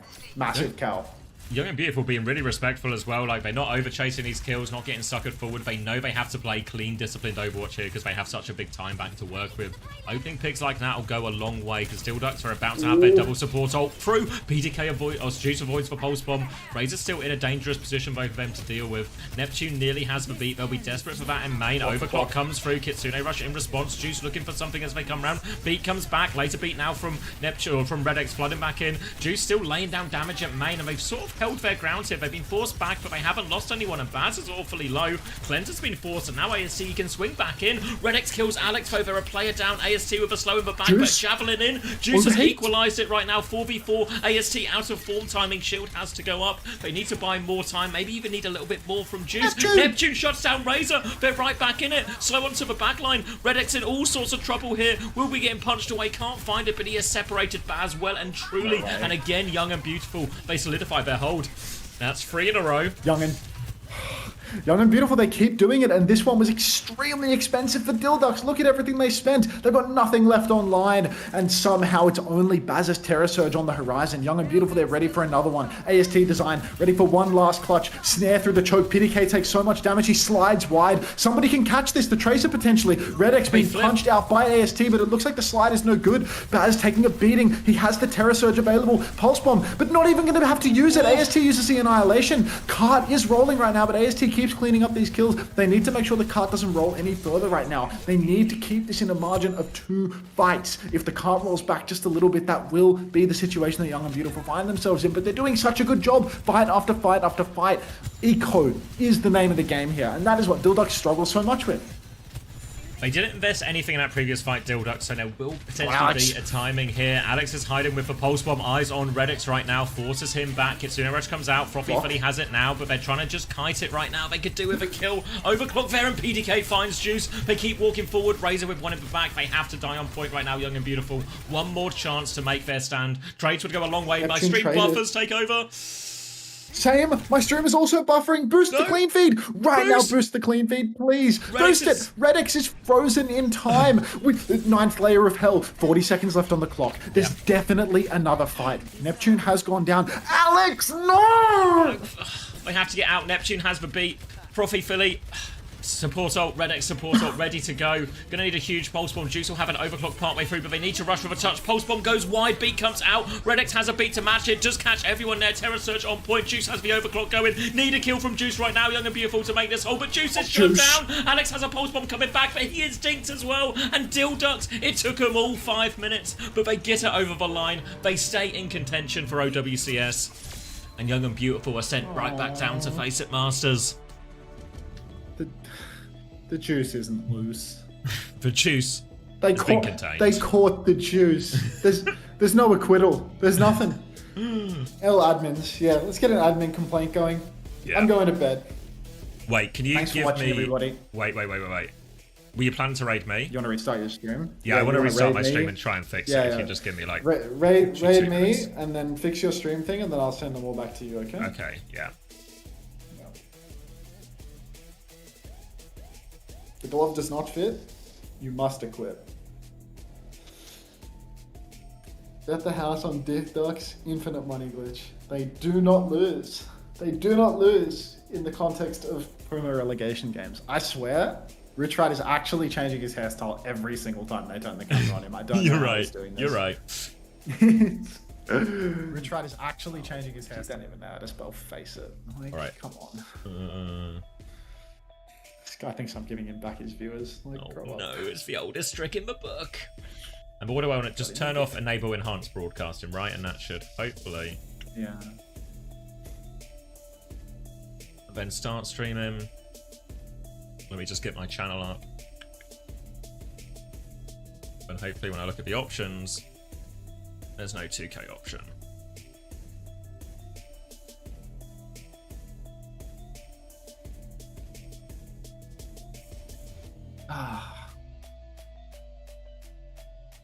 Wait, hold on. Now there's no 1080 option. I will kill you, Twitch. Guy's having a great day.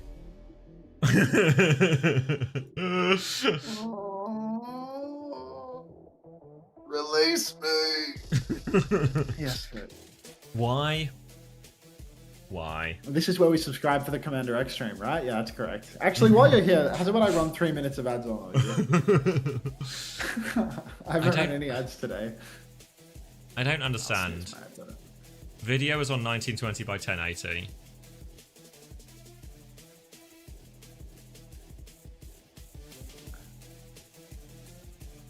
What's the option in question here? What's the potential problem? IU42, thank you very much for the 2 months. Too late for the hashtag ads. Welcome back.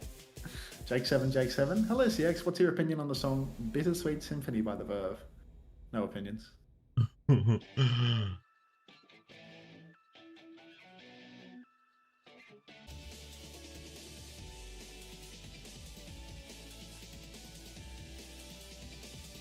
It's actually only coming back in 720p, and I don't understand why.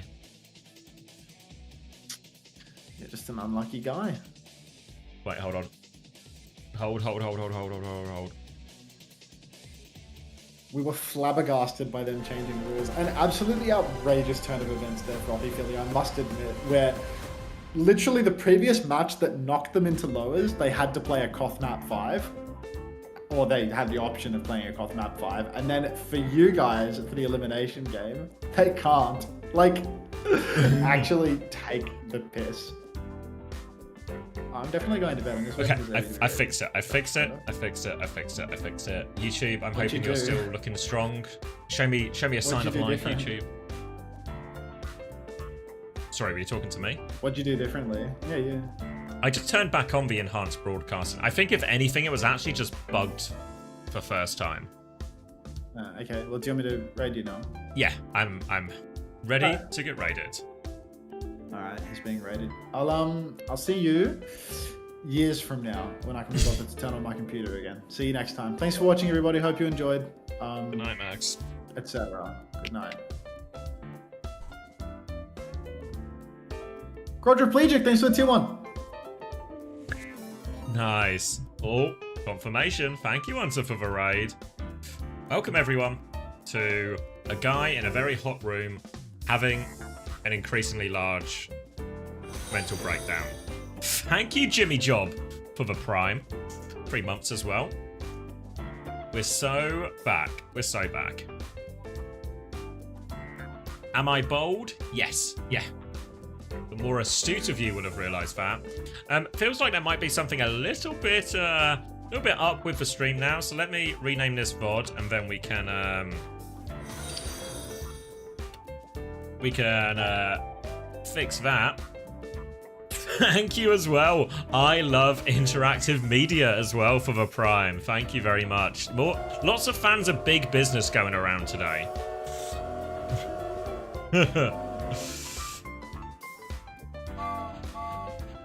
Oh, hey Dip, thank you for the tier 1. Commiserations today, mate. But you never know. You never know what's going to happen. There's still a way into OWCS for you. You just need the TU collapse to go through. And there's always a way. But honestly, actually popped off today on the Tracer, I think really did. Just a lot of tough teams to play.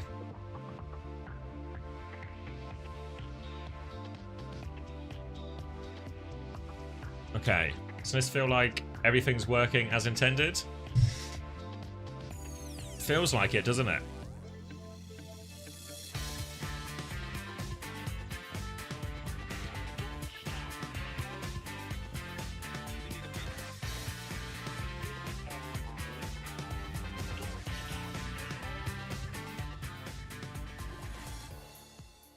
Oh. Start your climb to OWCS. Yes, Fix. Go into the end. Gain competitive experience. You're an A and you don't want to stay up for these games. I mean, I think divisions balanced for your skill level. Next game will be what it is. Next game will be sort of what it is. Maybe probably just Supernova sort of close it out type thing. But the last game I think is going to be the real banger. I mean, it might be, but I think Supernova are strong favourites in this promotion relegation thing. They 3-1 Young and Beautiful, who have obviously been involved in dogfights with the 2 teams in question.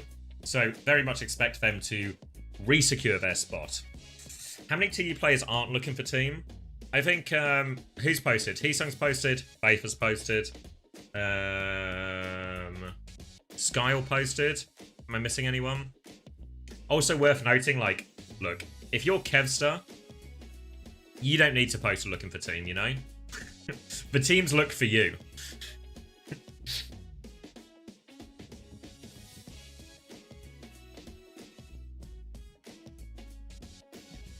What if both games go to map 5 and I'm still going all the way?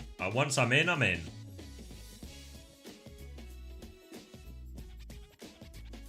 Do the teams look for Chris too? I think the teams look for Chris. I mean, there's probably minimal opportunities. Nature of needing to change team mid-season, but I think Chris will land on his feet.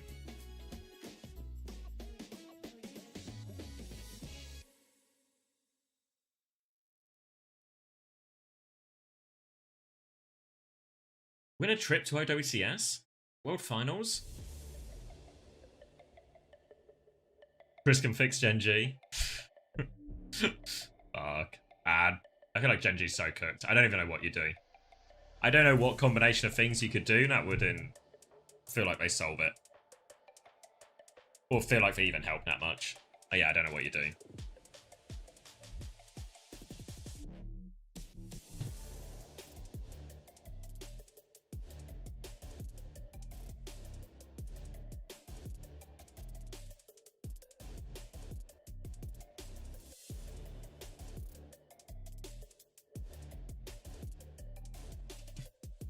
Get Kev on the Dip team.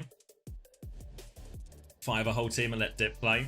Yeah, I mean, in many ways, like some sort of TU scattered to all these different places, and then Dip and the boys just get the spot. Doesn't feel that upsetting. And then maybe Gen G steal a couple of the key pieces.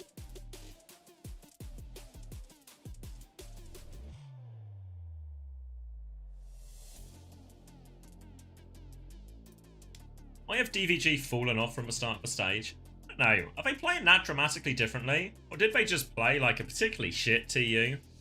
And they had one close game against VP.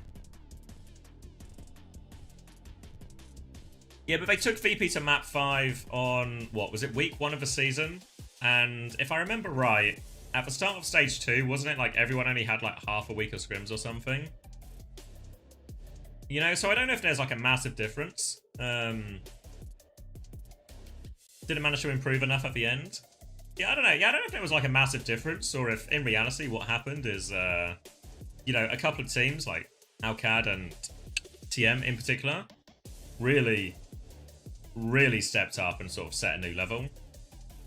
And in reality, if I look at the gap between, say, Dip and Genji and TU and Peps, it's all relatively close. I mean, TU and Genji in theory should just have like the player quality on paper, but we all saw how that went. So I don't know. I think what happens a lot in Overwatch, and this isn't to discredit them as well, like coming up through promotion, getting promoted to OWCS and then hanging around those sort of like 5th and 6th teams is kind of, I think, realistically the best you can hope for most of these promoted teams. But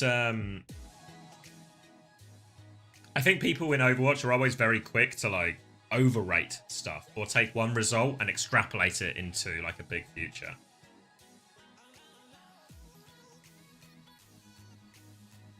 And I think that's a little bit of what happened to Quick. Same time any result goes through, right? There's always this debate of did one team overperform, did one team underperform, etc, etc. Don't think we're that reactionary. Only tell people to retire after one fight. Yeah, true. It is true.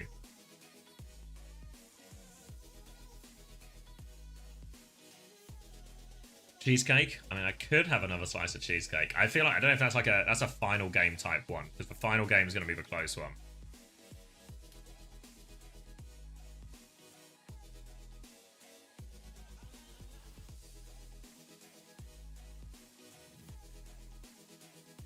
Two slices of cheesecake, are you mad? I'm not mad. It would be my 3rd slice.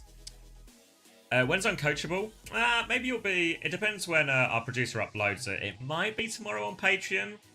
Definitely Tuesday, sort of latest. And then, depending on what day we release it, the following day for the YouTube and Spotify release. What percentage of cheesecake are we at? We're at probably about 66%. Will it involve cope? Yeah, there's a decent amount of cope. I think it's kind of reached a point where we're very much in a lot of accountability segments as well.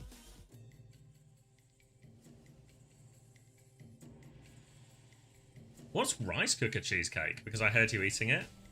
You just put cream cheese and rice in the cooker? How does that work? It's rice cooker cheesecake. No, this isn't the TU episode that's coming out. This is just a separate episode. Mainly about playoffs, a little bit... Oh, it paused. Mainly about playoffs, mainly about... Yeah, I mean, we talk about all playoffs because there was like the Face It playoffs, the China playoffs, as well as the EMEA and the North American ones, etc. But also we talked a little bit about like the Lep, Zero, Ramon type tweets. We talked about the South America situation, since seems to be relatively undercovered by a lot of people.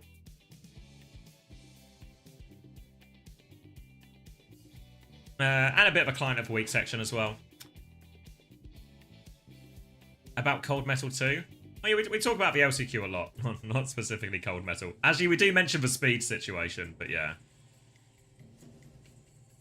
Can you give me a rundown of what happened in South America? Yeah, like, 20-second rundown. So the TLDR is Group Senju, who are like a local tournament organizer in Brazil, submitted a big document accusing the team that won, this Zocorp team, of a load of things. But I actually stopped and read through the document, and it feels like a lot of the evidence provided really doesn't actually back up the claims. I think what Zocorp have done is they have used the rules to their absolute maximum. But I don't think they violated any rules. They probably boosted, alright? They probably boosted, but fuck. No one gets punished for boosting anymore. So I think my instinct is that Zocorp are actually going to be fine to go to the Esports World Cup, and we won't see them disqualified or anything like that. But I'm a little bit confused when there's not been any major statement or any sort of holding thing or clarification. Everything like that. Anyway, I can talk about it more between the break, because I feel like no one's really tackled the issue properly. I talked about it on stream a couple of times, but nothing major. Either way though, Supernova, I feel like we're not in max quality either. Let's get, come on mate, let's get it going on.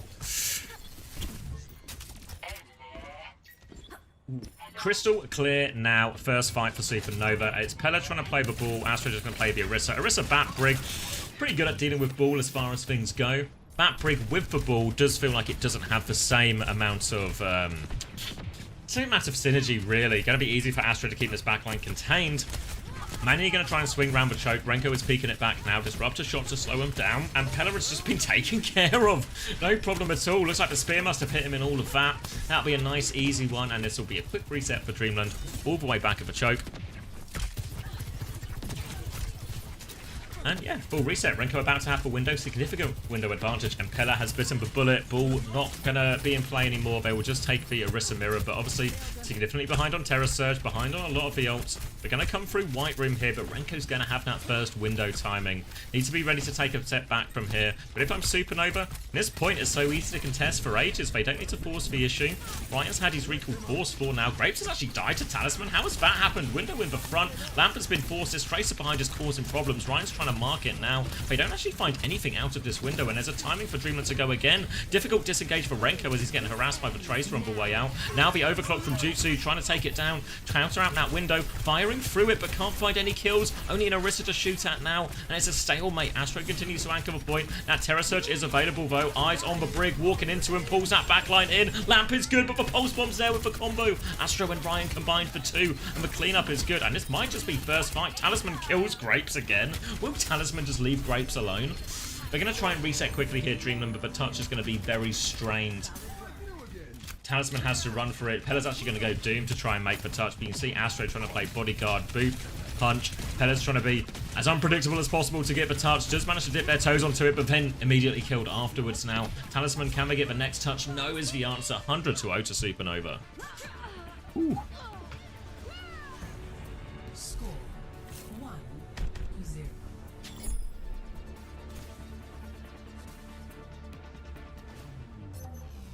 Ready for battle.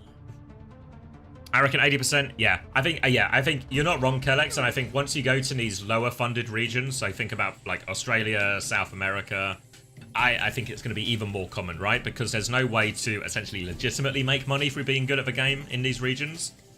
or like a full-time salary. So people will lean on to these illegitimate means. But yeah, so I'd be shocked if they come out with any sort of punishment for the boosting. Ball coming out now, and a Kiri for Dreamland here, so going for a very different look. Feels like we've not really seen this in any of the regions leaning into this type of stuff very commonly.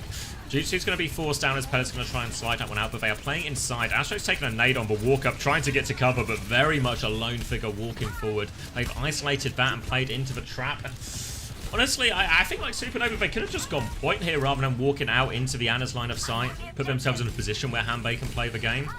Just go back over to point, force the objective, force the Anna to drop to come to you a little bit more. If the Anna wants to have impact, force her to come into a dangerous position. Instead, they take the fight where Dreamland probably wanted it ideally.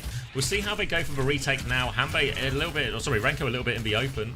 Pella will get a slam, trying to force these cooldowns out, boot through onto the back. Renko's going to be forced to TP, and they are going towards point, but it's cost them a lot of cooldowns because they've gone the long way here for Supernova backline. But they made it, and I guess that's the important thing.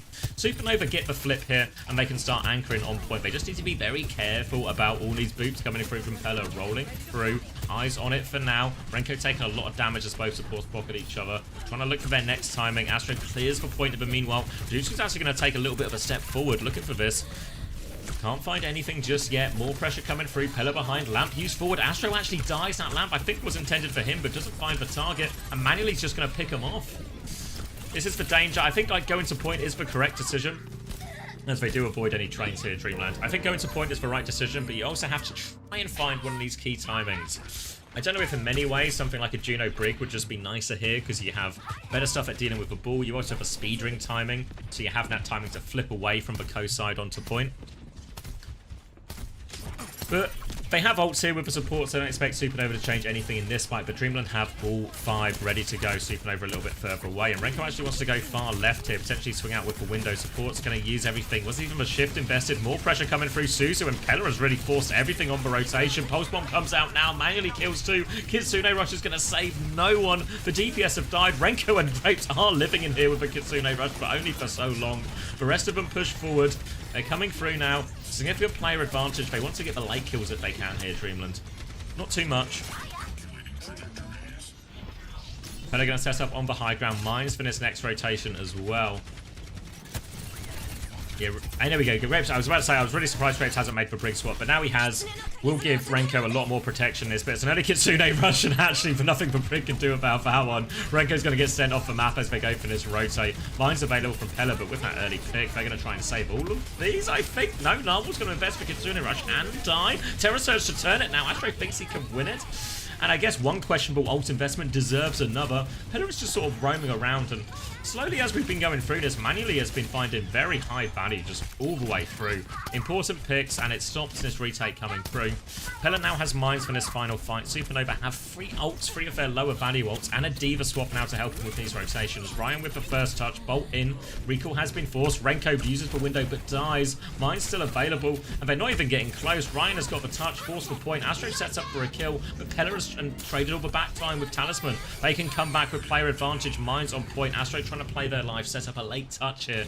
Renko coming back on the Juno. Overclock available for Jutsu, but they need touches to keep this point in their control. Pella's going to roll through now, and it looks like Supernova have waited out most of this minefield now. Astro's going to get booped off though as he lands. Disaster. Pella with a big opening pick. Mines are still there. Jutsu with the overclock, but has so much to do. Has to try and slide to live, but the chase is on for Pella. Another slam comes in. Grapes is right there with them, body blocking. They're chasing Pella out, but they need to get the touch very soon. Back in control are Dreamland. They're contesting it right now. Pulse Bomb out from Ryan. Doesn't find anything. He's going to get hunted down. Slam comes through into the backline. Matrix is available from Astro. They've lost their DPS though. They're walking forward to point. Grapes nearly has a rally ready to go. Astro's actually found a kill, but Grapes needs to get the rally. Can't get the rally. Dreamland should be good for the cleanup off the back of this now. Astro with the DMEC. Significant player advantage now. Nano to ensure the job is done, and Dreamland will tie it up 1-1. Ooh. Yeah, so we eventually got onto the Juno Brig, or like the Bat Brig, which I think is really like the right direction to go into this ball comp, but because of the way the ults went, it took them too long, basically. So I think Supernova were making the right adaptations, it just took them too long to get there. And the nature of KOF is you lose a couple of fights, you're really on the back foot.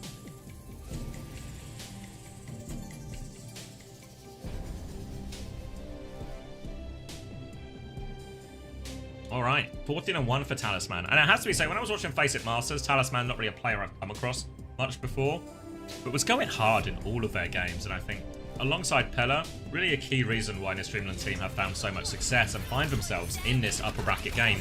Winner gets promoted to OWCS, remember. Bat Brig going to be the starting one here, so it's just going to be a full Bat Brig, Orisa, Sojourn, Tracer, Mirror. From both teams, swing out onto the point for both, but manually halfway up to a rail, slides onto the high ground, but boomed off. Spear is perfect. See you later. Slide can't save them. Astro nails that one, and now with that significant advantage, Astro's going to walk forward, take more space, can turn onto Pella. Now Narwhal has tried to walk forward, but 1 HP. Shield comes out now from Astro, completely zoned this Orisa. Pella will fall, and they convert the player advantage thanks to Astro's big old spear. Has to be a different Talisman, I reckon, Kellex, but I guess all names are eventually recycled. No ults for this retake to speak of, just going to be a full another neutral again. Gonna have to work their way through the choke. Ryan is keeping eyes on this Tracer, but Talisman keen to go top. I've got BAP sounds in the background, but manually's got the opening pick, continues their good work. Shield up from Astro, gonna wait that one out. Pella's still on the spin, looking to take over White Room now. Gonna be joined by Manually. Little rail into Astro's head. Lamp's been forced by Renko and all of this. Ryan's trying to pressure the backline as well. Manually turns to deal with that one now. Astro threatening the idea. Ult's about to come online here. Full rail available for Manually just before Hanbei gets the window, but uses the rail beforehand, so doesn't have the combo. Terror Surge from Astro tries to quickly turn a kill.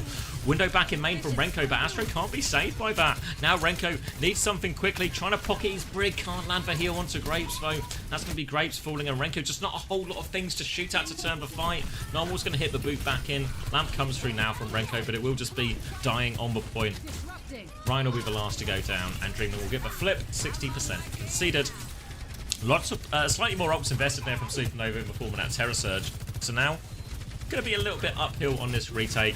Going to have a rally and overclock available. I imagine if I'm Supernova, maybe start with overclock, rally to keep going, but just have to be careful about that Terror Surge turn from Pella. Overclock comes through now from Manually first, and Supernova might just try and wait this one out. Astro's going to try and get out here. They're really keen to chase, but with the shield down, Manually's going to find nothing. They're really peeking to try and find one more shot from Manually, but can't land it. Chance for Jutsu to come through, Val. Pella's still holding close with a Terror Surge, though, so they have to be careful. Terror Surge now at the choke, pulls him back in. Lamp is out. Astro gets there, but Renko took so much damage. Shoots him with a good trade, though. That's Narwhal. No chance to rally, but Talisman hits for Rally Jacks as well. Pulse Bomb is good for it. Jutsu trying to find more, but the Orisa shield just limits these options. Very much stuck at the choke here. The trades will mean Supernova can maybe take a bit more space on their next retake. But you can see Narwhal already coming back, and this time as Supernova walk up, they are walking into a rally. Walking into it soon, but Manually caught napping, caught too far forward. Now Hanbei's under a lot of pressure. Disruptor shot into the back. Lamp has been forced. Counter pain is good. Perfect from Grapes there. Honestly, so good at Brig. Definitely his best hero. Makes a huge play there to allow them to get no rally value with that counter bash. Great play from Grapes. Does cost him his life ultimately, but more than worth it. Window versus window for this next one. Astro's going to have a slightly quicker Terror Surge too. Talisman going onto the sim potentially here. Shades of EMEA. We'll see if he sticks it or if they're just trying to get to the choke. No, just trying to get to the choke quicker. Come on, just play sim. I promise you it's good. Window versus window, but Astro with a Terror Surge, so an ability to go through the window. Looking for the option. Window at the choke. Astro eyeing up his chance to go through, but Hanbei's expecting it. Uses the little BAP dash back, but just so good for it. But Terror Surge from Astro finds a whole lot of nothing, really. It's at least zoned them out, but can he find anything? Astro was actually the one stranded, stuck between a rock and a hard place, and Pella's Terror Surge ends up doing more in the end. Chance for a retake now for Dreamland onto this one. Brian is mainly just stall on the point here. I don't think Supernova have the numbers or the ults to turn this, and we're going to have to come down to one final fight for this Lijiang Tower. And looks like it might not be quite as Supernova favoured this series as we initially thought. Juicy's going to have an overclock to do it, and Grapes has rally advantage. So if they can get there, Supernova will have the ults first. But Manually is not far behind on this overclock, and Dreamland have the better position. Chance to start early. Ryan's going to take over the flank a little bit here, forces Talisman back. Talisman good to hold their recall, but Jutsu is coming with this overclock now. Talisman has the pulse, but needs to be ready for it. Overclock comes out, pulse bomb is there, avoided, but neutralizes the overclock for a little bit. Now Jutsu's going to swing again, but we need kills. Nails out one onto Narwhal. Lamp is going to be killed out as well. Dreamland are trying to flood forward. They need trades, they need something. Overclock from Manually comes back, he takes down Jutsu, he takes down Ryan. Both DPS dealt with, and now we can just pump damage into this Orisa, but there's still a trade available. Astro's got the shield down, Manually will get traded. Astro needs to get himself onto point. The flip goes through here. Dreamland back in control. Astro stalling it out. He needs help. Pella is turning that one. He's hunting down the map. Renko nearly has the window. Grapes nearly has the rally. They don't touch. Astro mismanages the juggle. The juggle. And, oh.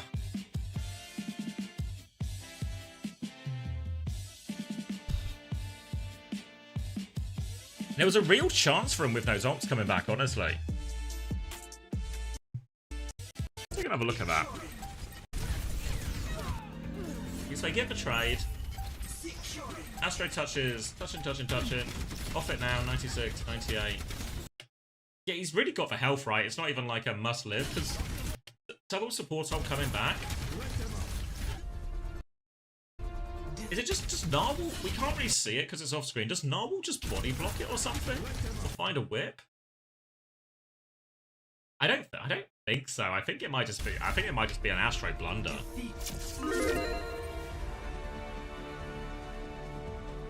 Alright. Big win then.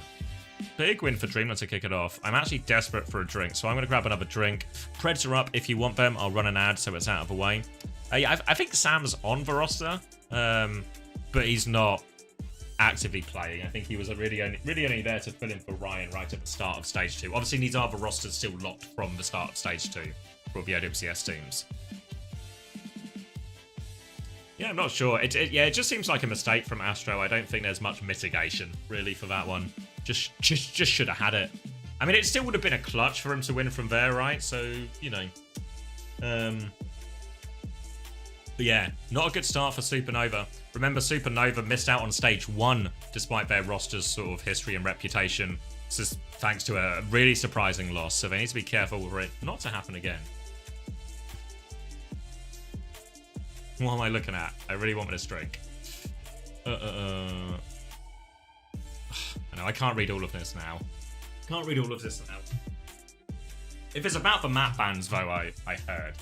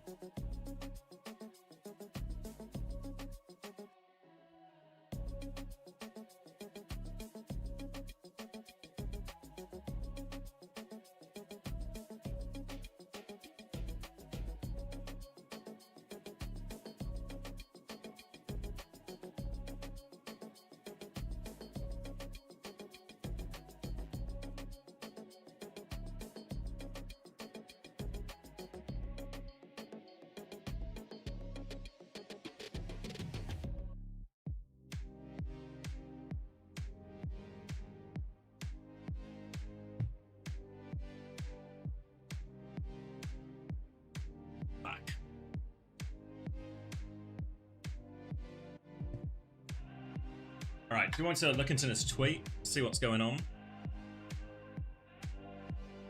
New Junk City, Hazard, and Kiriko ban.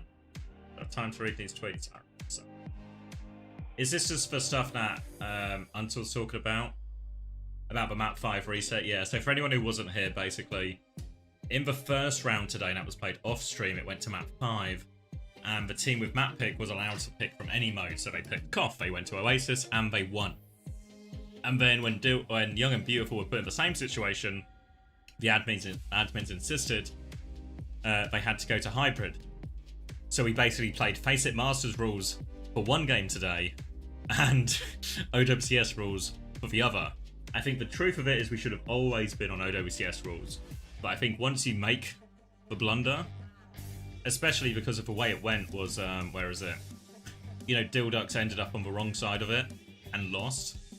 And then Young and Beautiful end up on the wrong side of it. You kind of just have to commit it.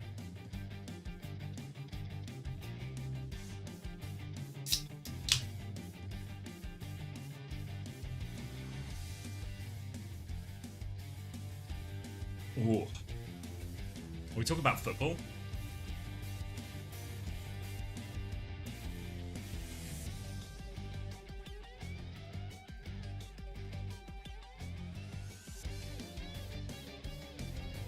Man United, Calix, yeah, Man United. So, our signings seem good. Still in that period of the season where every team gets to have hope, everyone has belief that their signings are the right season, and everyone has that hope that this season will be better than last season. So I am once again buying into the hope. They've signed Cunha, and they're probably going to sign Embuemo as well. So I think good signings, but bigger problems than maybe just the personnel, but it seems positive. Gonna come back out now. It's just be a full Orisa, Bap, Lucio, Mirror, Sojourn, Cass, the difference between the sides here. You can see manually pumping damage into Astro. We have to use that spin just to get to cover more than anything else. So Pella's going to be willing to take that trade. Astro very much on the back foot. Pops a Fortify, has to try and get out. Doesn't quite have another spin yet. Trying to give the space. Just successfully give the space. Jutsu can't find the trade with that rail. Trying to clear the tracer now. Lamp has been forced. Pella is so low. And Jutsu, twofer with that one. Takes them both down the window to try and save it from Hanbei. But it's...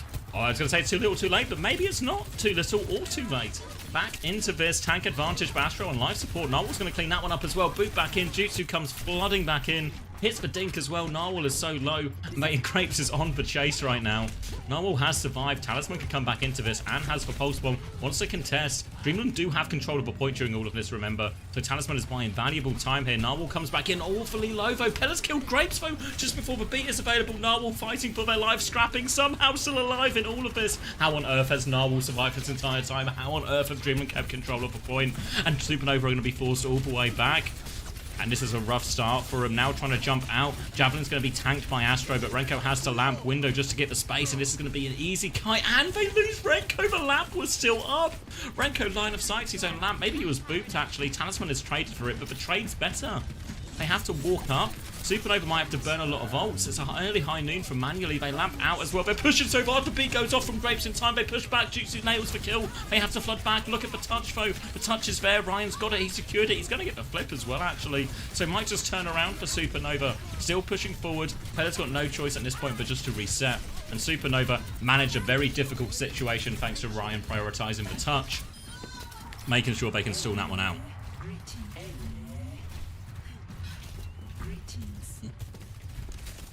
Hoyland is my sister's neighbour, so whenever he's in Denmark... I mean, yeah, I heard he might be going, actually. Heard he might be going. Some Italian clubs are interested. And what's happening now? They're going so quickly. They have to lamp manually out of it. Pella pulls them in. No side available for them. They survive it. Trying to keep them all alive, but Jutsu is so low now. The chase is on. Trying to hunt him down. Jutsu fighting for their life. Kited away from their team. And this early fight has gone all astray here for Supernova. Disaster with that one. And that's the point with this. They'll get the flip back. No hope at a touch. Ryan's going to have to just get out. Or maybe just die on point. Nowhere to go. And Dreamland. Hell of a start here. This is a crazy result. Not to discredit Dreamland here, but Supernova should be strong favourites for this. I mean, at the start of Stage 2, I even had Supernova not getting relegated. Over now to point D. Over to the junkyard.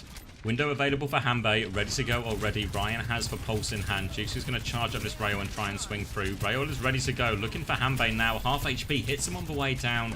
Doesn't force for Lamp, doesn't find the kill, but can get a strong position on this top right-hand side. Got an angle onto Pella as well to force him back. Pella's going to have to concede a bit of space. Window is available as well. Pella's awfully low. Lamp and Fortify used. Window from Hanbei as well, just to try and keep everyone alive. Renko still has this window available. A chance for a better swing from Renko with it.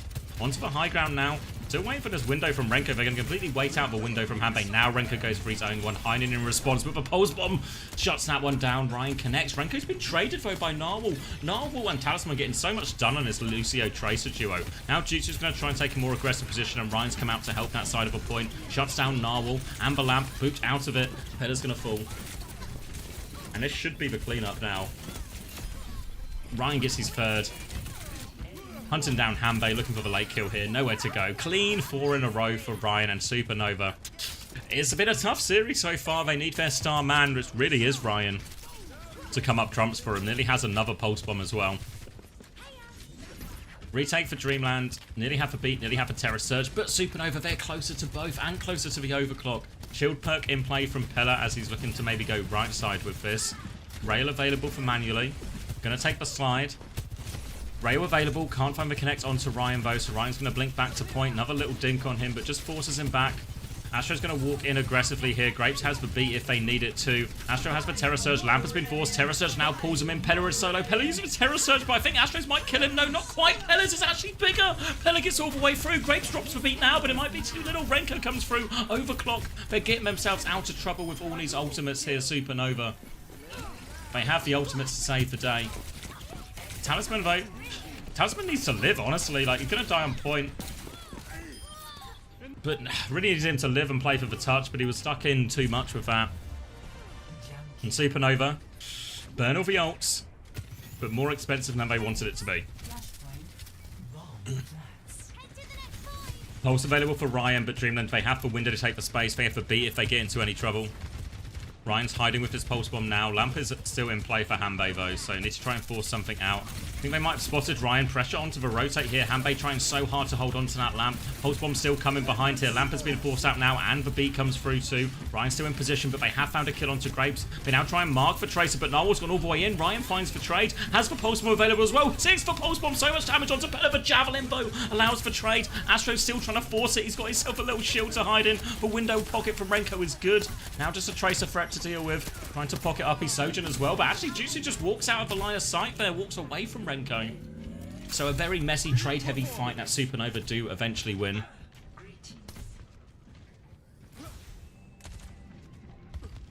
Yeah, I think, yeah, interesting. Yeah, no, we barely see any sim in America. I feel like it's only GK who ever really leaned into it. Maybe a little bit Team Liquid when Knife is in, but that's about it. Really, it's all Tracer all the way. I think no Diva players as well. So I think BAP is maybe more viable in NA because of that. Also, just a lot of BAP players in it as well. Overclock available for manually. Going to try and bust this one open. Looking for a swing here, but the shield's going to have to get burnt down. And Supernova seem pretty good with a kite so far. Astro's actually very much stuck into point now. They can just turn and focus Astro. Another shield up, but he's getting forced back very heavily. Lamp comes out to try and save his life as well. Still needs 10% for his Terror Surge. They've conceded a lot. Flip goes through for Dreamland. Now Jutsu needs to be careful. Manually and Talisman hunt down that one. They can keep pushing in for this advantage. Trying to keep him on the back foot. Astro has the Terror Surge soon to turn if they're not careful. Going to push it all the way out. Force Astro onto the low ground. And Pella actually just wants to finish it here. Terror Surge is big. Boot back in to make sure they can't escape. And Dreamland get all the cleanup kills there. Clean one with the Terror Surge. And Supernova have to play retake, but they're going to have 5 ults with which to do it. Plenty of time to get the touch onto point as well. Dreamland's here. Limited options, honestly. They can play it slow, try and bleed ults out, or they just try and make it as expensive as possible for Supernova to make their retake more possible. Jutsu's trying to come in. Full rail is going to start ticking down a little bit now. Slots it. Pots the overclock straight away, playing it. Window in response from Hanbei, and Jutsu's going to change the angle here. They just trade 1 for 1. Supernova happy to wait that out. Dreamland though getting ever closer to this beat. Narwhal still needs 20%. Supernova Need to move sooner rather than later, but they come through this right-hand side. Juicy with a strong position. Window to force them further back. Maybe a little bit shallow, but it does clear a decent amount of a point. Now Astro's trying to force it, and Jutsu good for it with that one. And just when it looked like Dreamland were bleeding the ults out, it's just over. Die on point now is the only option for Dreamland. They can play to retake, but a window and an overclock is a really reasonable price, I think, for Supernova on that one. Dreamland can play for retake. Talisman's going to be on the later spawn wave, so touch is going to be strained. Equal beat situation, and they have to push past for Terror Surge. So still in Supernova's hands. Ryan and Astro walking forward, trying to make this touch as hard as possible. Ryan is denying the right-hand side currently. They're going through main. Talisman's going to cop it. He dies on the way through. I don't think they can get it yet. Dreamland are just going to have to back it off there. Touch was always going to make that fight very difficult. And Supernova managed to just deny the touch, so they don't have to use any ults. Looking for some stagger kills here as well. Ryan harassing the backline. Pella's taking a lot of damage. More pressure onto it. Hits it. Juicy's going to finish it off. They flood forward. No ults invested from Supernova, and they'll get all the cleanup here too. Supernova responding strongly on this New Junk City after a bad start.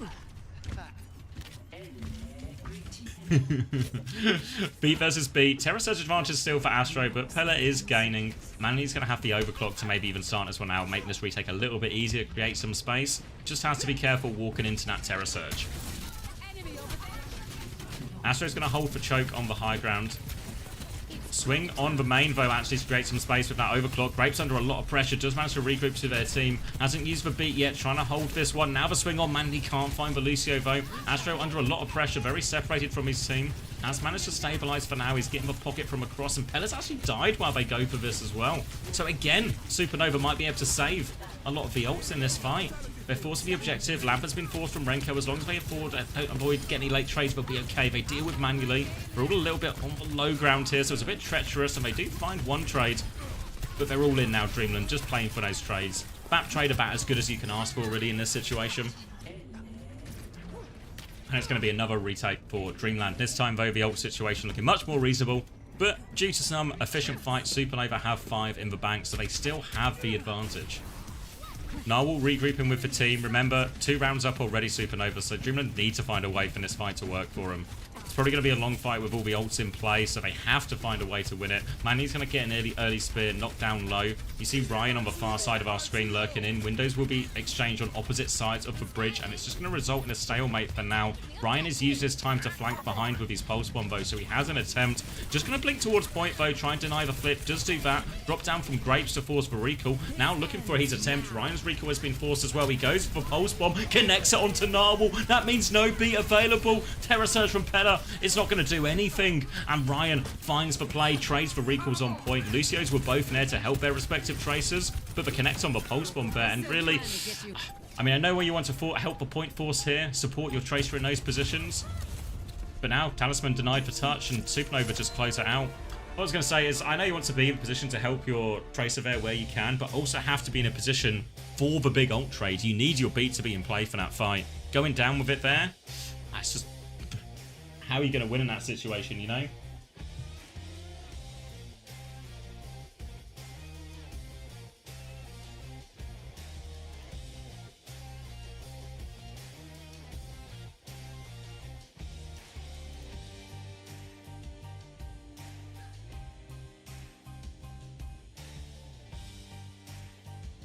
Ryan on my life. Just good for it, isn't he?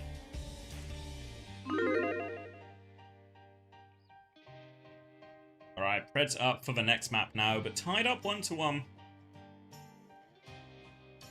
Momentum very much with Supernova in that one. Down for an Eichenwald. Yeah, there's obviously a decent amount of Eichenwald today. One of them was just a complete full hold into insta first tick type Eichenwald, but feels like it's been a while. Same with Blizzard World, just maps we haven't seen in a while. I think, was it Horrocks? I don't know if you still hear Horrocks, but I think Horrocks was saying it earlier. I'm a little bit surprised they've swapped the map pool. Just in terms of both these teams, and from the Face It Masters side and from the OWCS side, play one season playing the entire map pool, and then to decide whether they get to stay in OWCS or not, they have to play a slightly different map pool, including a brand new map as well. Yeah, no, agree, Horrocks. Yeah, it seems really odd to change it. I don't know why they wouldn't just close out, like, because it's still part of stage 2, right? I feel like for one, because they changed it for the Esports World Cup as well, which I guess you can make the same argument for. But I think for the actual Esports World Cup, it doesn't feel the same just because there's such a long gap between the regular season and that actual tournament. You can still make these arguments of, well, the teams won on these maps and then they have to go and play in these different ones. But there is like about, what is it, a month, maybe longer between it.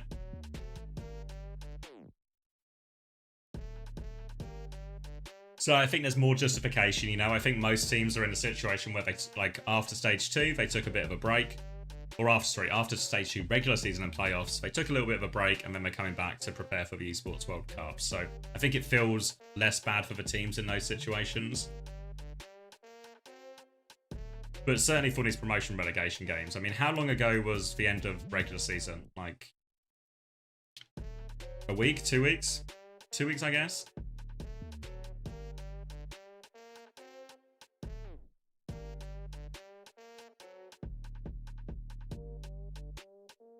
And then you also get in a situation where if you're playing in playoffs of OWCS, you're preparing one map pool. But if you go into promotion relegation, you're preparing a different map pool. So it scuffs scrims for a lot of people as well.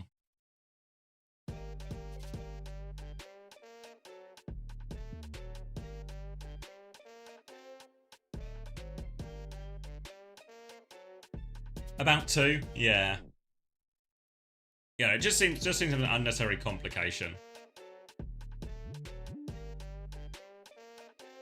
Hurrying this game up. It's classic bedtime theory. It's classic. NA always loves to become an unnecessary dogfight, even at the end of fucking stage 2, when it's like Extinction and was it Nightmare? Extinction and Nightmare just getting dragged into these dogfights.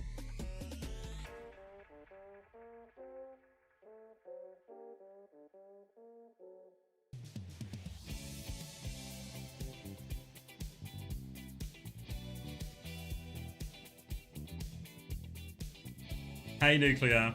Crazy to mean that Avo from Ayoma. Was he the French hitscan player? I'm remembering that right.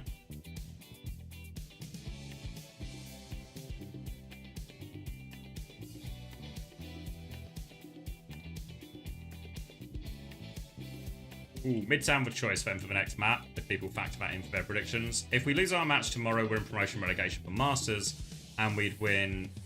We'd have 1 week of practice this new map, Atlas.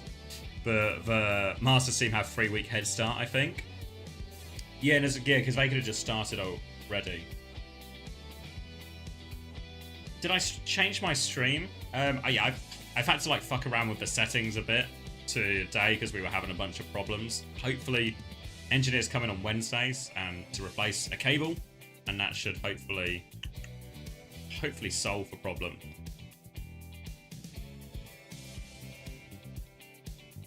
Same name as Mbappe, by the way, really? What, as in Killian? Perfect. Overwatch has been waiting on its Mbappe.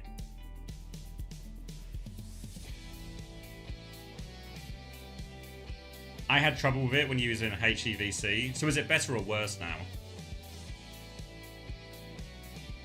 Can I explain how the LCQ works? Yes, so it's going to be GSL brackets. Let me get a bracket while I'm talking about it. But GSL brackets, and then it's top 2 from each group go through, if I remember right. Top 2 go through, they go into a single elimination tournament. So it's going to be 2 days of groups, 4 different GSL groups. So if you've not seen GSL format before, basically what happens is it's like a mini bracket, very actually identical to what we're watching in the promotion relegation, where if you win 2 games, you're qualified. Otherwise, you have to fight your way through the lower bracket. Top 2 get qualified, seeded into this, and then it's just single elim, and then winner takes all. So basically, if we use this one as an example, Cold Metal play Hilarious. They'll go through to the upper bracket here. F-Word plays Zone X, let's say F-Word win. These 2 teams will go to the lower bracket, so we'll have a LOL versus Z. And then, let's say Cold Metal win, as they should. Then F-Word will go down here. Let's say LOL win. Then F-Word versus LOL, F-Word win, like that. So chance to get repeat fixtures, everything like that. So yeah, so I think if I remember right, I think these group stage games are only first to 2 as well. So this group stage is going to be over 2 days, but I don't think it's actually going to be that long potentially group wise. I mean, I think we're at best of 5 for all of playoffs. Yeah, best of 5 for all of playoffs. It says they're all first of 3. Have they changed it? I was told it was first of 2 at one point, but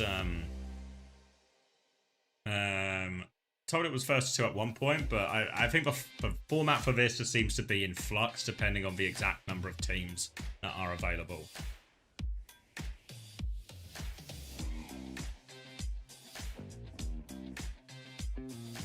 Well, it wouldn't let me use it unless I used non-source. Quality wasn't really bad, but I imagine it confused a lot of people. So is that what's happening to you now, Debees, or is it better now? We'll be streaming both here, Fitch. Yeah, we'll be covering both. I've been doing my research. I've been reaching out to the the depths of my contacts to find out about the players I can. Although some teams do remain. Oh, okay, so whatever situation now is better, is what you're saying, Debees.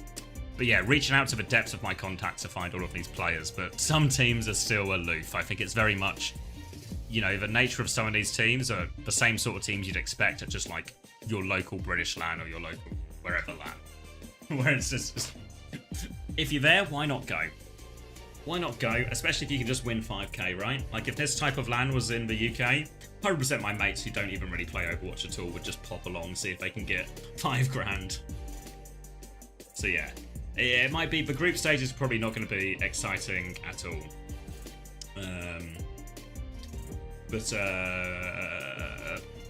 Playoffs, I mean the grand final is really all it is. Alright, where are we?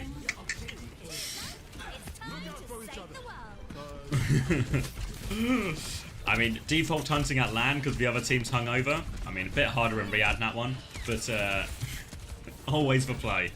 Lucio banned from Dreamland as we move on to Midtown, so it's going to be BAP Lifeweaver. Supernova going to lean into a BAP Kiriko, so Grapes can be backing up Ryan on this. Now, Grapes is a person who really excel. We've seen excel on Brig throughout the years. Kiri, not so much. We saw a little bit on some of that Lijiang Tower, but didn't really get going for Supernova. So eyes on Grapes for his performance here, while Dreamland are going to play Dion on the Hazard. Grip actually invested quite early onto manually to make sure he doesn't go down. So they've still got manually in this strong position as Supernova try and get a little bit more. They're trying to really bust open the flank here. But Dion shuts down Jutsu. But obviously the good thing about the Hazard is that ability to swap from side to side. But an even trade, and Astro's made a super aggressive move into the backline. This means Dreamland are really split now in terms of their formation. Trying to keep each other up, but Astro has indeed gone too deep. A late lamp from Renko.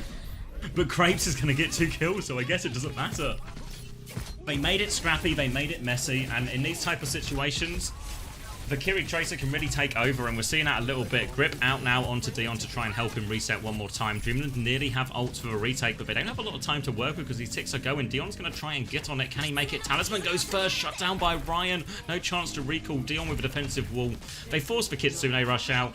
At least they get the ult out there, but really struggled to contain this Kiri Tracer. They got opened up on the flank and never really recovered their position from that. Supernova now walking forward, trying to set up on this high ground, get Jutsu in a strong position.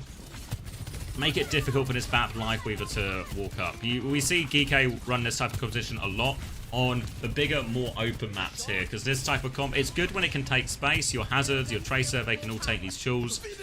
They're going to Window to try and reclaim the high ground. Window comes back here. Jutsu's going to have that lamp forced out early from Renko. Now coming through, more pressure. Pulse Bomb's good from Talisman as well. They shut that one down. Astro's really keen to give a payload underneath, but Dion does not want to let that happen.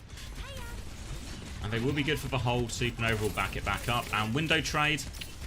Get to hold for a good position, and now this is where Dreamland's comp can really excel. When it's like with a Baptiste, can be quite hard for the Orisa team to connect on. Remember, no speed, no TP, no speed ring, nothing like this to help Supernova and Astro in particular close the distance, so they're going to have to try and play through their Tracer. Bowler's invested early, forces the lamp out from Renko. Trade comes in, down for over the top, but Fortify's available, does get the lock-up bow onto 2 targets behind that Orisa, converts both of those kills, and now Astro, no supports, easy kill afterwards.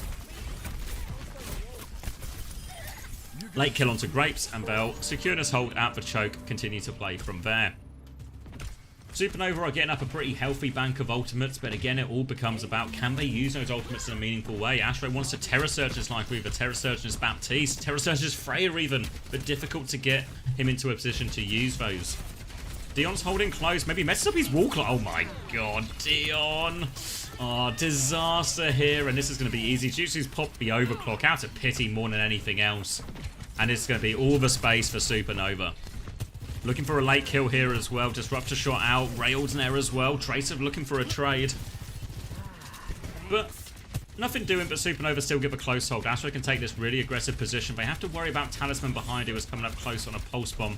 And yet forces a recall actually out of Ryan. Astro's going to turn and try and deal with that as well. But Talisman is a nuisance. Astro's caught spit roasted by these two. Fortifies onto the point, but his cooldowns are about to run out. Might have to Terra Surge sooner rather than later. He tries to get to the bus stop. Window in response. Tree on point right now. But Dion not quite in position to use that one. It's back on the Orisa, but manually with an important kill. Dion's going to clean up Grapes on the point as the Kitsune Rush comes through. Talisman chasing all of these. Oh, Spear doesn't quite save his life. Dion's still trying to deal with his Tracer. Ryan comes back out, and it's still fire coming down from the high ground, but I think they've got too much stability now, Dreamland, with the Orisa.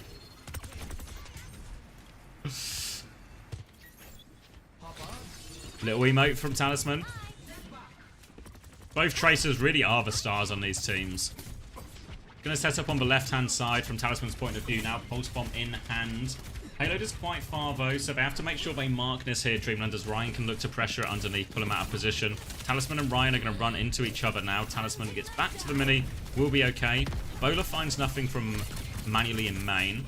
Astrovo can't cross on this timing, so it's going to remain a stalemate for now.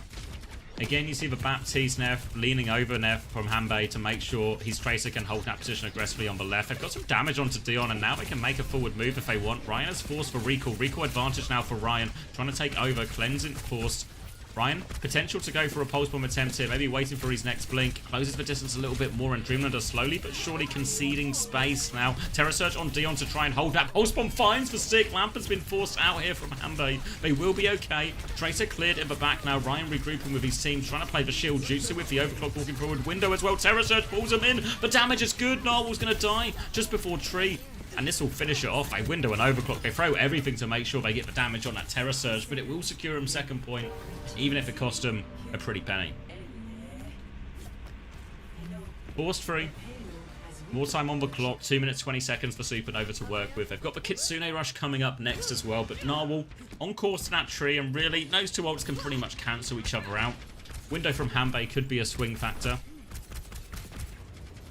Just the Orisa mirror now from Dion after his hazard adventures.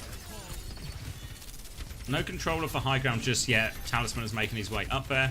Narwhal can obviously create his own high grounds, and going to be a blink across. Jutsu's going to try and swing this aggressive angle as the Orisas will meet on the low ground. Kitsune rush to punish for shield timing. Dion's going to try and back that one up. Fortify and another shield out. They walk forward. They claim a lot of space, but no kills crucially. For Javelin forces for Suzu, and it's a successful disengage for Dreamland. They come back with two of their own ults. Talisman is in the back as well. The window seems pretty early from Hanbei actually. It does force the lamp out and force them at least all the way back. They reclaim the space they lost here, Dreamland. Back to a stalemate, but Narwhal continues to have this tree in the back pocket. Pops for tree as a body block onto Astro, but Astro's going to use the other door. He's trying to get out main. More body blocks coming in, but the shield is up. They're flooding in to help Astro, and Astro has successfully circumvented all of this. So the tree, in the end, finds nothing. Supernova coming up to their window turn, their Terra Surge turn, and they can start. They're trying to bully the Tracer out of position now. Shield on the side to clear Dion. Force him onto point.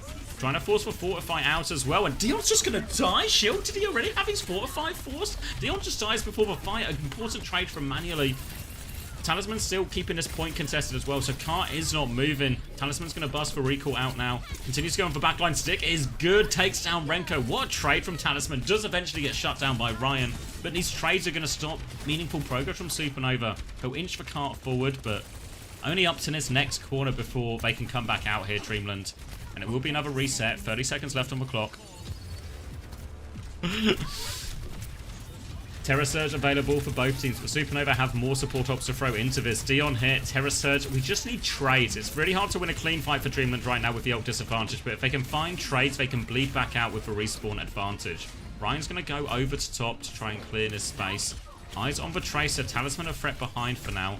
Dion trying to bleed it out by time. Javelin comes through. Dion's just lurking into the backline right now as they get Kitsune Rush to go forward. They're going to break the Petal and kill Narwhal, no problem. Flooding forward, any trade is good. Dion on a bit of an adventure behind on his shield. He's, I guess, holding the angle. Whole spawn through just onto the floor from Ryan. Forces the lamp nonetheless. Terror Surge back in from Dion. Looking for a quick kill. Does help kill Jutsu actually, but he trades for it. Window now from Renko as they try and finish it. Astro with the spear pushing it in. They need someone to get the touch. Talisman leaps on. He's so low though. Shield up to block any more heals. Window from Hanbei.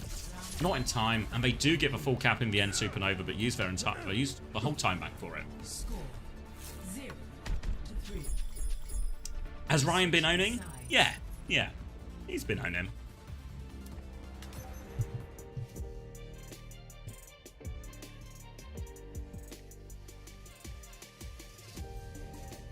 But yeah, pretty happy with that if I'm Supernova. Full cap on Midtown, not straightforward at all. Is Dion a new player in the scene? I hadn't really seen him before I saw him in the Face It Masters playoffs for Dreamland, so don't really know what their history is. Comes in for a lot of the ground tanks. I think Ram and Orisa are probably the two heroes I've seen him play the most. So the Hazard was a little bit new, potentially.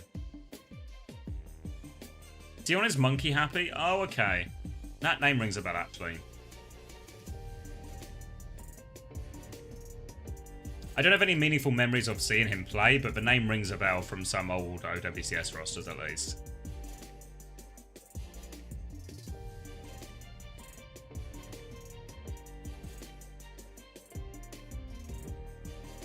Okay, challenge ahead of Dreamland now. Supernova starting on more of the same. Bap, Kiri, Orisa. Much of the same for Supernova. Grapes and Ryan expected to play together. Try and control the right hand side of the map. Ooh, follow me. Dreamland, TP out of spawn. See if they commit the sim. We see quite a few teams keep sim. Even teams who don't normally sim might sim on Midtown first point to try and help with some of these trickier rotations. But just wanted the skip out of spawn, so no looking into that one. No more. So instead, they're just going to take this Kiri, Tracer, Mirror, battle in that flank side position. Using the Freya as well. Jutsu's Railers out early. Hanbei uses the Suzu to help across. Now in a position to support Talisman, take the Jewel, recalls have been forced, and Ryan, as you can see for space, Dion's crept up main too. Jutsu on the high ground with Rail, but Hanbei's just getting a few free pop shots here. Astro holds for Train, keeps Dion pinned back for now. Dion's going to try and go past him, but they won't let that happen. Astro's taking a lot of damage, backs it up to Train, and it's Grapes who actually finds the kill on the far side. Big battle on the flank, recalls getting forced, but they're just winning on all fronts right now, Supernova. Tracer behind, don't want to trade. And they secure it. And Renko's actually significantly ahead on all the support ults here. By all the support ults, I mean his support ult. They are ahead on Kiri, but it's a lot less significant than this. Renko's going to have a very early window. Chance to hit Dreamland early on the rotation with this, or just try and use it when they get into a more meaningful position, especially the Hazard fair. If a Hazard commits the shift, there's always a punish timing. Even with all the block, he can do a lot, but an early kill onto Ryan gives him space to work with. Dreamland can walk up, and Renko has had to window back, but Grapes has died during all of this. They've lost the flank really hard. Astro's pushed deep, but can't catch this Freya. Dion's really low. A bit of separation might lead to a trade. Astro can get that one, but he's in so deep now, so it's just a one-for-one trade still. Bola around the corner. Renko's going to try and get away from that, but cannot. They get themselves and their bodies on point now. And this should be the cap going the way of Dreamland. Jutsu's going to walk up, but I think Supernova will just be content. Actually, Ryan's going to blink through. Maybe they think they can recontest. Ryan's killed Hanbei? Wait, they maybe really can recontest. They're constantly rushing for it. How on earth has Ryan got the kill? They need to take over the touch. Hanbei comes through now. Astro can take it over, though. He has Terror Surge. Dion's really low. The trades, though. Grapes and Ryan have fallen down. Astro has the Terror Surge, but he's got no one to use it on right now. Jutsu with the overclock. He takes it out. Talisman connects the pulse to shut it down. But for Ray, Narwhal dies inside it. The spear just about saves Renko's life for now, but is it enough? No, Talisman still gets the kill. Ryan gets the trade. Supernova clinging on to this first point. Had to concede 2 ticks, 85.2% overall. But they hold on. Did they even use that Terror Surge in the end because there were no clear targets? And they've actually got a Terror Surge Pulse combo if they want to go for it here. Chance to shut him down on the choke. Dion coming back on the Orisa now. Hanbei's going to TP onto the flank. Does have that Kitsune rush ready to go. Astro's taking a lot of damage and Graves is in big trouble, but Ryan in the back. Pulse bomb out, doesn't find anything. Eyes on the Juno. Here comes the Kitsune rush. Astro is low, doesn't even use that Terror Surge. Really, really weird fight. I'm not sure why Supernova weren't able to find a time to maybe set up a Pulse Bomb Terror Surge combo. Astro's been sitting on his Terror Surge for a couple of fights now. And after their big clutch, they kind of just fall over in the next fight. Dreamland going to try and contest for the high ground, but Supernova will be there to meet him. But not really, yeah, they're just taking the angles on it. So they'll get the high ground for free, Supernova. They've got Window, they've got Terror Surge. 3 minutes to try and hold this second point. Manly's taking just a load of damage. That's just an easy kill, easy reset. Again, this Tracer Kiri battle goes on the flank, but it seems like Talisman and Hanbei are getting the better of that pretty consistently. Talisman's going to claim both of them. And it's going to be free cart push, and they can't commit to it. They're going to drop the window to try and fight it. Rail goes out. Juicy's trying to keep his eyes on the flank here. Knows his flank is currently not watched by his Kiri Tracer as they're in the respawn queue. But his window just buys him time. Bowler comes back from Manually, doesn't find anything. Lamp's been forced from Renko, but Juicy's got the kill on Manually during that attempt. Talisman's just focusing on the point now, but Astro drops to deny him. Spear forces him away. No recall just yet, so Talisman has to play scared. Looking for the Baptiste now as he comes back through. Renko down to half HP. Really wants to force the Lamp. TP back from Grapes to look after that, and Talisman has been cleared. Is Ryan on the chase here? Astro secured the choke. Ryan's not chasing the Tracer anymore. Window comes back. Astro's going to try and backstep with this spin. Regrouping on the high ground. Dion can push him forward a little bit, but Astro does have the Terror Surge if they come up too far. Talisman and Hanbei continue to force the payload, and Supernova just playing it slow for now, but it's like this ult situation that equalize a little bit. Overclock comes through. Dion's going to Terror Surge that. I think he was booped as he cast it. Maybe he dropped down on purpose, but either way it finds nothing. Jutsu drops down with intent this time. Kills Narwa with his first shot. Back to the high ground now to focus down the Orisa. Manually's been chased out soon as Orisa's looking very separated, trying to get all the way out. Spear comes through. One more rail attempt through it. Can't land it with the slide in. Dion's still very low, and the cleanup is good from Supernova. They can stabilize, hold close, minute and a half left on the clock. Lots of ults to throw into this one, and they want the late kill onto Manually. They're all peeking him, even though there is a lot of pocket coming through. Narwhal's going to jump up to swing, has to lamp here. Shield force, Astro continues to peek, more pressure. They're going to window actually. Dreamland caught in the open, forced all the way back, and Manually's going to die for it. Supernova keeping up the pressure. They even threw the pulse bomb in if it didn't find anything. Holding close now, Terror Surge and Kitsune Rush versus just a Kitsune Rush. Ult advantage as we enter final 60 seconds. And there's a chance here. Real chance for Supernova to take the lead in this series. Ryan will be cleared. Astro still holding this corner, looking for his Terror Surge opportunity. They're challenging, duking it out. Tracer v Tracer on point. Hanbei can TP to him, but he does have a Kitsune Rush as well, so they need to use that ult in the fight. Relegation is going to go first. They're going to try and disengage this one. Hanbei needs to TP out, but TP's not great. It has to use the Lamp too. But the disengage will be okay. Astro has been booped super far in. The Terror Surge comes. TP available. Alpho, window and everything dropped. Astro is super deep, but Hanbei is 1 HP. They've used all the ults. Astro's desperate to regroup with his team. Both support ults out. Don't find any kills here from Dreamland. They have their DPS ults to go. They force the Lamp. Pulse Bomb out is good. Finds the stick. Renko falls. Talisman looking for more. Has to pick up the payload as well. They need to clean up on the high ground. Ryan with an important trade, though. Any trade is massive for Supernova now. And Ryan's going to find two. Both supports could not ask for more out of Ryan. Gets the Mega, stays alive. Still playing for this. Dreamlands have no choice but to stay on point. But Ryan is behind and Astro is back on Diva. Disruptor shot to clear the shield. Here comes Ryan now looking for it. Focuses the Tracer down first. Wants to force that recall. Dreamlands are flooding back. Terror Surges in. They'll blink out of that. Jutsu, though, not so fortunate. Dies. Rape's able to trade Talisman. Now the battle on point. Pulse Bomb onto the floor, though. Damage onto Dion, but nothing meaningful. Astro low on HP. They're on the back foot here. Dreamlands are far from out of this now. Astro's desperately trying to stabilize. Window from Renko. The pocket not in time to save the mech, though. Renko needs kills with this window now, but the bolts come his way. He's going to get traded by Manually. Baby on point. Holding the cart for as long as Astro can. He's lasted a while, but not long enough. And Dreamland in overtime will keep this one going. On to third point.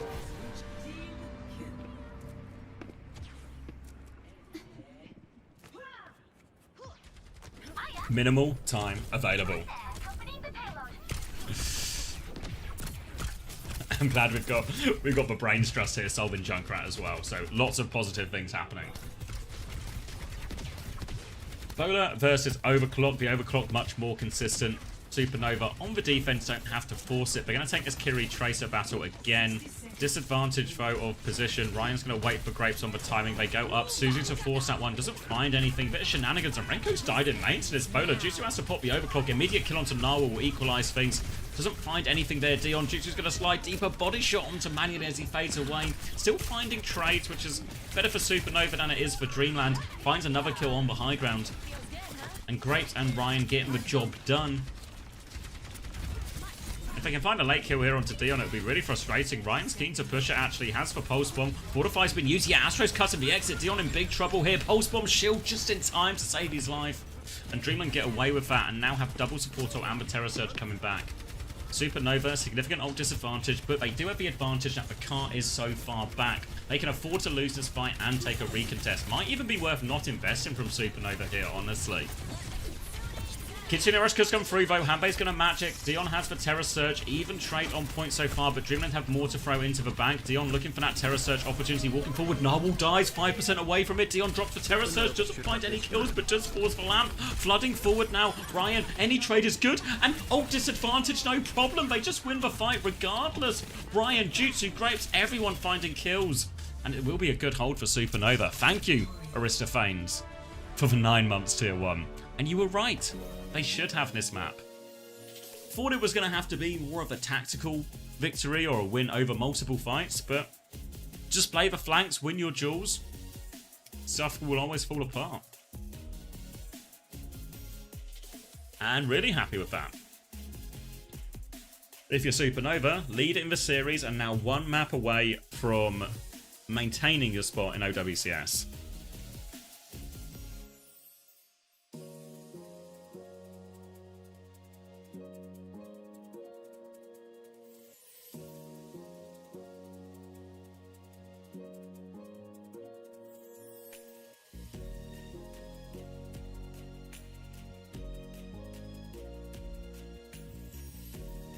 Is there money up for grabs? No, I think there's no prize money or anything for promotion relegation. Obviously, the Face It Masters teams have already won some. I think it is purely just for spots. I think if I go to... Where do I want to go? I don't think they won anything for...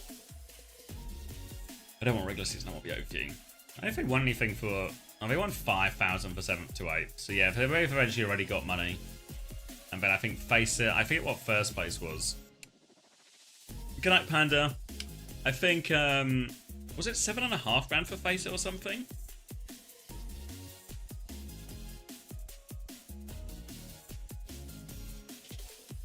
Yeah, 7.5 grand for first, 3 grand for second.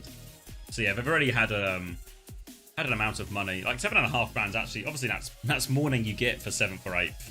So at the moment, Dreamland and actually made more. And they might still get the spot.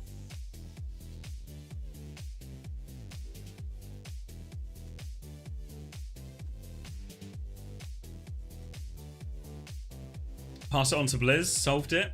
All right. 8 concussive anti-mines with and a gun. Okay. Sure. Okay.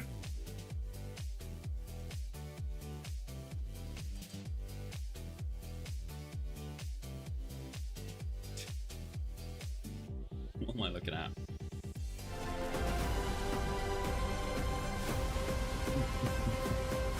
Eliminated.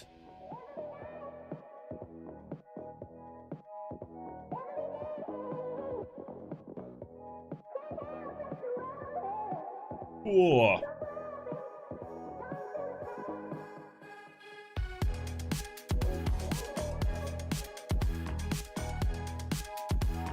I'm gonna turn this down out of respect, I think, actually. I'm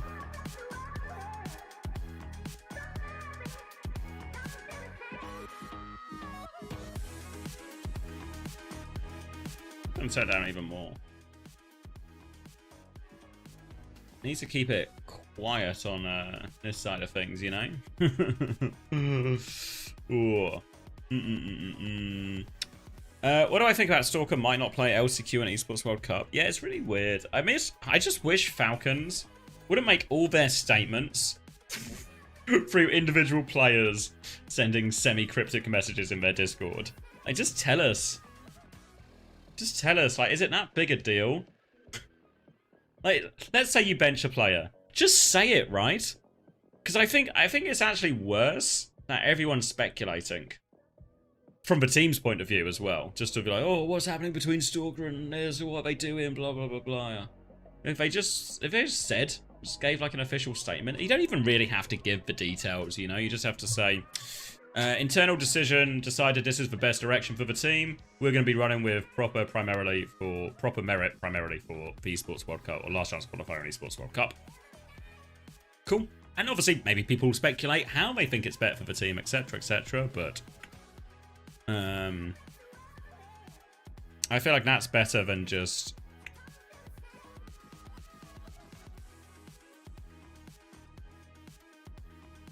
Isn't it a competitive advantage not telling other team your players?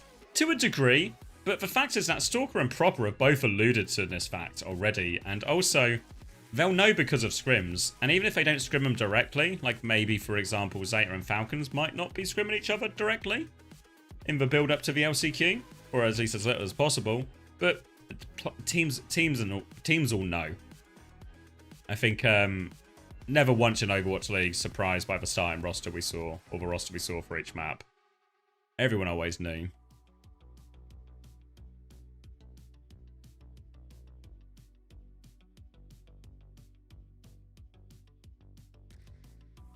So I don't have to be too worried about it from I guess a competitive advantage standpoint.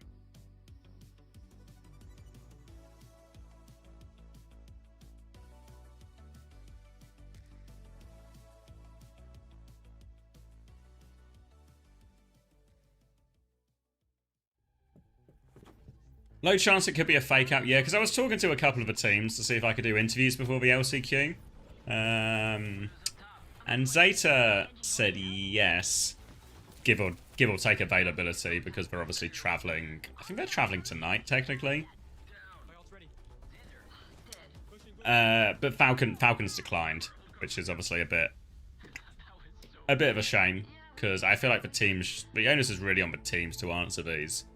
It starts on, is it Thursday it starts, I think Thursday.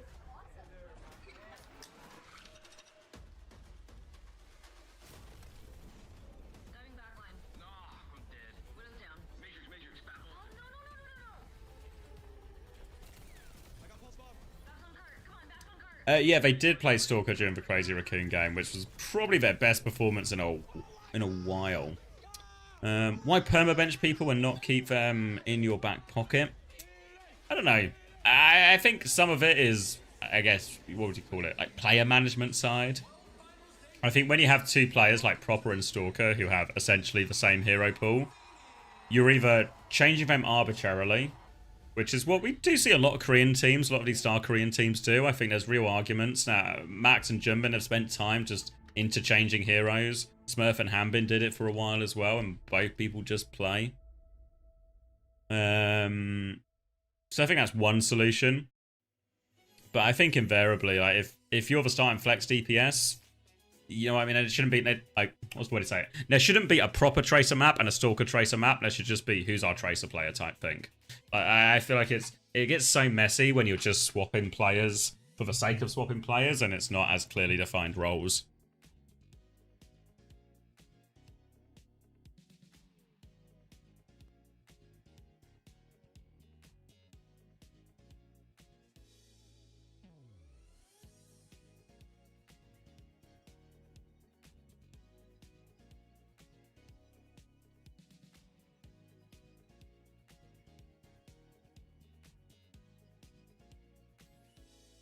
Yeah, I mean, they're both world-class players on Flex DPS. So it's really understandable they both want to play their best role. I think what mitigated it a little bit last year is, one, it was the first time they did it. And also there was a lot more situations where it was just double Flex DPS. Think about, was it Dallas where it was Venture Genji? There was much more Tracer Echo situations, at least on Ilios and some of the other maps. So there was much more times they could actually both play their heroes and have some sort of, yeah, Reaper Echo as well. Just much more situations where they could both play heroes in their comfort zone or heroes they like to play in. So I think that probably mitigated some of the issues. All right, let me close these preds. Let me lock in for this Esperanza. Because Dreamland are doing something very funky. They have banned the Orisa. Kiri ban in response from Supernova. But honestly, Wait, I don't think Supernova were expecting this comp. Banning the Kiri if they're going to play Anna Bull Tracer. Yeah, I feel like Dreamland have actually maybe given them a very difficult situation here. A lot of eyes on Renko and his survivability during all of this, because he's going to get harassed, he's going to get nades thrown at him, all sorts of things, and him and Grapes are going to have to play very well. Wouldn't be surprised if we see Grapes even go Brig, potentially, or even a Juno Brig swap, maybe. What they can also do is just immediately kill Pella, and one way to help your BAP live versus all these different threats is just kill them. Kill them before they even get close to your Baptiste. Exactly what Supernova were able to do here. Renko's going to get close to the window, Jutsu close to the high noon, and this payload will be rolling. Remember, on these push maps especially, payload control is always important, and for Dreamland, Talisman is going to have to take a lot of that responsibility, because really if your ball is forced to touch point all the time, that ball's value just drops off a cliff. You don't want your ball to be having to spend their HP and their cooldowns contesting. You want them to be harassing, forcing the shift, forcing the lamp out of Renko, setting up kills. Hanbei's about to have the nade, but Supernova, they just stood on the bloody point. Really hard for Talisman to contest it against the Ramatra. It'll get tapped in. That's checkpoint already. Ryan's actually harassing him. It's an aggressive swing from Manually, who died. Bowler Jacks, I think that was going for it. Lamp was used. Maybe the Bowler did go off. Either way, bad for Dreamland is the answer to that. Respawn, Nano available from Hanbei if they want, but there is a good nade, maybe a trade. Pella can get that when it's a Lucio. If Pella wants as well, can even eye a spawn camp here, honestly. Talisman is in a position to try and contest, trying to focus down the Tracer. Eyes on Ryan. Ryan's in big trouble. Pella can trade that, but both Tracers full. Messy fight now, messy situation. Still waiting for everyone to come back, and Supernova are going to try and slow it down at the choke. Nano available for Dreamland. Interested to see what direction they go. Might just be a Nano Freya to essentially go with the dive. Give that Freya the extra survivability to take these aggressive ones, but Grape should have a perfect answer in his beat. Jutsu's going to drop to try and contest it. Nano goes out onto Pella, actually. Narwhal's going to die just short. Sleep is good onto Ryan. Do they have the execution? No, recall goes off. Ryan's right back. Pulse bomb out, boot, but Hanbei still gets the kill. Doesn't matter, but Astro through trading him. Again, a very scrappy fight full of trades, but Jutsu has got a few extra meters on the payload there. Going to get a few more thanks to Astro as well, who will just back up, reset with his team top. They will regroup. He's going the long way, actually, so if they're quick, maybe a chance to punish him. Pella's going the long way round, actually, so he wants to see if they can find it, and yeah. Spot for Baptiste. I don't think they know Pella is here. They're about to find out. Renko's going to get slammed. Window comes through. Mine's on that one as well. Lamp in the corner, but Renko in all sorts of trouble and completely unaware the ball was above him there. Easy Mines conversion for Pella. 1-for-1 ult trade. All the cleanup for Pella. And now they are back.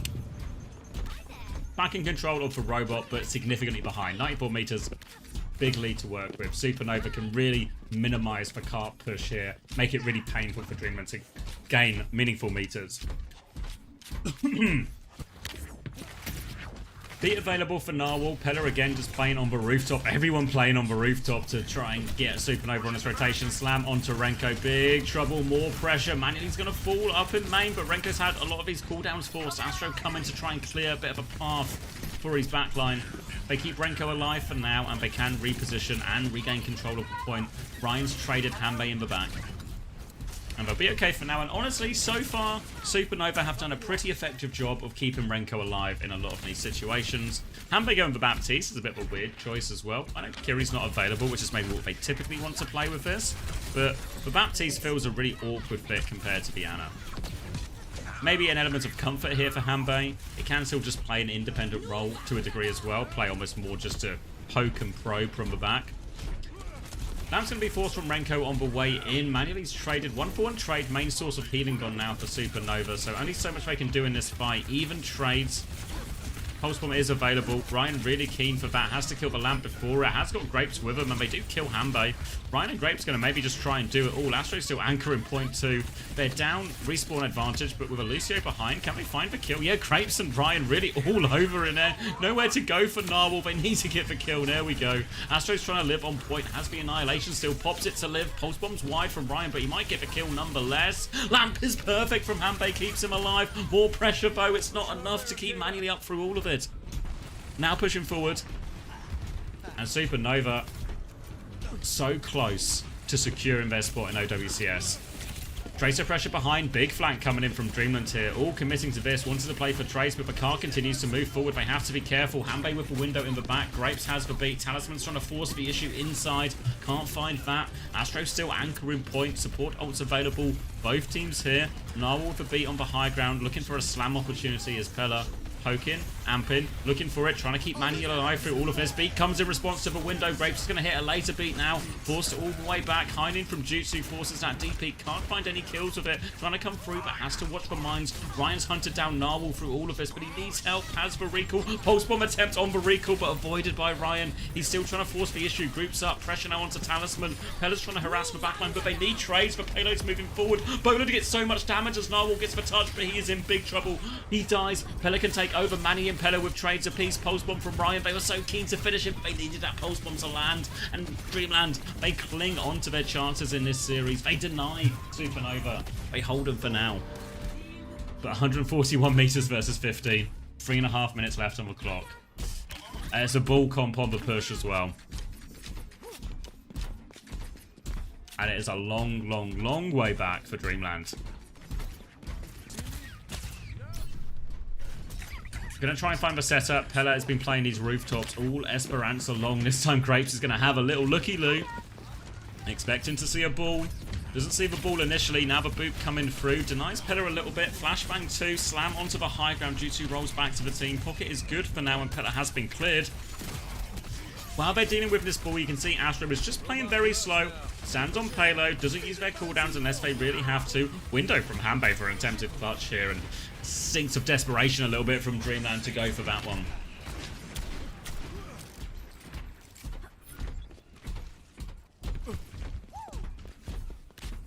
It feels like Dreamland's starting to run out of ideas, relying on the Pella ball with Talisman Tracer. They're two best players on their two best heroes, but a tough map for it on the Esperanza. Jutsu's going to find an early kill off the back of this window. Payload is moving forward, they're rotating away. Pella nearly has the mines, but Hanbei has hopes to get out of position, and Jutsu is on the hunt. Hanbei's actually found a kill onto it now, and jukes him as well. Having trouble, Jutsu's going to get traded by the pulse bomb as well. Disaster for Supernova. Can tell they thought it was just going to be a kind of a tap-in at the end. But a clean fight. Well, not a clean fight, never mind. Astro manages to find a trade on Narwhal. A nearly clean fight, and Velucia will be back quick enough, I guess. But 2 minutes left. 2-minute warning.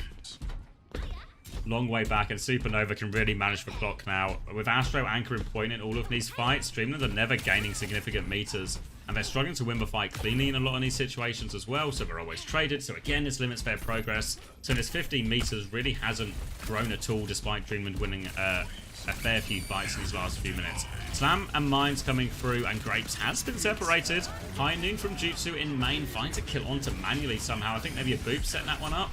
Maybe a speed, just got him into position. Jutsu now trying to deal with the Tracer threat on the hunt. Tries to flashbang the recall, but Talisman out of there. Forces for Lamp, but Grapes is there with a pocket. Pella doubles in for the kill. They're desperate to save Renko in this, and they can save Renko in this. Now with a minute left, it's Dreamland who need to find the fight wins, who need to find the success, but it's Supernova who have all the tools. They are pushing to the end. They have the beat, they have the annihilation. All they need is to get these ults off, kill Narwhal before he can get to a beat of his own. Jutsu's hiding early too, swings out and manually completely unaware. Big problem for Narwhal, flashbang connects.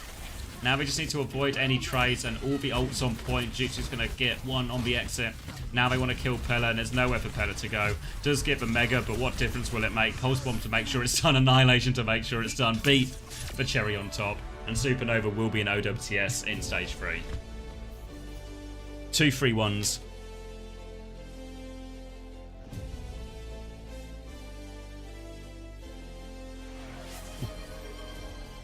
Thank you, Psycho Shiro, for the tier 1. Sad day for certified pedophiles everywhere.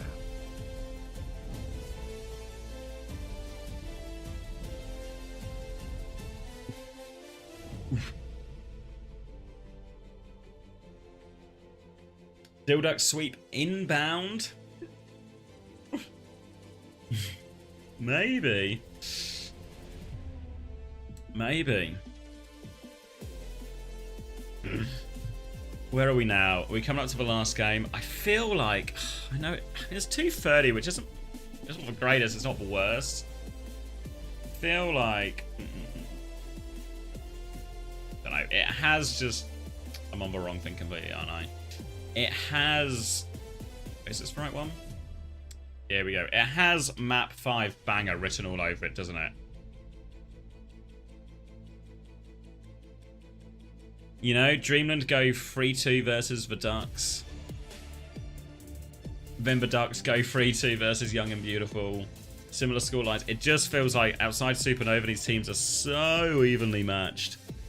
Obviously, this bracket is wrong now. That Supernova is very much meant to be Dreamland.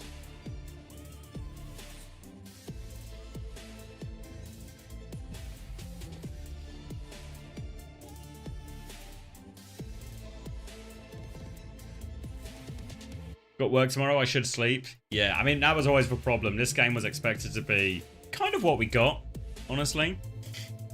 There was maybe a bit of excitement at the start when Dreamland got their map, but Supernova, once they got going, just looked increasingly confident. But this is obviously the promotion relegation game. Dilducks trying to cling on to their spot. Will be battling out against Dreamland.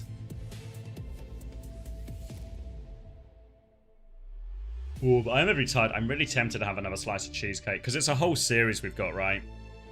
Yeah, Kunter is dead, unfortunately.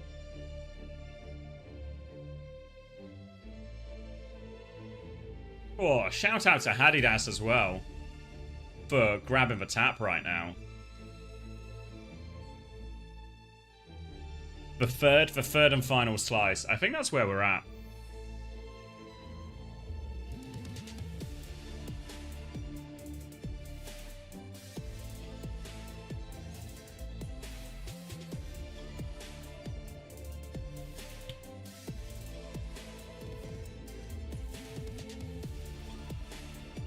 Yeah, I think that's where we're at. Because the unlikeliest result, either way, is that it's just a free aim.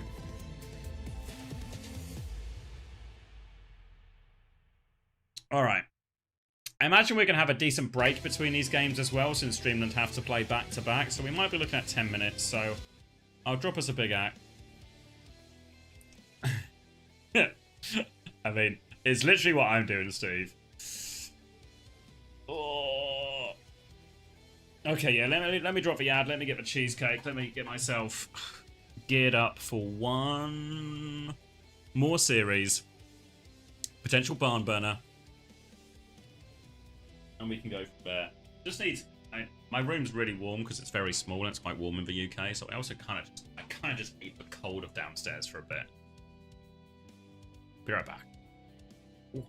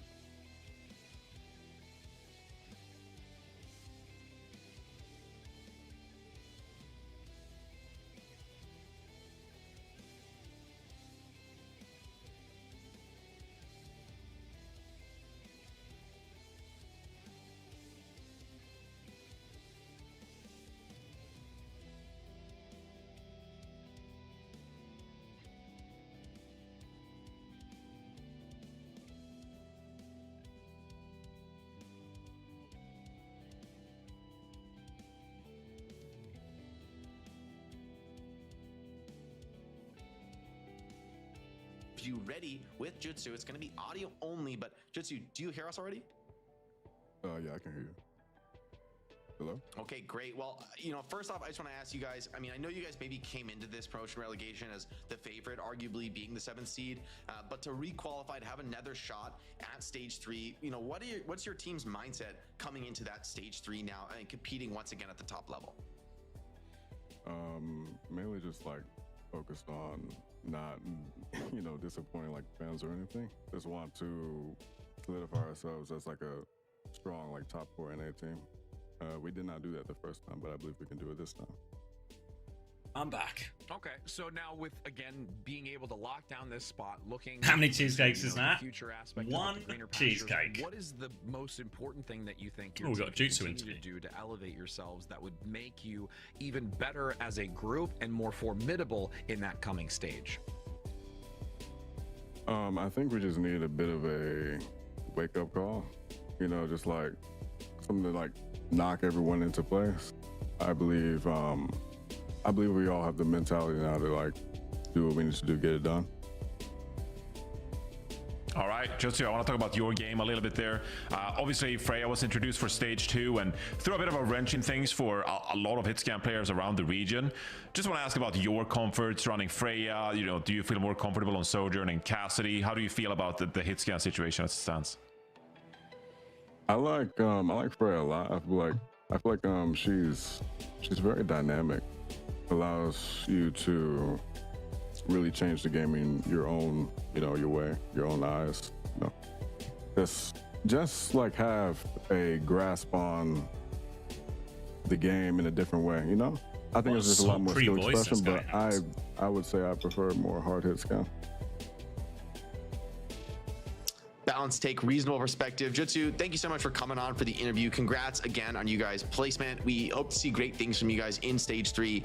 Maybe this promotion relegation is that wake-up call for you guys to like come back in as a much stronger foe and achieve a better placement this time around. I definitely think your performance today shows that it's absolutely possible. So good luck to you guys going forward, and thanks again for the interview. Thank you for having me.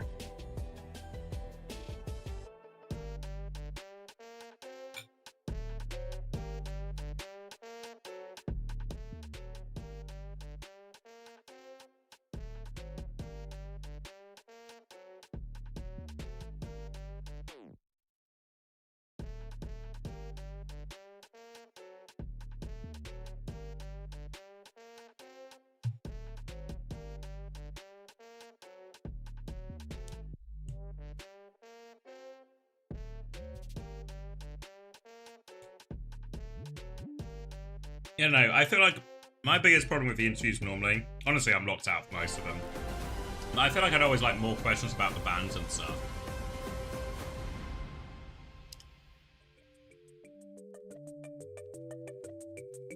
I feel like it doesn't get touched on as much as it really should when it actually does. Yeah, we have got 10 minutes.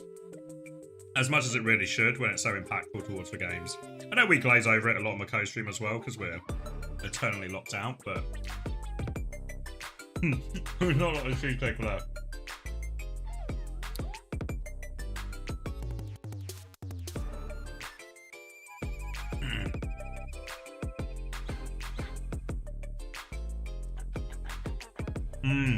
It is, yeah.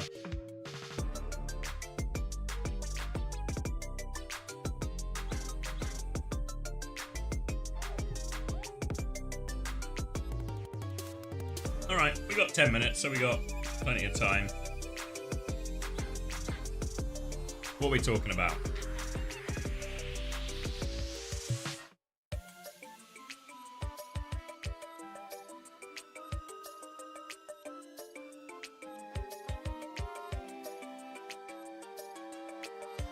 I saw on Reddit. We talked about the groups a little bit as well, like groups and predictions for the Esports World Cup. But I saw, what? Can you tell us a joke? I got no jokes. I did have my friend the other day. Was it yesterday, maybe? He went to a gig, just like a small gig, local band and stuff. And they saw him in the crowd. They wanted someone to get on stage to tell a dad joke. And he, they saw him in the crowd and they said he looked most like a dad She was like, you look most like the dad. We need you to tell a dad joke. So we had to get on stage and tell a dad joke. So we did the, what's brown and sticky? A stick. A classic.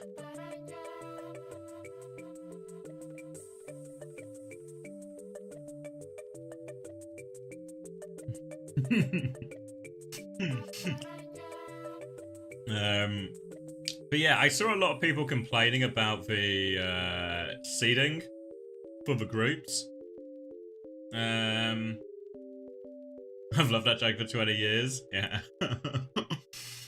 I saw a lot of people complaining about the seeding for groups or how the groups worked out. But I feel like, I don't know. I feel like the seeding was fine. Like, admittedly, like, the LCQ is a problem, like the LCQ spot. But, just because of the nature of how the tournament's set up. But I feel like it's pretty reasonable with the LCQ seeding. Obviously, I know it does create one group of death and all of this.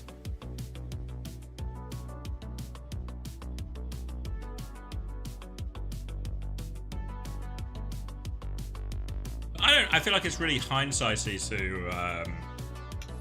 to be like, oh, Korea, we know it's going to be a Korea team, so it should have been this.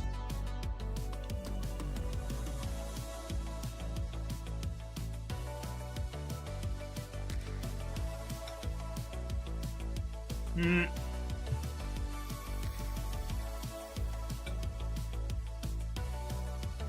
I think it's a cheesecake.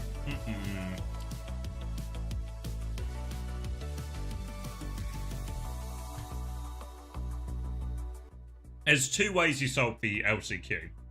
One is you do what Hunter suggested, where instead of there being prize pool for the LCQ, there's no prize pool, but flights and accommodation are covered. Because then you would get a lot more teams going, and that would solve the LCQ in terms of the LCQ would be a more high-profile event. Obviously, it doesn't solve necessarily the seeding going into Esports World Cup, but it solves that part of the problem. My ideal would be, wait, is my pen working? You guys see the pen? Okay, so my ideal is, right, so they clearly don't want to spend too much money on the LCQ. They don't rate it highly enough to invest a lot. So they gave 100 grand, you know, just a minuscule 100 grand thrown as prize money. They don't want to spend any more. They don't want to pay for flights. They don't want to pay for accommodation, etc., etc., etc. So what you do with the LCQ instead is, yes, yeah. What you do with the LCQ instead is you turn it, you just group it with the Esports World Cup, right? Because one of the problems the Esports World Cup itself has is there's a lot of teams to fit into a very small amount of time, meaning we have to really constrain the format, and there's not a lot of good solutions for the number of teams in that amount of time in terms of having the nice format. I think what you do instead is you make the Esports World Cup 2 weeks, including the LCQ, right? So 2 weeks, and then what you do is you give priority to all the first seeds. You won your region, you get a perk. So week 2 is basically just playoffs or something, right? We can maybe even do double a limb with that amount of time. And you send CR through as the Major 1 winner. You send T1 through as the highest seed from Korea. You send Al-Cad through as the winner, and you send GK through as the winner, and you send Weibo through as the winner, right? So all these teams basically get a bye to week 2. Then you take your other, what will be left, 13 teams, and you put these 13 teams from all the different regions into a group. You put them into a group, they play maybe a series of round robin, then maybe even going into playoffs. So we get a lot of international fixtures between the sort of best of the rest, with the exceptions of the top teams. And then from this, whichever 3 teams are the best, regardless of region, regardless of anything like that, those top 3 teams go and join these teams. And then we have an 8-team playoff. We can do double a limb or whatever we want to do, whatever format we think is best fit. Probably just a double a limb bracket seems reasonable enough. So then you get higher level of a higher level of games on average. You get to see loads of big action here, and you didn't want to spend that much money, right? But then you don't need to spend this 100k on any prize pool for the last chance to qualify because it doesn't exist. Obviously, you have to spend extra money, right? Because the teams are going to be there longer. Because you fly all the teams out in week 1, right? So you fly all 16 teams out in week 1. But then, after this, 8 teams are going to stay for 1 week, and 8 teams are going to stay for 2 weeks, right? Because you send all the eliminated teams home, basically. So, all you're actually spending is 1 week extra hotel and accommodation for 8 teams. And obviously that comes with a cost with that, right? But is it going to be more than 100k? Because you were paying for these 16 teams flights for the Esports World Cup, right? So if you fly them, if there's a 2-week gap between flights or a 1-week gap between flights, it doesn't make any difference. So I feel like that's what I would prefer to see. And then we get a much bigger, higher level of competition. We don't run into all these problems with teams not thinking it's financially worthwhile going to the LCQ, stuff like that. But we just get a much bigger tournament. So that's what I would have done with the LCQ personally, is just not had an LCQ, given Korea the third spot, basically. And then it would have just been... and obviously you would have maybe had to add another game to Korea playoffs to determine that. But I think that's really fine. Yeah, still 1 game left.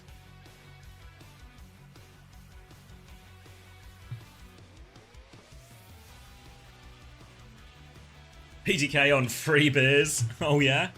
Well, he's locked in then.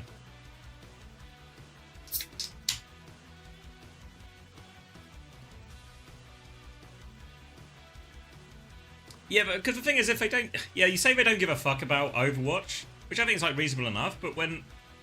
Why bother doing the LCQ at all for Overwatch, then? Why not just do what they sent last year, send 16 teams, give Korea the 3rd spot?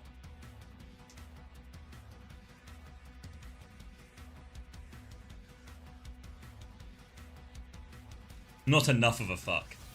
Yeah, I mean, it just... it's ended up just being a super underwhelming tournament. We're going to get 1 good game at the end of it.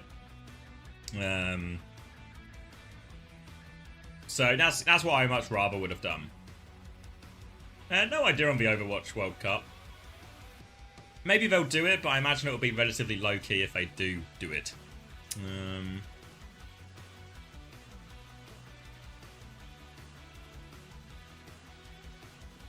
Who are my marbles on for the Esports World Cup? I don't know. I really feel like T1 can do it. Really feel like T1 can do it. I think with the single elim, I actually don't mind single elim. Because you get single elim in... CS is probably the biggest game that does single elim pretty consistently. But what happens in single elim in Counter-Strike... Some people might have heard me talk about this before. But what normally happens is if you're going to do single elim, what you do is like almost a week-long group stage. So by the time... CS normally puts 6 teams in their single elim, you know? So 2 semi-finals and then a grand final. So only 3 games for their final, all single elim, so all super high stakes, etc, etc. But what they do in the week before the group stage leading up to this is it's really robust, right? You either have 2 really big groups, or the teams play each other a couple of times, or there's loads of ways to filter out these teams. So you still get to see all the different regions competing, all the top teams playing against each other multiple times, and the seeding also ends up feeling really fair, essentially, because of that. Because they've all played against each other and it's all their current form, everything like that. So then by the time you get to single elim, it's kind of like... Yeah, these are the top 6 teams. They've all had their chances to get their good spots, and then they just have to win their games to win. So I think single elim feels bad if you don't get a lot of... Because that's what we miss with the Esports World Cup format currently, is we miss out on a lot of fixtures. Like if we go to... Where am I going here? If we go to the bracket, or the groups, for example... It's really unlikely what we're going to miss out on. We're going to necessarily, like, are we going to see GK play against T1 or something? Are we going to see TM play against Weibo? Are we going to see Crazy Raccoon play against Weibo? All these sort of fixtures that just end up being quite unlikely. A lot of these international fixtures as well, which is obviously what we want since we don't get many international fixtures.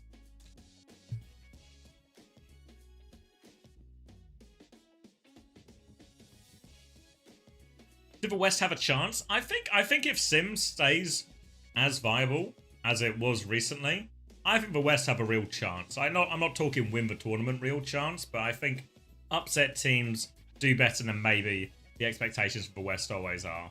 So I think actually if there is a hope, I'm probably almost leaning more towards EMEA than NA.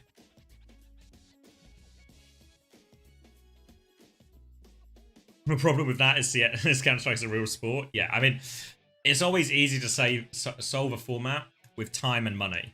More time, more money, you can often save, you can often improve a format.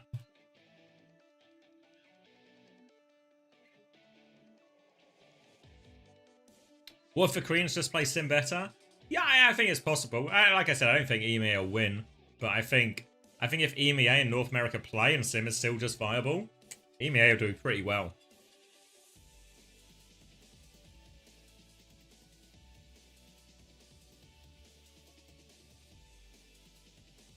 I swear every international tourney we are like, the West have a chance. Yeah, but they do have a chance every tourney. They just can't always make the chance happen. Yeah, not great odds. Not great odds. Wait, did I start a prediction for this, or am I just trolling you guys? Yeah, I think all my mods have gone to bed, so we're actually going to have some lightning predictions for this. Lightning predictions. Get them in now. What am I looking for? I'm looking for Dreamland and Dill Ducks. It is map 1, and you guys have 30 seconds. All right, 30 seconds. Get your predictions in. Lightning round, exactly. Let's crank some game volume on this, and let's lock in for our final series of the day. We're over to City Centre. It's the choice of Dreamland, and they have banned Kiri initially, forcing the Baptiste, trying to enable Pella a more killable backline. Dill Ducks expectantly have started the Cass, but Dreamland going to roll the Freya with it as well. Manly's been finding good value with this and also has significant range advantage on a big open map like this. Roll through and harassment. Pella's going to come help Talisman on the side. Dill Ducks have to try and neutralise all these threats while still keeping point contested. Slam onto Baz to try and force these cooldowns out now. Fall from Baz. Getting peppered back, and PTK found the opening pick. Swing out on while the point was being anchored. Now pressure onto Pella. They clear that too. Pella's going to look for another roll through. Pressure onto PTK. Low HP, but Dill Ducks stabilised. Window nearly available from Frothy Philly as well. PTK with another one. They lose Red X, but the trades are good. Flashbang forces for recall. Trying to catch the recall, but PTK can't find the lineup. But the point has been cleared. Dive in from Narwhal. Just another death phone. Talisman will reset. Put all your life savings on these Preds. I hope it comes up for you. I hope it comes up. Frothy Philly, early window, but now in control of point. This is a much more manageable situation for Dill Ducks because they can just juggle the touch. Razor can do some of it. Baz can do a lot of it. It's on Dreamland to try and find a way to clear. Baz is actually holding quite aggressively up the choke, trying to deny this space for manually, not give him a lot of room to work with. Tracer pressure. You can try and swing onto the high ground now. Manny's going to go up, bolt through onto both targets, but PDK just wins that one. Frothy Philly with a little bit of a help. Hits it, can't land the lamp in time. Both Philly still taking the duel, and actually might have just committed to their death. The trades are positive for Dreamland. Pressure onto the back line, relics and all sorts. Baz has traded one in main. I don't think it's going to be enough. It's going to be a die on point. Baz can anchor this for a while. But now, no help, just dying on point. And I'm surprised to see the Dill Ducks actually start on the high ground, because I feel like the high ground for this ball, Tracer for Freya, easier dive in a lot of ways. Easier for the ball to find a boop. Easier for the ball to just connect these slams, where when you're playing inside, the ball has to be so much more reserved. Because for flashbang, getting stuck on these doors, he's just going to kill Frothy Philly off a walk up here. Pella with a few victory laps around the tree, hunting down Razor now. And this cross looks like Dreamland are willing to make this cross as difficult as possible. This next cross might involve a mines, it might involve a window. They do not want to let Dill Ducks get towards the point at all. Again, classic EMEA opinion, but a sim would help him get through this. Slam comes through now, trying to force this out. Frothy Philly only using the shift, trying to resist using the lamp, but has to eventually. Talisman's found a pulse bomb because this lamp was being used. Baz is going to annihilate in, clear some space, and has killed manually, but Annihilation expires. Redix with a one-person beat. Oh no, Hunter has gone to bed, but out of respect for Hunter's legacy, I think we are going to have to skin Redix. Reset now off the back of that, forced all the way out. Baz on the back foot, trying to regroup. Lamp from Frothy Philly coming back from spawn. Skin, boil, anything will do. One person B, low on ultimates. Dreamlands have 4 ultimates now, and Dill Ducks This is a precarious situation. They're trying to rotate through this. Kiriban has really caused all sorts of problems for the Dildux backline as they try and rotate into position. Nothing on that slam from Pella, but they can keep rolling through. Lamp has been forced early, but if they come up here, it could be a Bowler. Bowler onto the high ground, dies for it though manually. Pella though, that's for Lamp 4, so Pella has access to his backline. Slam and kill onto Frothy Philly as the window comes down. Pella's going to regroup on point, has to go get the Mega on the other side. Chase no good from the Tracer, but can keep this one contested. Mine's available now on point. Touch is going to be hard. Baz is separated from that. PDK even more separated from that. Manages to regroup with Redx for now. They've lost Razor on point. More problems for Redx. Lucio dive coming in as well. Slam is good. Baz all the while trying to anchor point, but you can see the Dildux backline is just fighting for their lives. No chance to pocket PDK. No chance to pocket Baz. And Dreamland just pressuring all angles. Has to be said, and that is the best stage or best sub stage of the three for the ball. Ready for battle. But Dreamland convert that one. This one, the second best stage for the ball. So rolling lucky, Dreamland so far. Looks like it'll be more of the same. Obviously a Diva or something would help, I think, a big way. Maybe even a Diva Sim. Kiri would be the ideal swap, but not available. 11-0 for Talisman. Always gamble because you always win big. Remember, this game, winner gets promoted, loser gets relegated. Gonna be a Ram Mirror actually from Pella, so a different look. In theory, better for the Dildux. Baz taking the Ram Mirror, will be happy with that. PDK onto the high ground early. They've won the rollout. Dildux having to play it slow. Little isolation attempt on Baz, trying to boop it back in for more. Can't find it.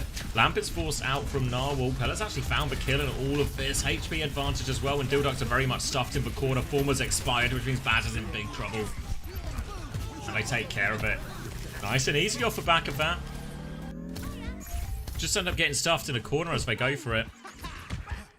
And a convincing win for Dreamland as well. And if Dreamland can find ways to win consistently on these ground tank mirrors, this is a huge problem for Dildux as we go through the series. Only one fight though, so let's not be too reactionary. Baz gonna walk up free main, takes a lot. Lamp has been forced super early. Now Baz gonna keep swinging with this punch. Can't take too much space on point. Has to wait for his next form timing. Gonna swap over to left side. Wants to get close to the back. Slow is out. Narwhal PDK though. Able to take care of him. Flashbang now out from manually, but a ram in his face. Big trouble, and PDK has found a second as Baz plows forward. Taking all that space. Backline on the high ground, but it's only the backline left, and Baz coming up to clear that one. They're forced to the low ground manually. Finds a trade, but won't mean all that much. Dildux very swiftly back in control.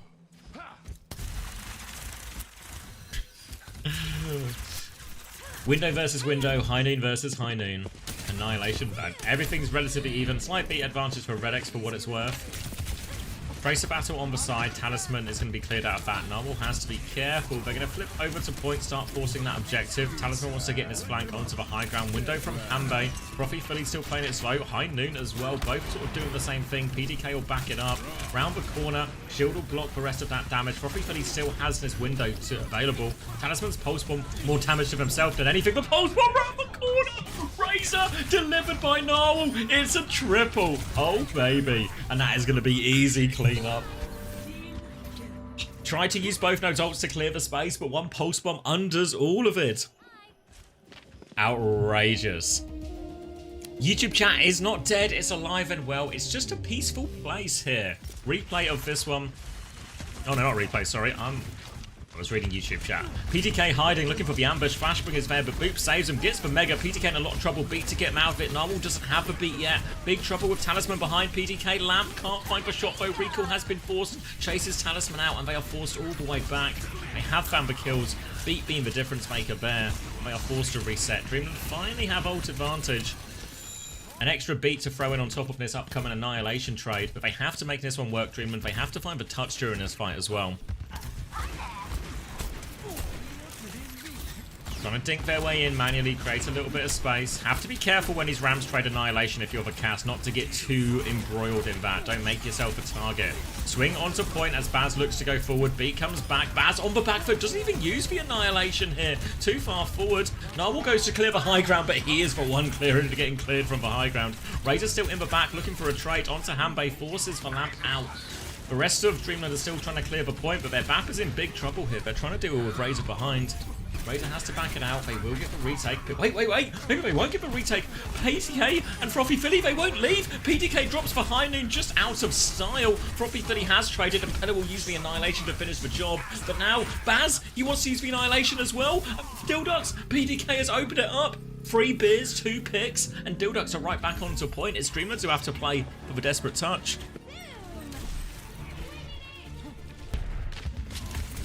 Trying to deny the touch underneath. Talisman can get through. Pulse Bomb in hand. Hiding in main from manually. So keeping eyes. Hasn't head, but the lamp is there. Clears that one. PDK about to swing back. Window on point. Baz is going to DP that one for now. Narwhal's been found during all of this, but Redek's in big trouble as well. Both Lucio's in a lock. PDK has found it. Window on point from Frothy Philly. Another for PDK thanks to that window. Doom in the back. Talisman finds one trade. PDK dealing with this one as well. No problem. And Dildux tying up. You think he was trying to reload? Maybe, but I don't know. Felt like he'd really done enough. I mean, it's only high noon, so whatever, but hard work has been done. Word on the street is PDK is 3 beers deep. And honestly, they won that Gardens, but it felt like just a series of insane plays. Redek's outrageous 3k Pulse Bomb. Need to maybe talk about the 7 of limbs considering we got a 3k Pulse Bomb, but that's maybe a problem for another day. PDK, huge impact. Baz looking good on the Ramatra.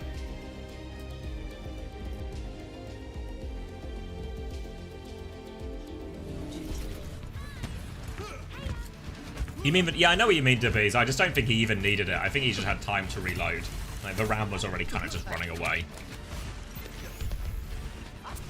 But it's always, yeah, like I said, high noon, so it's not the end of the world. Early swing coming right-hand side from PDK, and Dildux trying to play very proactively now. They have a big angle on Pella as he peeks back to point. Manuel's trying to hold this space, but Dreamland looking sort of pushed into a corner now. Manuel trying to force his way out, but he's lost that HP trade. The flashbang gets so much. Lamp has been forced. Redex is the one who dies during all of that. Talisman causing problems in the back. PDK tries to force the issue, but they win it.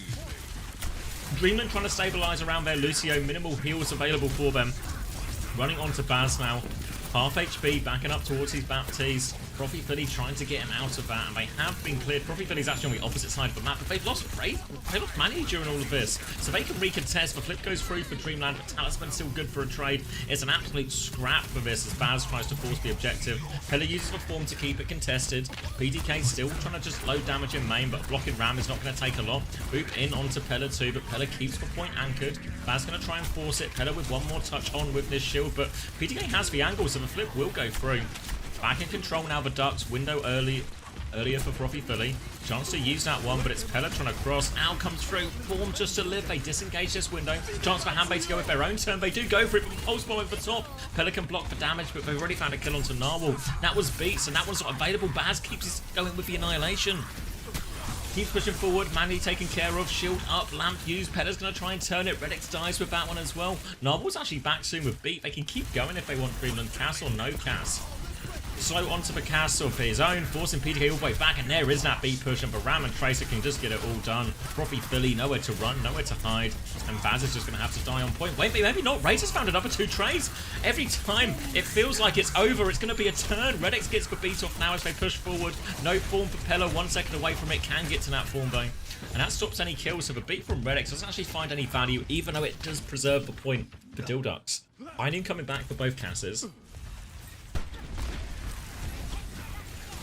PDK going to go right-hand side. High noon swing comes back. They're booped away. Lamp out. PDK wants to swing it. He really wants to look at it. He's going to swing everyone. So much damage. Just bigger balls at the end of the day. PDK walks into all of it. He will clean up everything.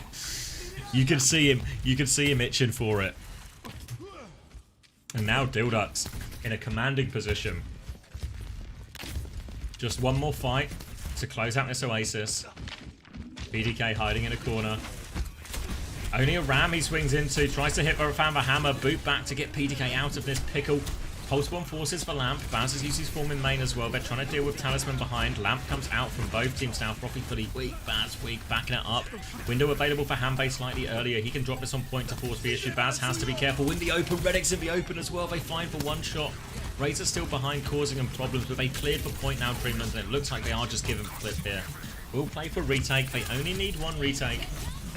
And they have a window to start it. Baz is trying to hold the corner. He actually wants to turn with Annihilation. He's going all the way in here, looking aggressively for it. He's gone so deep for the kill. For Lamp to try and save him, but it's not enough. But wait, PDK's found the kills.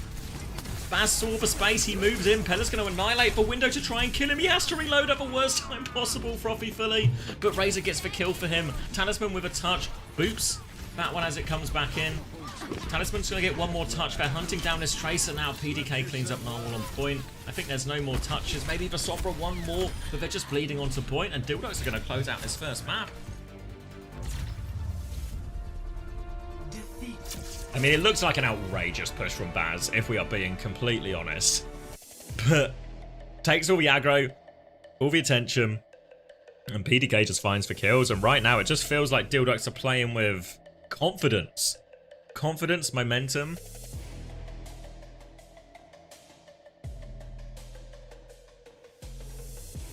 And this is, you know, for these teams that end up in these sort of promotion relegation scraps quite regularly, these are the biggest games of the season, honestly. Staying in OWCS is such a difference maker. Yes, best of 5 as well, so still plenty of places to go. Dilducks with that one.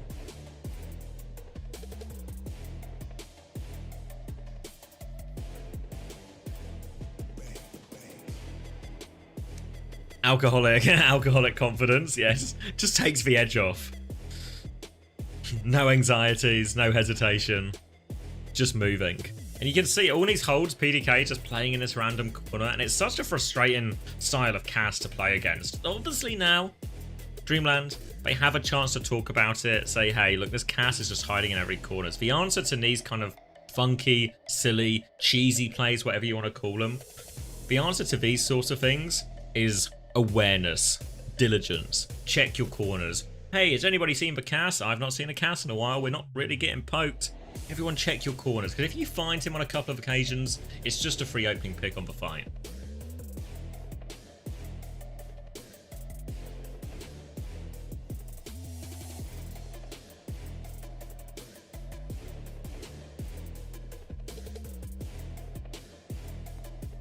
Just gotta outfunk him.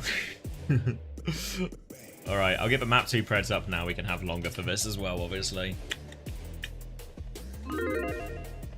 Check your mirrors. Exactly.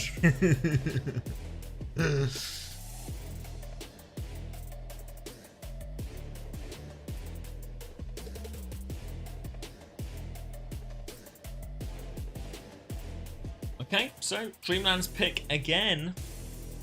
Obviously, the ball comp did seem to work. I know Kiri was banned, so that enables it more, but the ball comp works. So Dreamland do have options.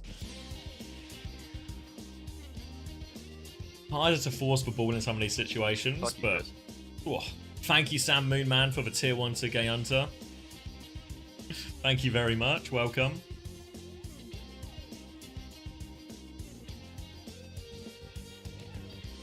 Will we get a please stop cast ban? Potentially. It also serves as another way to enable the ball. I think though, if I'm Dilducks, if I see a cast ban coming through, I am banning that ball in response.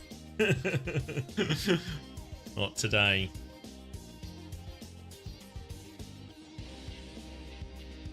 Okay, Anta still stuck behind the ads regardless of the sub. Caught mid-flow.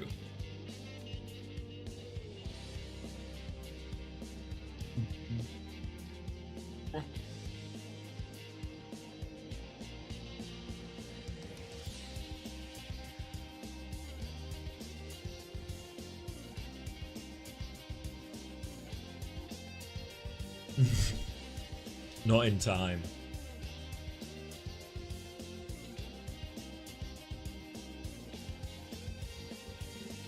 Dildo's locking in the second they have a chance to waste another OWCS slot and win one map all stage. Yeah.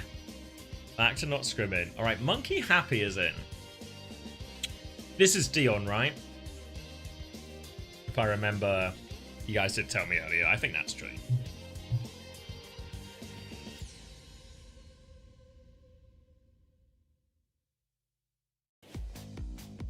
Alright, Midtown with choice. Interested what direction they go here, Dreamland. Because not inherently a ball map, right? If you want to play the ball, maybe Blizzard World is the way you go out of anything. Potentially wants to force a double flex map. I don't know who does it. It's like a who gets hurt more by it, right? Does Redix get hurt more, or does Dreamland have more tools to solve it?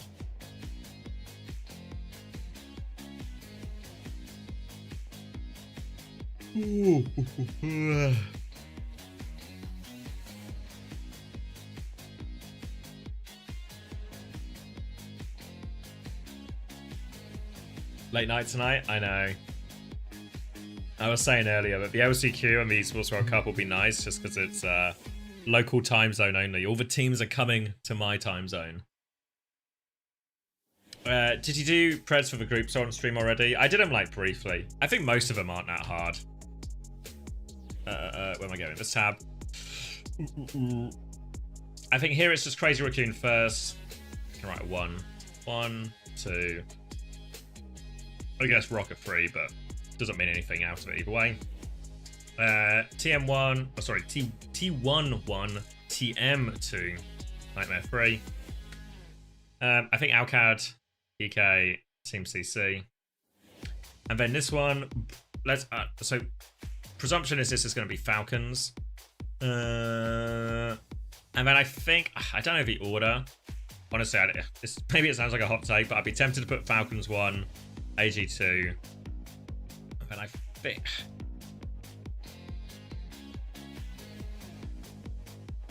think Weibo 3 and VP 4. I think if VP lean into the sim, things could be different. I think if they lean into the sim, it could be different, but that's what I'd go now. Nah, I think this is a really bad meta for Weibo. Obviously, things can change, but they kind of has the hazard comp, and they don't have that much else, I think, Weibo. They always get some kind of slightly intangible buff on these big events, though.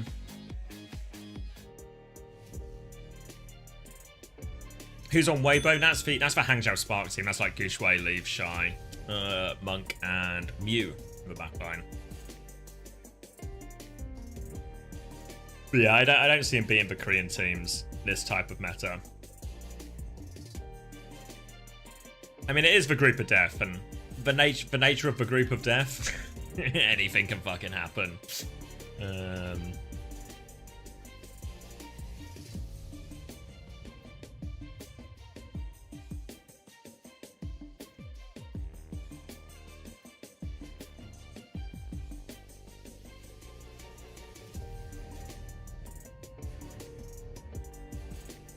Alright, what was I looking at ban-wise? Orisa ban, Lifeweaver ban in response. Dildox just don't want to deal with any of this battle Lifeweaver shenanigans that Dreamland will play in. So instead it's going to be Juno Kiri. Dion onto the Hazard. So Dreamland are essentially playing the same version of the comp, just without the Lifeweaver. Alright, let me close these Preds. 63% for the Ducks now. Momentum has swung. Alright. Let's lock in. Early swing from PDK and just completely unchallenged on that position. Oh my god. He's actually just him today. 3 beers is the optimal performance. PDK takes over. And is that just first point? Dion's maybe considering a recontest coming through the area here. He has one look, goes back. Has to go now. Talisman comes through. Recall forced immediately. Dion with a defensive wall just to create a bit of space, but he's still on half HP. He's using a lot of his block as well. And Redex will just finish the kill. PDK's gone right-hand side to clear this space. And nice and easy for the Dildox and Dreamland. They just feel rattled now. PDK eventually stopped in his tracks, but that trade's not going to mean all that much as the payload continues to roll forward. Racer's going to look for a late trade here. Still has recall. Doesn't get that last blink off, or doesn't get back to that next blink before he gets forced out, but happy with that. We'll try and hold high ground, but coming through the choke, Baz holding onto this form, will swap that form, but still needs a lot of pocket and has to drop off the high ground now. Payload has such a long way to come, but Dreamland do get a chance to stabilise on the high ground, and you see Hanbei doubling up with that Tracer on the left-hand side with Talisman. Point being stalled out now by Dion, but the nature of Dilduck's comp is they can just go for cycles and clearness from Marcher, and the nature of Dilduck's comp is they can always remember they have PDK and just let PDK walk around and kill people. Dion dives into the backline to try and force more trades, but Bola's good from manually to confirm too, but look who is on the flank, PDK, and he's high nooning, grow up. Redex has found a kill, he's dropping all the way in, Narwhal is low, manages to get out of it, can't find a connect with the high noon, can't find any more connects here, and PDK really just trying to exploit the flank. What Dreamland need to realise in some of these situations is if PDK is coming that way, there's chances for Dion and Talisman, if they see which way the Cass is coming, they can get that 2v1 on him early. Or if they see that the Cass is going on a long flank, they can maybe just go kill Frothy Philly. Now PDK looking to maybe line up this right-hand side again. Baz clear of the space in main, but there's still a hazard above them that they need to get out. They will do that and Dion back onto the high ground.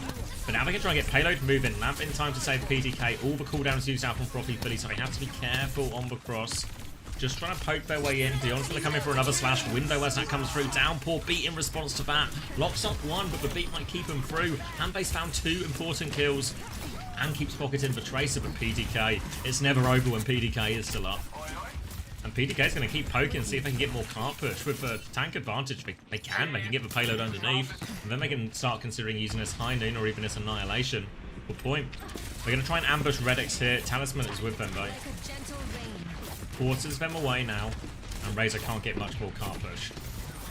Now back to the high ground as Dilduck's trying clearness out. High Noon to begin it. Tracer pressure, but Handbase marking that. And how on earth has PDK? He's just walked square into that phase. Did that Ray even go off? I feel like it was already going off. Wait.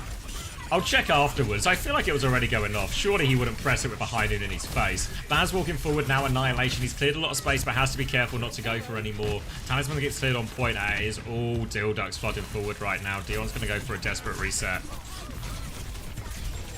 Pulse Bomb out, more damage onto Dion, but he blocks the majority of it. PDK's found another kill. They still have a touch in this Dreamland, but they have to do it. A player down. Dion's going to come flooding out onto PDK. Hits the slash, tries to hit the wall. Full pocket there. Just pocket the President.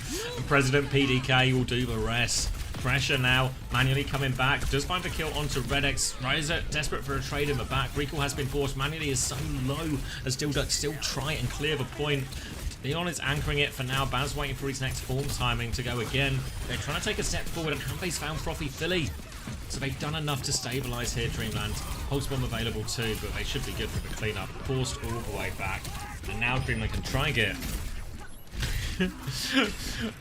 try to set up forward and just get an extra fight out of this situation. 2 minutes left still.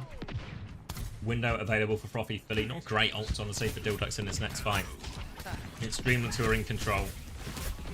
See where Dilducks want to go. They could all go right side, honestly. Try and flip the map. We're going to go all the way through. Potentially, yeah, all right side. Window to take high ground, or even keep going right. Try and put the pressure on the payload with how deep it is. Make it a really awkward situation that Dreamland have to commit into, but they lose PDK on the rotation. That's going to slow them down, and now they're stuck in a bit of an awkward spot in this room.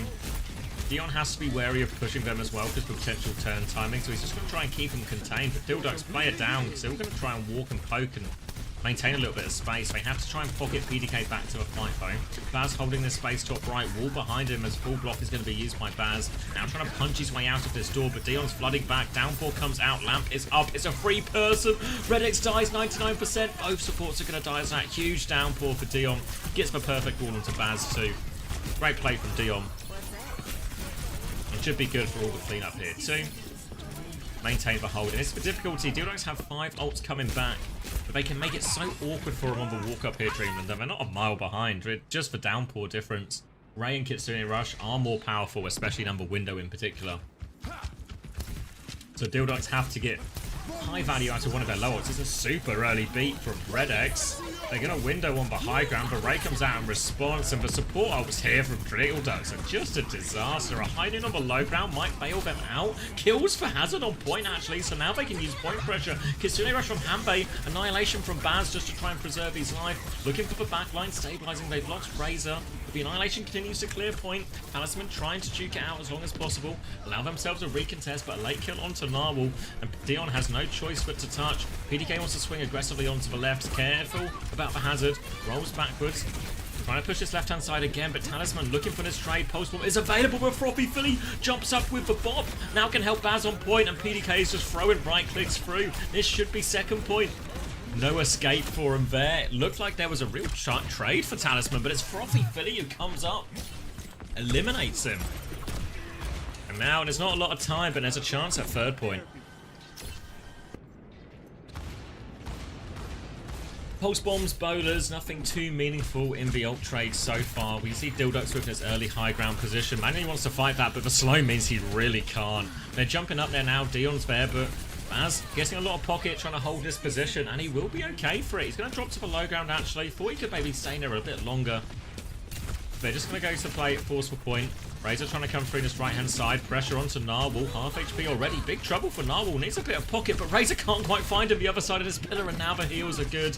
High noon from PDK, trying to make him deep-peak. Coming through. Talisman looking for the pulse bomb trade. Connects it. Now backline pressure. Talisman will clean up too. And now be the end of the push. Just clean up now. Dildux forced to reset. 30 seconds left on the clock. They only have one more chance. Window available for Frothy Philly. Beat not too far away from Redex. Same with Annihilation. If they can keep this fight going for a while, Dildux, they will get a pretty strong ult spike, but you can make the same case for Dreamland too. Double support ult just round the corner. Downpour seems to find pretty consistent value against this comp. Not a lot of things that you can really do. You just have to try and not be in the Downpour. Downpour comes out on top of that window now. Talisman behind. Razor trying to mark that angle. It is a huge Downpour, but there's no follow-up thanks to Razor marking the Tracer. The Downpour finds nothing. They keep peeking with the window. 2% for the beat for Redex now as they walk through. Dreamlands have 2 support ults. Kitsune Rush comes through. Redex has the beat ready to match it. He drops it now. Catches all 5 members as they walk forward. Hanbei's trying to D-peak. Forced out. Suzu there as well. TP away. They've killed Dion on point. When this all happens, but a trade from Talisman onto Redex. High ground, Talisman gets a second. 3 remaining players from Dildux are trying to force for point. BTK a little bit out in the open. No heals available for Dux here. They nearly have the Annihilation. For the DPS, Baz, they're going to have to do it all, and manually can just slowly bleed them out, pull them down. Baz so close to the Annihilation. Forces Talisman back for now. Can buy more time with this Annihilation. Razor's Pulse finds nothing. Annihilation now on point. Kirilucio coming back. Pulse bomb onto the Ramattra. Suzu is good. Baz still trying to hold on versus this Ray. He's taken so much damage. Razor is backing on the Tracer, but Vanguard's got full pocket.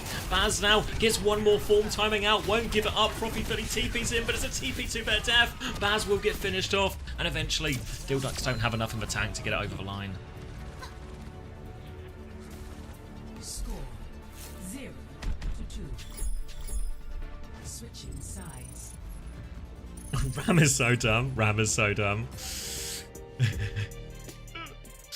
I mean, it's just the expectation now, right? Right? You see this Ram on point, and he's got the Annihilation, and then he's got another form timing afterwards. And you just know that actually he can stall out 1 versus 5, no problem. No issue. He's just good for it.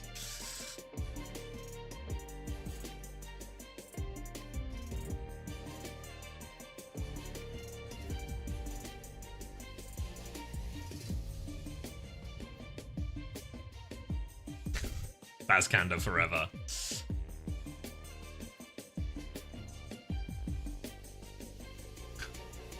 A giant all-powerful ray from the sky? Yeah, but what if I hold up my arms?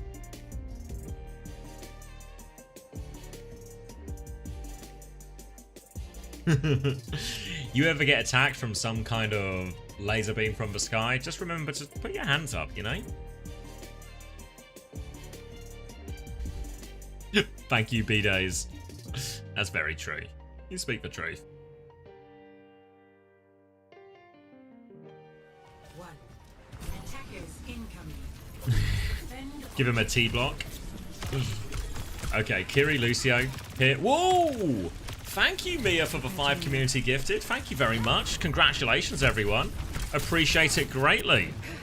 Thank you for the 5. You love the podcast? Thank you very much. First time 5 gifted. Thank you very much. Yeah, there's a new episode coming out soon. Hopefully tomorrow on Patreon and maybe just after. So yeah, stay tuned. Good episode with Landon coming up. So thank you very much for the gifted. We'll keep making the podcast. And it looks like Baz is going to keep making hay while the sun shines as he just walks forward and punches all of Dreamland in the back. In theory, this Kiri Lucio, the Trace of a Ram, should get a lot of access to this Juno Kiri. A little bit easier on defense for Dreamland with this comp as we saw. where they're able to just play far back. There's plenty of room to kite into, and it's hard for Baz to cross these large distances. But on the defense here, Dildux Baz can just hold a close corner, so when Manually walks up, when Narwhal walks up, there's a chance to slow form punch. You guys have seen a Ram before. You know what happens. Manually trying to slowly poke their way in. Dion struggling to find a bit of space. Will jump behind, but Manually not struggling at all. Connects those bolts, now going over the roof, looking for more. Takes the high ground position for themselves. Forces Baz on the back foot. Baz is going to try and stall it out. Slow and form onto Dion. Forces him back. Kitsune rush from the bowler is good. Hanbin. Sorry. Frothy Philly has for Suzu. Why did I say Hanbin? I'm tired. Hanbei gets traded. Frothy Philly good for it with that Kitsune rush repush. Hanbei and Hanbin, have you ever seen them in the same room? Think not. Double support ult very soon for Dreamland Foe, and this is going to be a big a big push timing for them. Redex has the beat, but not enough on paper at least. Dildux need to try and slow down one of these support ults either with a High Noon, just try and minimize the impact. High Noon comes out now. Dion's somewhat committed. Can they focus this down? It's an aggressive swing. The wall interrupts PDK a little bit. He turns for the hazard behind, but Dion is playing his life well for now. But here comes the push. Bolts into PDK, make it very scary. A beat to make sure he lives. Heavy investment. They need a kill out of this, and Dion's in big trouble. They do get the kill, but there's still a tracer behind, forcing point. PDK desperately trying to take that jewel. Pulse bomb out afterwards. 2-4-1. Talisman takes down both. No chance for that. They use the beat to save him, but kills still come through in Dildux's favour. But Talisman is behind, can get to that Mega. And Dildux, they have to concede a little bit of space here, I think. They're going to have to play for a sort of retake. Dreamland and get space on point, and they have two great ults to play on point as well. TP Ned to Razor to try and hunt down Talisman. The hunt is really on. Talisman's in big trouble. Chasing him into the room, but there's Hanbei just in time. Dion's flooded in for the kill. Razor's in a lot of trouble. Kitsune Rush traded on point. Right over the top, but the downboard does so much. No escape for Redex. Now the slow onto Dion, though. He's traded. Beret comes through from Narwhal. They're still trying to win, but PDK shoots him out. Beret once again. 2 for PDK during Beret and the Tracer. What can't this guy do? He's got it all. Hanbei is still there. It's a 1v3, though, and it will be probably a late death. Yeah, couldn't get the TP. Hey. And it's just his day. PDK is going to OWCS. Not allowing Dreamland to get anything done. Kiri, Lucio swap from Dreamland. Ram swap 2. They are just going to mirror it minus for Cass. Annihilation available for Bazphone. This is a late in the day to swap and just mirror the comp. So it's ult advantage for a while. Dink now onto the Tracer. PDK gets pocketed out. Just give PDK all the resources right now. Manly's going to swing. Grow up. PDK is in this form. Razor's going to connect for Pulse Bomb 2. Dion gets run over. And it's just over. It is a full hold. And what we thought might be a bit of a barn burner is just going to be... just going to be a Dildux full hold.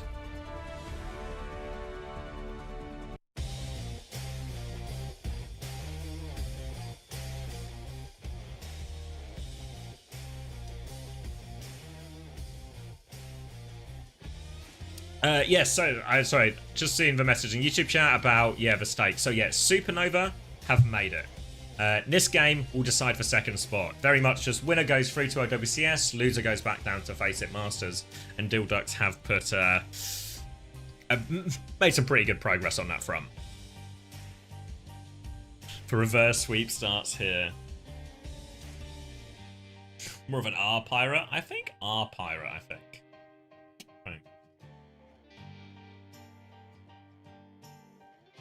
But yeah, great hold.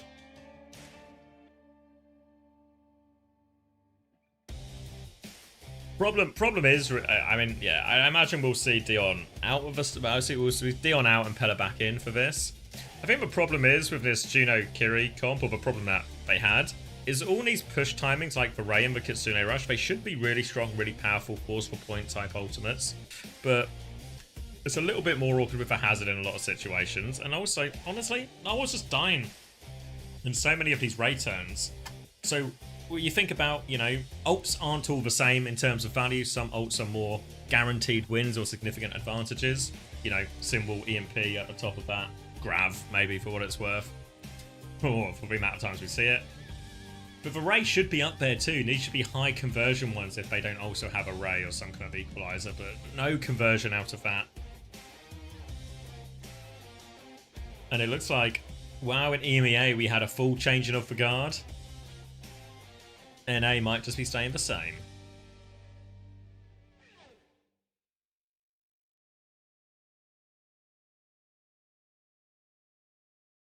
And now if I'm Dreamland, what do I even go?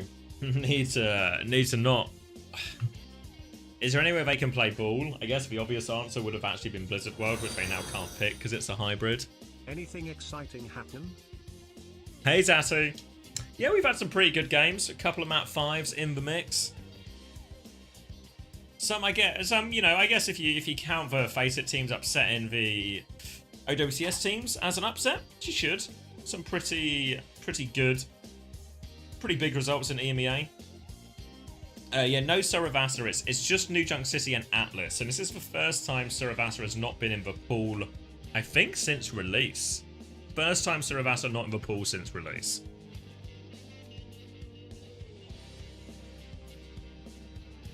So yeah, some pretty good games. You probably like cherry pick a few bits.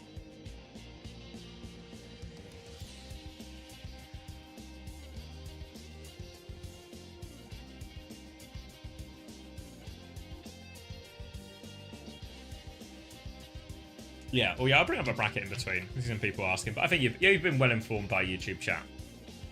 So yeah, this is very much a bracket's wrong because I've got Supernova twice. There we go. Yeah, so it was an absolute. Anyone could have won. The barn was burned, all that. But Dreamland come out on top, skin of their teeth. Obviously, there is the suspect for second OWCS here, which is technically an illegal maneuver, but it was allowed.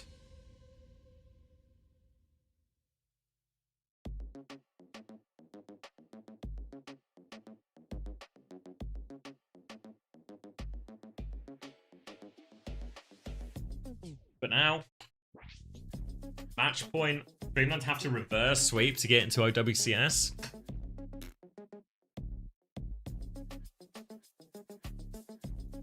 Yeah, so in that opening game, YouTube chat's asking about, basically what they're meant to do is play OWCS rules, which is where you play each mode once. You know, so by the time you get to map 5, there's one mode left. Whoever gets to pick the map picks from that. Whereas Face It Masters still did the old rules where Hybrid and Flashpoint are combined. So once you get to map 5, you can pick from any of the modes again. So that happened against Steel Ducks in their opening fixture, and they lost it. And then Young and Beautiful wanted to do the same thing, but weren't allowed to in their next fixture.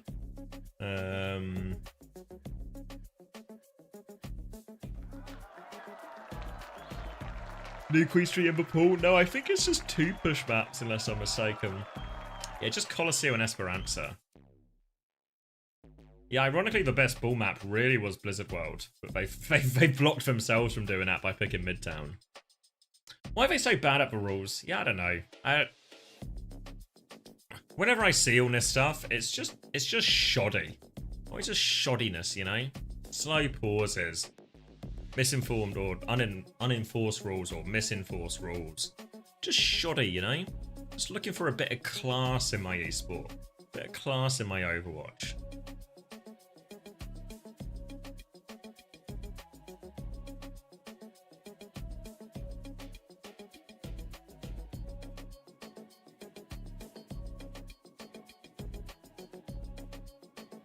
Stream title lied to me? Oh, fuck. I was meant to update it, wasn't I? I was meant to update it, wasn't I? It's possible this is really on me. I'd love to find a scapegoat. I think there is no scapegoat.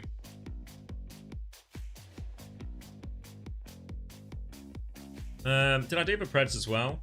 Yeah, 2 ducks in a row. And the Ducks very much do seem to have their ducks in a row. As we're now going to go to Gibraltar. Hazard ban from Dreamland. Brig ban in response here from Steel Ducks. Okay. Are they just going to play Winston? Or are they just going to force ball anyway? Because I feel like the Brig ban from Steel Ducks actually helps for ball. What was I doing? Sorry. Yeah, Steel Ducks.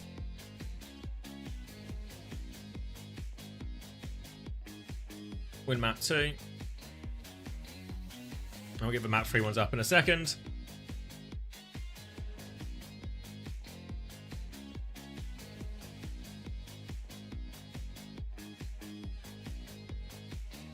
let's just let that all run through. But yeah, Gibraltar the next map, Hazard and Brig banned. So really expecting Pella to probably just play ball, honestly.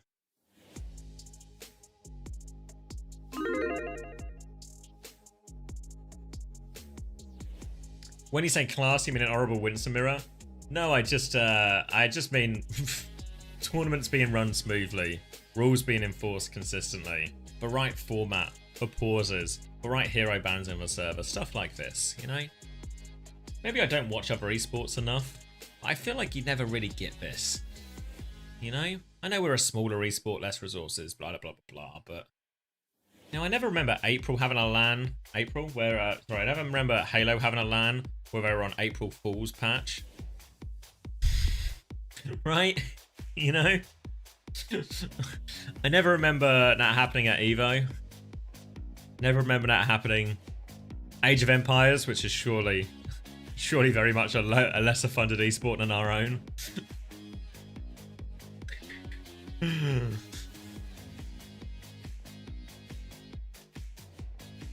You know, and if something goofy happens, sure, right? It's for consistency. It's for the frequency rather. The frequency is the problem.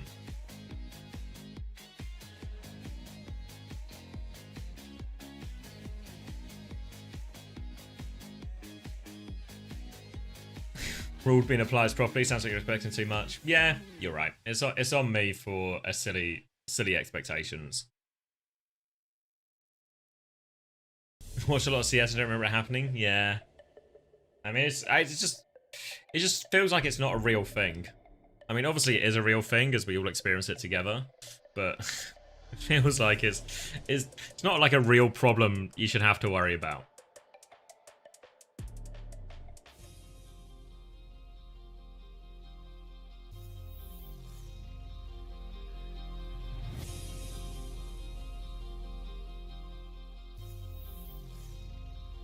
All right.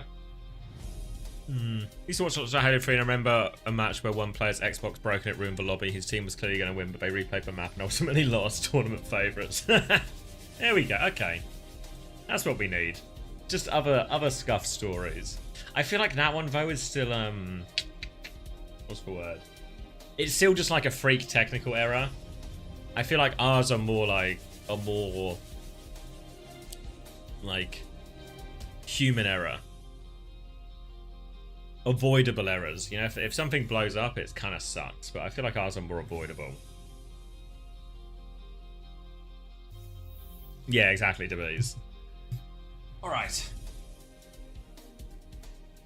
Ducks are never going to lock in like this again. They only lock in for the couple of games a season they have to keep themselves in OWCS. Okay. Overwhelming favourites for Ducks now, 89%. Believers. I don't know if we will have relegation for stage 3. I don't know, honestly. I don't know if they've said anywhere, but I don't remember anything. It's Bap, Weaver, Ball for Dreamland, a classic comp. Baz is going to try and play the D.Va. D.Va very much, I think, the best tank into this, and you see that Ducks banning the Brig as well, just to enable Baz on that, but they've lost Razor early, so that's their point pressure gone. They're trying to stabilise on the high ground, bit of space for PDK, but the slam sets up a kill. Grick out. Not necessary, but still gets it done. If anything, actually, Froppy Philly's found a good trade. They're trying to get the car underneath. Baz has to be careful not to stagger late. Froppy Philly has TP'd in to save Baz, but might have killed themselves, has killed themselves. And Pella's now going to reset onto the high ground, and Dilducks are going to be forced to fully reset in all of this. They're just trying to steal a few meters underneath, but they really need Frothy Philly before they can commit to a fight. Baz still quite low. Dreamland coming up to 4 of their ultimates. But PDK's going to die before the fight, so now Pella just walking through. The rest of Dreamland are quite far advanced in their position. Pella really wanted to force the issue into this room. Baz is using a lot of this. They nearly have Kitsune rush to turn, so they have to be careful with this aggression. Dreamland still rolling through. Drive-by from Pella. More pressure onto Baz, not letting his HP be fully topped up. Pella looking for the slam. Doesn't connect on anything on the low ground now. Will be forced away and cleared for at least a little bit longer this time. Chance for Dilducks to try and move forward if they want, but Pella's going to be right back in it, looking for it in the back. Suzu comes through, jump away, grip out onto Manually too. PDK actually onto the Freya now. Dreamland nearly have all 5 ultimates to throw back at Dildux foe as Dildux get more aggressive. Kitsune rush onto it. Tree defensively, Mines defensively. PDK gets suckered in by that bowler, and the tree keeps the rest of them safe. Baz is going to try and self-destruct, remecking in the corner. Narwhal is there to peek, as is manually. Lots of damage coming Baz's way, and all the while, this point has just been anchored by Talisman. He will get traded eventually, not before taking down Redex. And now player advantage. They're still trying to force the payload through. Baz is going to get onto this Freya, looks for it, grip to the other side, so Baz now on the wrong side to mark that. Has to close the distance. Ball and Tracer coming back for Dreamland. Recontest is on. They want a bit of space for Hanbei's window if they can. Need to make sure they get the touch. The touch has come through. They need to help the touch. Pulse Bomb is out. Drop onto the low ground. Need to get in this window going. Now Hanbei's going to re-peak with it. Lots of pressure on point. Beat comes through to maintain it. Boot comes through. Looking for that trade onto the backline. Grip away onto Hanbei, but is it enough? Force back. Baz can't go for any more, but the cap has gone through. Razor was cleaning up on point, and he saw Baz there. He wanted kills ideally, but if he just keeps that backline occupied, eventually the rest of his team will kill the Tracer, will kill the ball. Takes them a bit, obviously, because of cooldowns and stuff, but we'll get it over the line, and now Dildux holding the high ground on second point. Narwhal going on to the Lucio, so expect Dreamland's comp to change a little bit more into more of a direct dive comp. Expect Narwhal to spend as much time with Penna as they do with Hanbei, honestly, but this could put Hanbei in a particularly difficult situation. Bowler from PDK as they try and walk through, forces the ball away from now while Baz looks for the backline. So at least 10% for this bomb. They're well and truly pinned in, and Baz can even look for a little bit more. Slam onto the high ground, forces Asuzu onto PDK. They've taken so much damage. Baz is bombing in the back, but needs to get that mech back. 1 HP, just about gets it done. Redex has died though, so they are so low. PDK's there, trying to find trades onto this backline, but now manually comes to challenge it. Deals with that. Baz is going to get stalled out point here, I think, as well. Valuable time off the clock. And it's starting to feel like a better look for Dreamland on this. Get the stagger onto Baz as far as they could. And now they get to set up our chokes.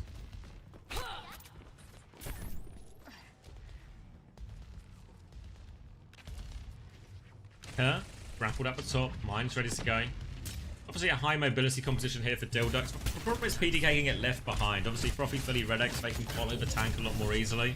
Boot onto the slam so it doesn't connect. Lamp has been forced early. Mine's defensively to try and counter out his Kitsune rush, but Baz has already found 2.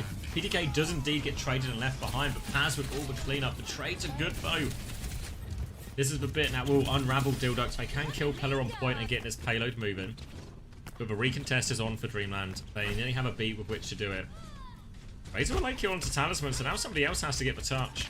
Razor's coming back to help. Pulse Bomb is available. Baz going to fly into the backline, making this touch increasingly difficult.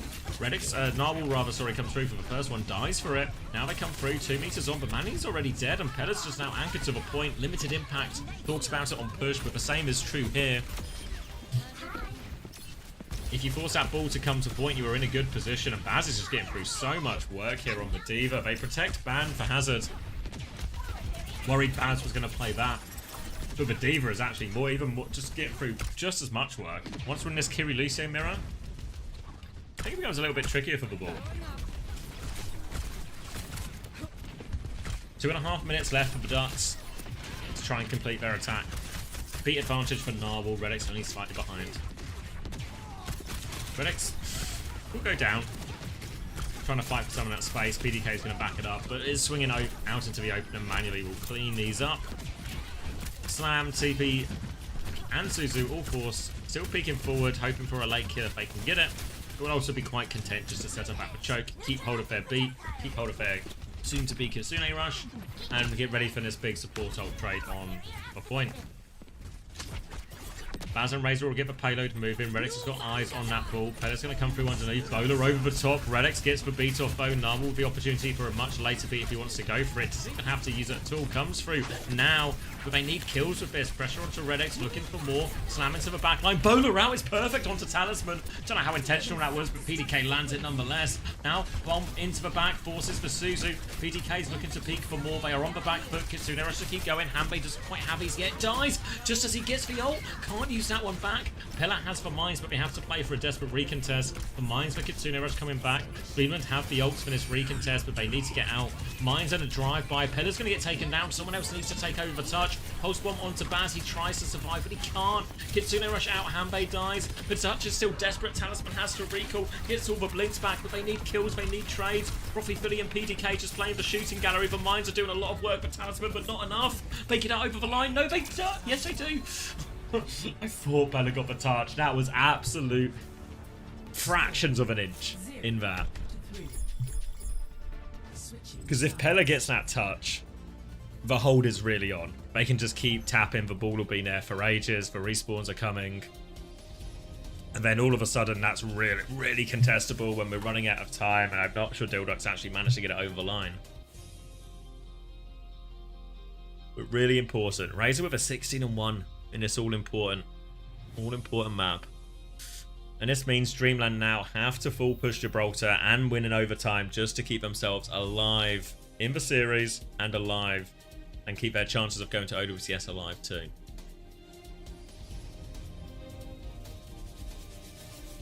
It's a time to step up. It's now or never.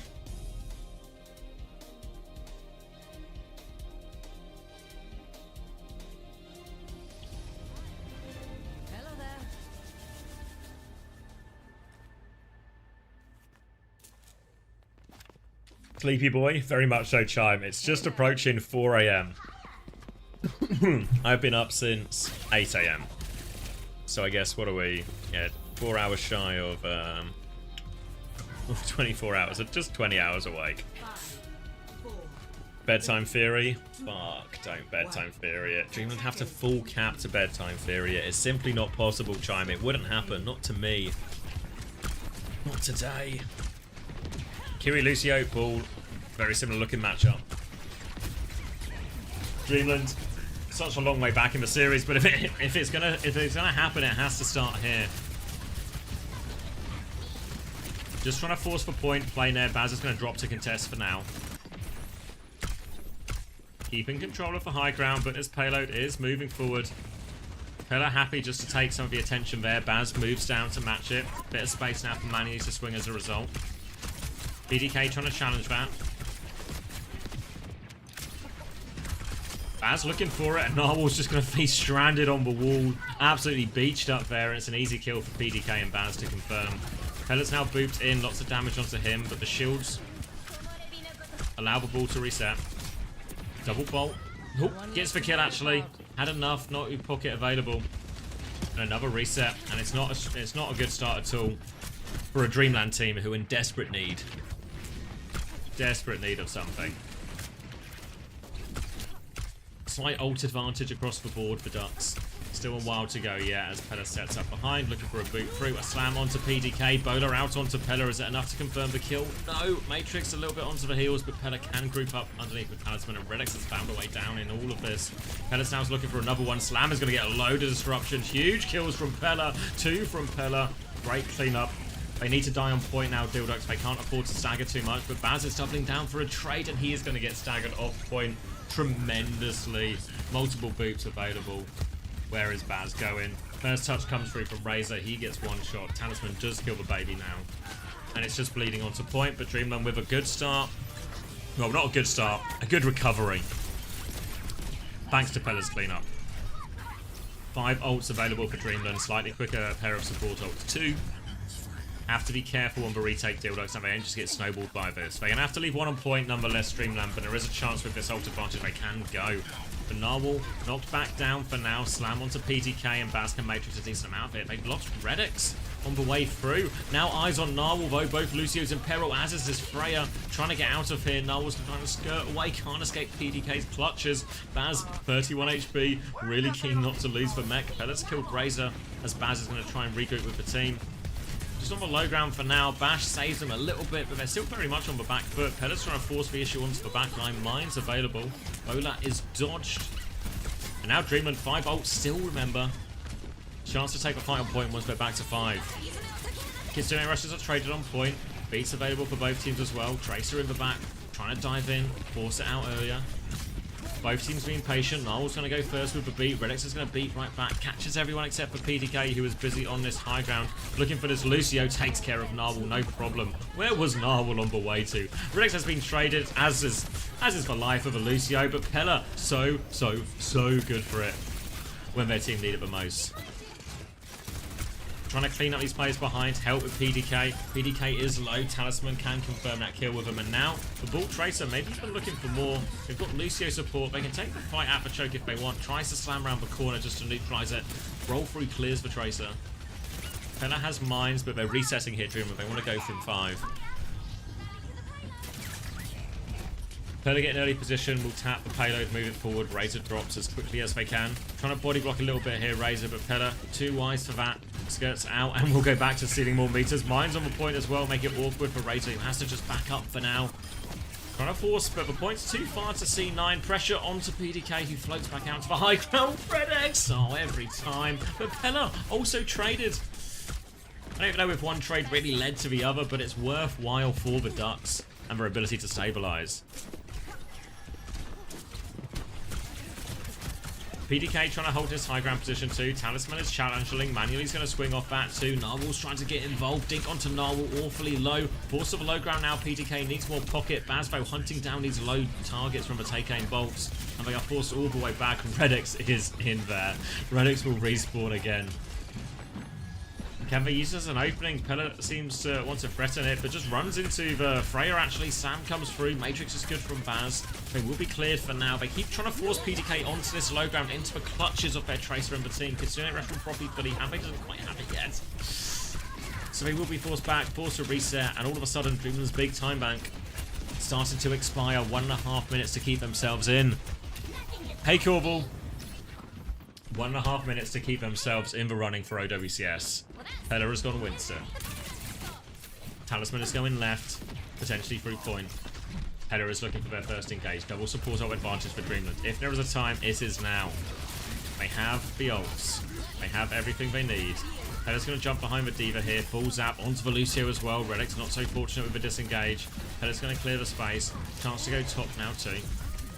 Bubble onto the choke, just keeping this backline contained while they try and focus down Baz, who does have the self-destruct, slings that one in there as they get onto point. Recall has been forced. Pulse bomb, but Talisman recalls onto his own pulse bomb. It kills Baz as well, at least. Will the trade be worth it for Dreamland? Pella's going to get on point. Narwhal dies with B, can't get the beat off. And now, big trouble for him. Manually gets the trade, though. They're stuck in the corner. PDK's got pinned in. And they do get the hold. What's up? Not the trade. Not the play Talisman was wanted, and then no beat available, and this has bought Dilduck's valuable time. Double support ult, 30 seconds away from staying in OWCS. One more chance for Dreamland to give themselves a series of more chances. Narwhal has the beat ready to go. Redex and Profi need a little bit more time for these support ults. Narwhal's going for it, looking for a beat opportunity to come through. Going really aggressively onto the high ground, clears it now, goes for the beat, top rope, hits the beat, catches everyone except for Manually. The beat push is good. Hanbei and Talisman over the top. They've cleared it up. They just need to avoid any more trades. Baz doesn't have the self-destruct when he's out of mech. He is out of mech. Top ropes it. Profi Philly still scrapping away, but Narwhal shuts that down and Dreamland extend the map. But they still have to complete third. 1 minute, 20 seconds. Double support ult still available for Dilducks. Have to raise some questions here about why the Dilducks didn't quite get to those. It was so close. Pella has the primal. They can get the cut up to this next corner. Dilducks can force the issue earlier if they want. That's how they're posturing now. They swing around with a Kitsune rush, but everyone's quite far back. For Winston split on the right-hand side, but can they push this kill? Baz is looking for it. Jump out from Pella, but Primal Rage if they get in trouble. Talisman's actually up there too, so PDK needs a bit of pocket out of here from the Lucio. They will regroup. Pella's now with the Primal. Doesn't really get anyone isolated or juggled back in. Talisman's trying to put more pressure in. Pella comes around, doesn't get the boot back in. Redex now with the beat back. Catches all 5 members, but what can they find? One. Baz kills manually on the high ground. Pella's still stuck behind. Lucio really in deep. They're all going to try and reswing. Defensive bubble from Pella to regroup. Kitsune rush to turn it from Hanbei. They are pushing for it. Trying to send it out. Forced to DP for a second. Pella dies in the spawn though. PDK with this high ground position. Hits a little dink. Forces for Suzu out. Any kill is valuable now. They're trying to force their way through, but really Dreamland, they need their Winston back. They need to be 5. They have 10 seconds plus overtime to keep themselves in the series, to keep themselves in the running for OWCS. Razor playing top with a pulse bomb. Pressure onto the Winston. Looking for the Freya here. Can't find the connect. Forces for Freya back off onto the low ground bow. Take aim bolt. Forces for requat of Razor, who's now committed to position. Goes for a drop down pulse bomb. Can't find the connect. Kitsune is over the top. Bowler has been eaten by Baz. They're pushing for kills. Self-destructive the backline. Beat comes through from Narwhal. Redix doesn't have the beat yet. They're trying to back it up. Dreamek comes through. Doesn't find any kills. They're still battling away. Trades though are good. Baz and Frothy Philly find one apiece. Pulse bomb is going to be Suzu'd completely. Frothy Philly keeping Baz alive, who anchors the point, cleaning up everyone. And Dreamland, they're running out of players. They're running out of steam. They've run out of chances. The Dill Ducks retain their spot in OWCS. 3-0.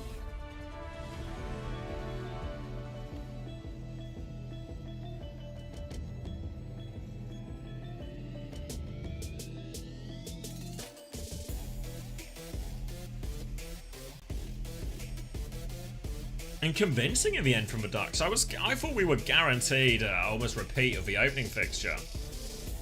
But inspired form from PDK early on. Just set him up. Set him up on the front foot. And then even there against the ball comp, Baz was getting through so much work on the Diva, honestly.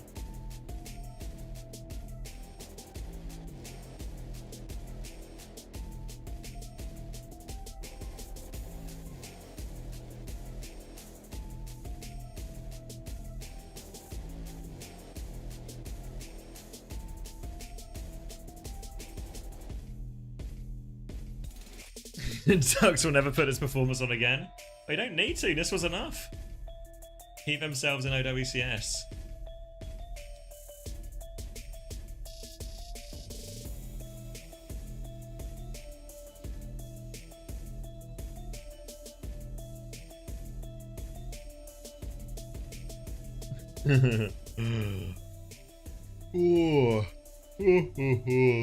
I'm sleeping. What time is it? 4 AM? Oh.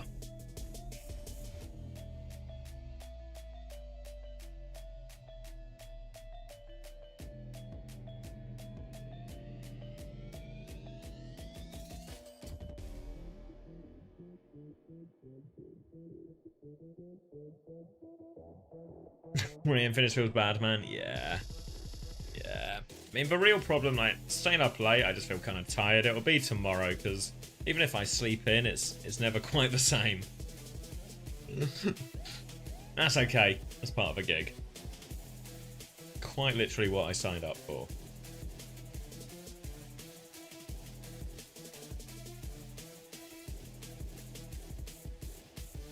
Just eat cheesecake tomorrow? That won't help. That won't help. Alright, do I hang around for the interview or do I just kind of dip? You know, I don't think there's too much to really be gained from the interview. Maybe they'll interview PDK and it'll be kind of funny, but also could really just go to bed, right? Could just really go to bed. That's really on, I think. Could really just go to bed. Oh! Thank you, Ayua, for the gift to 1SPZX. Respect for Dilduck's interview. We can linger. Late shift time, late shift bonus. Yeah, overtime bonus pay. Yeah. Thank you, Ayua. Let's go. PDK, are you with us? It's happening right now, and it is PDK. Yeah, okay. For PDK, I'll stay. All right, man. Awesome. It's great to hear from you. I mean, I gotta just first open this up. Asking, how are you feeling, man? You were lighting it up this whole series. Maps 1 and 2, man. You took over in so many of these fights. I mean, you guys got to come into this promotion relegation, come out of OWCS as a team that is a little bit devil may care, a little bit, you know, kind of YOLO, doing what you please on the server, but then coming out and getting big wins like this in promotion relegation, another shot to OWCS. I mean, was this the outcome you guys expected on the day? Yeah, we didn't want to lose the first game, but I mean, it's an exact mirror of last promo. We lost to map 5 and then 3-0'd our way both through the next games, or not 3-0, we 3-2 over Yap, but that's exact. It's like a carbon copy of last promo relegation, pretty much. I mean, you know, now we take a look and, you know, talk about last promo. Now we're going to be here for this one and looking into what you've been doing, you know, presently to become a better team, to be more competitive. You guys have just this wild roster and what we talk about so much, this wild type of play. going forward, I asked it already to the other team that was able to move forward, and now I'm going to ask you, what does it look like for you guys as a team that is going to allow you to be more formidable to compete against some of those upper teams that unfortunately you were having to drop below that 6th ranking? We kind of just have fun. Like, I feel like I was pretty much giggling the entire time. Like, I would kill someone and then I just have like Redix like screaming like into my ear, and it was just fun. Like, we just laughed pretty much the entire time. Like, us on game day is very like happy and like joyous, but us in a scrim is very doom and despair.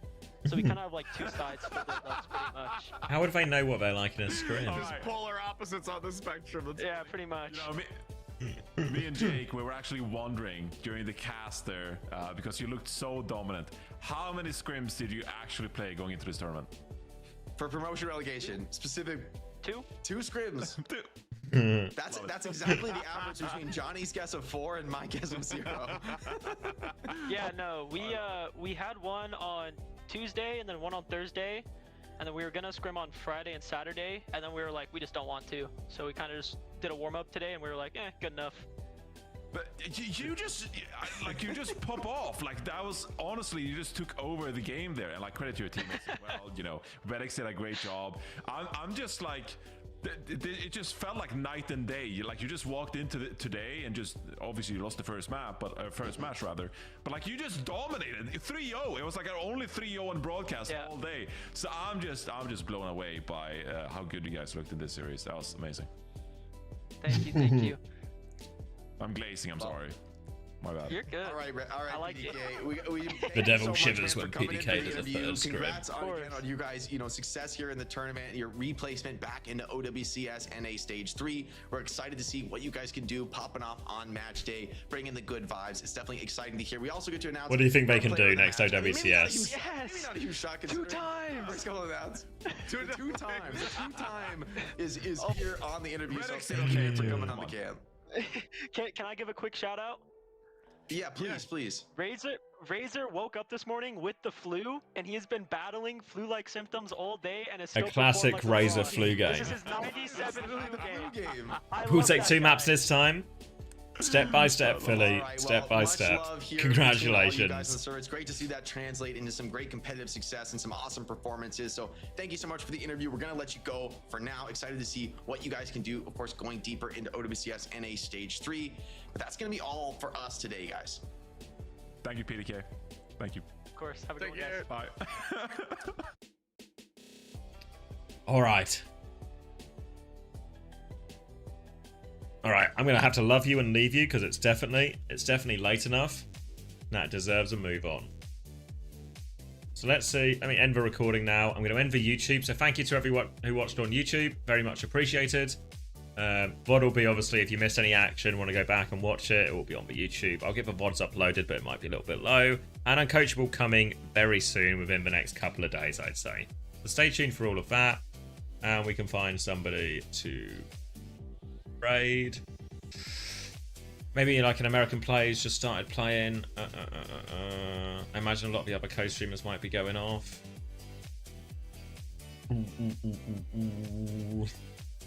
Maybe Nenwai? Maybe Nenwai.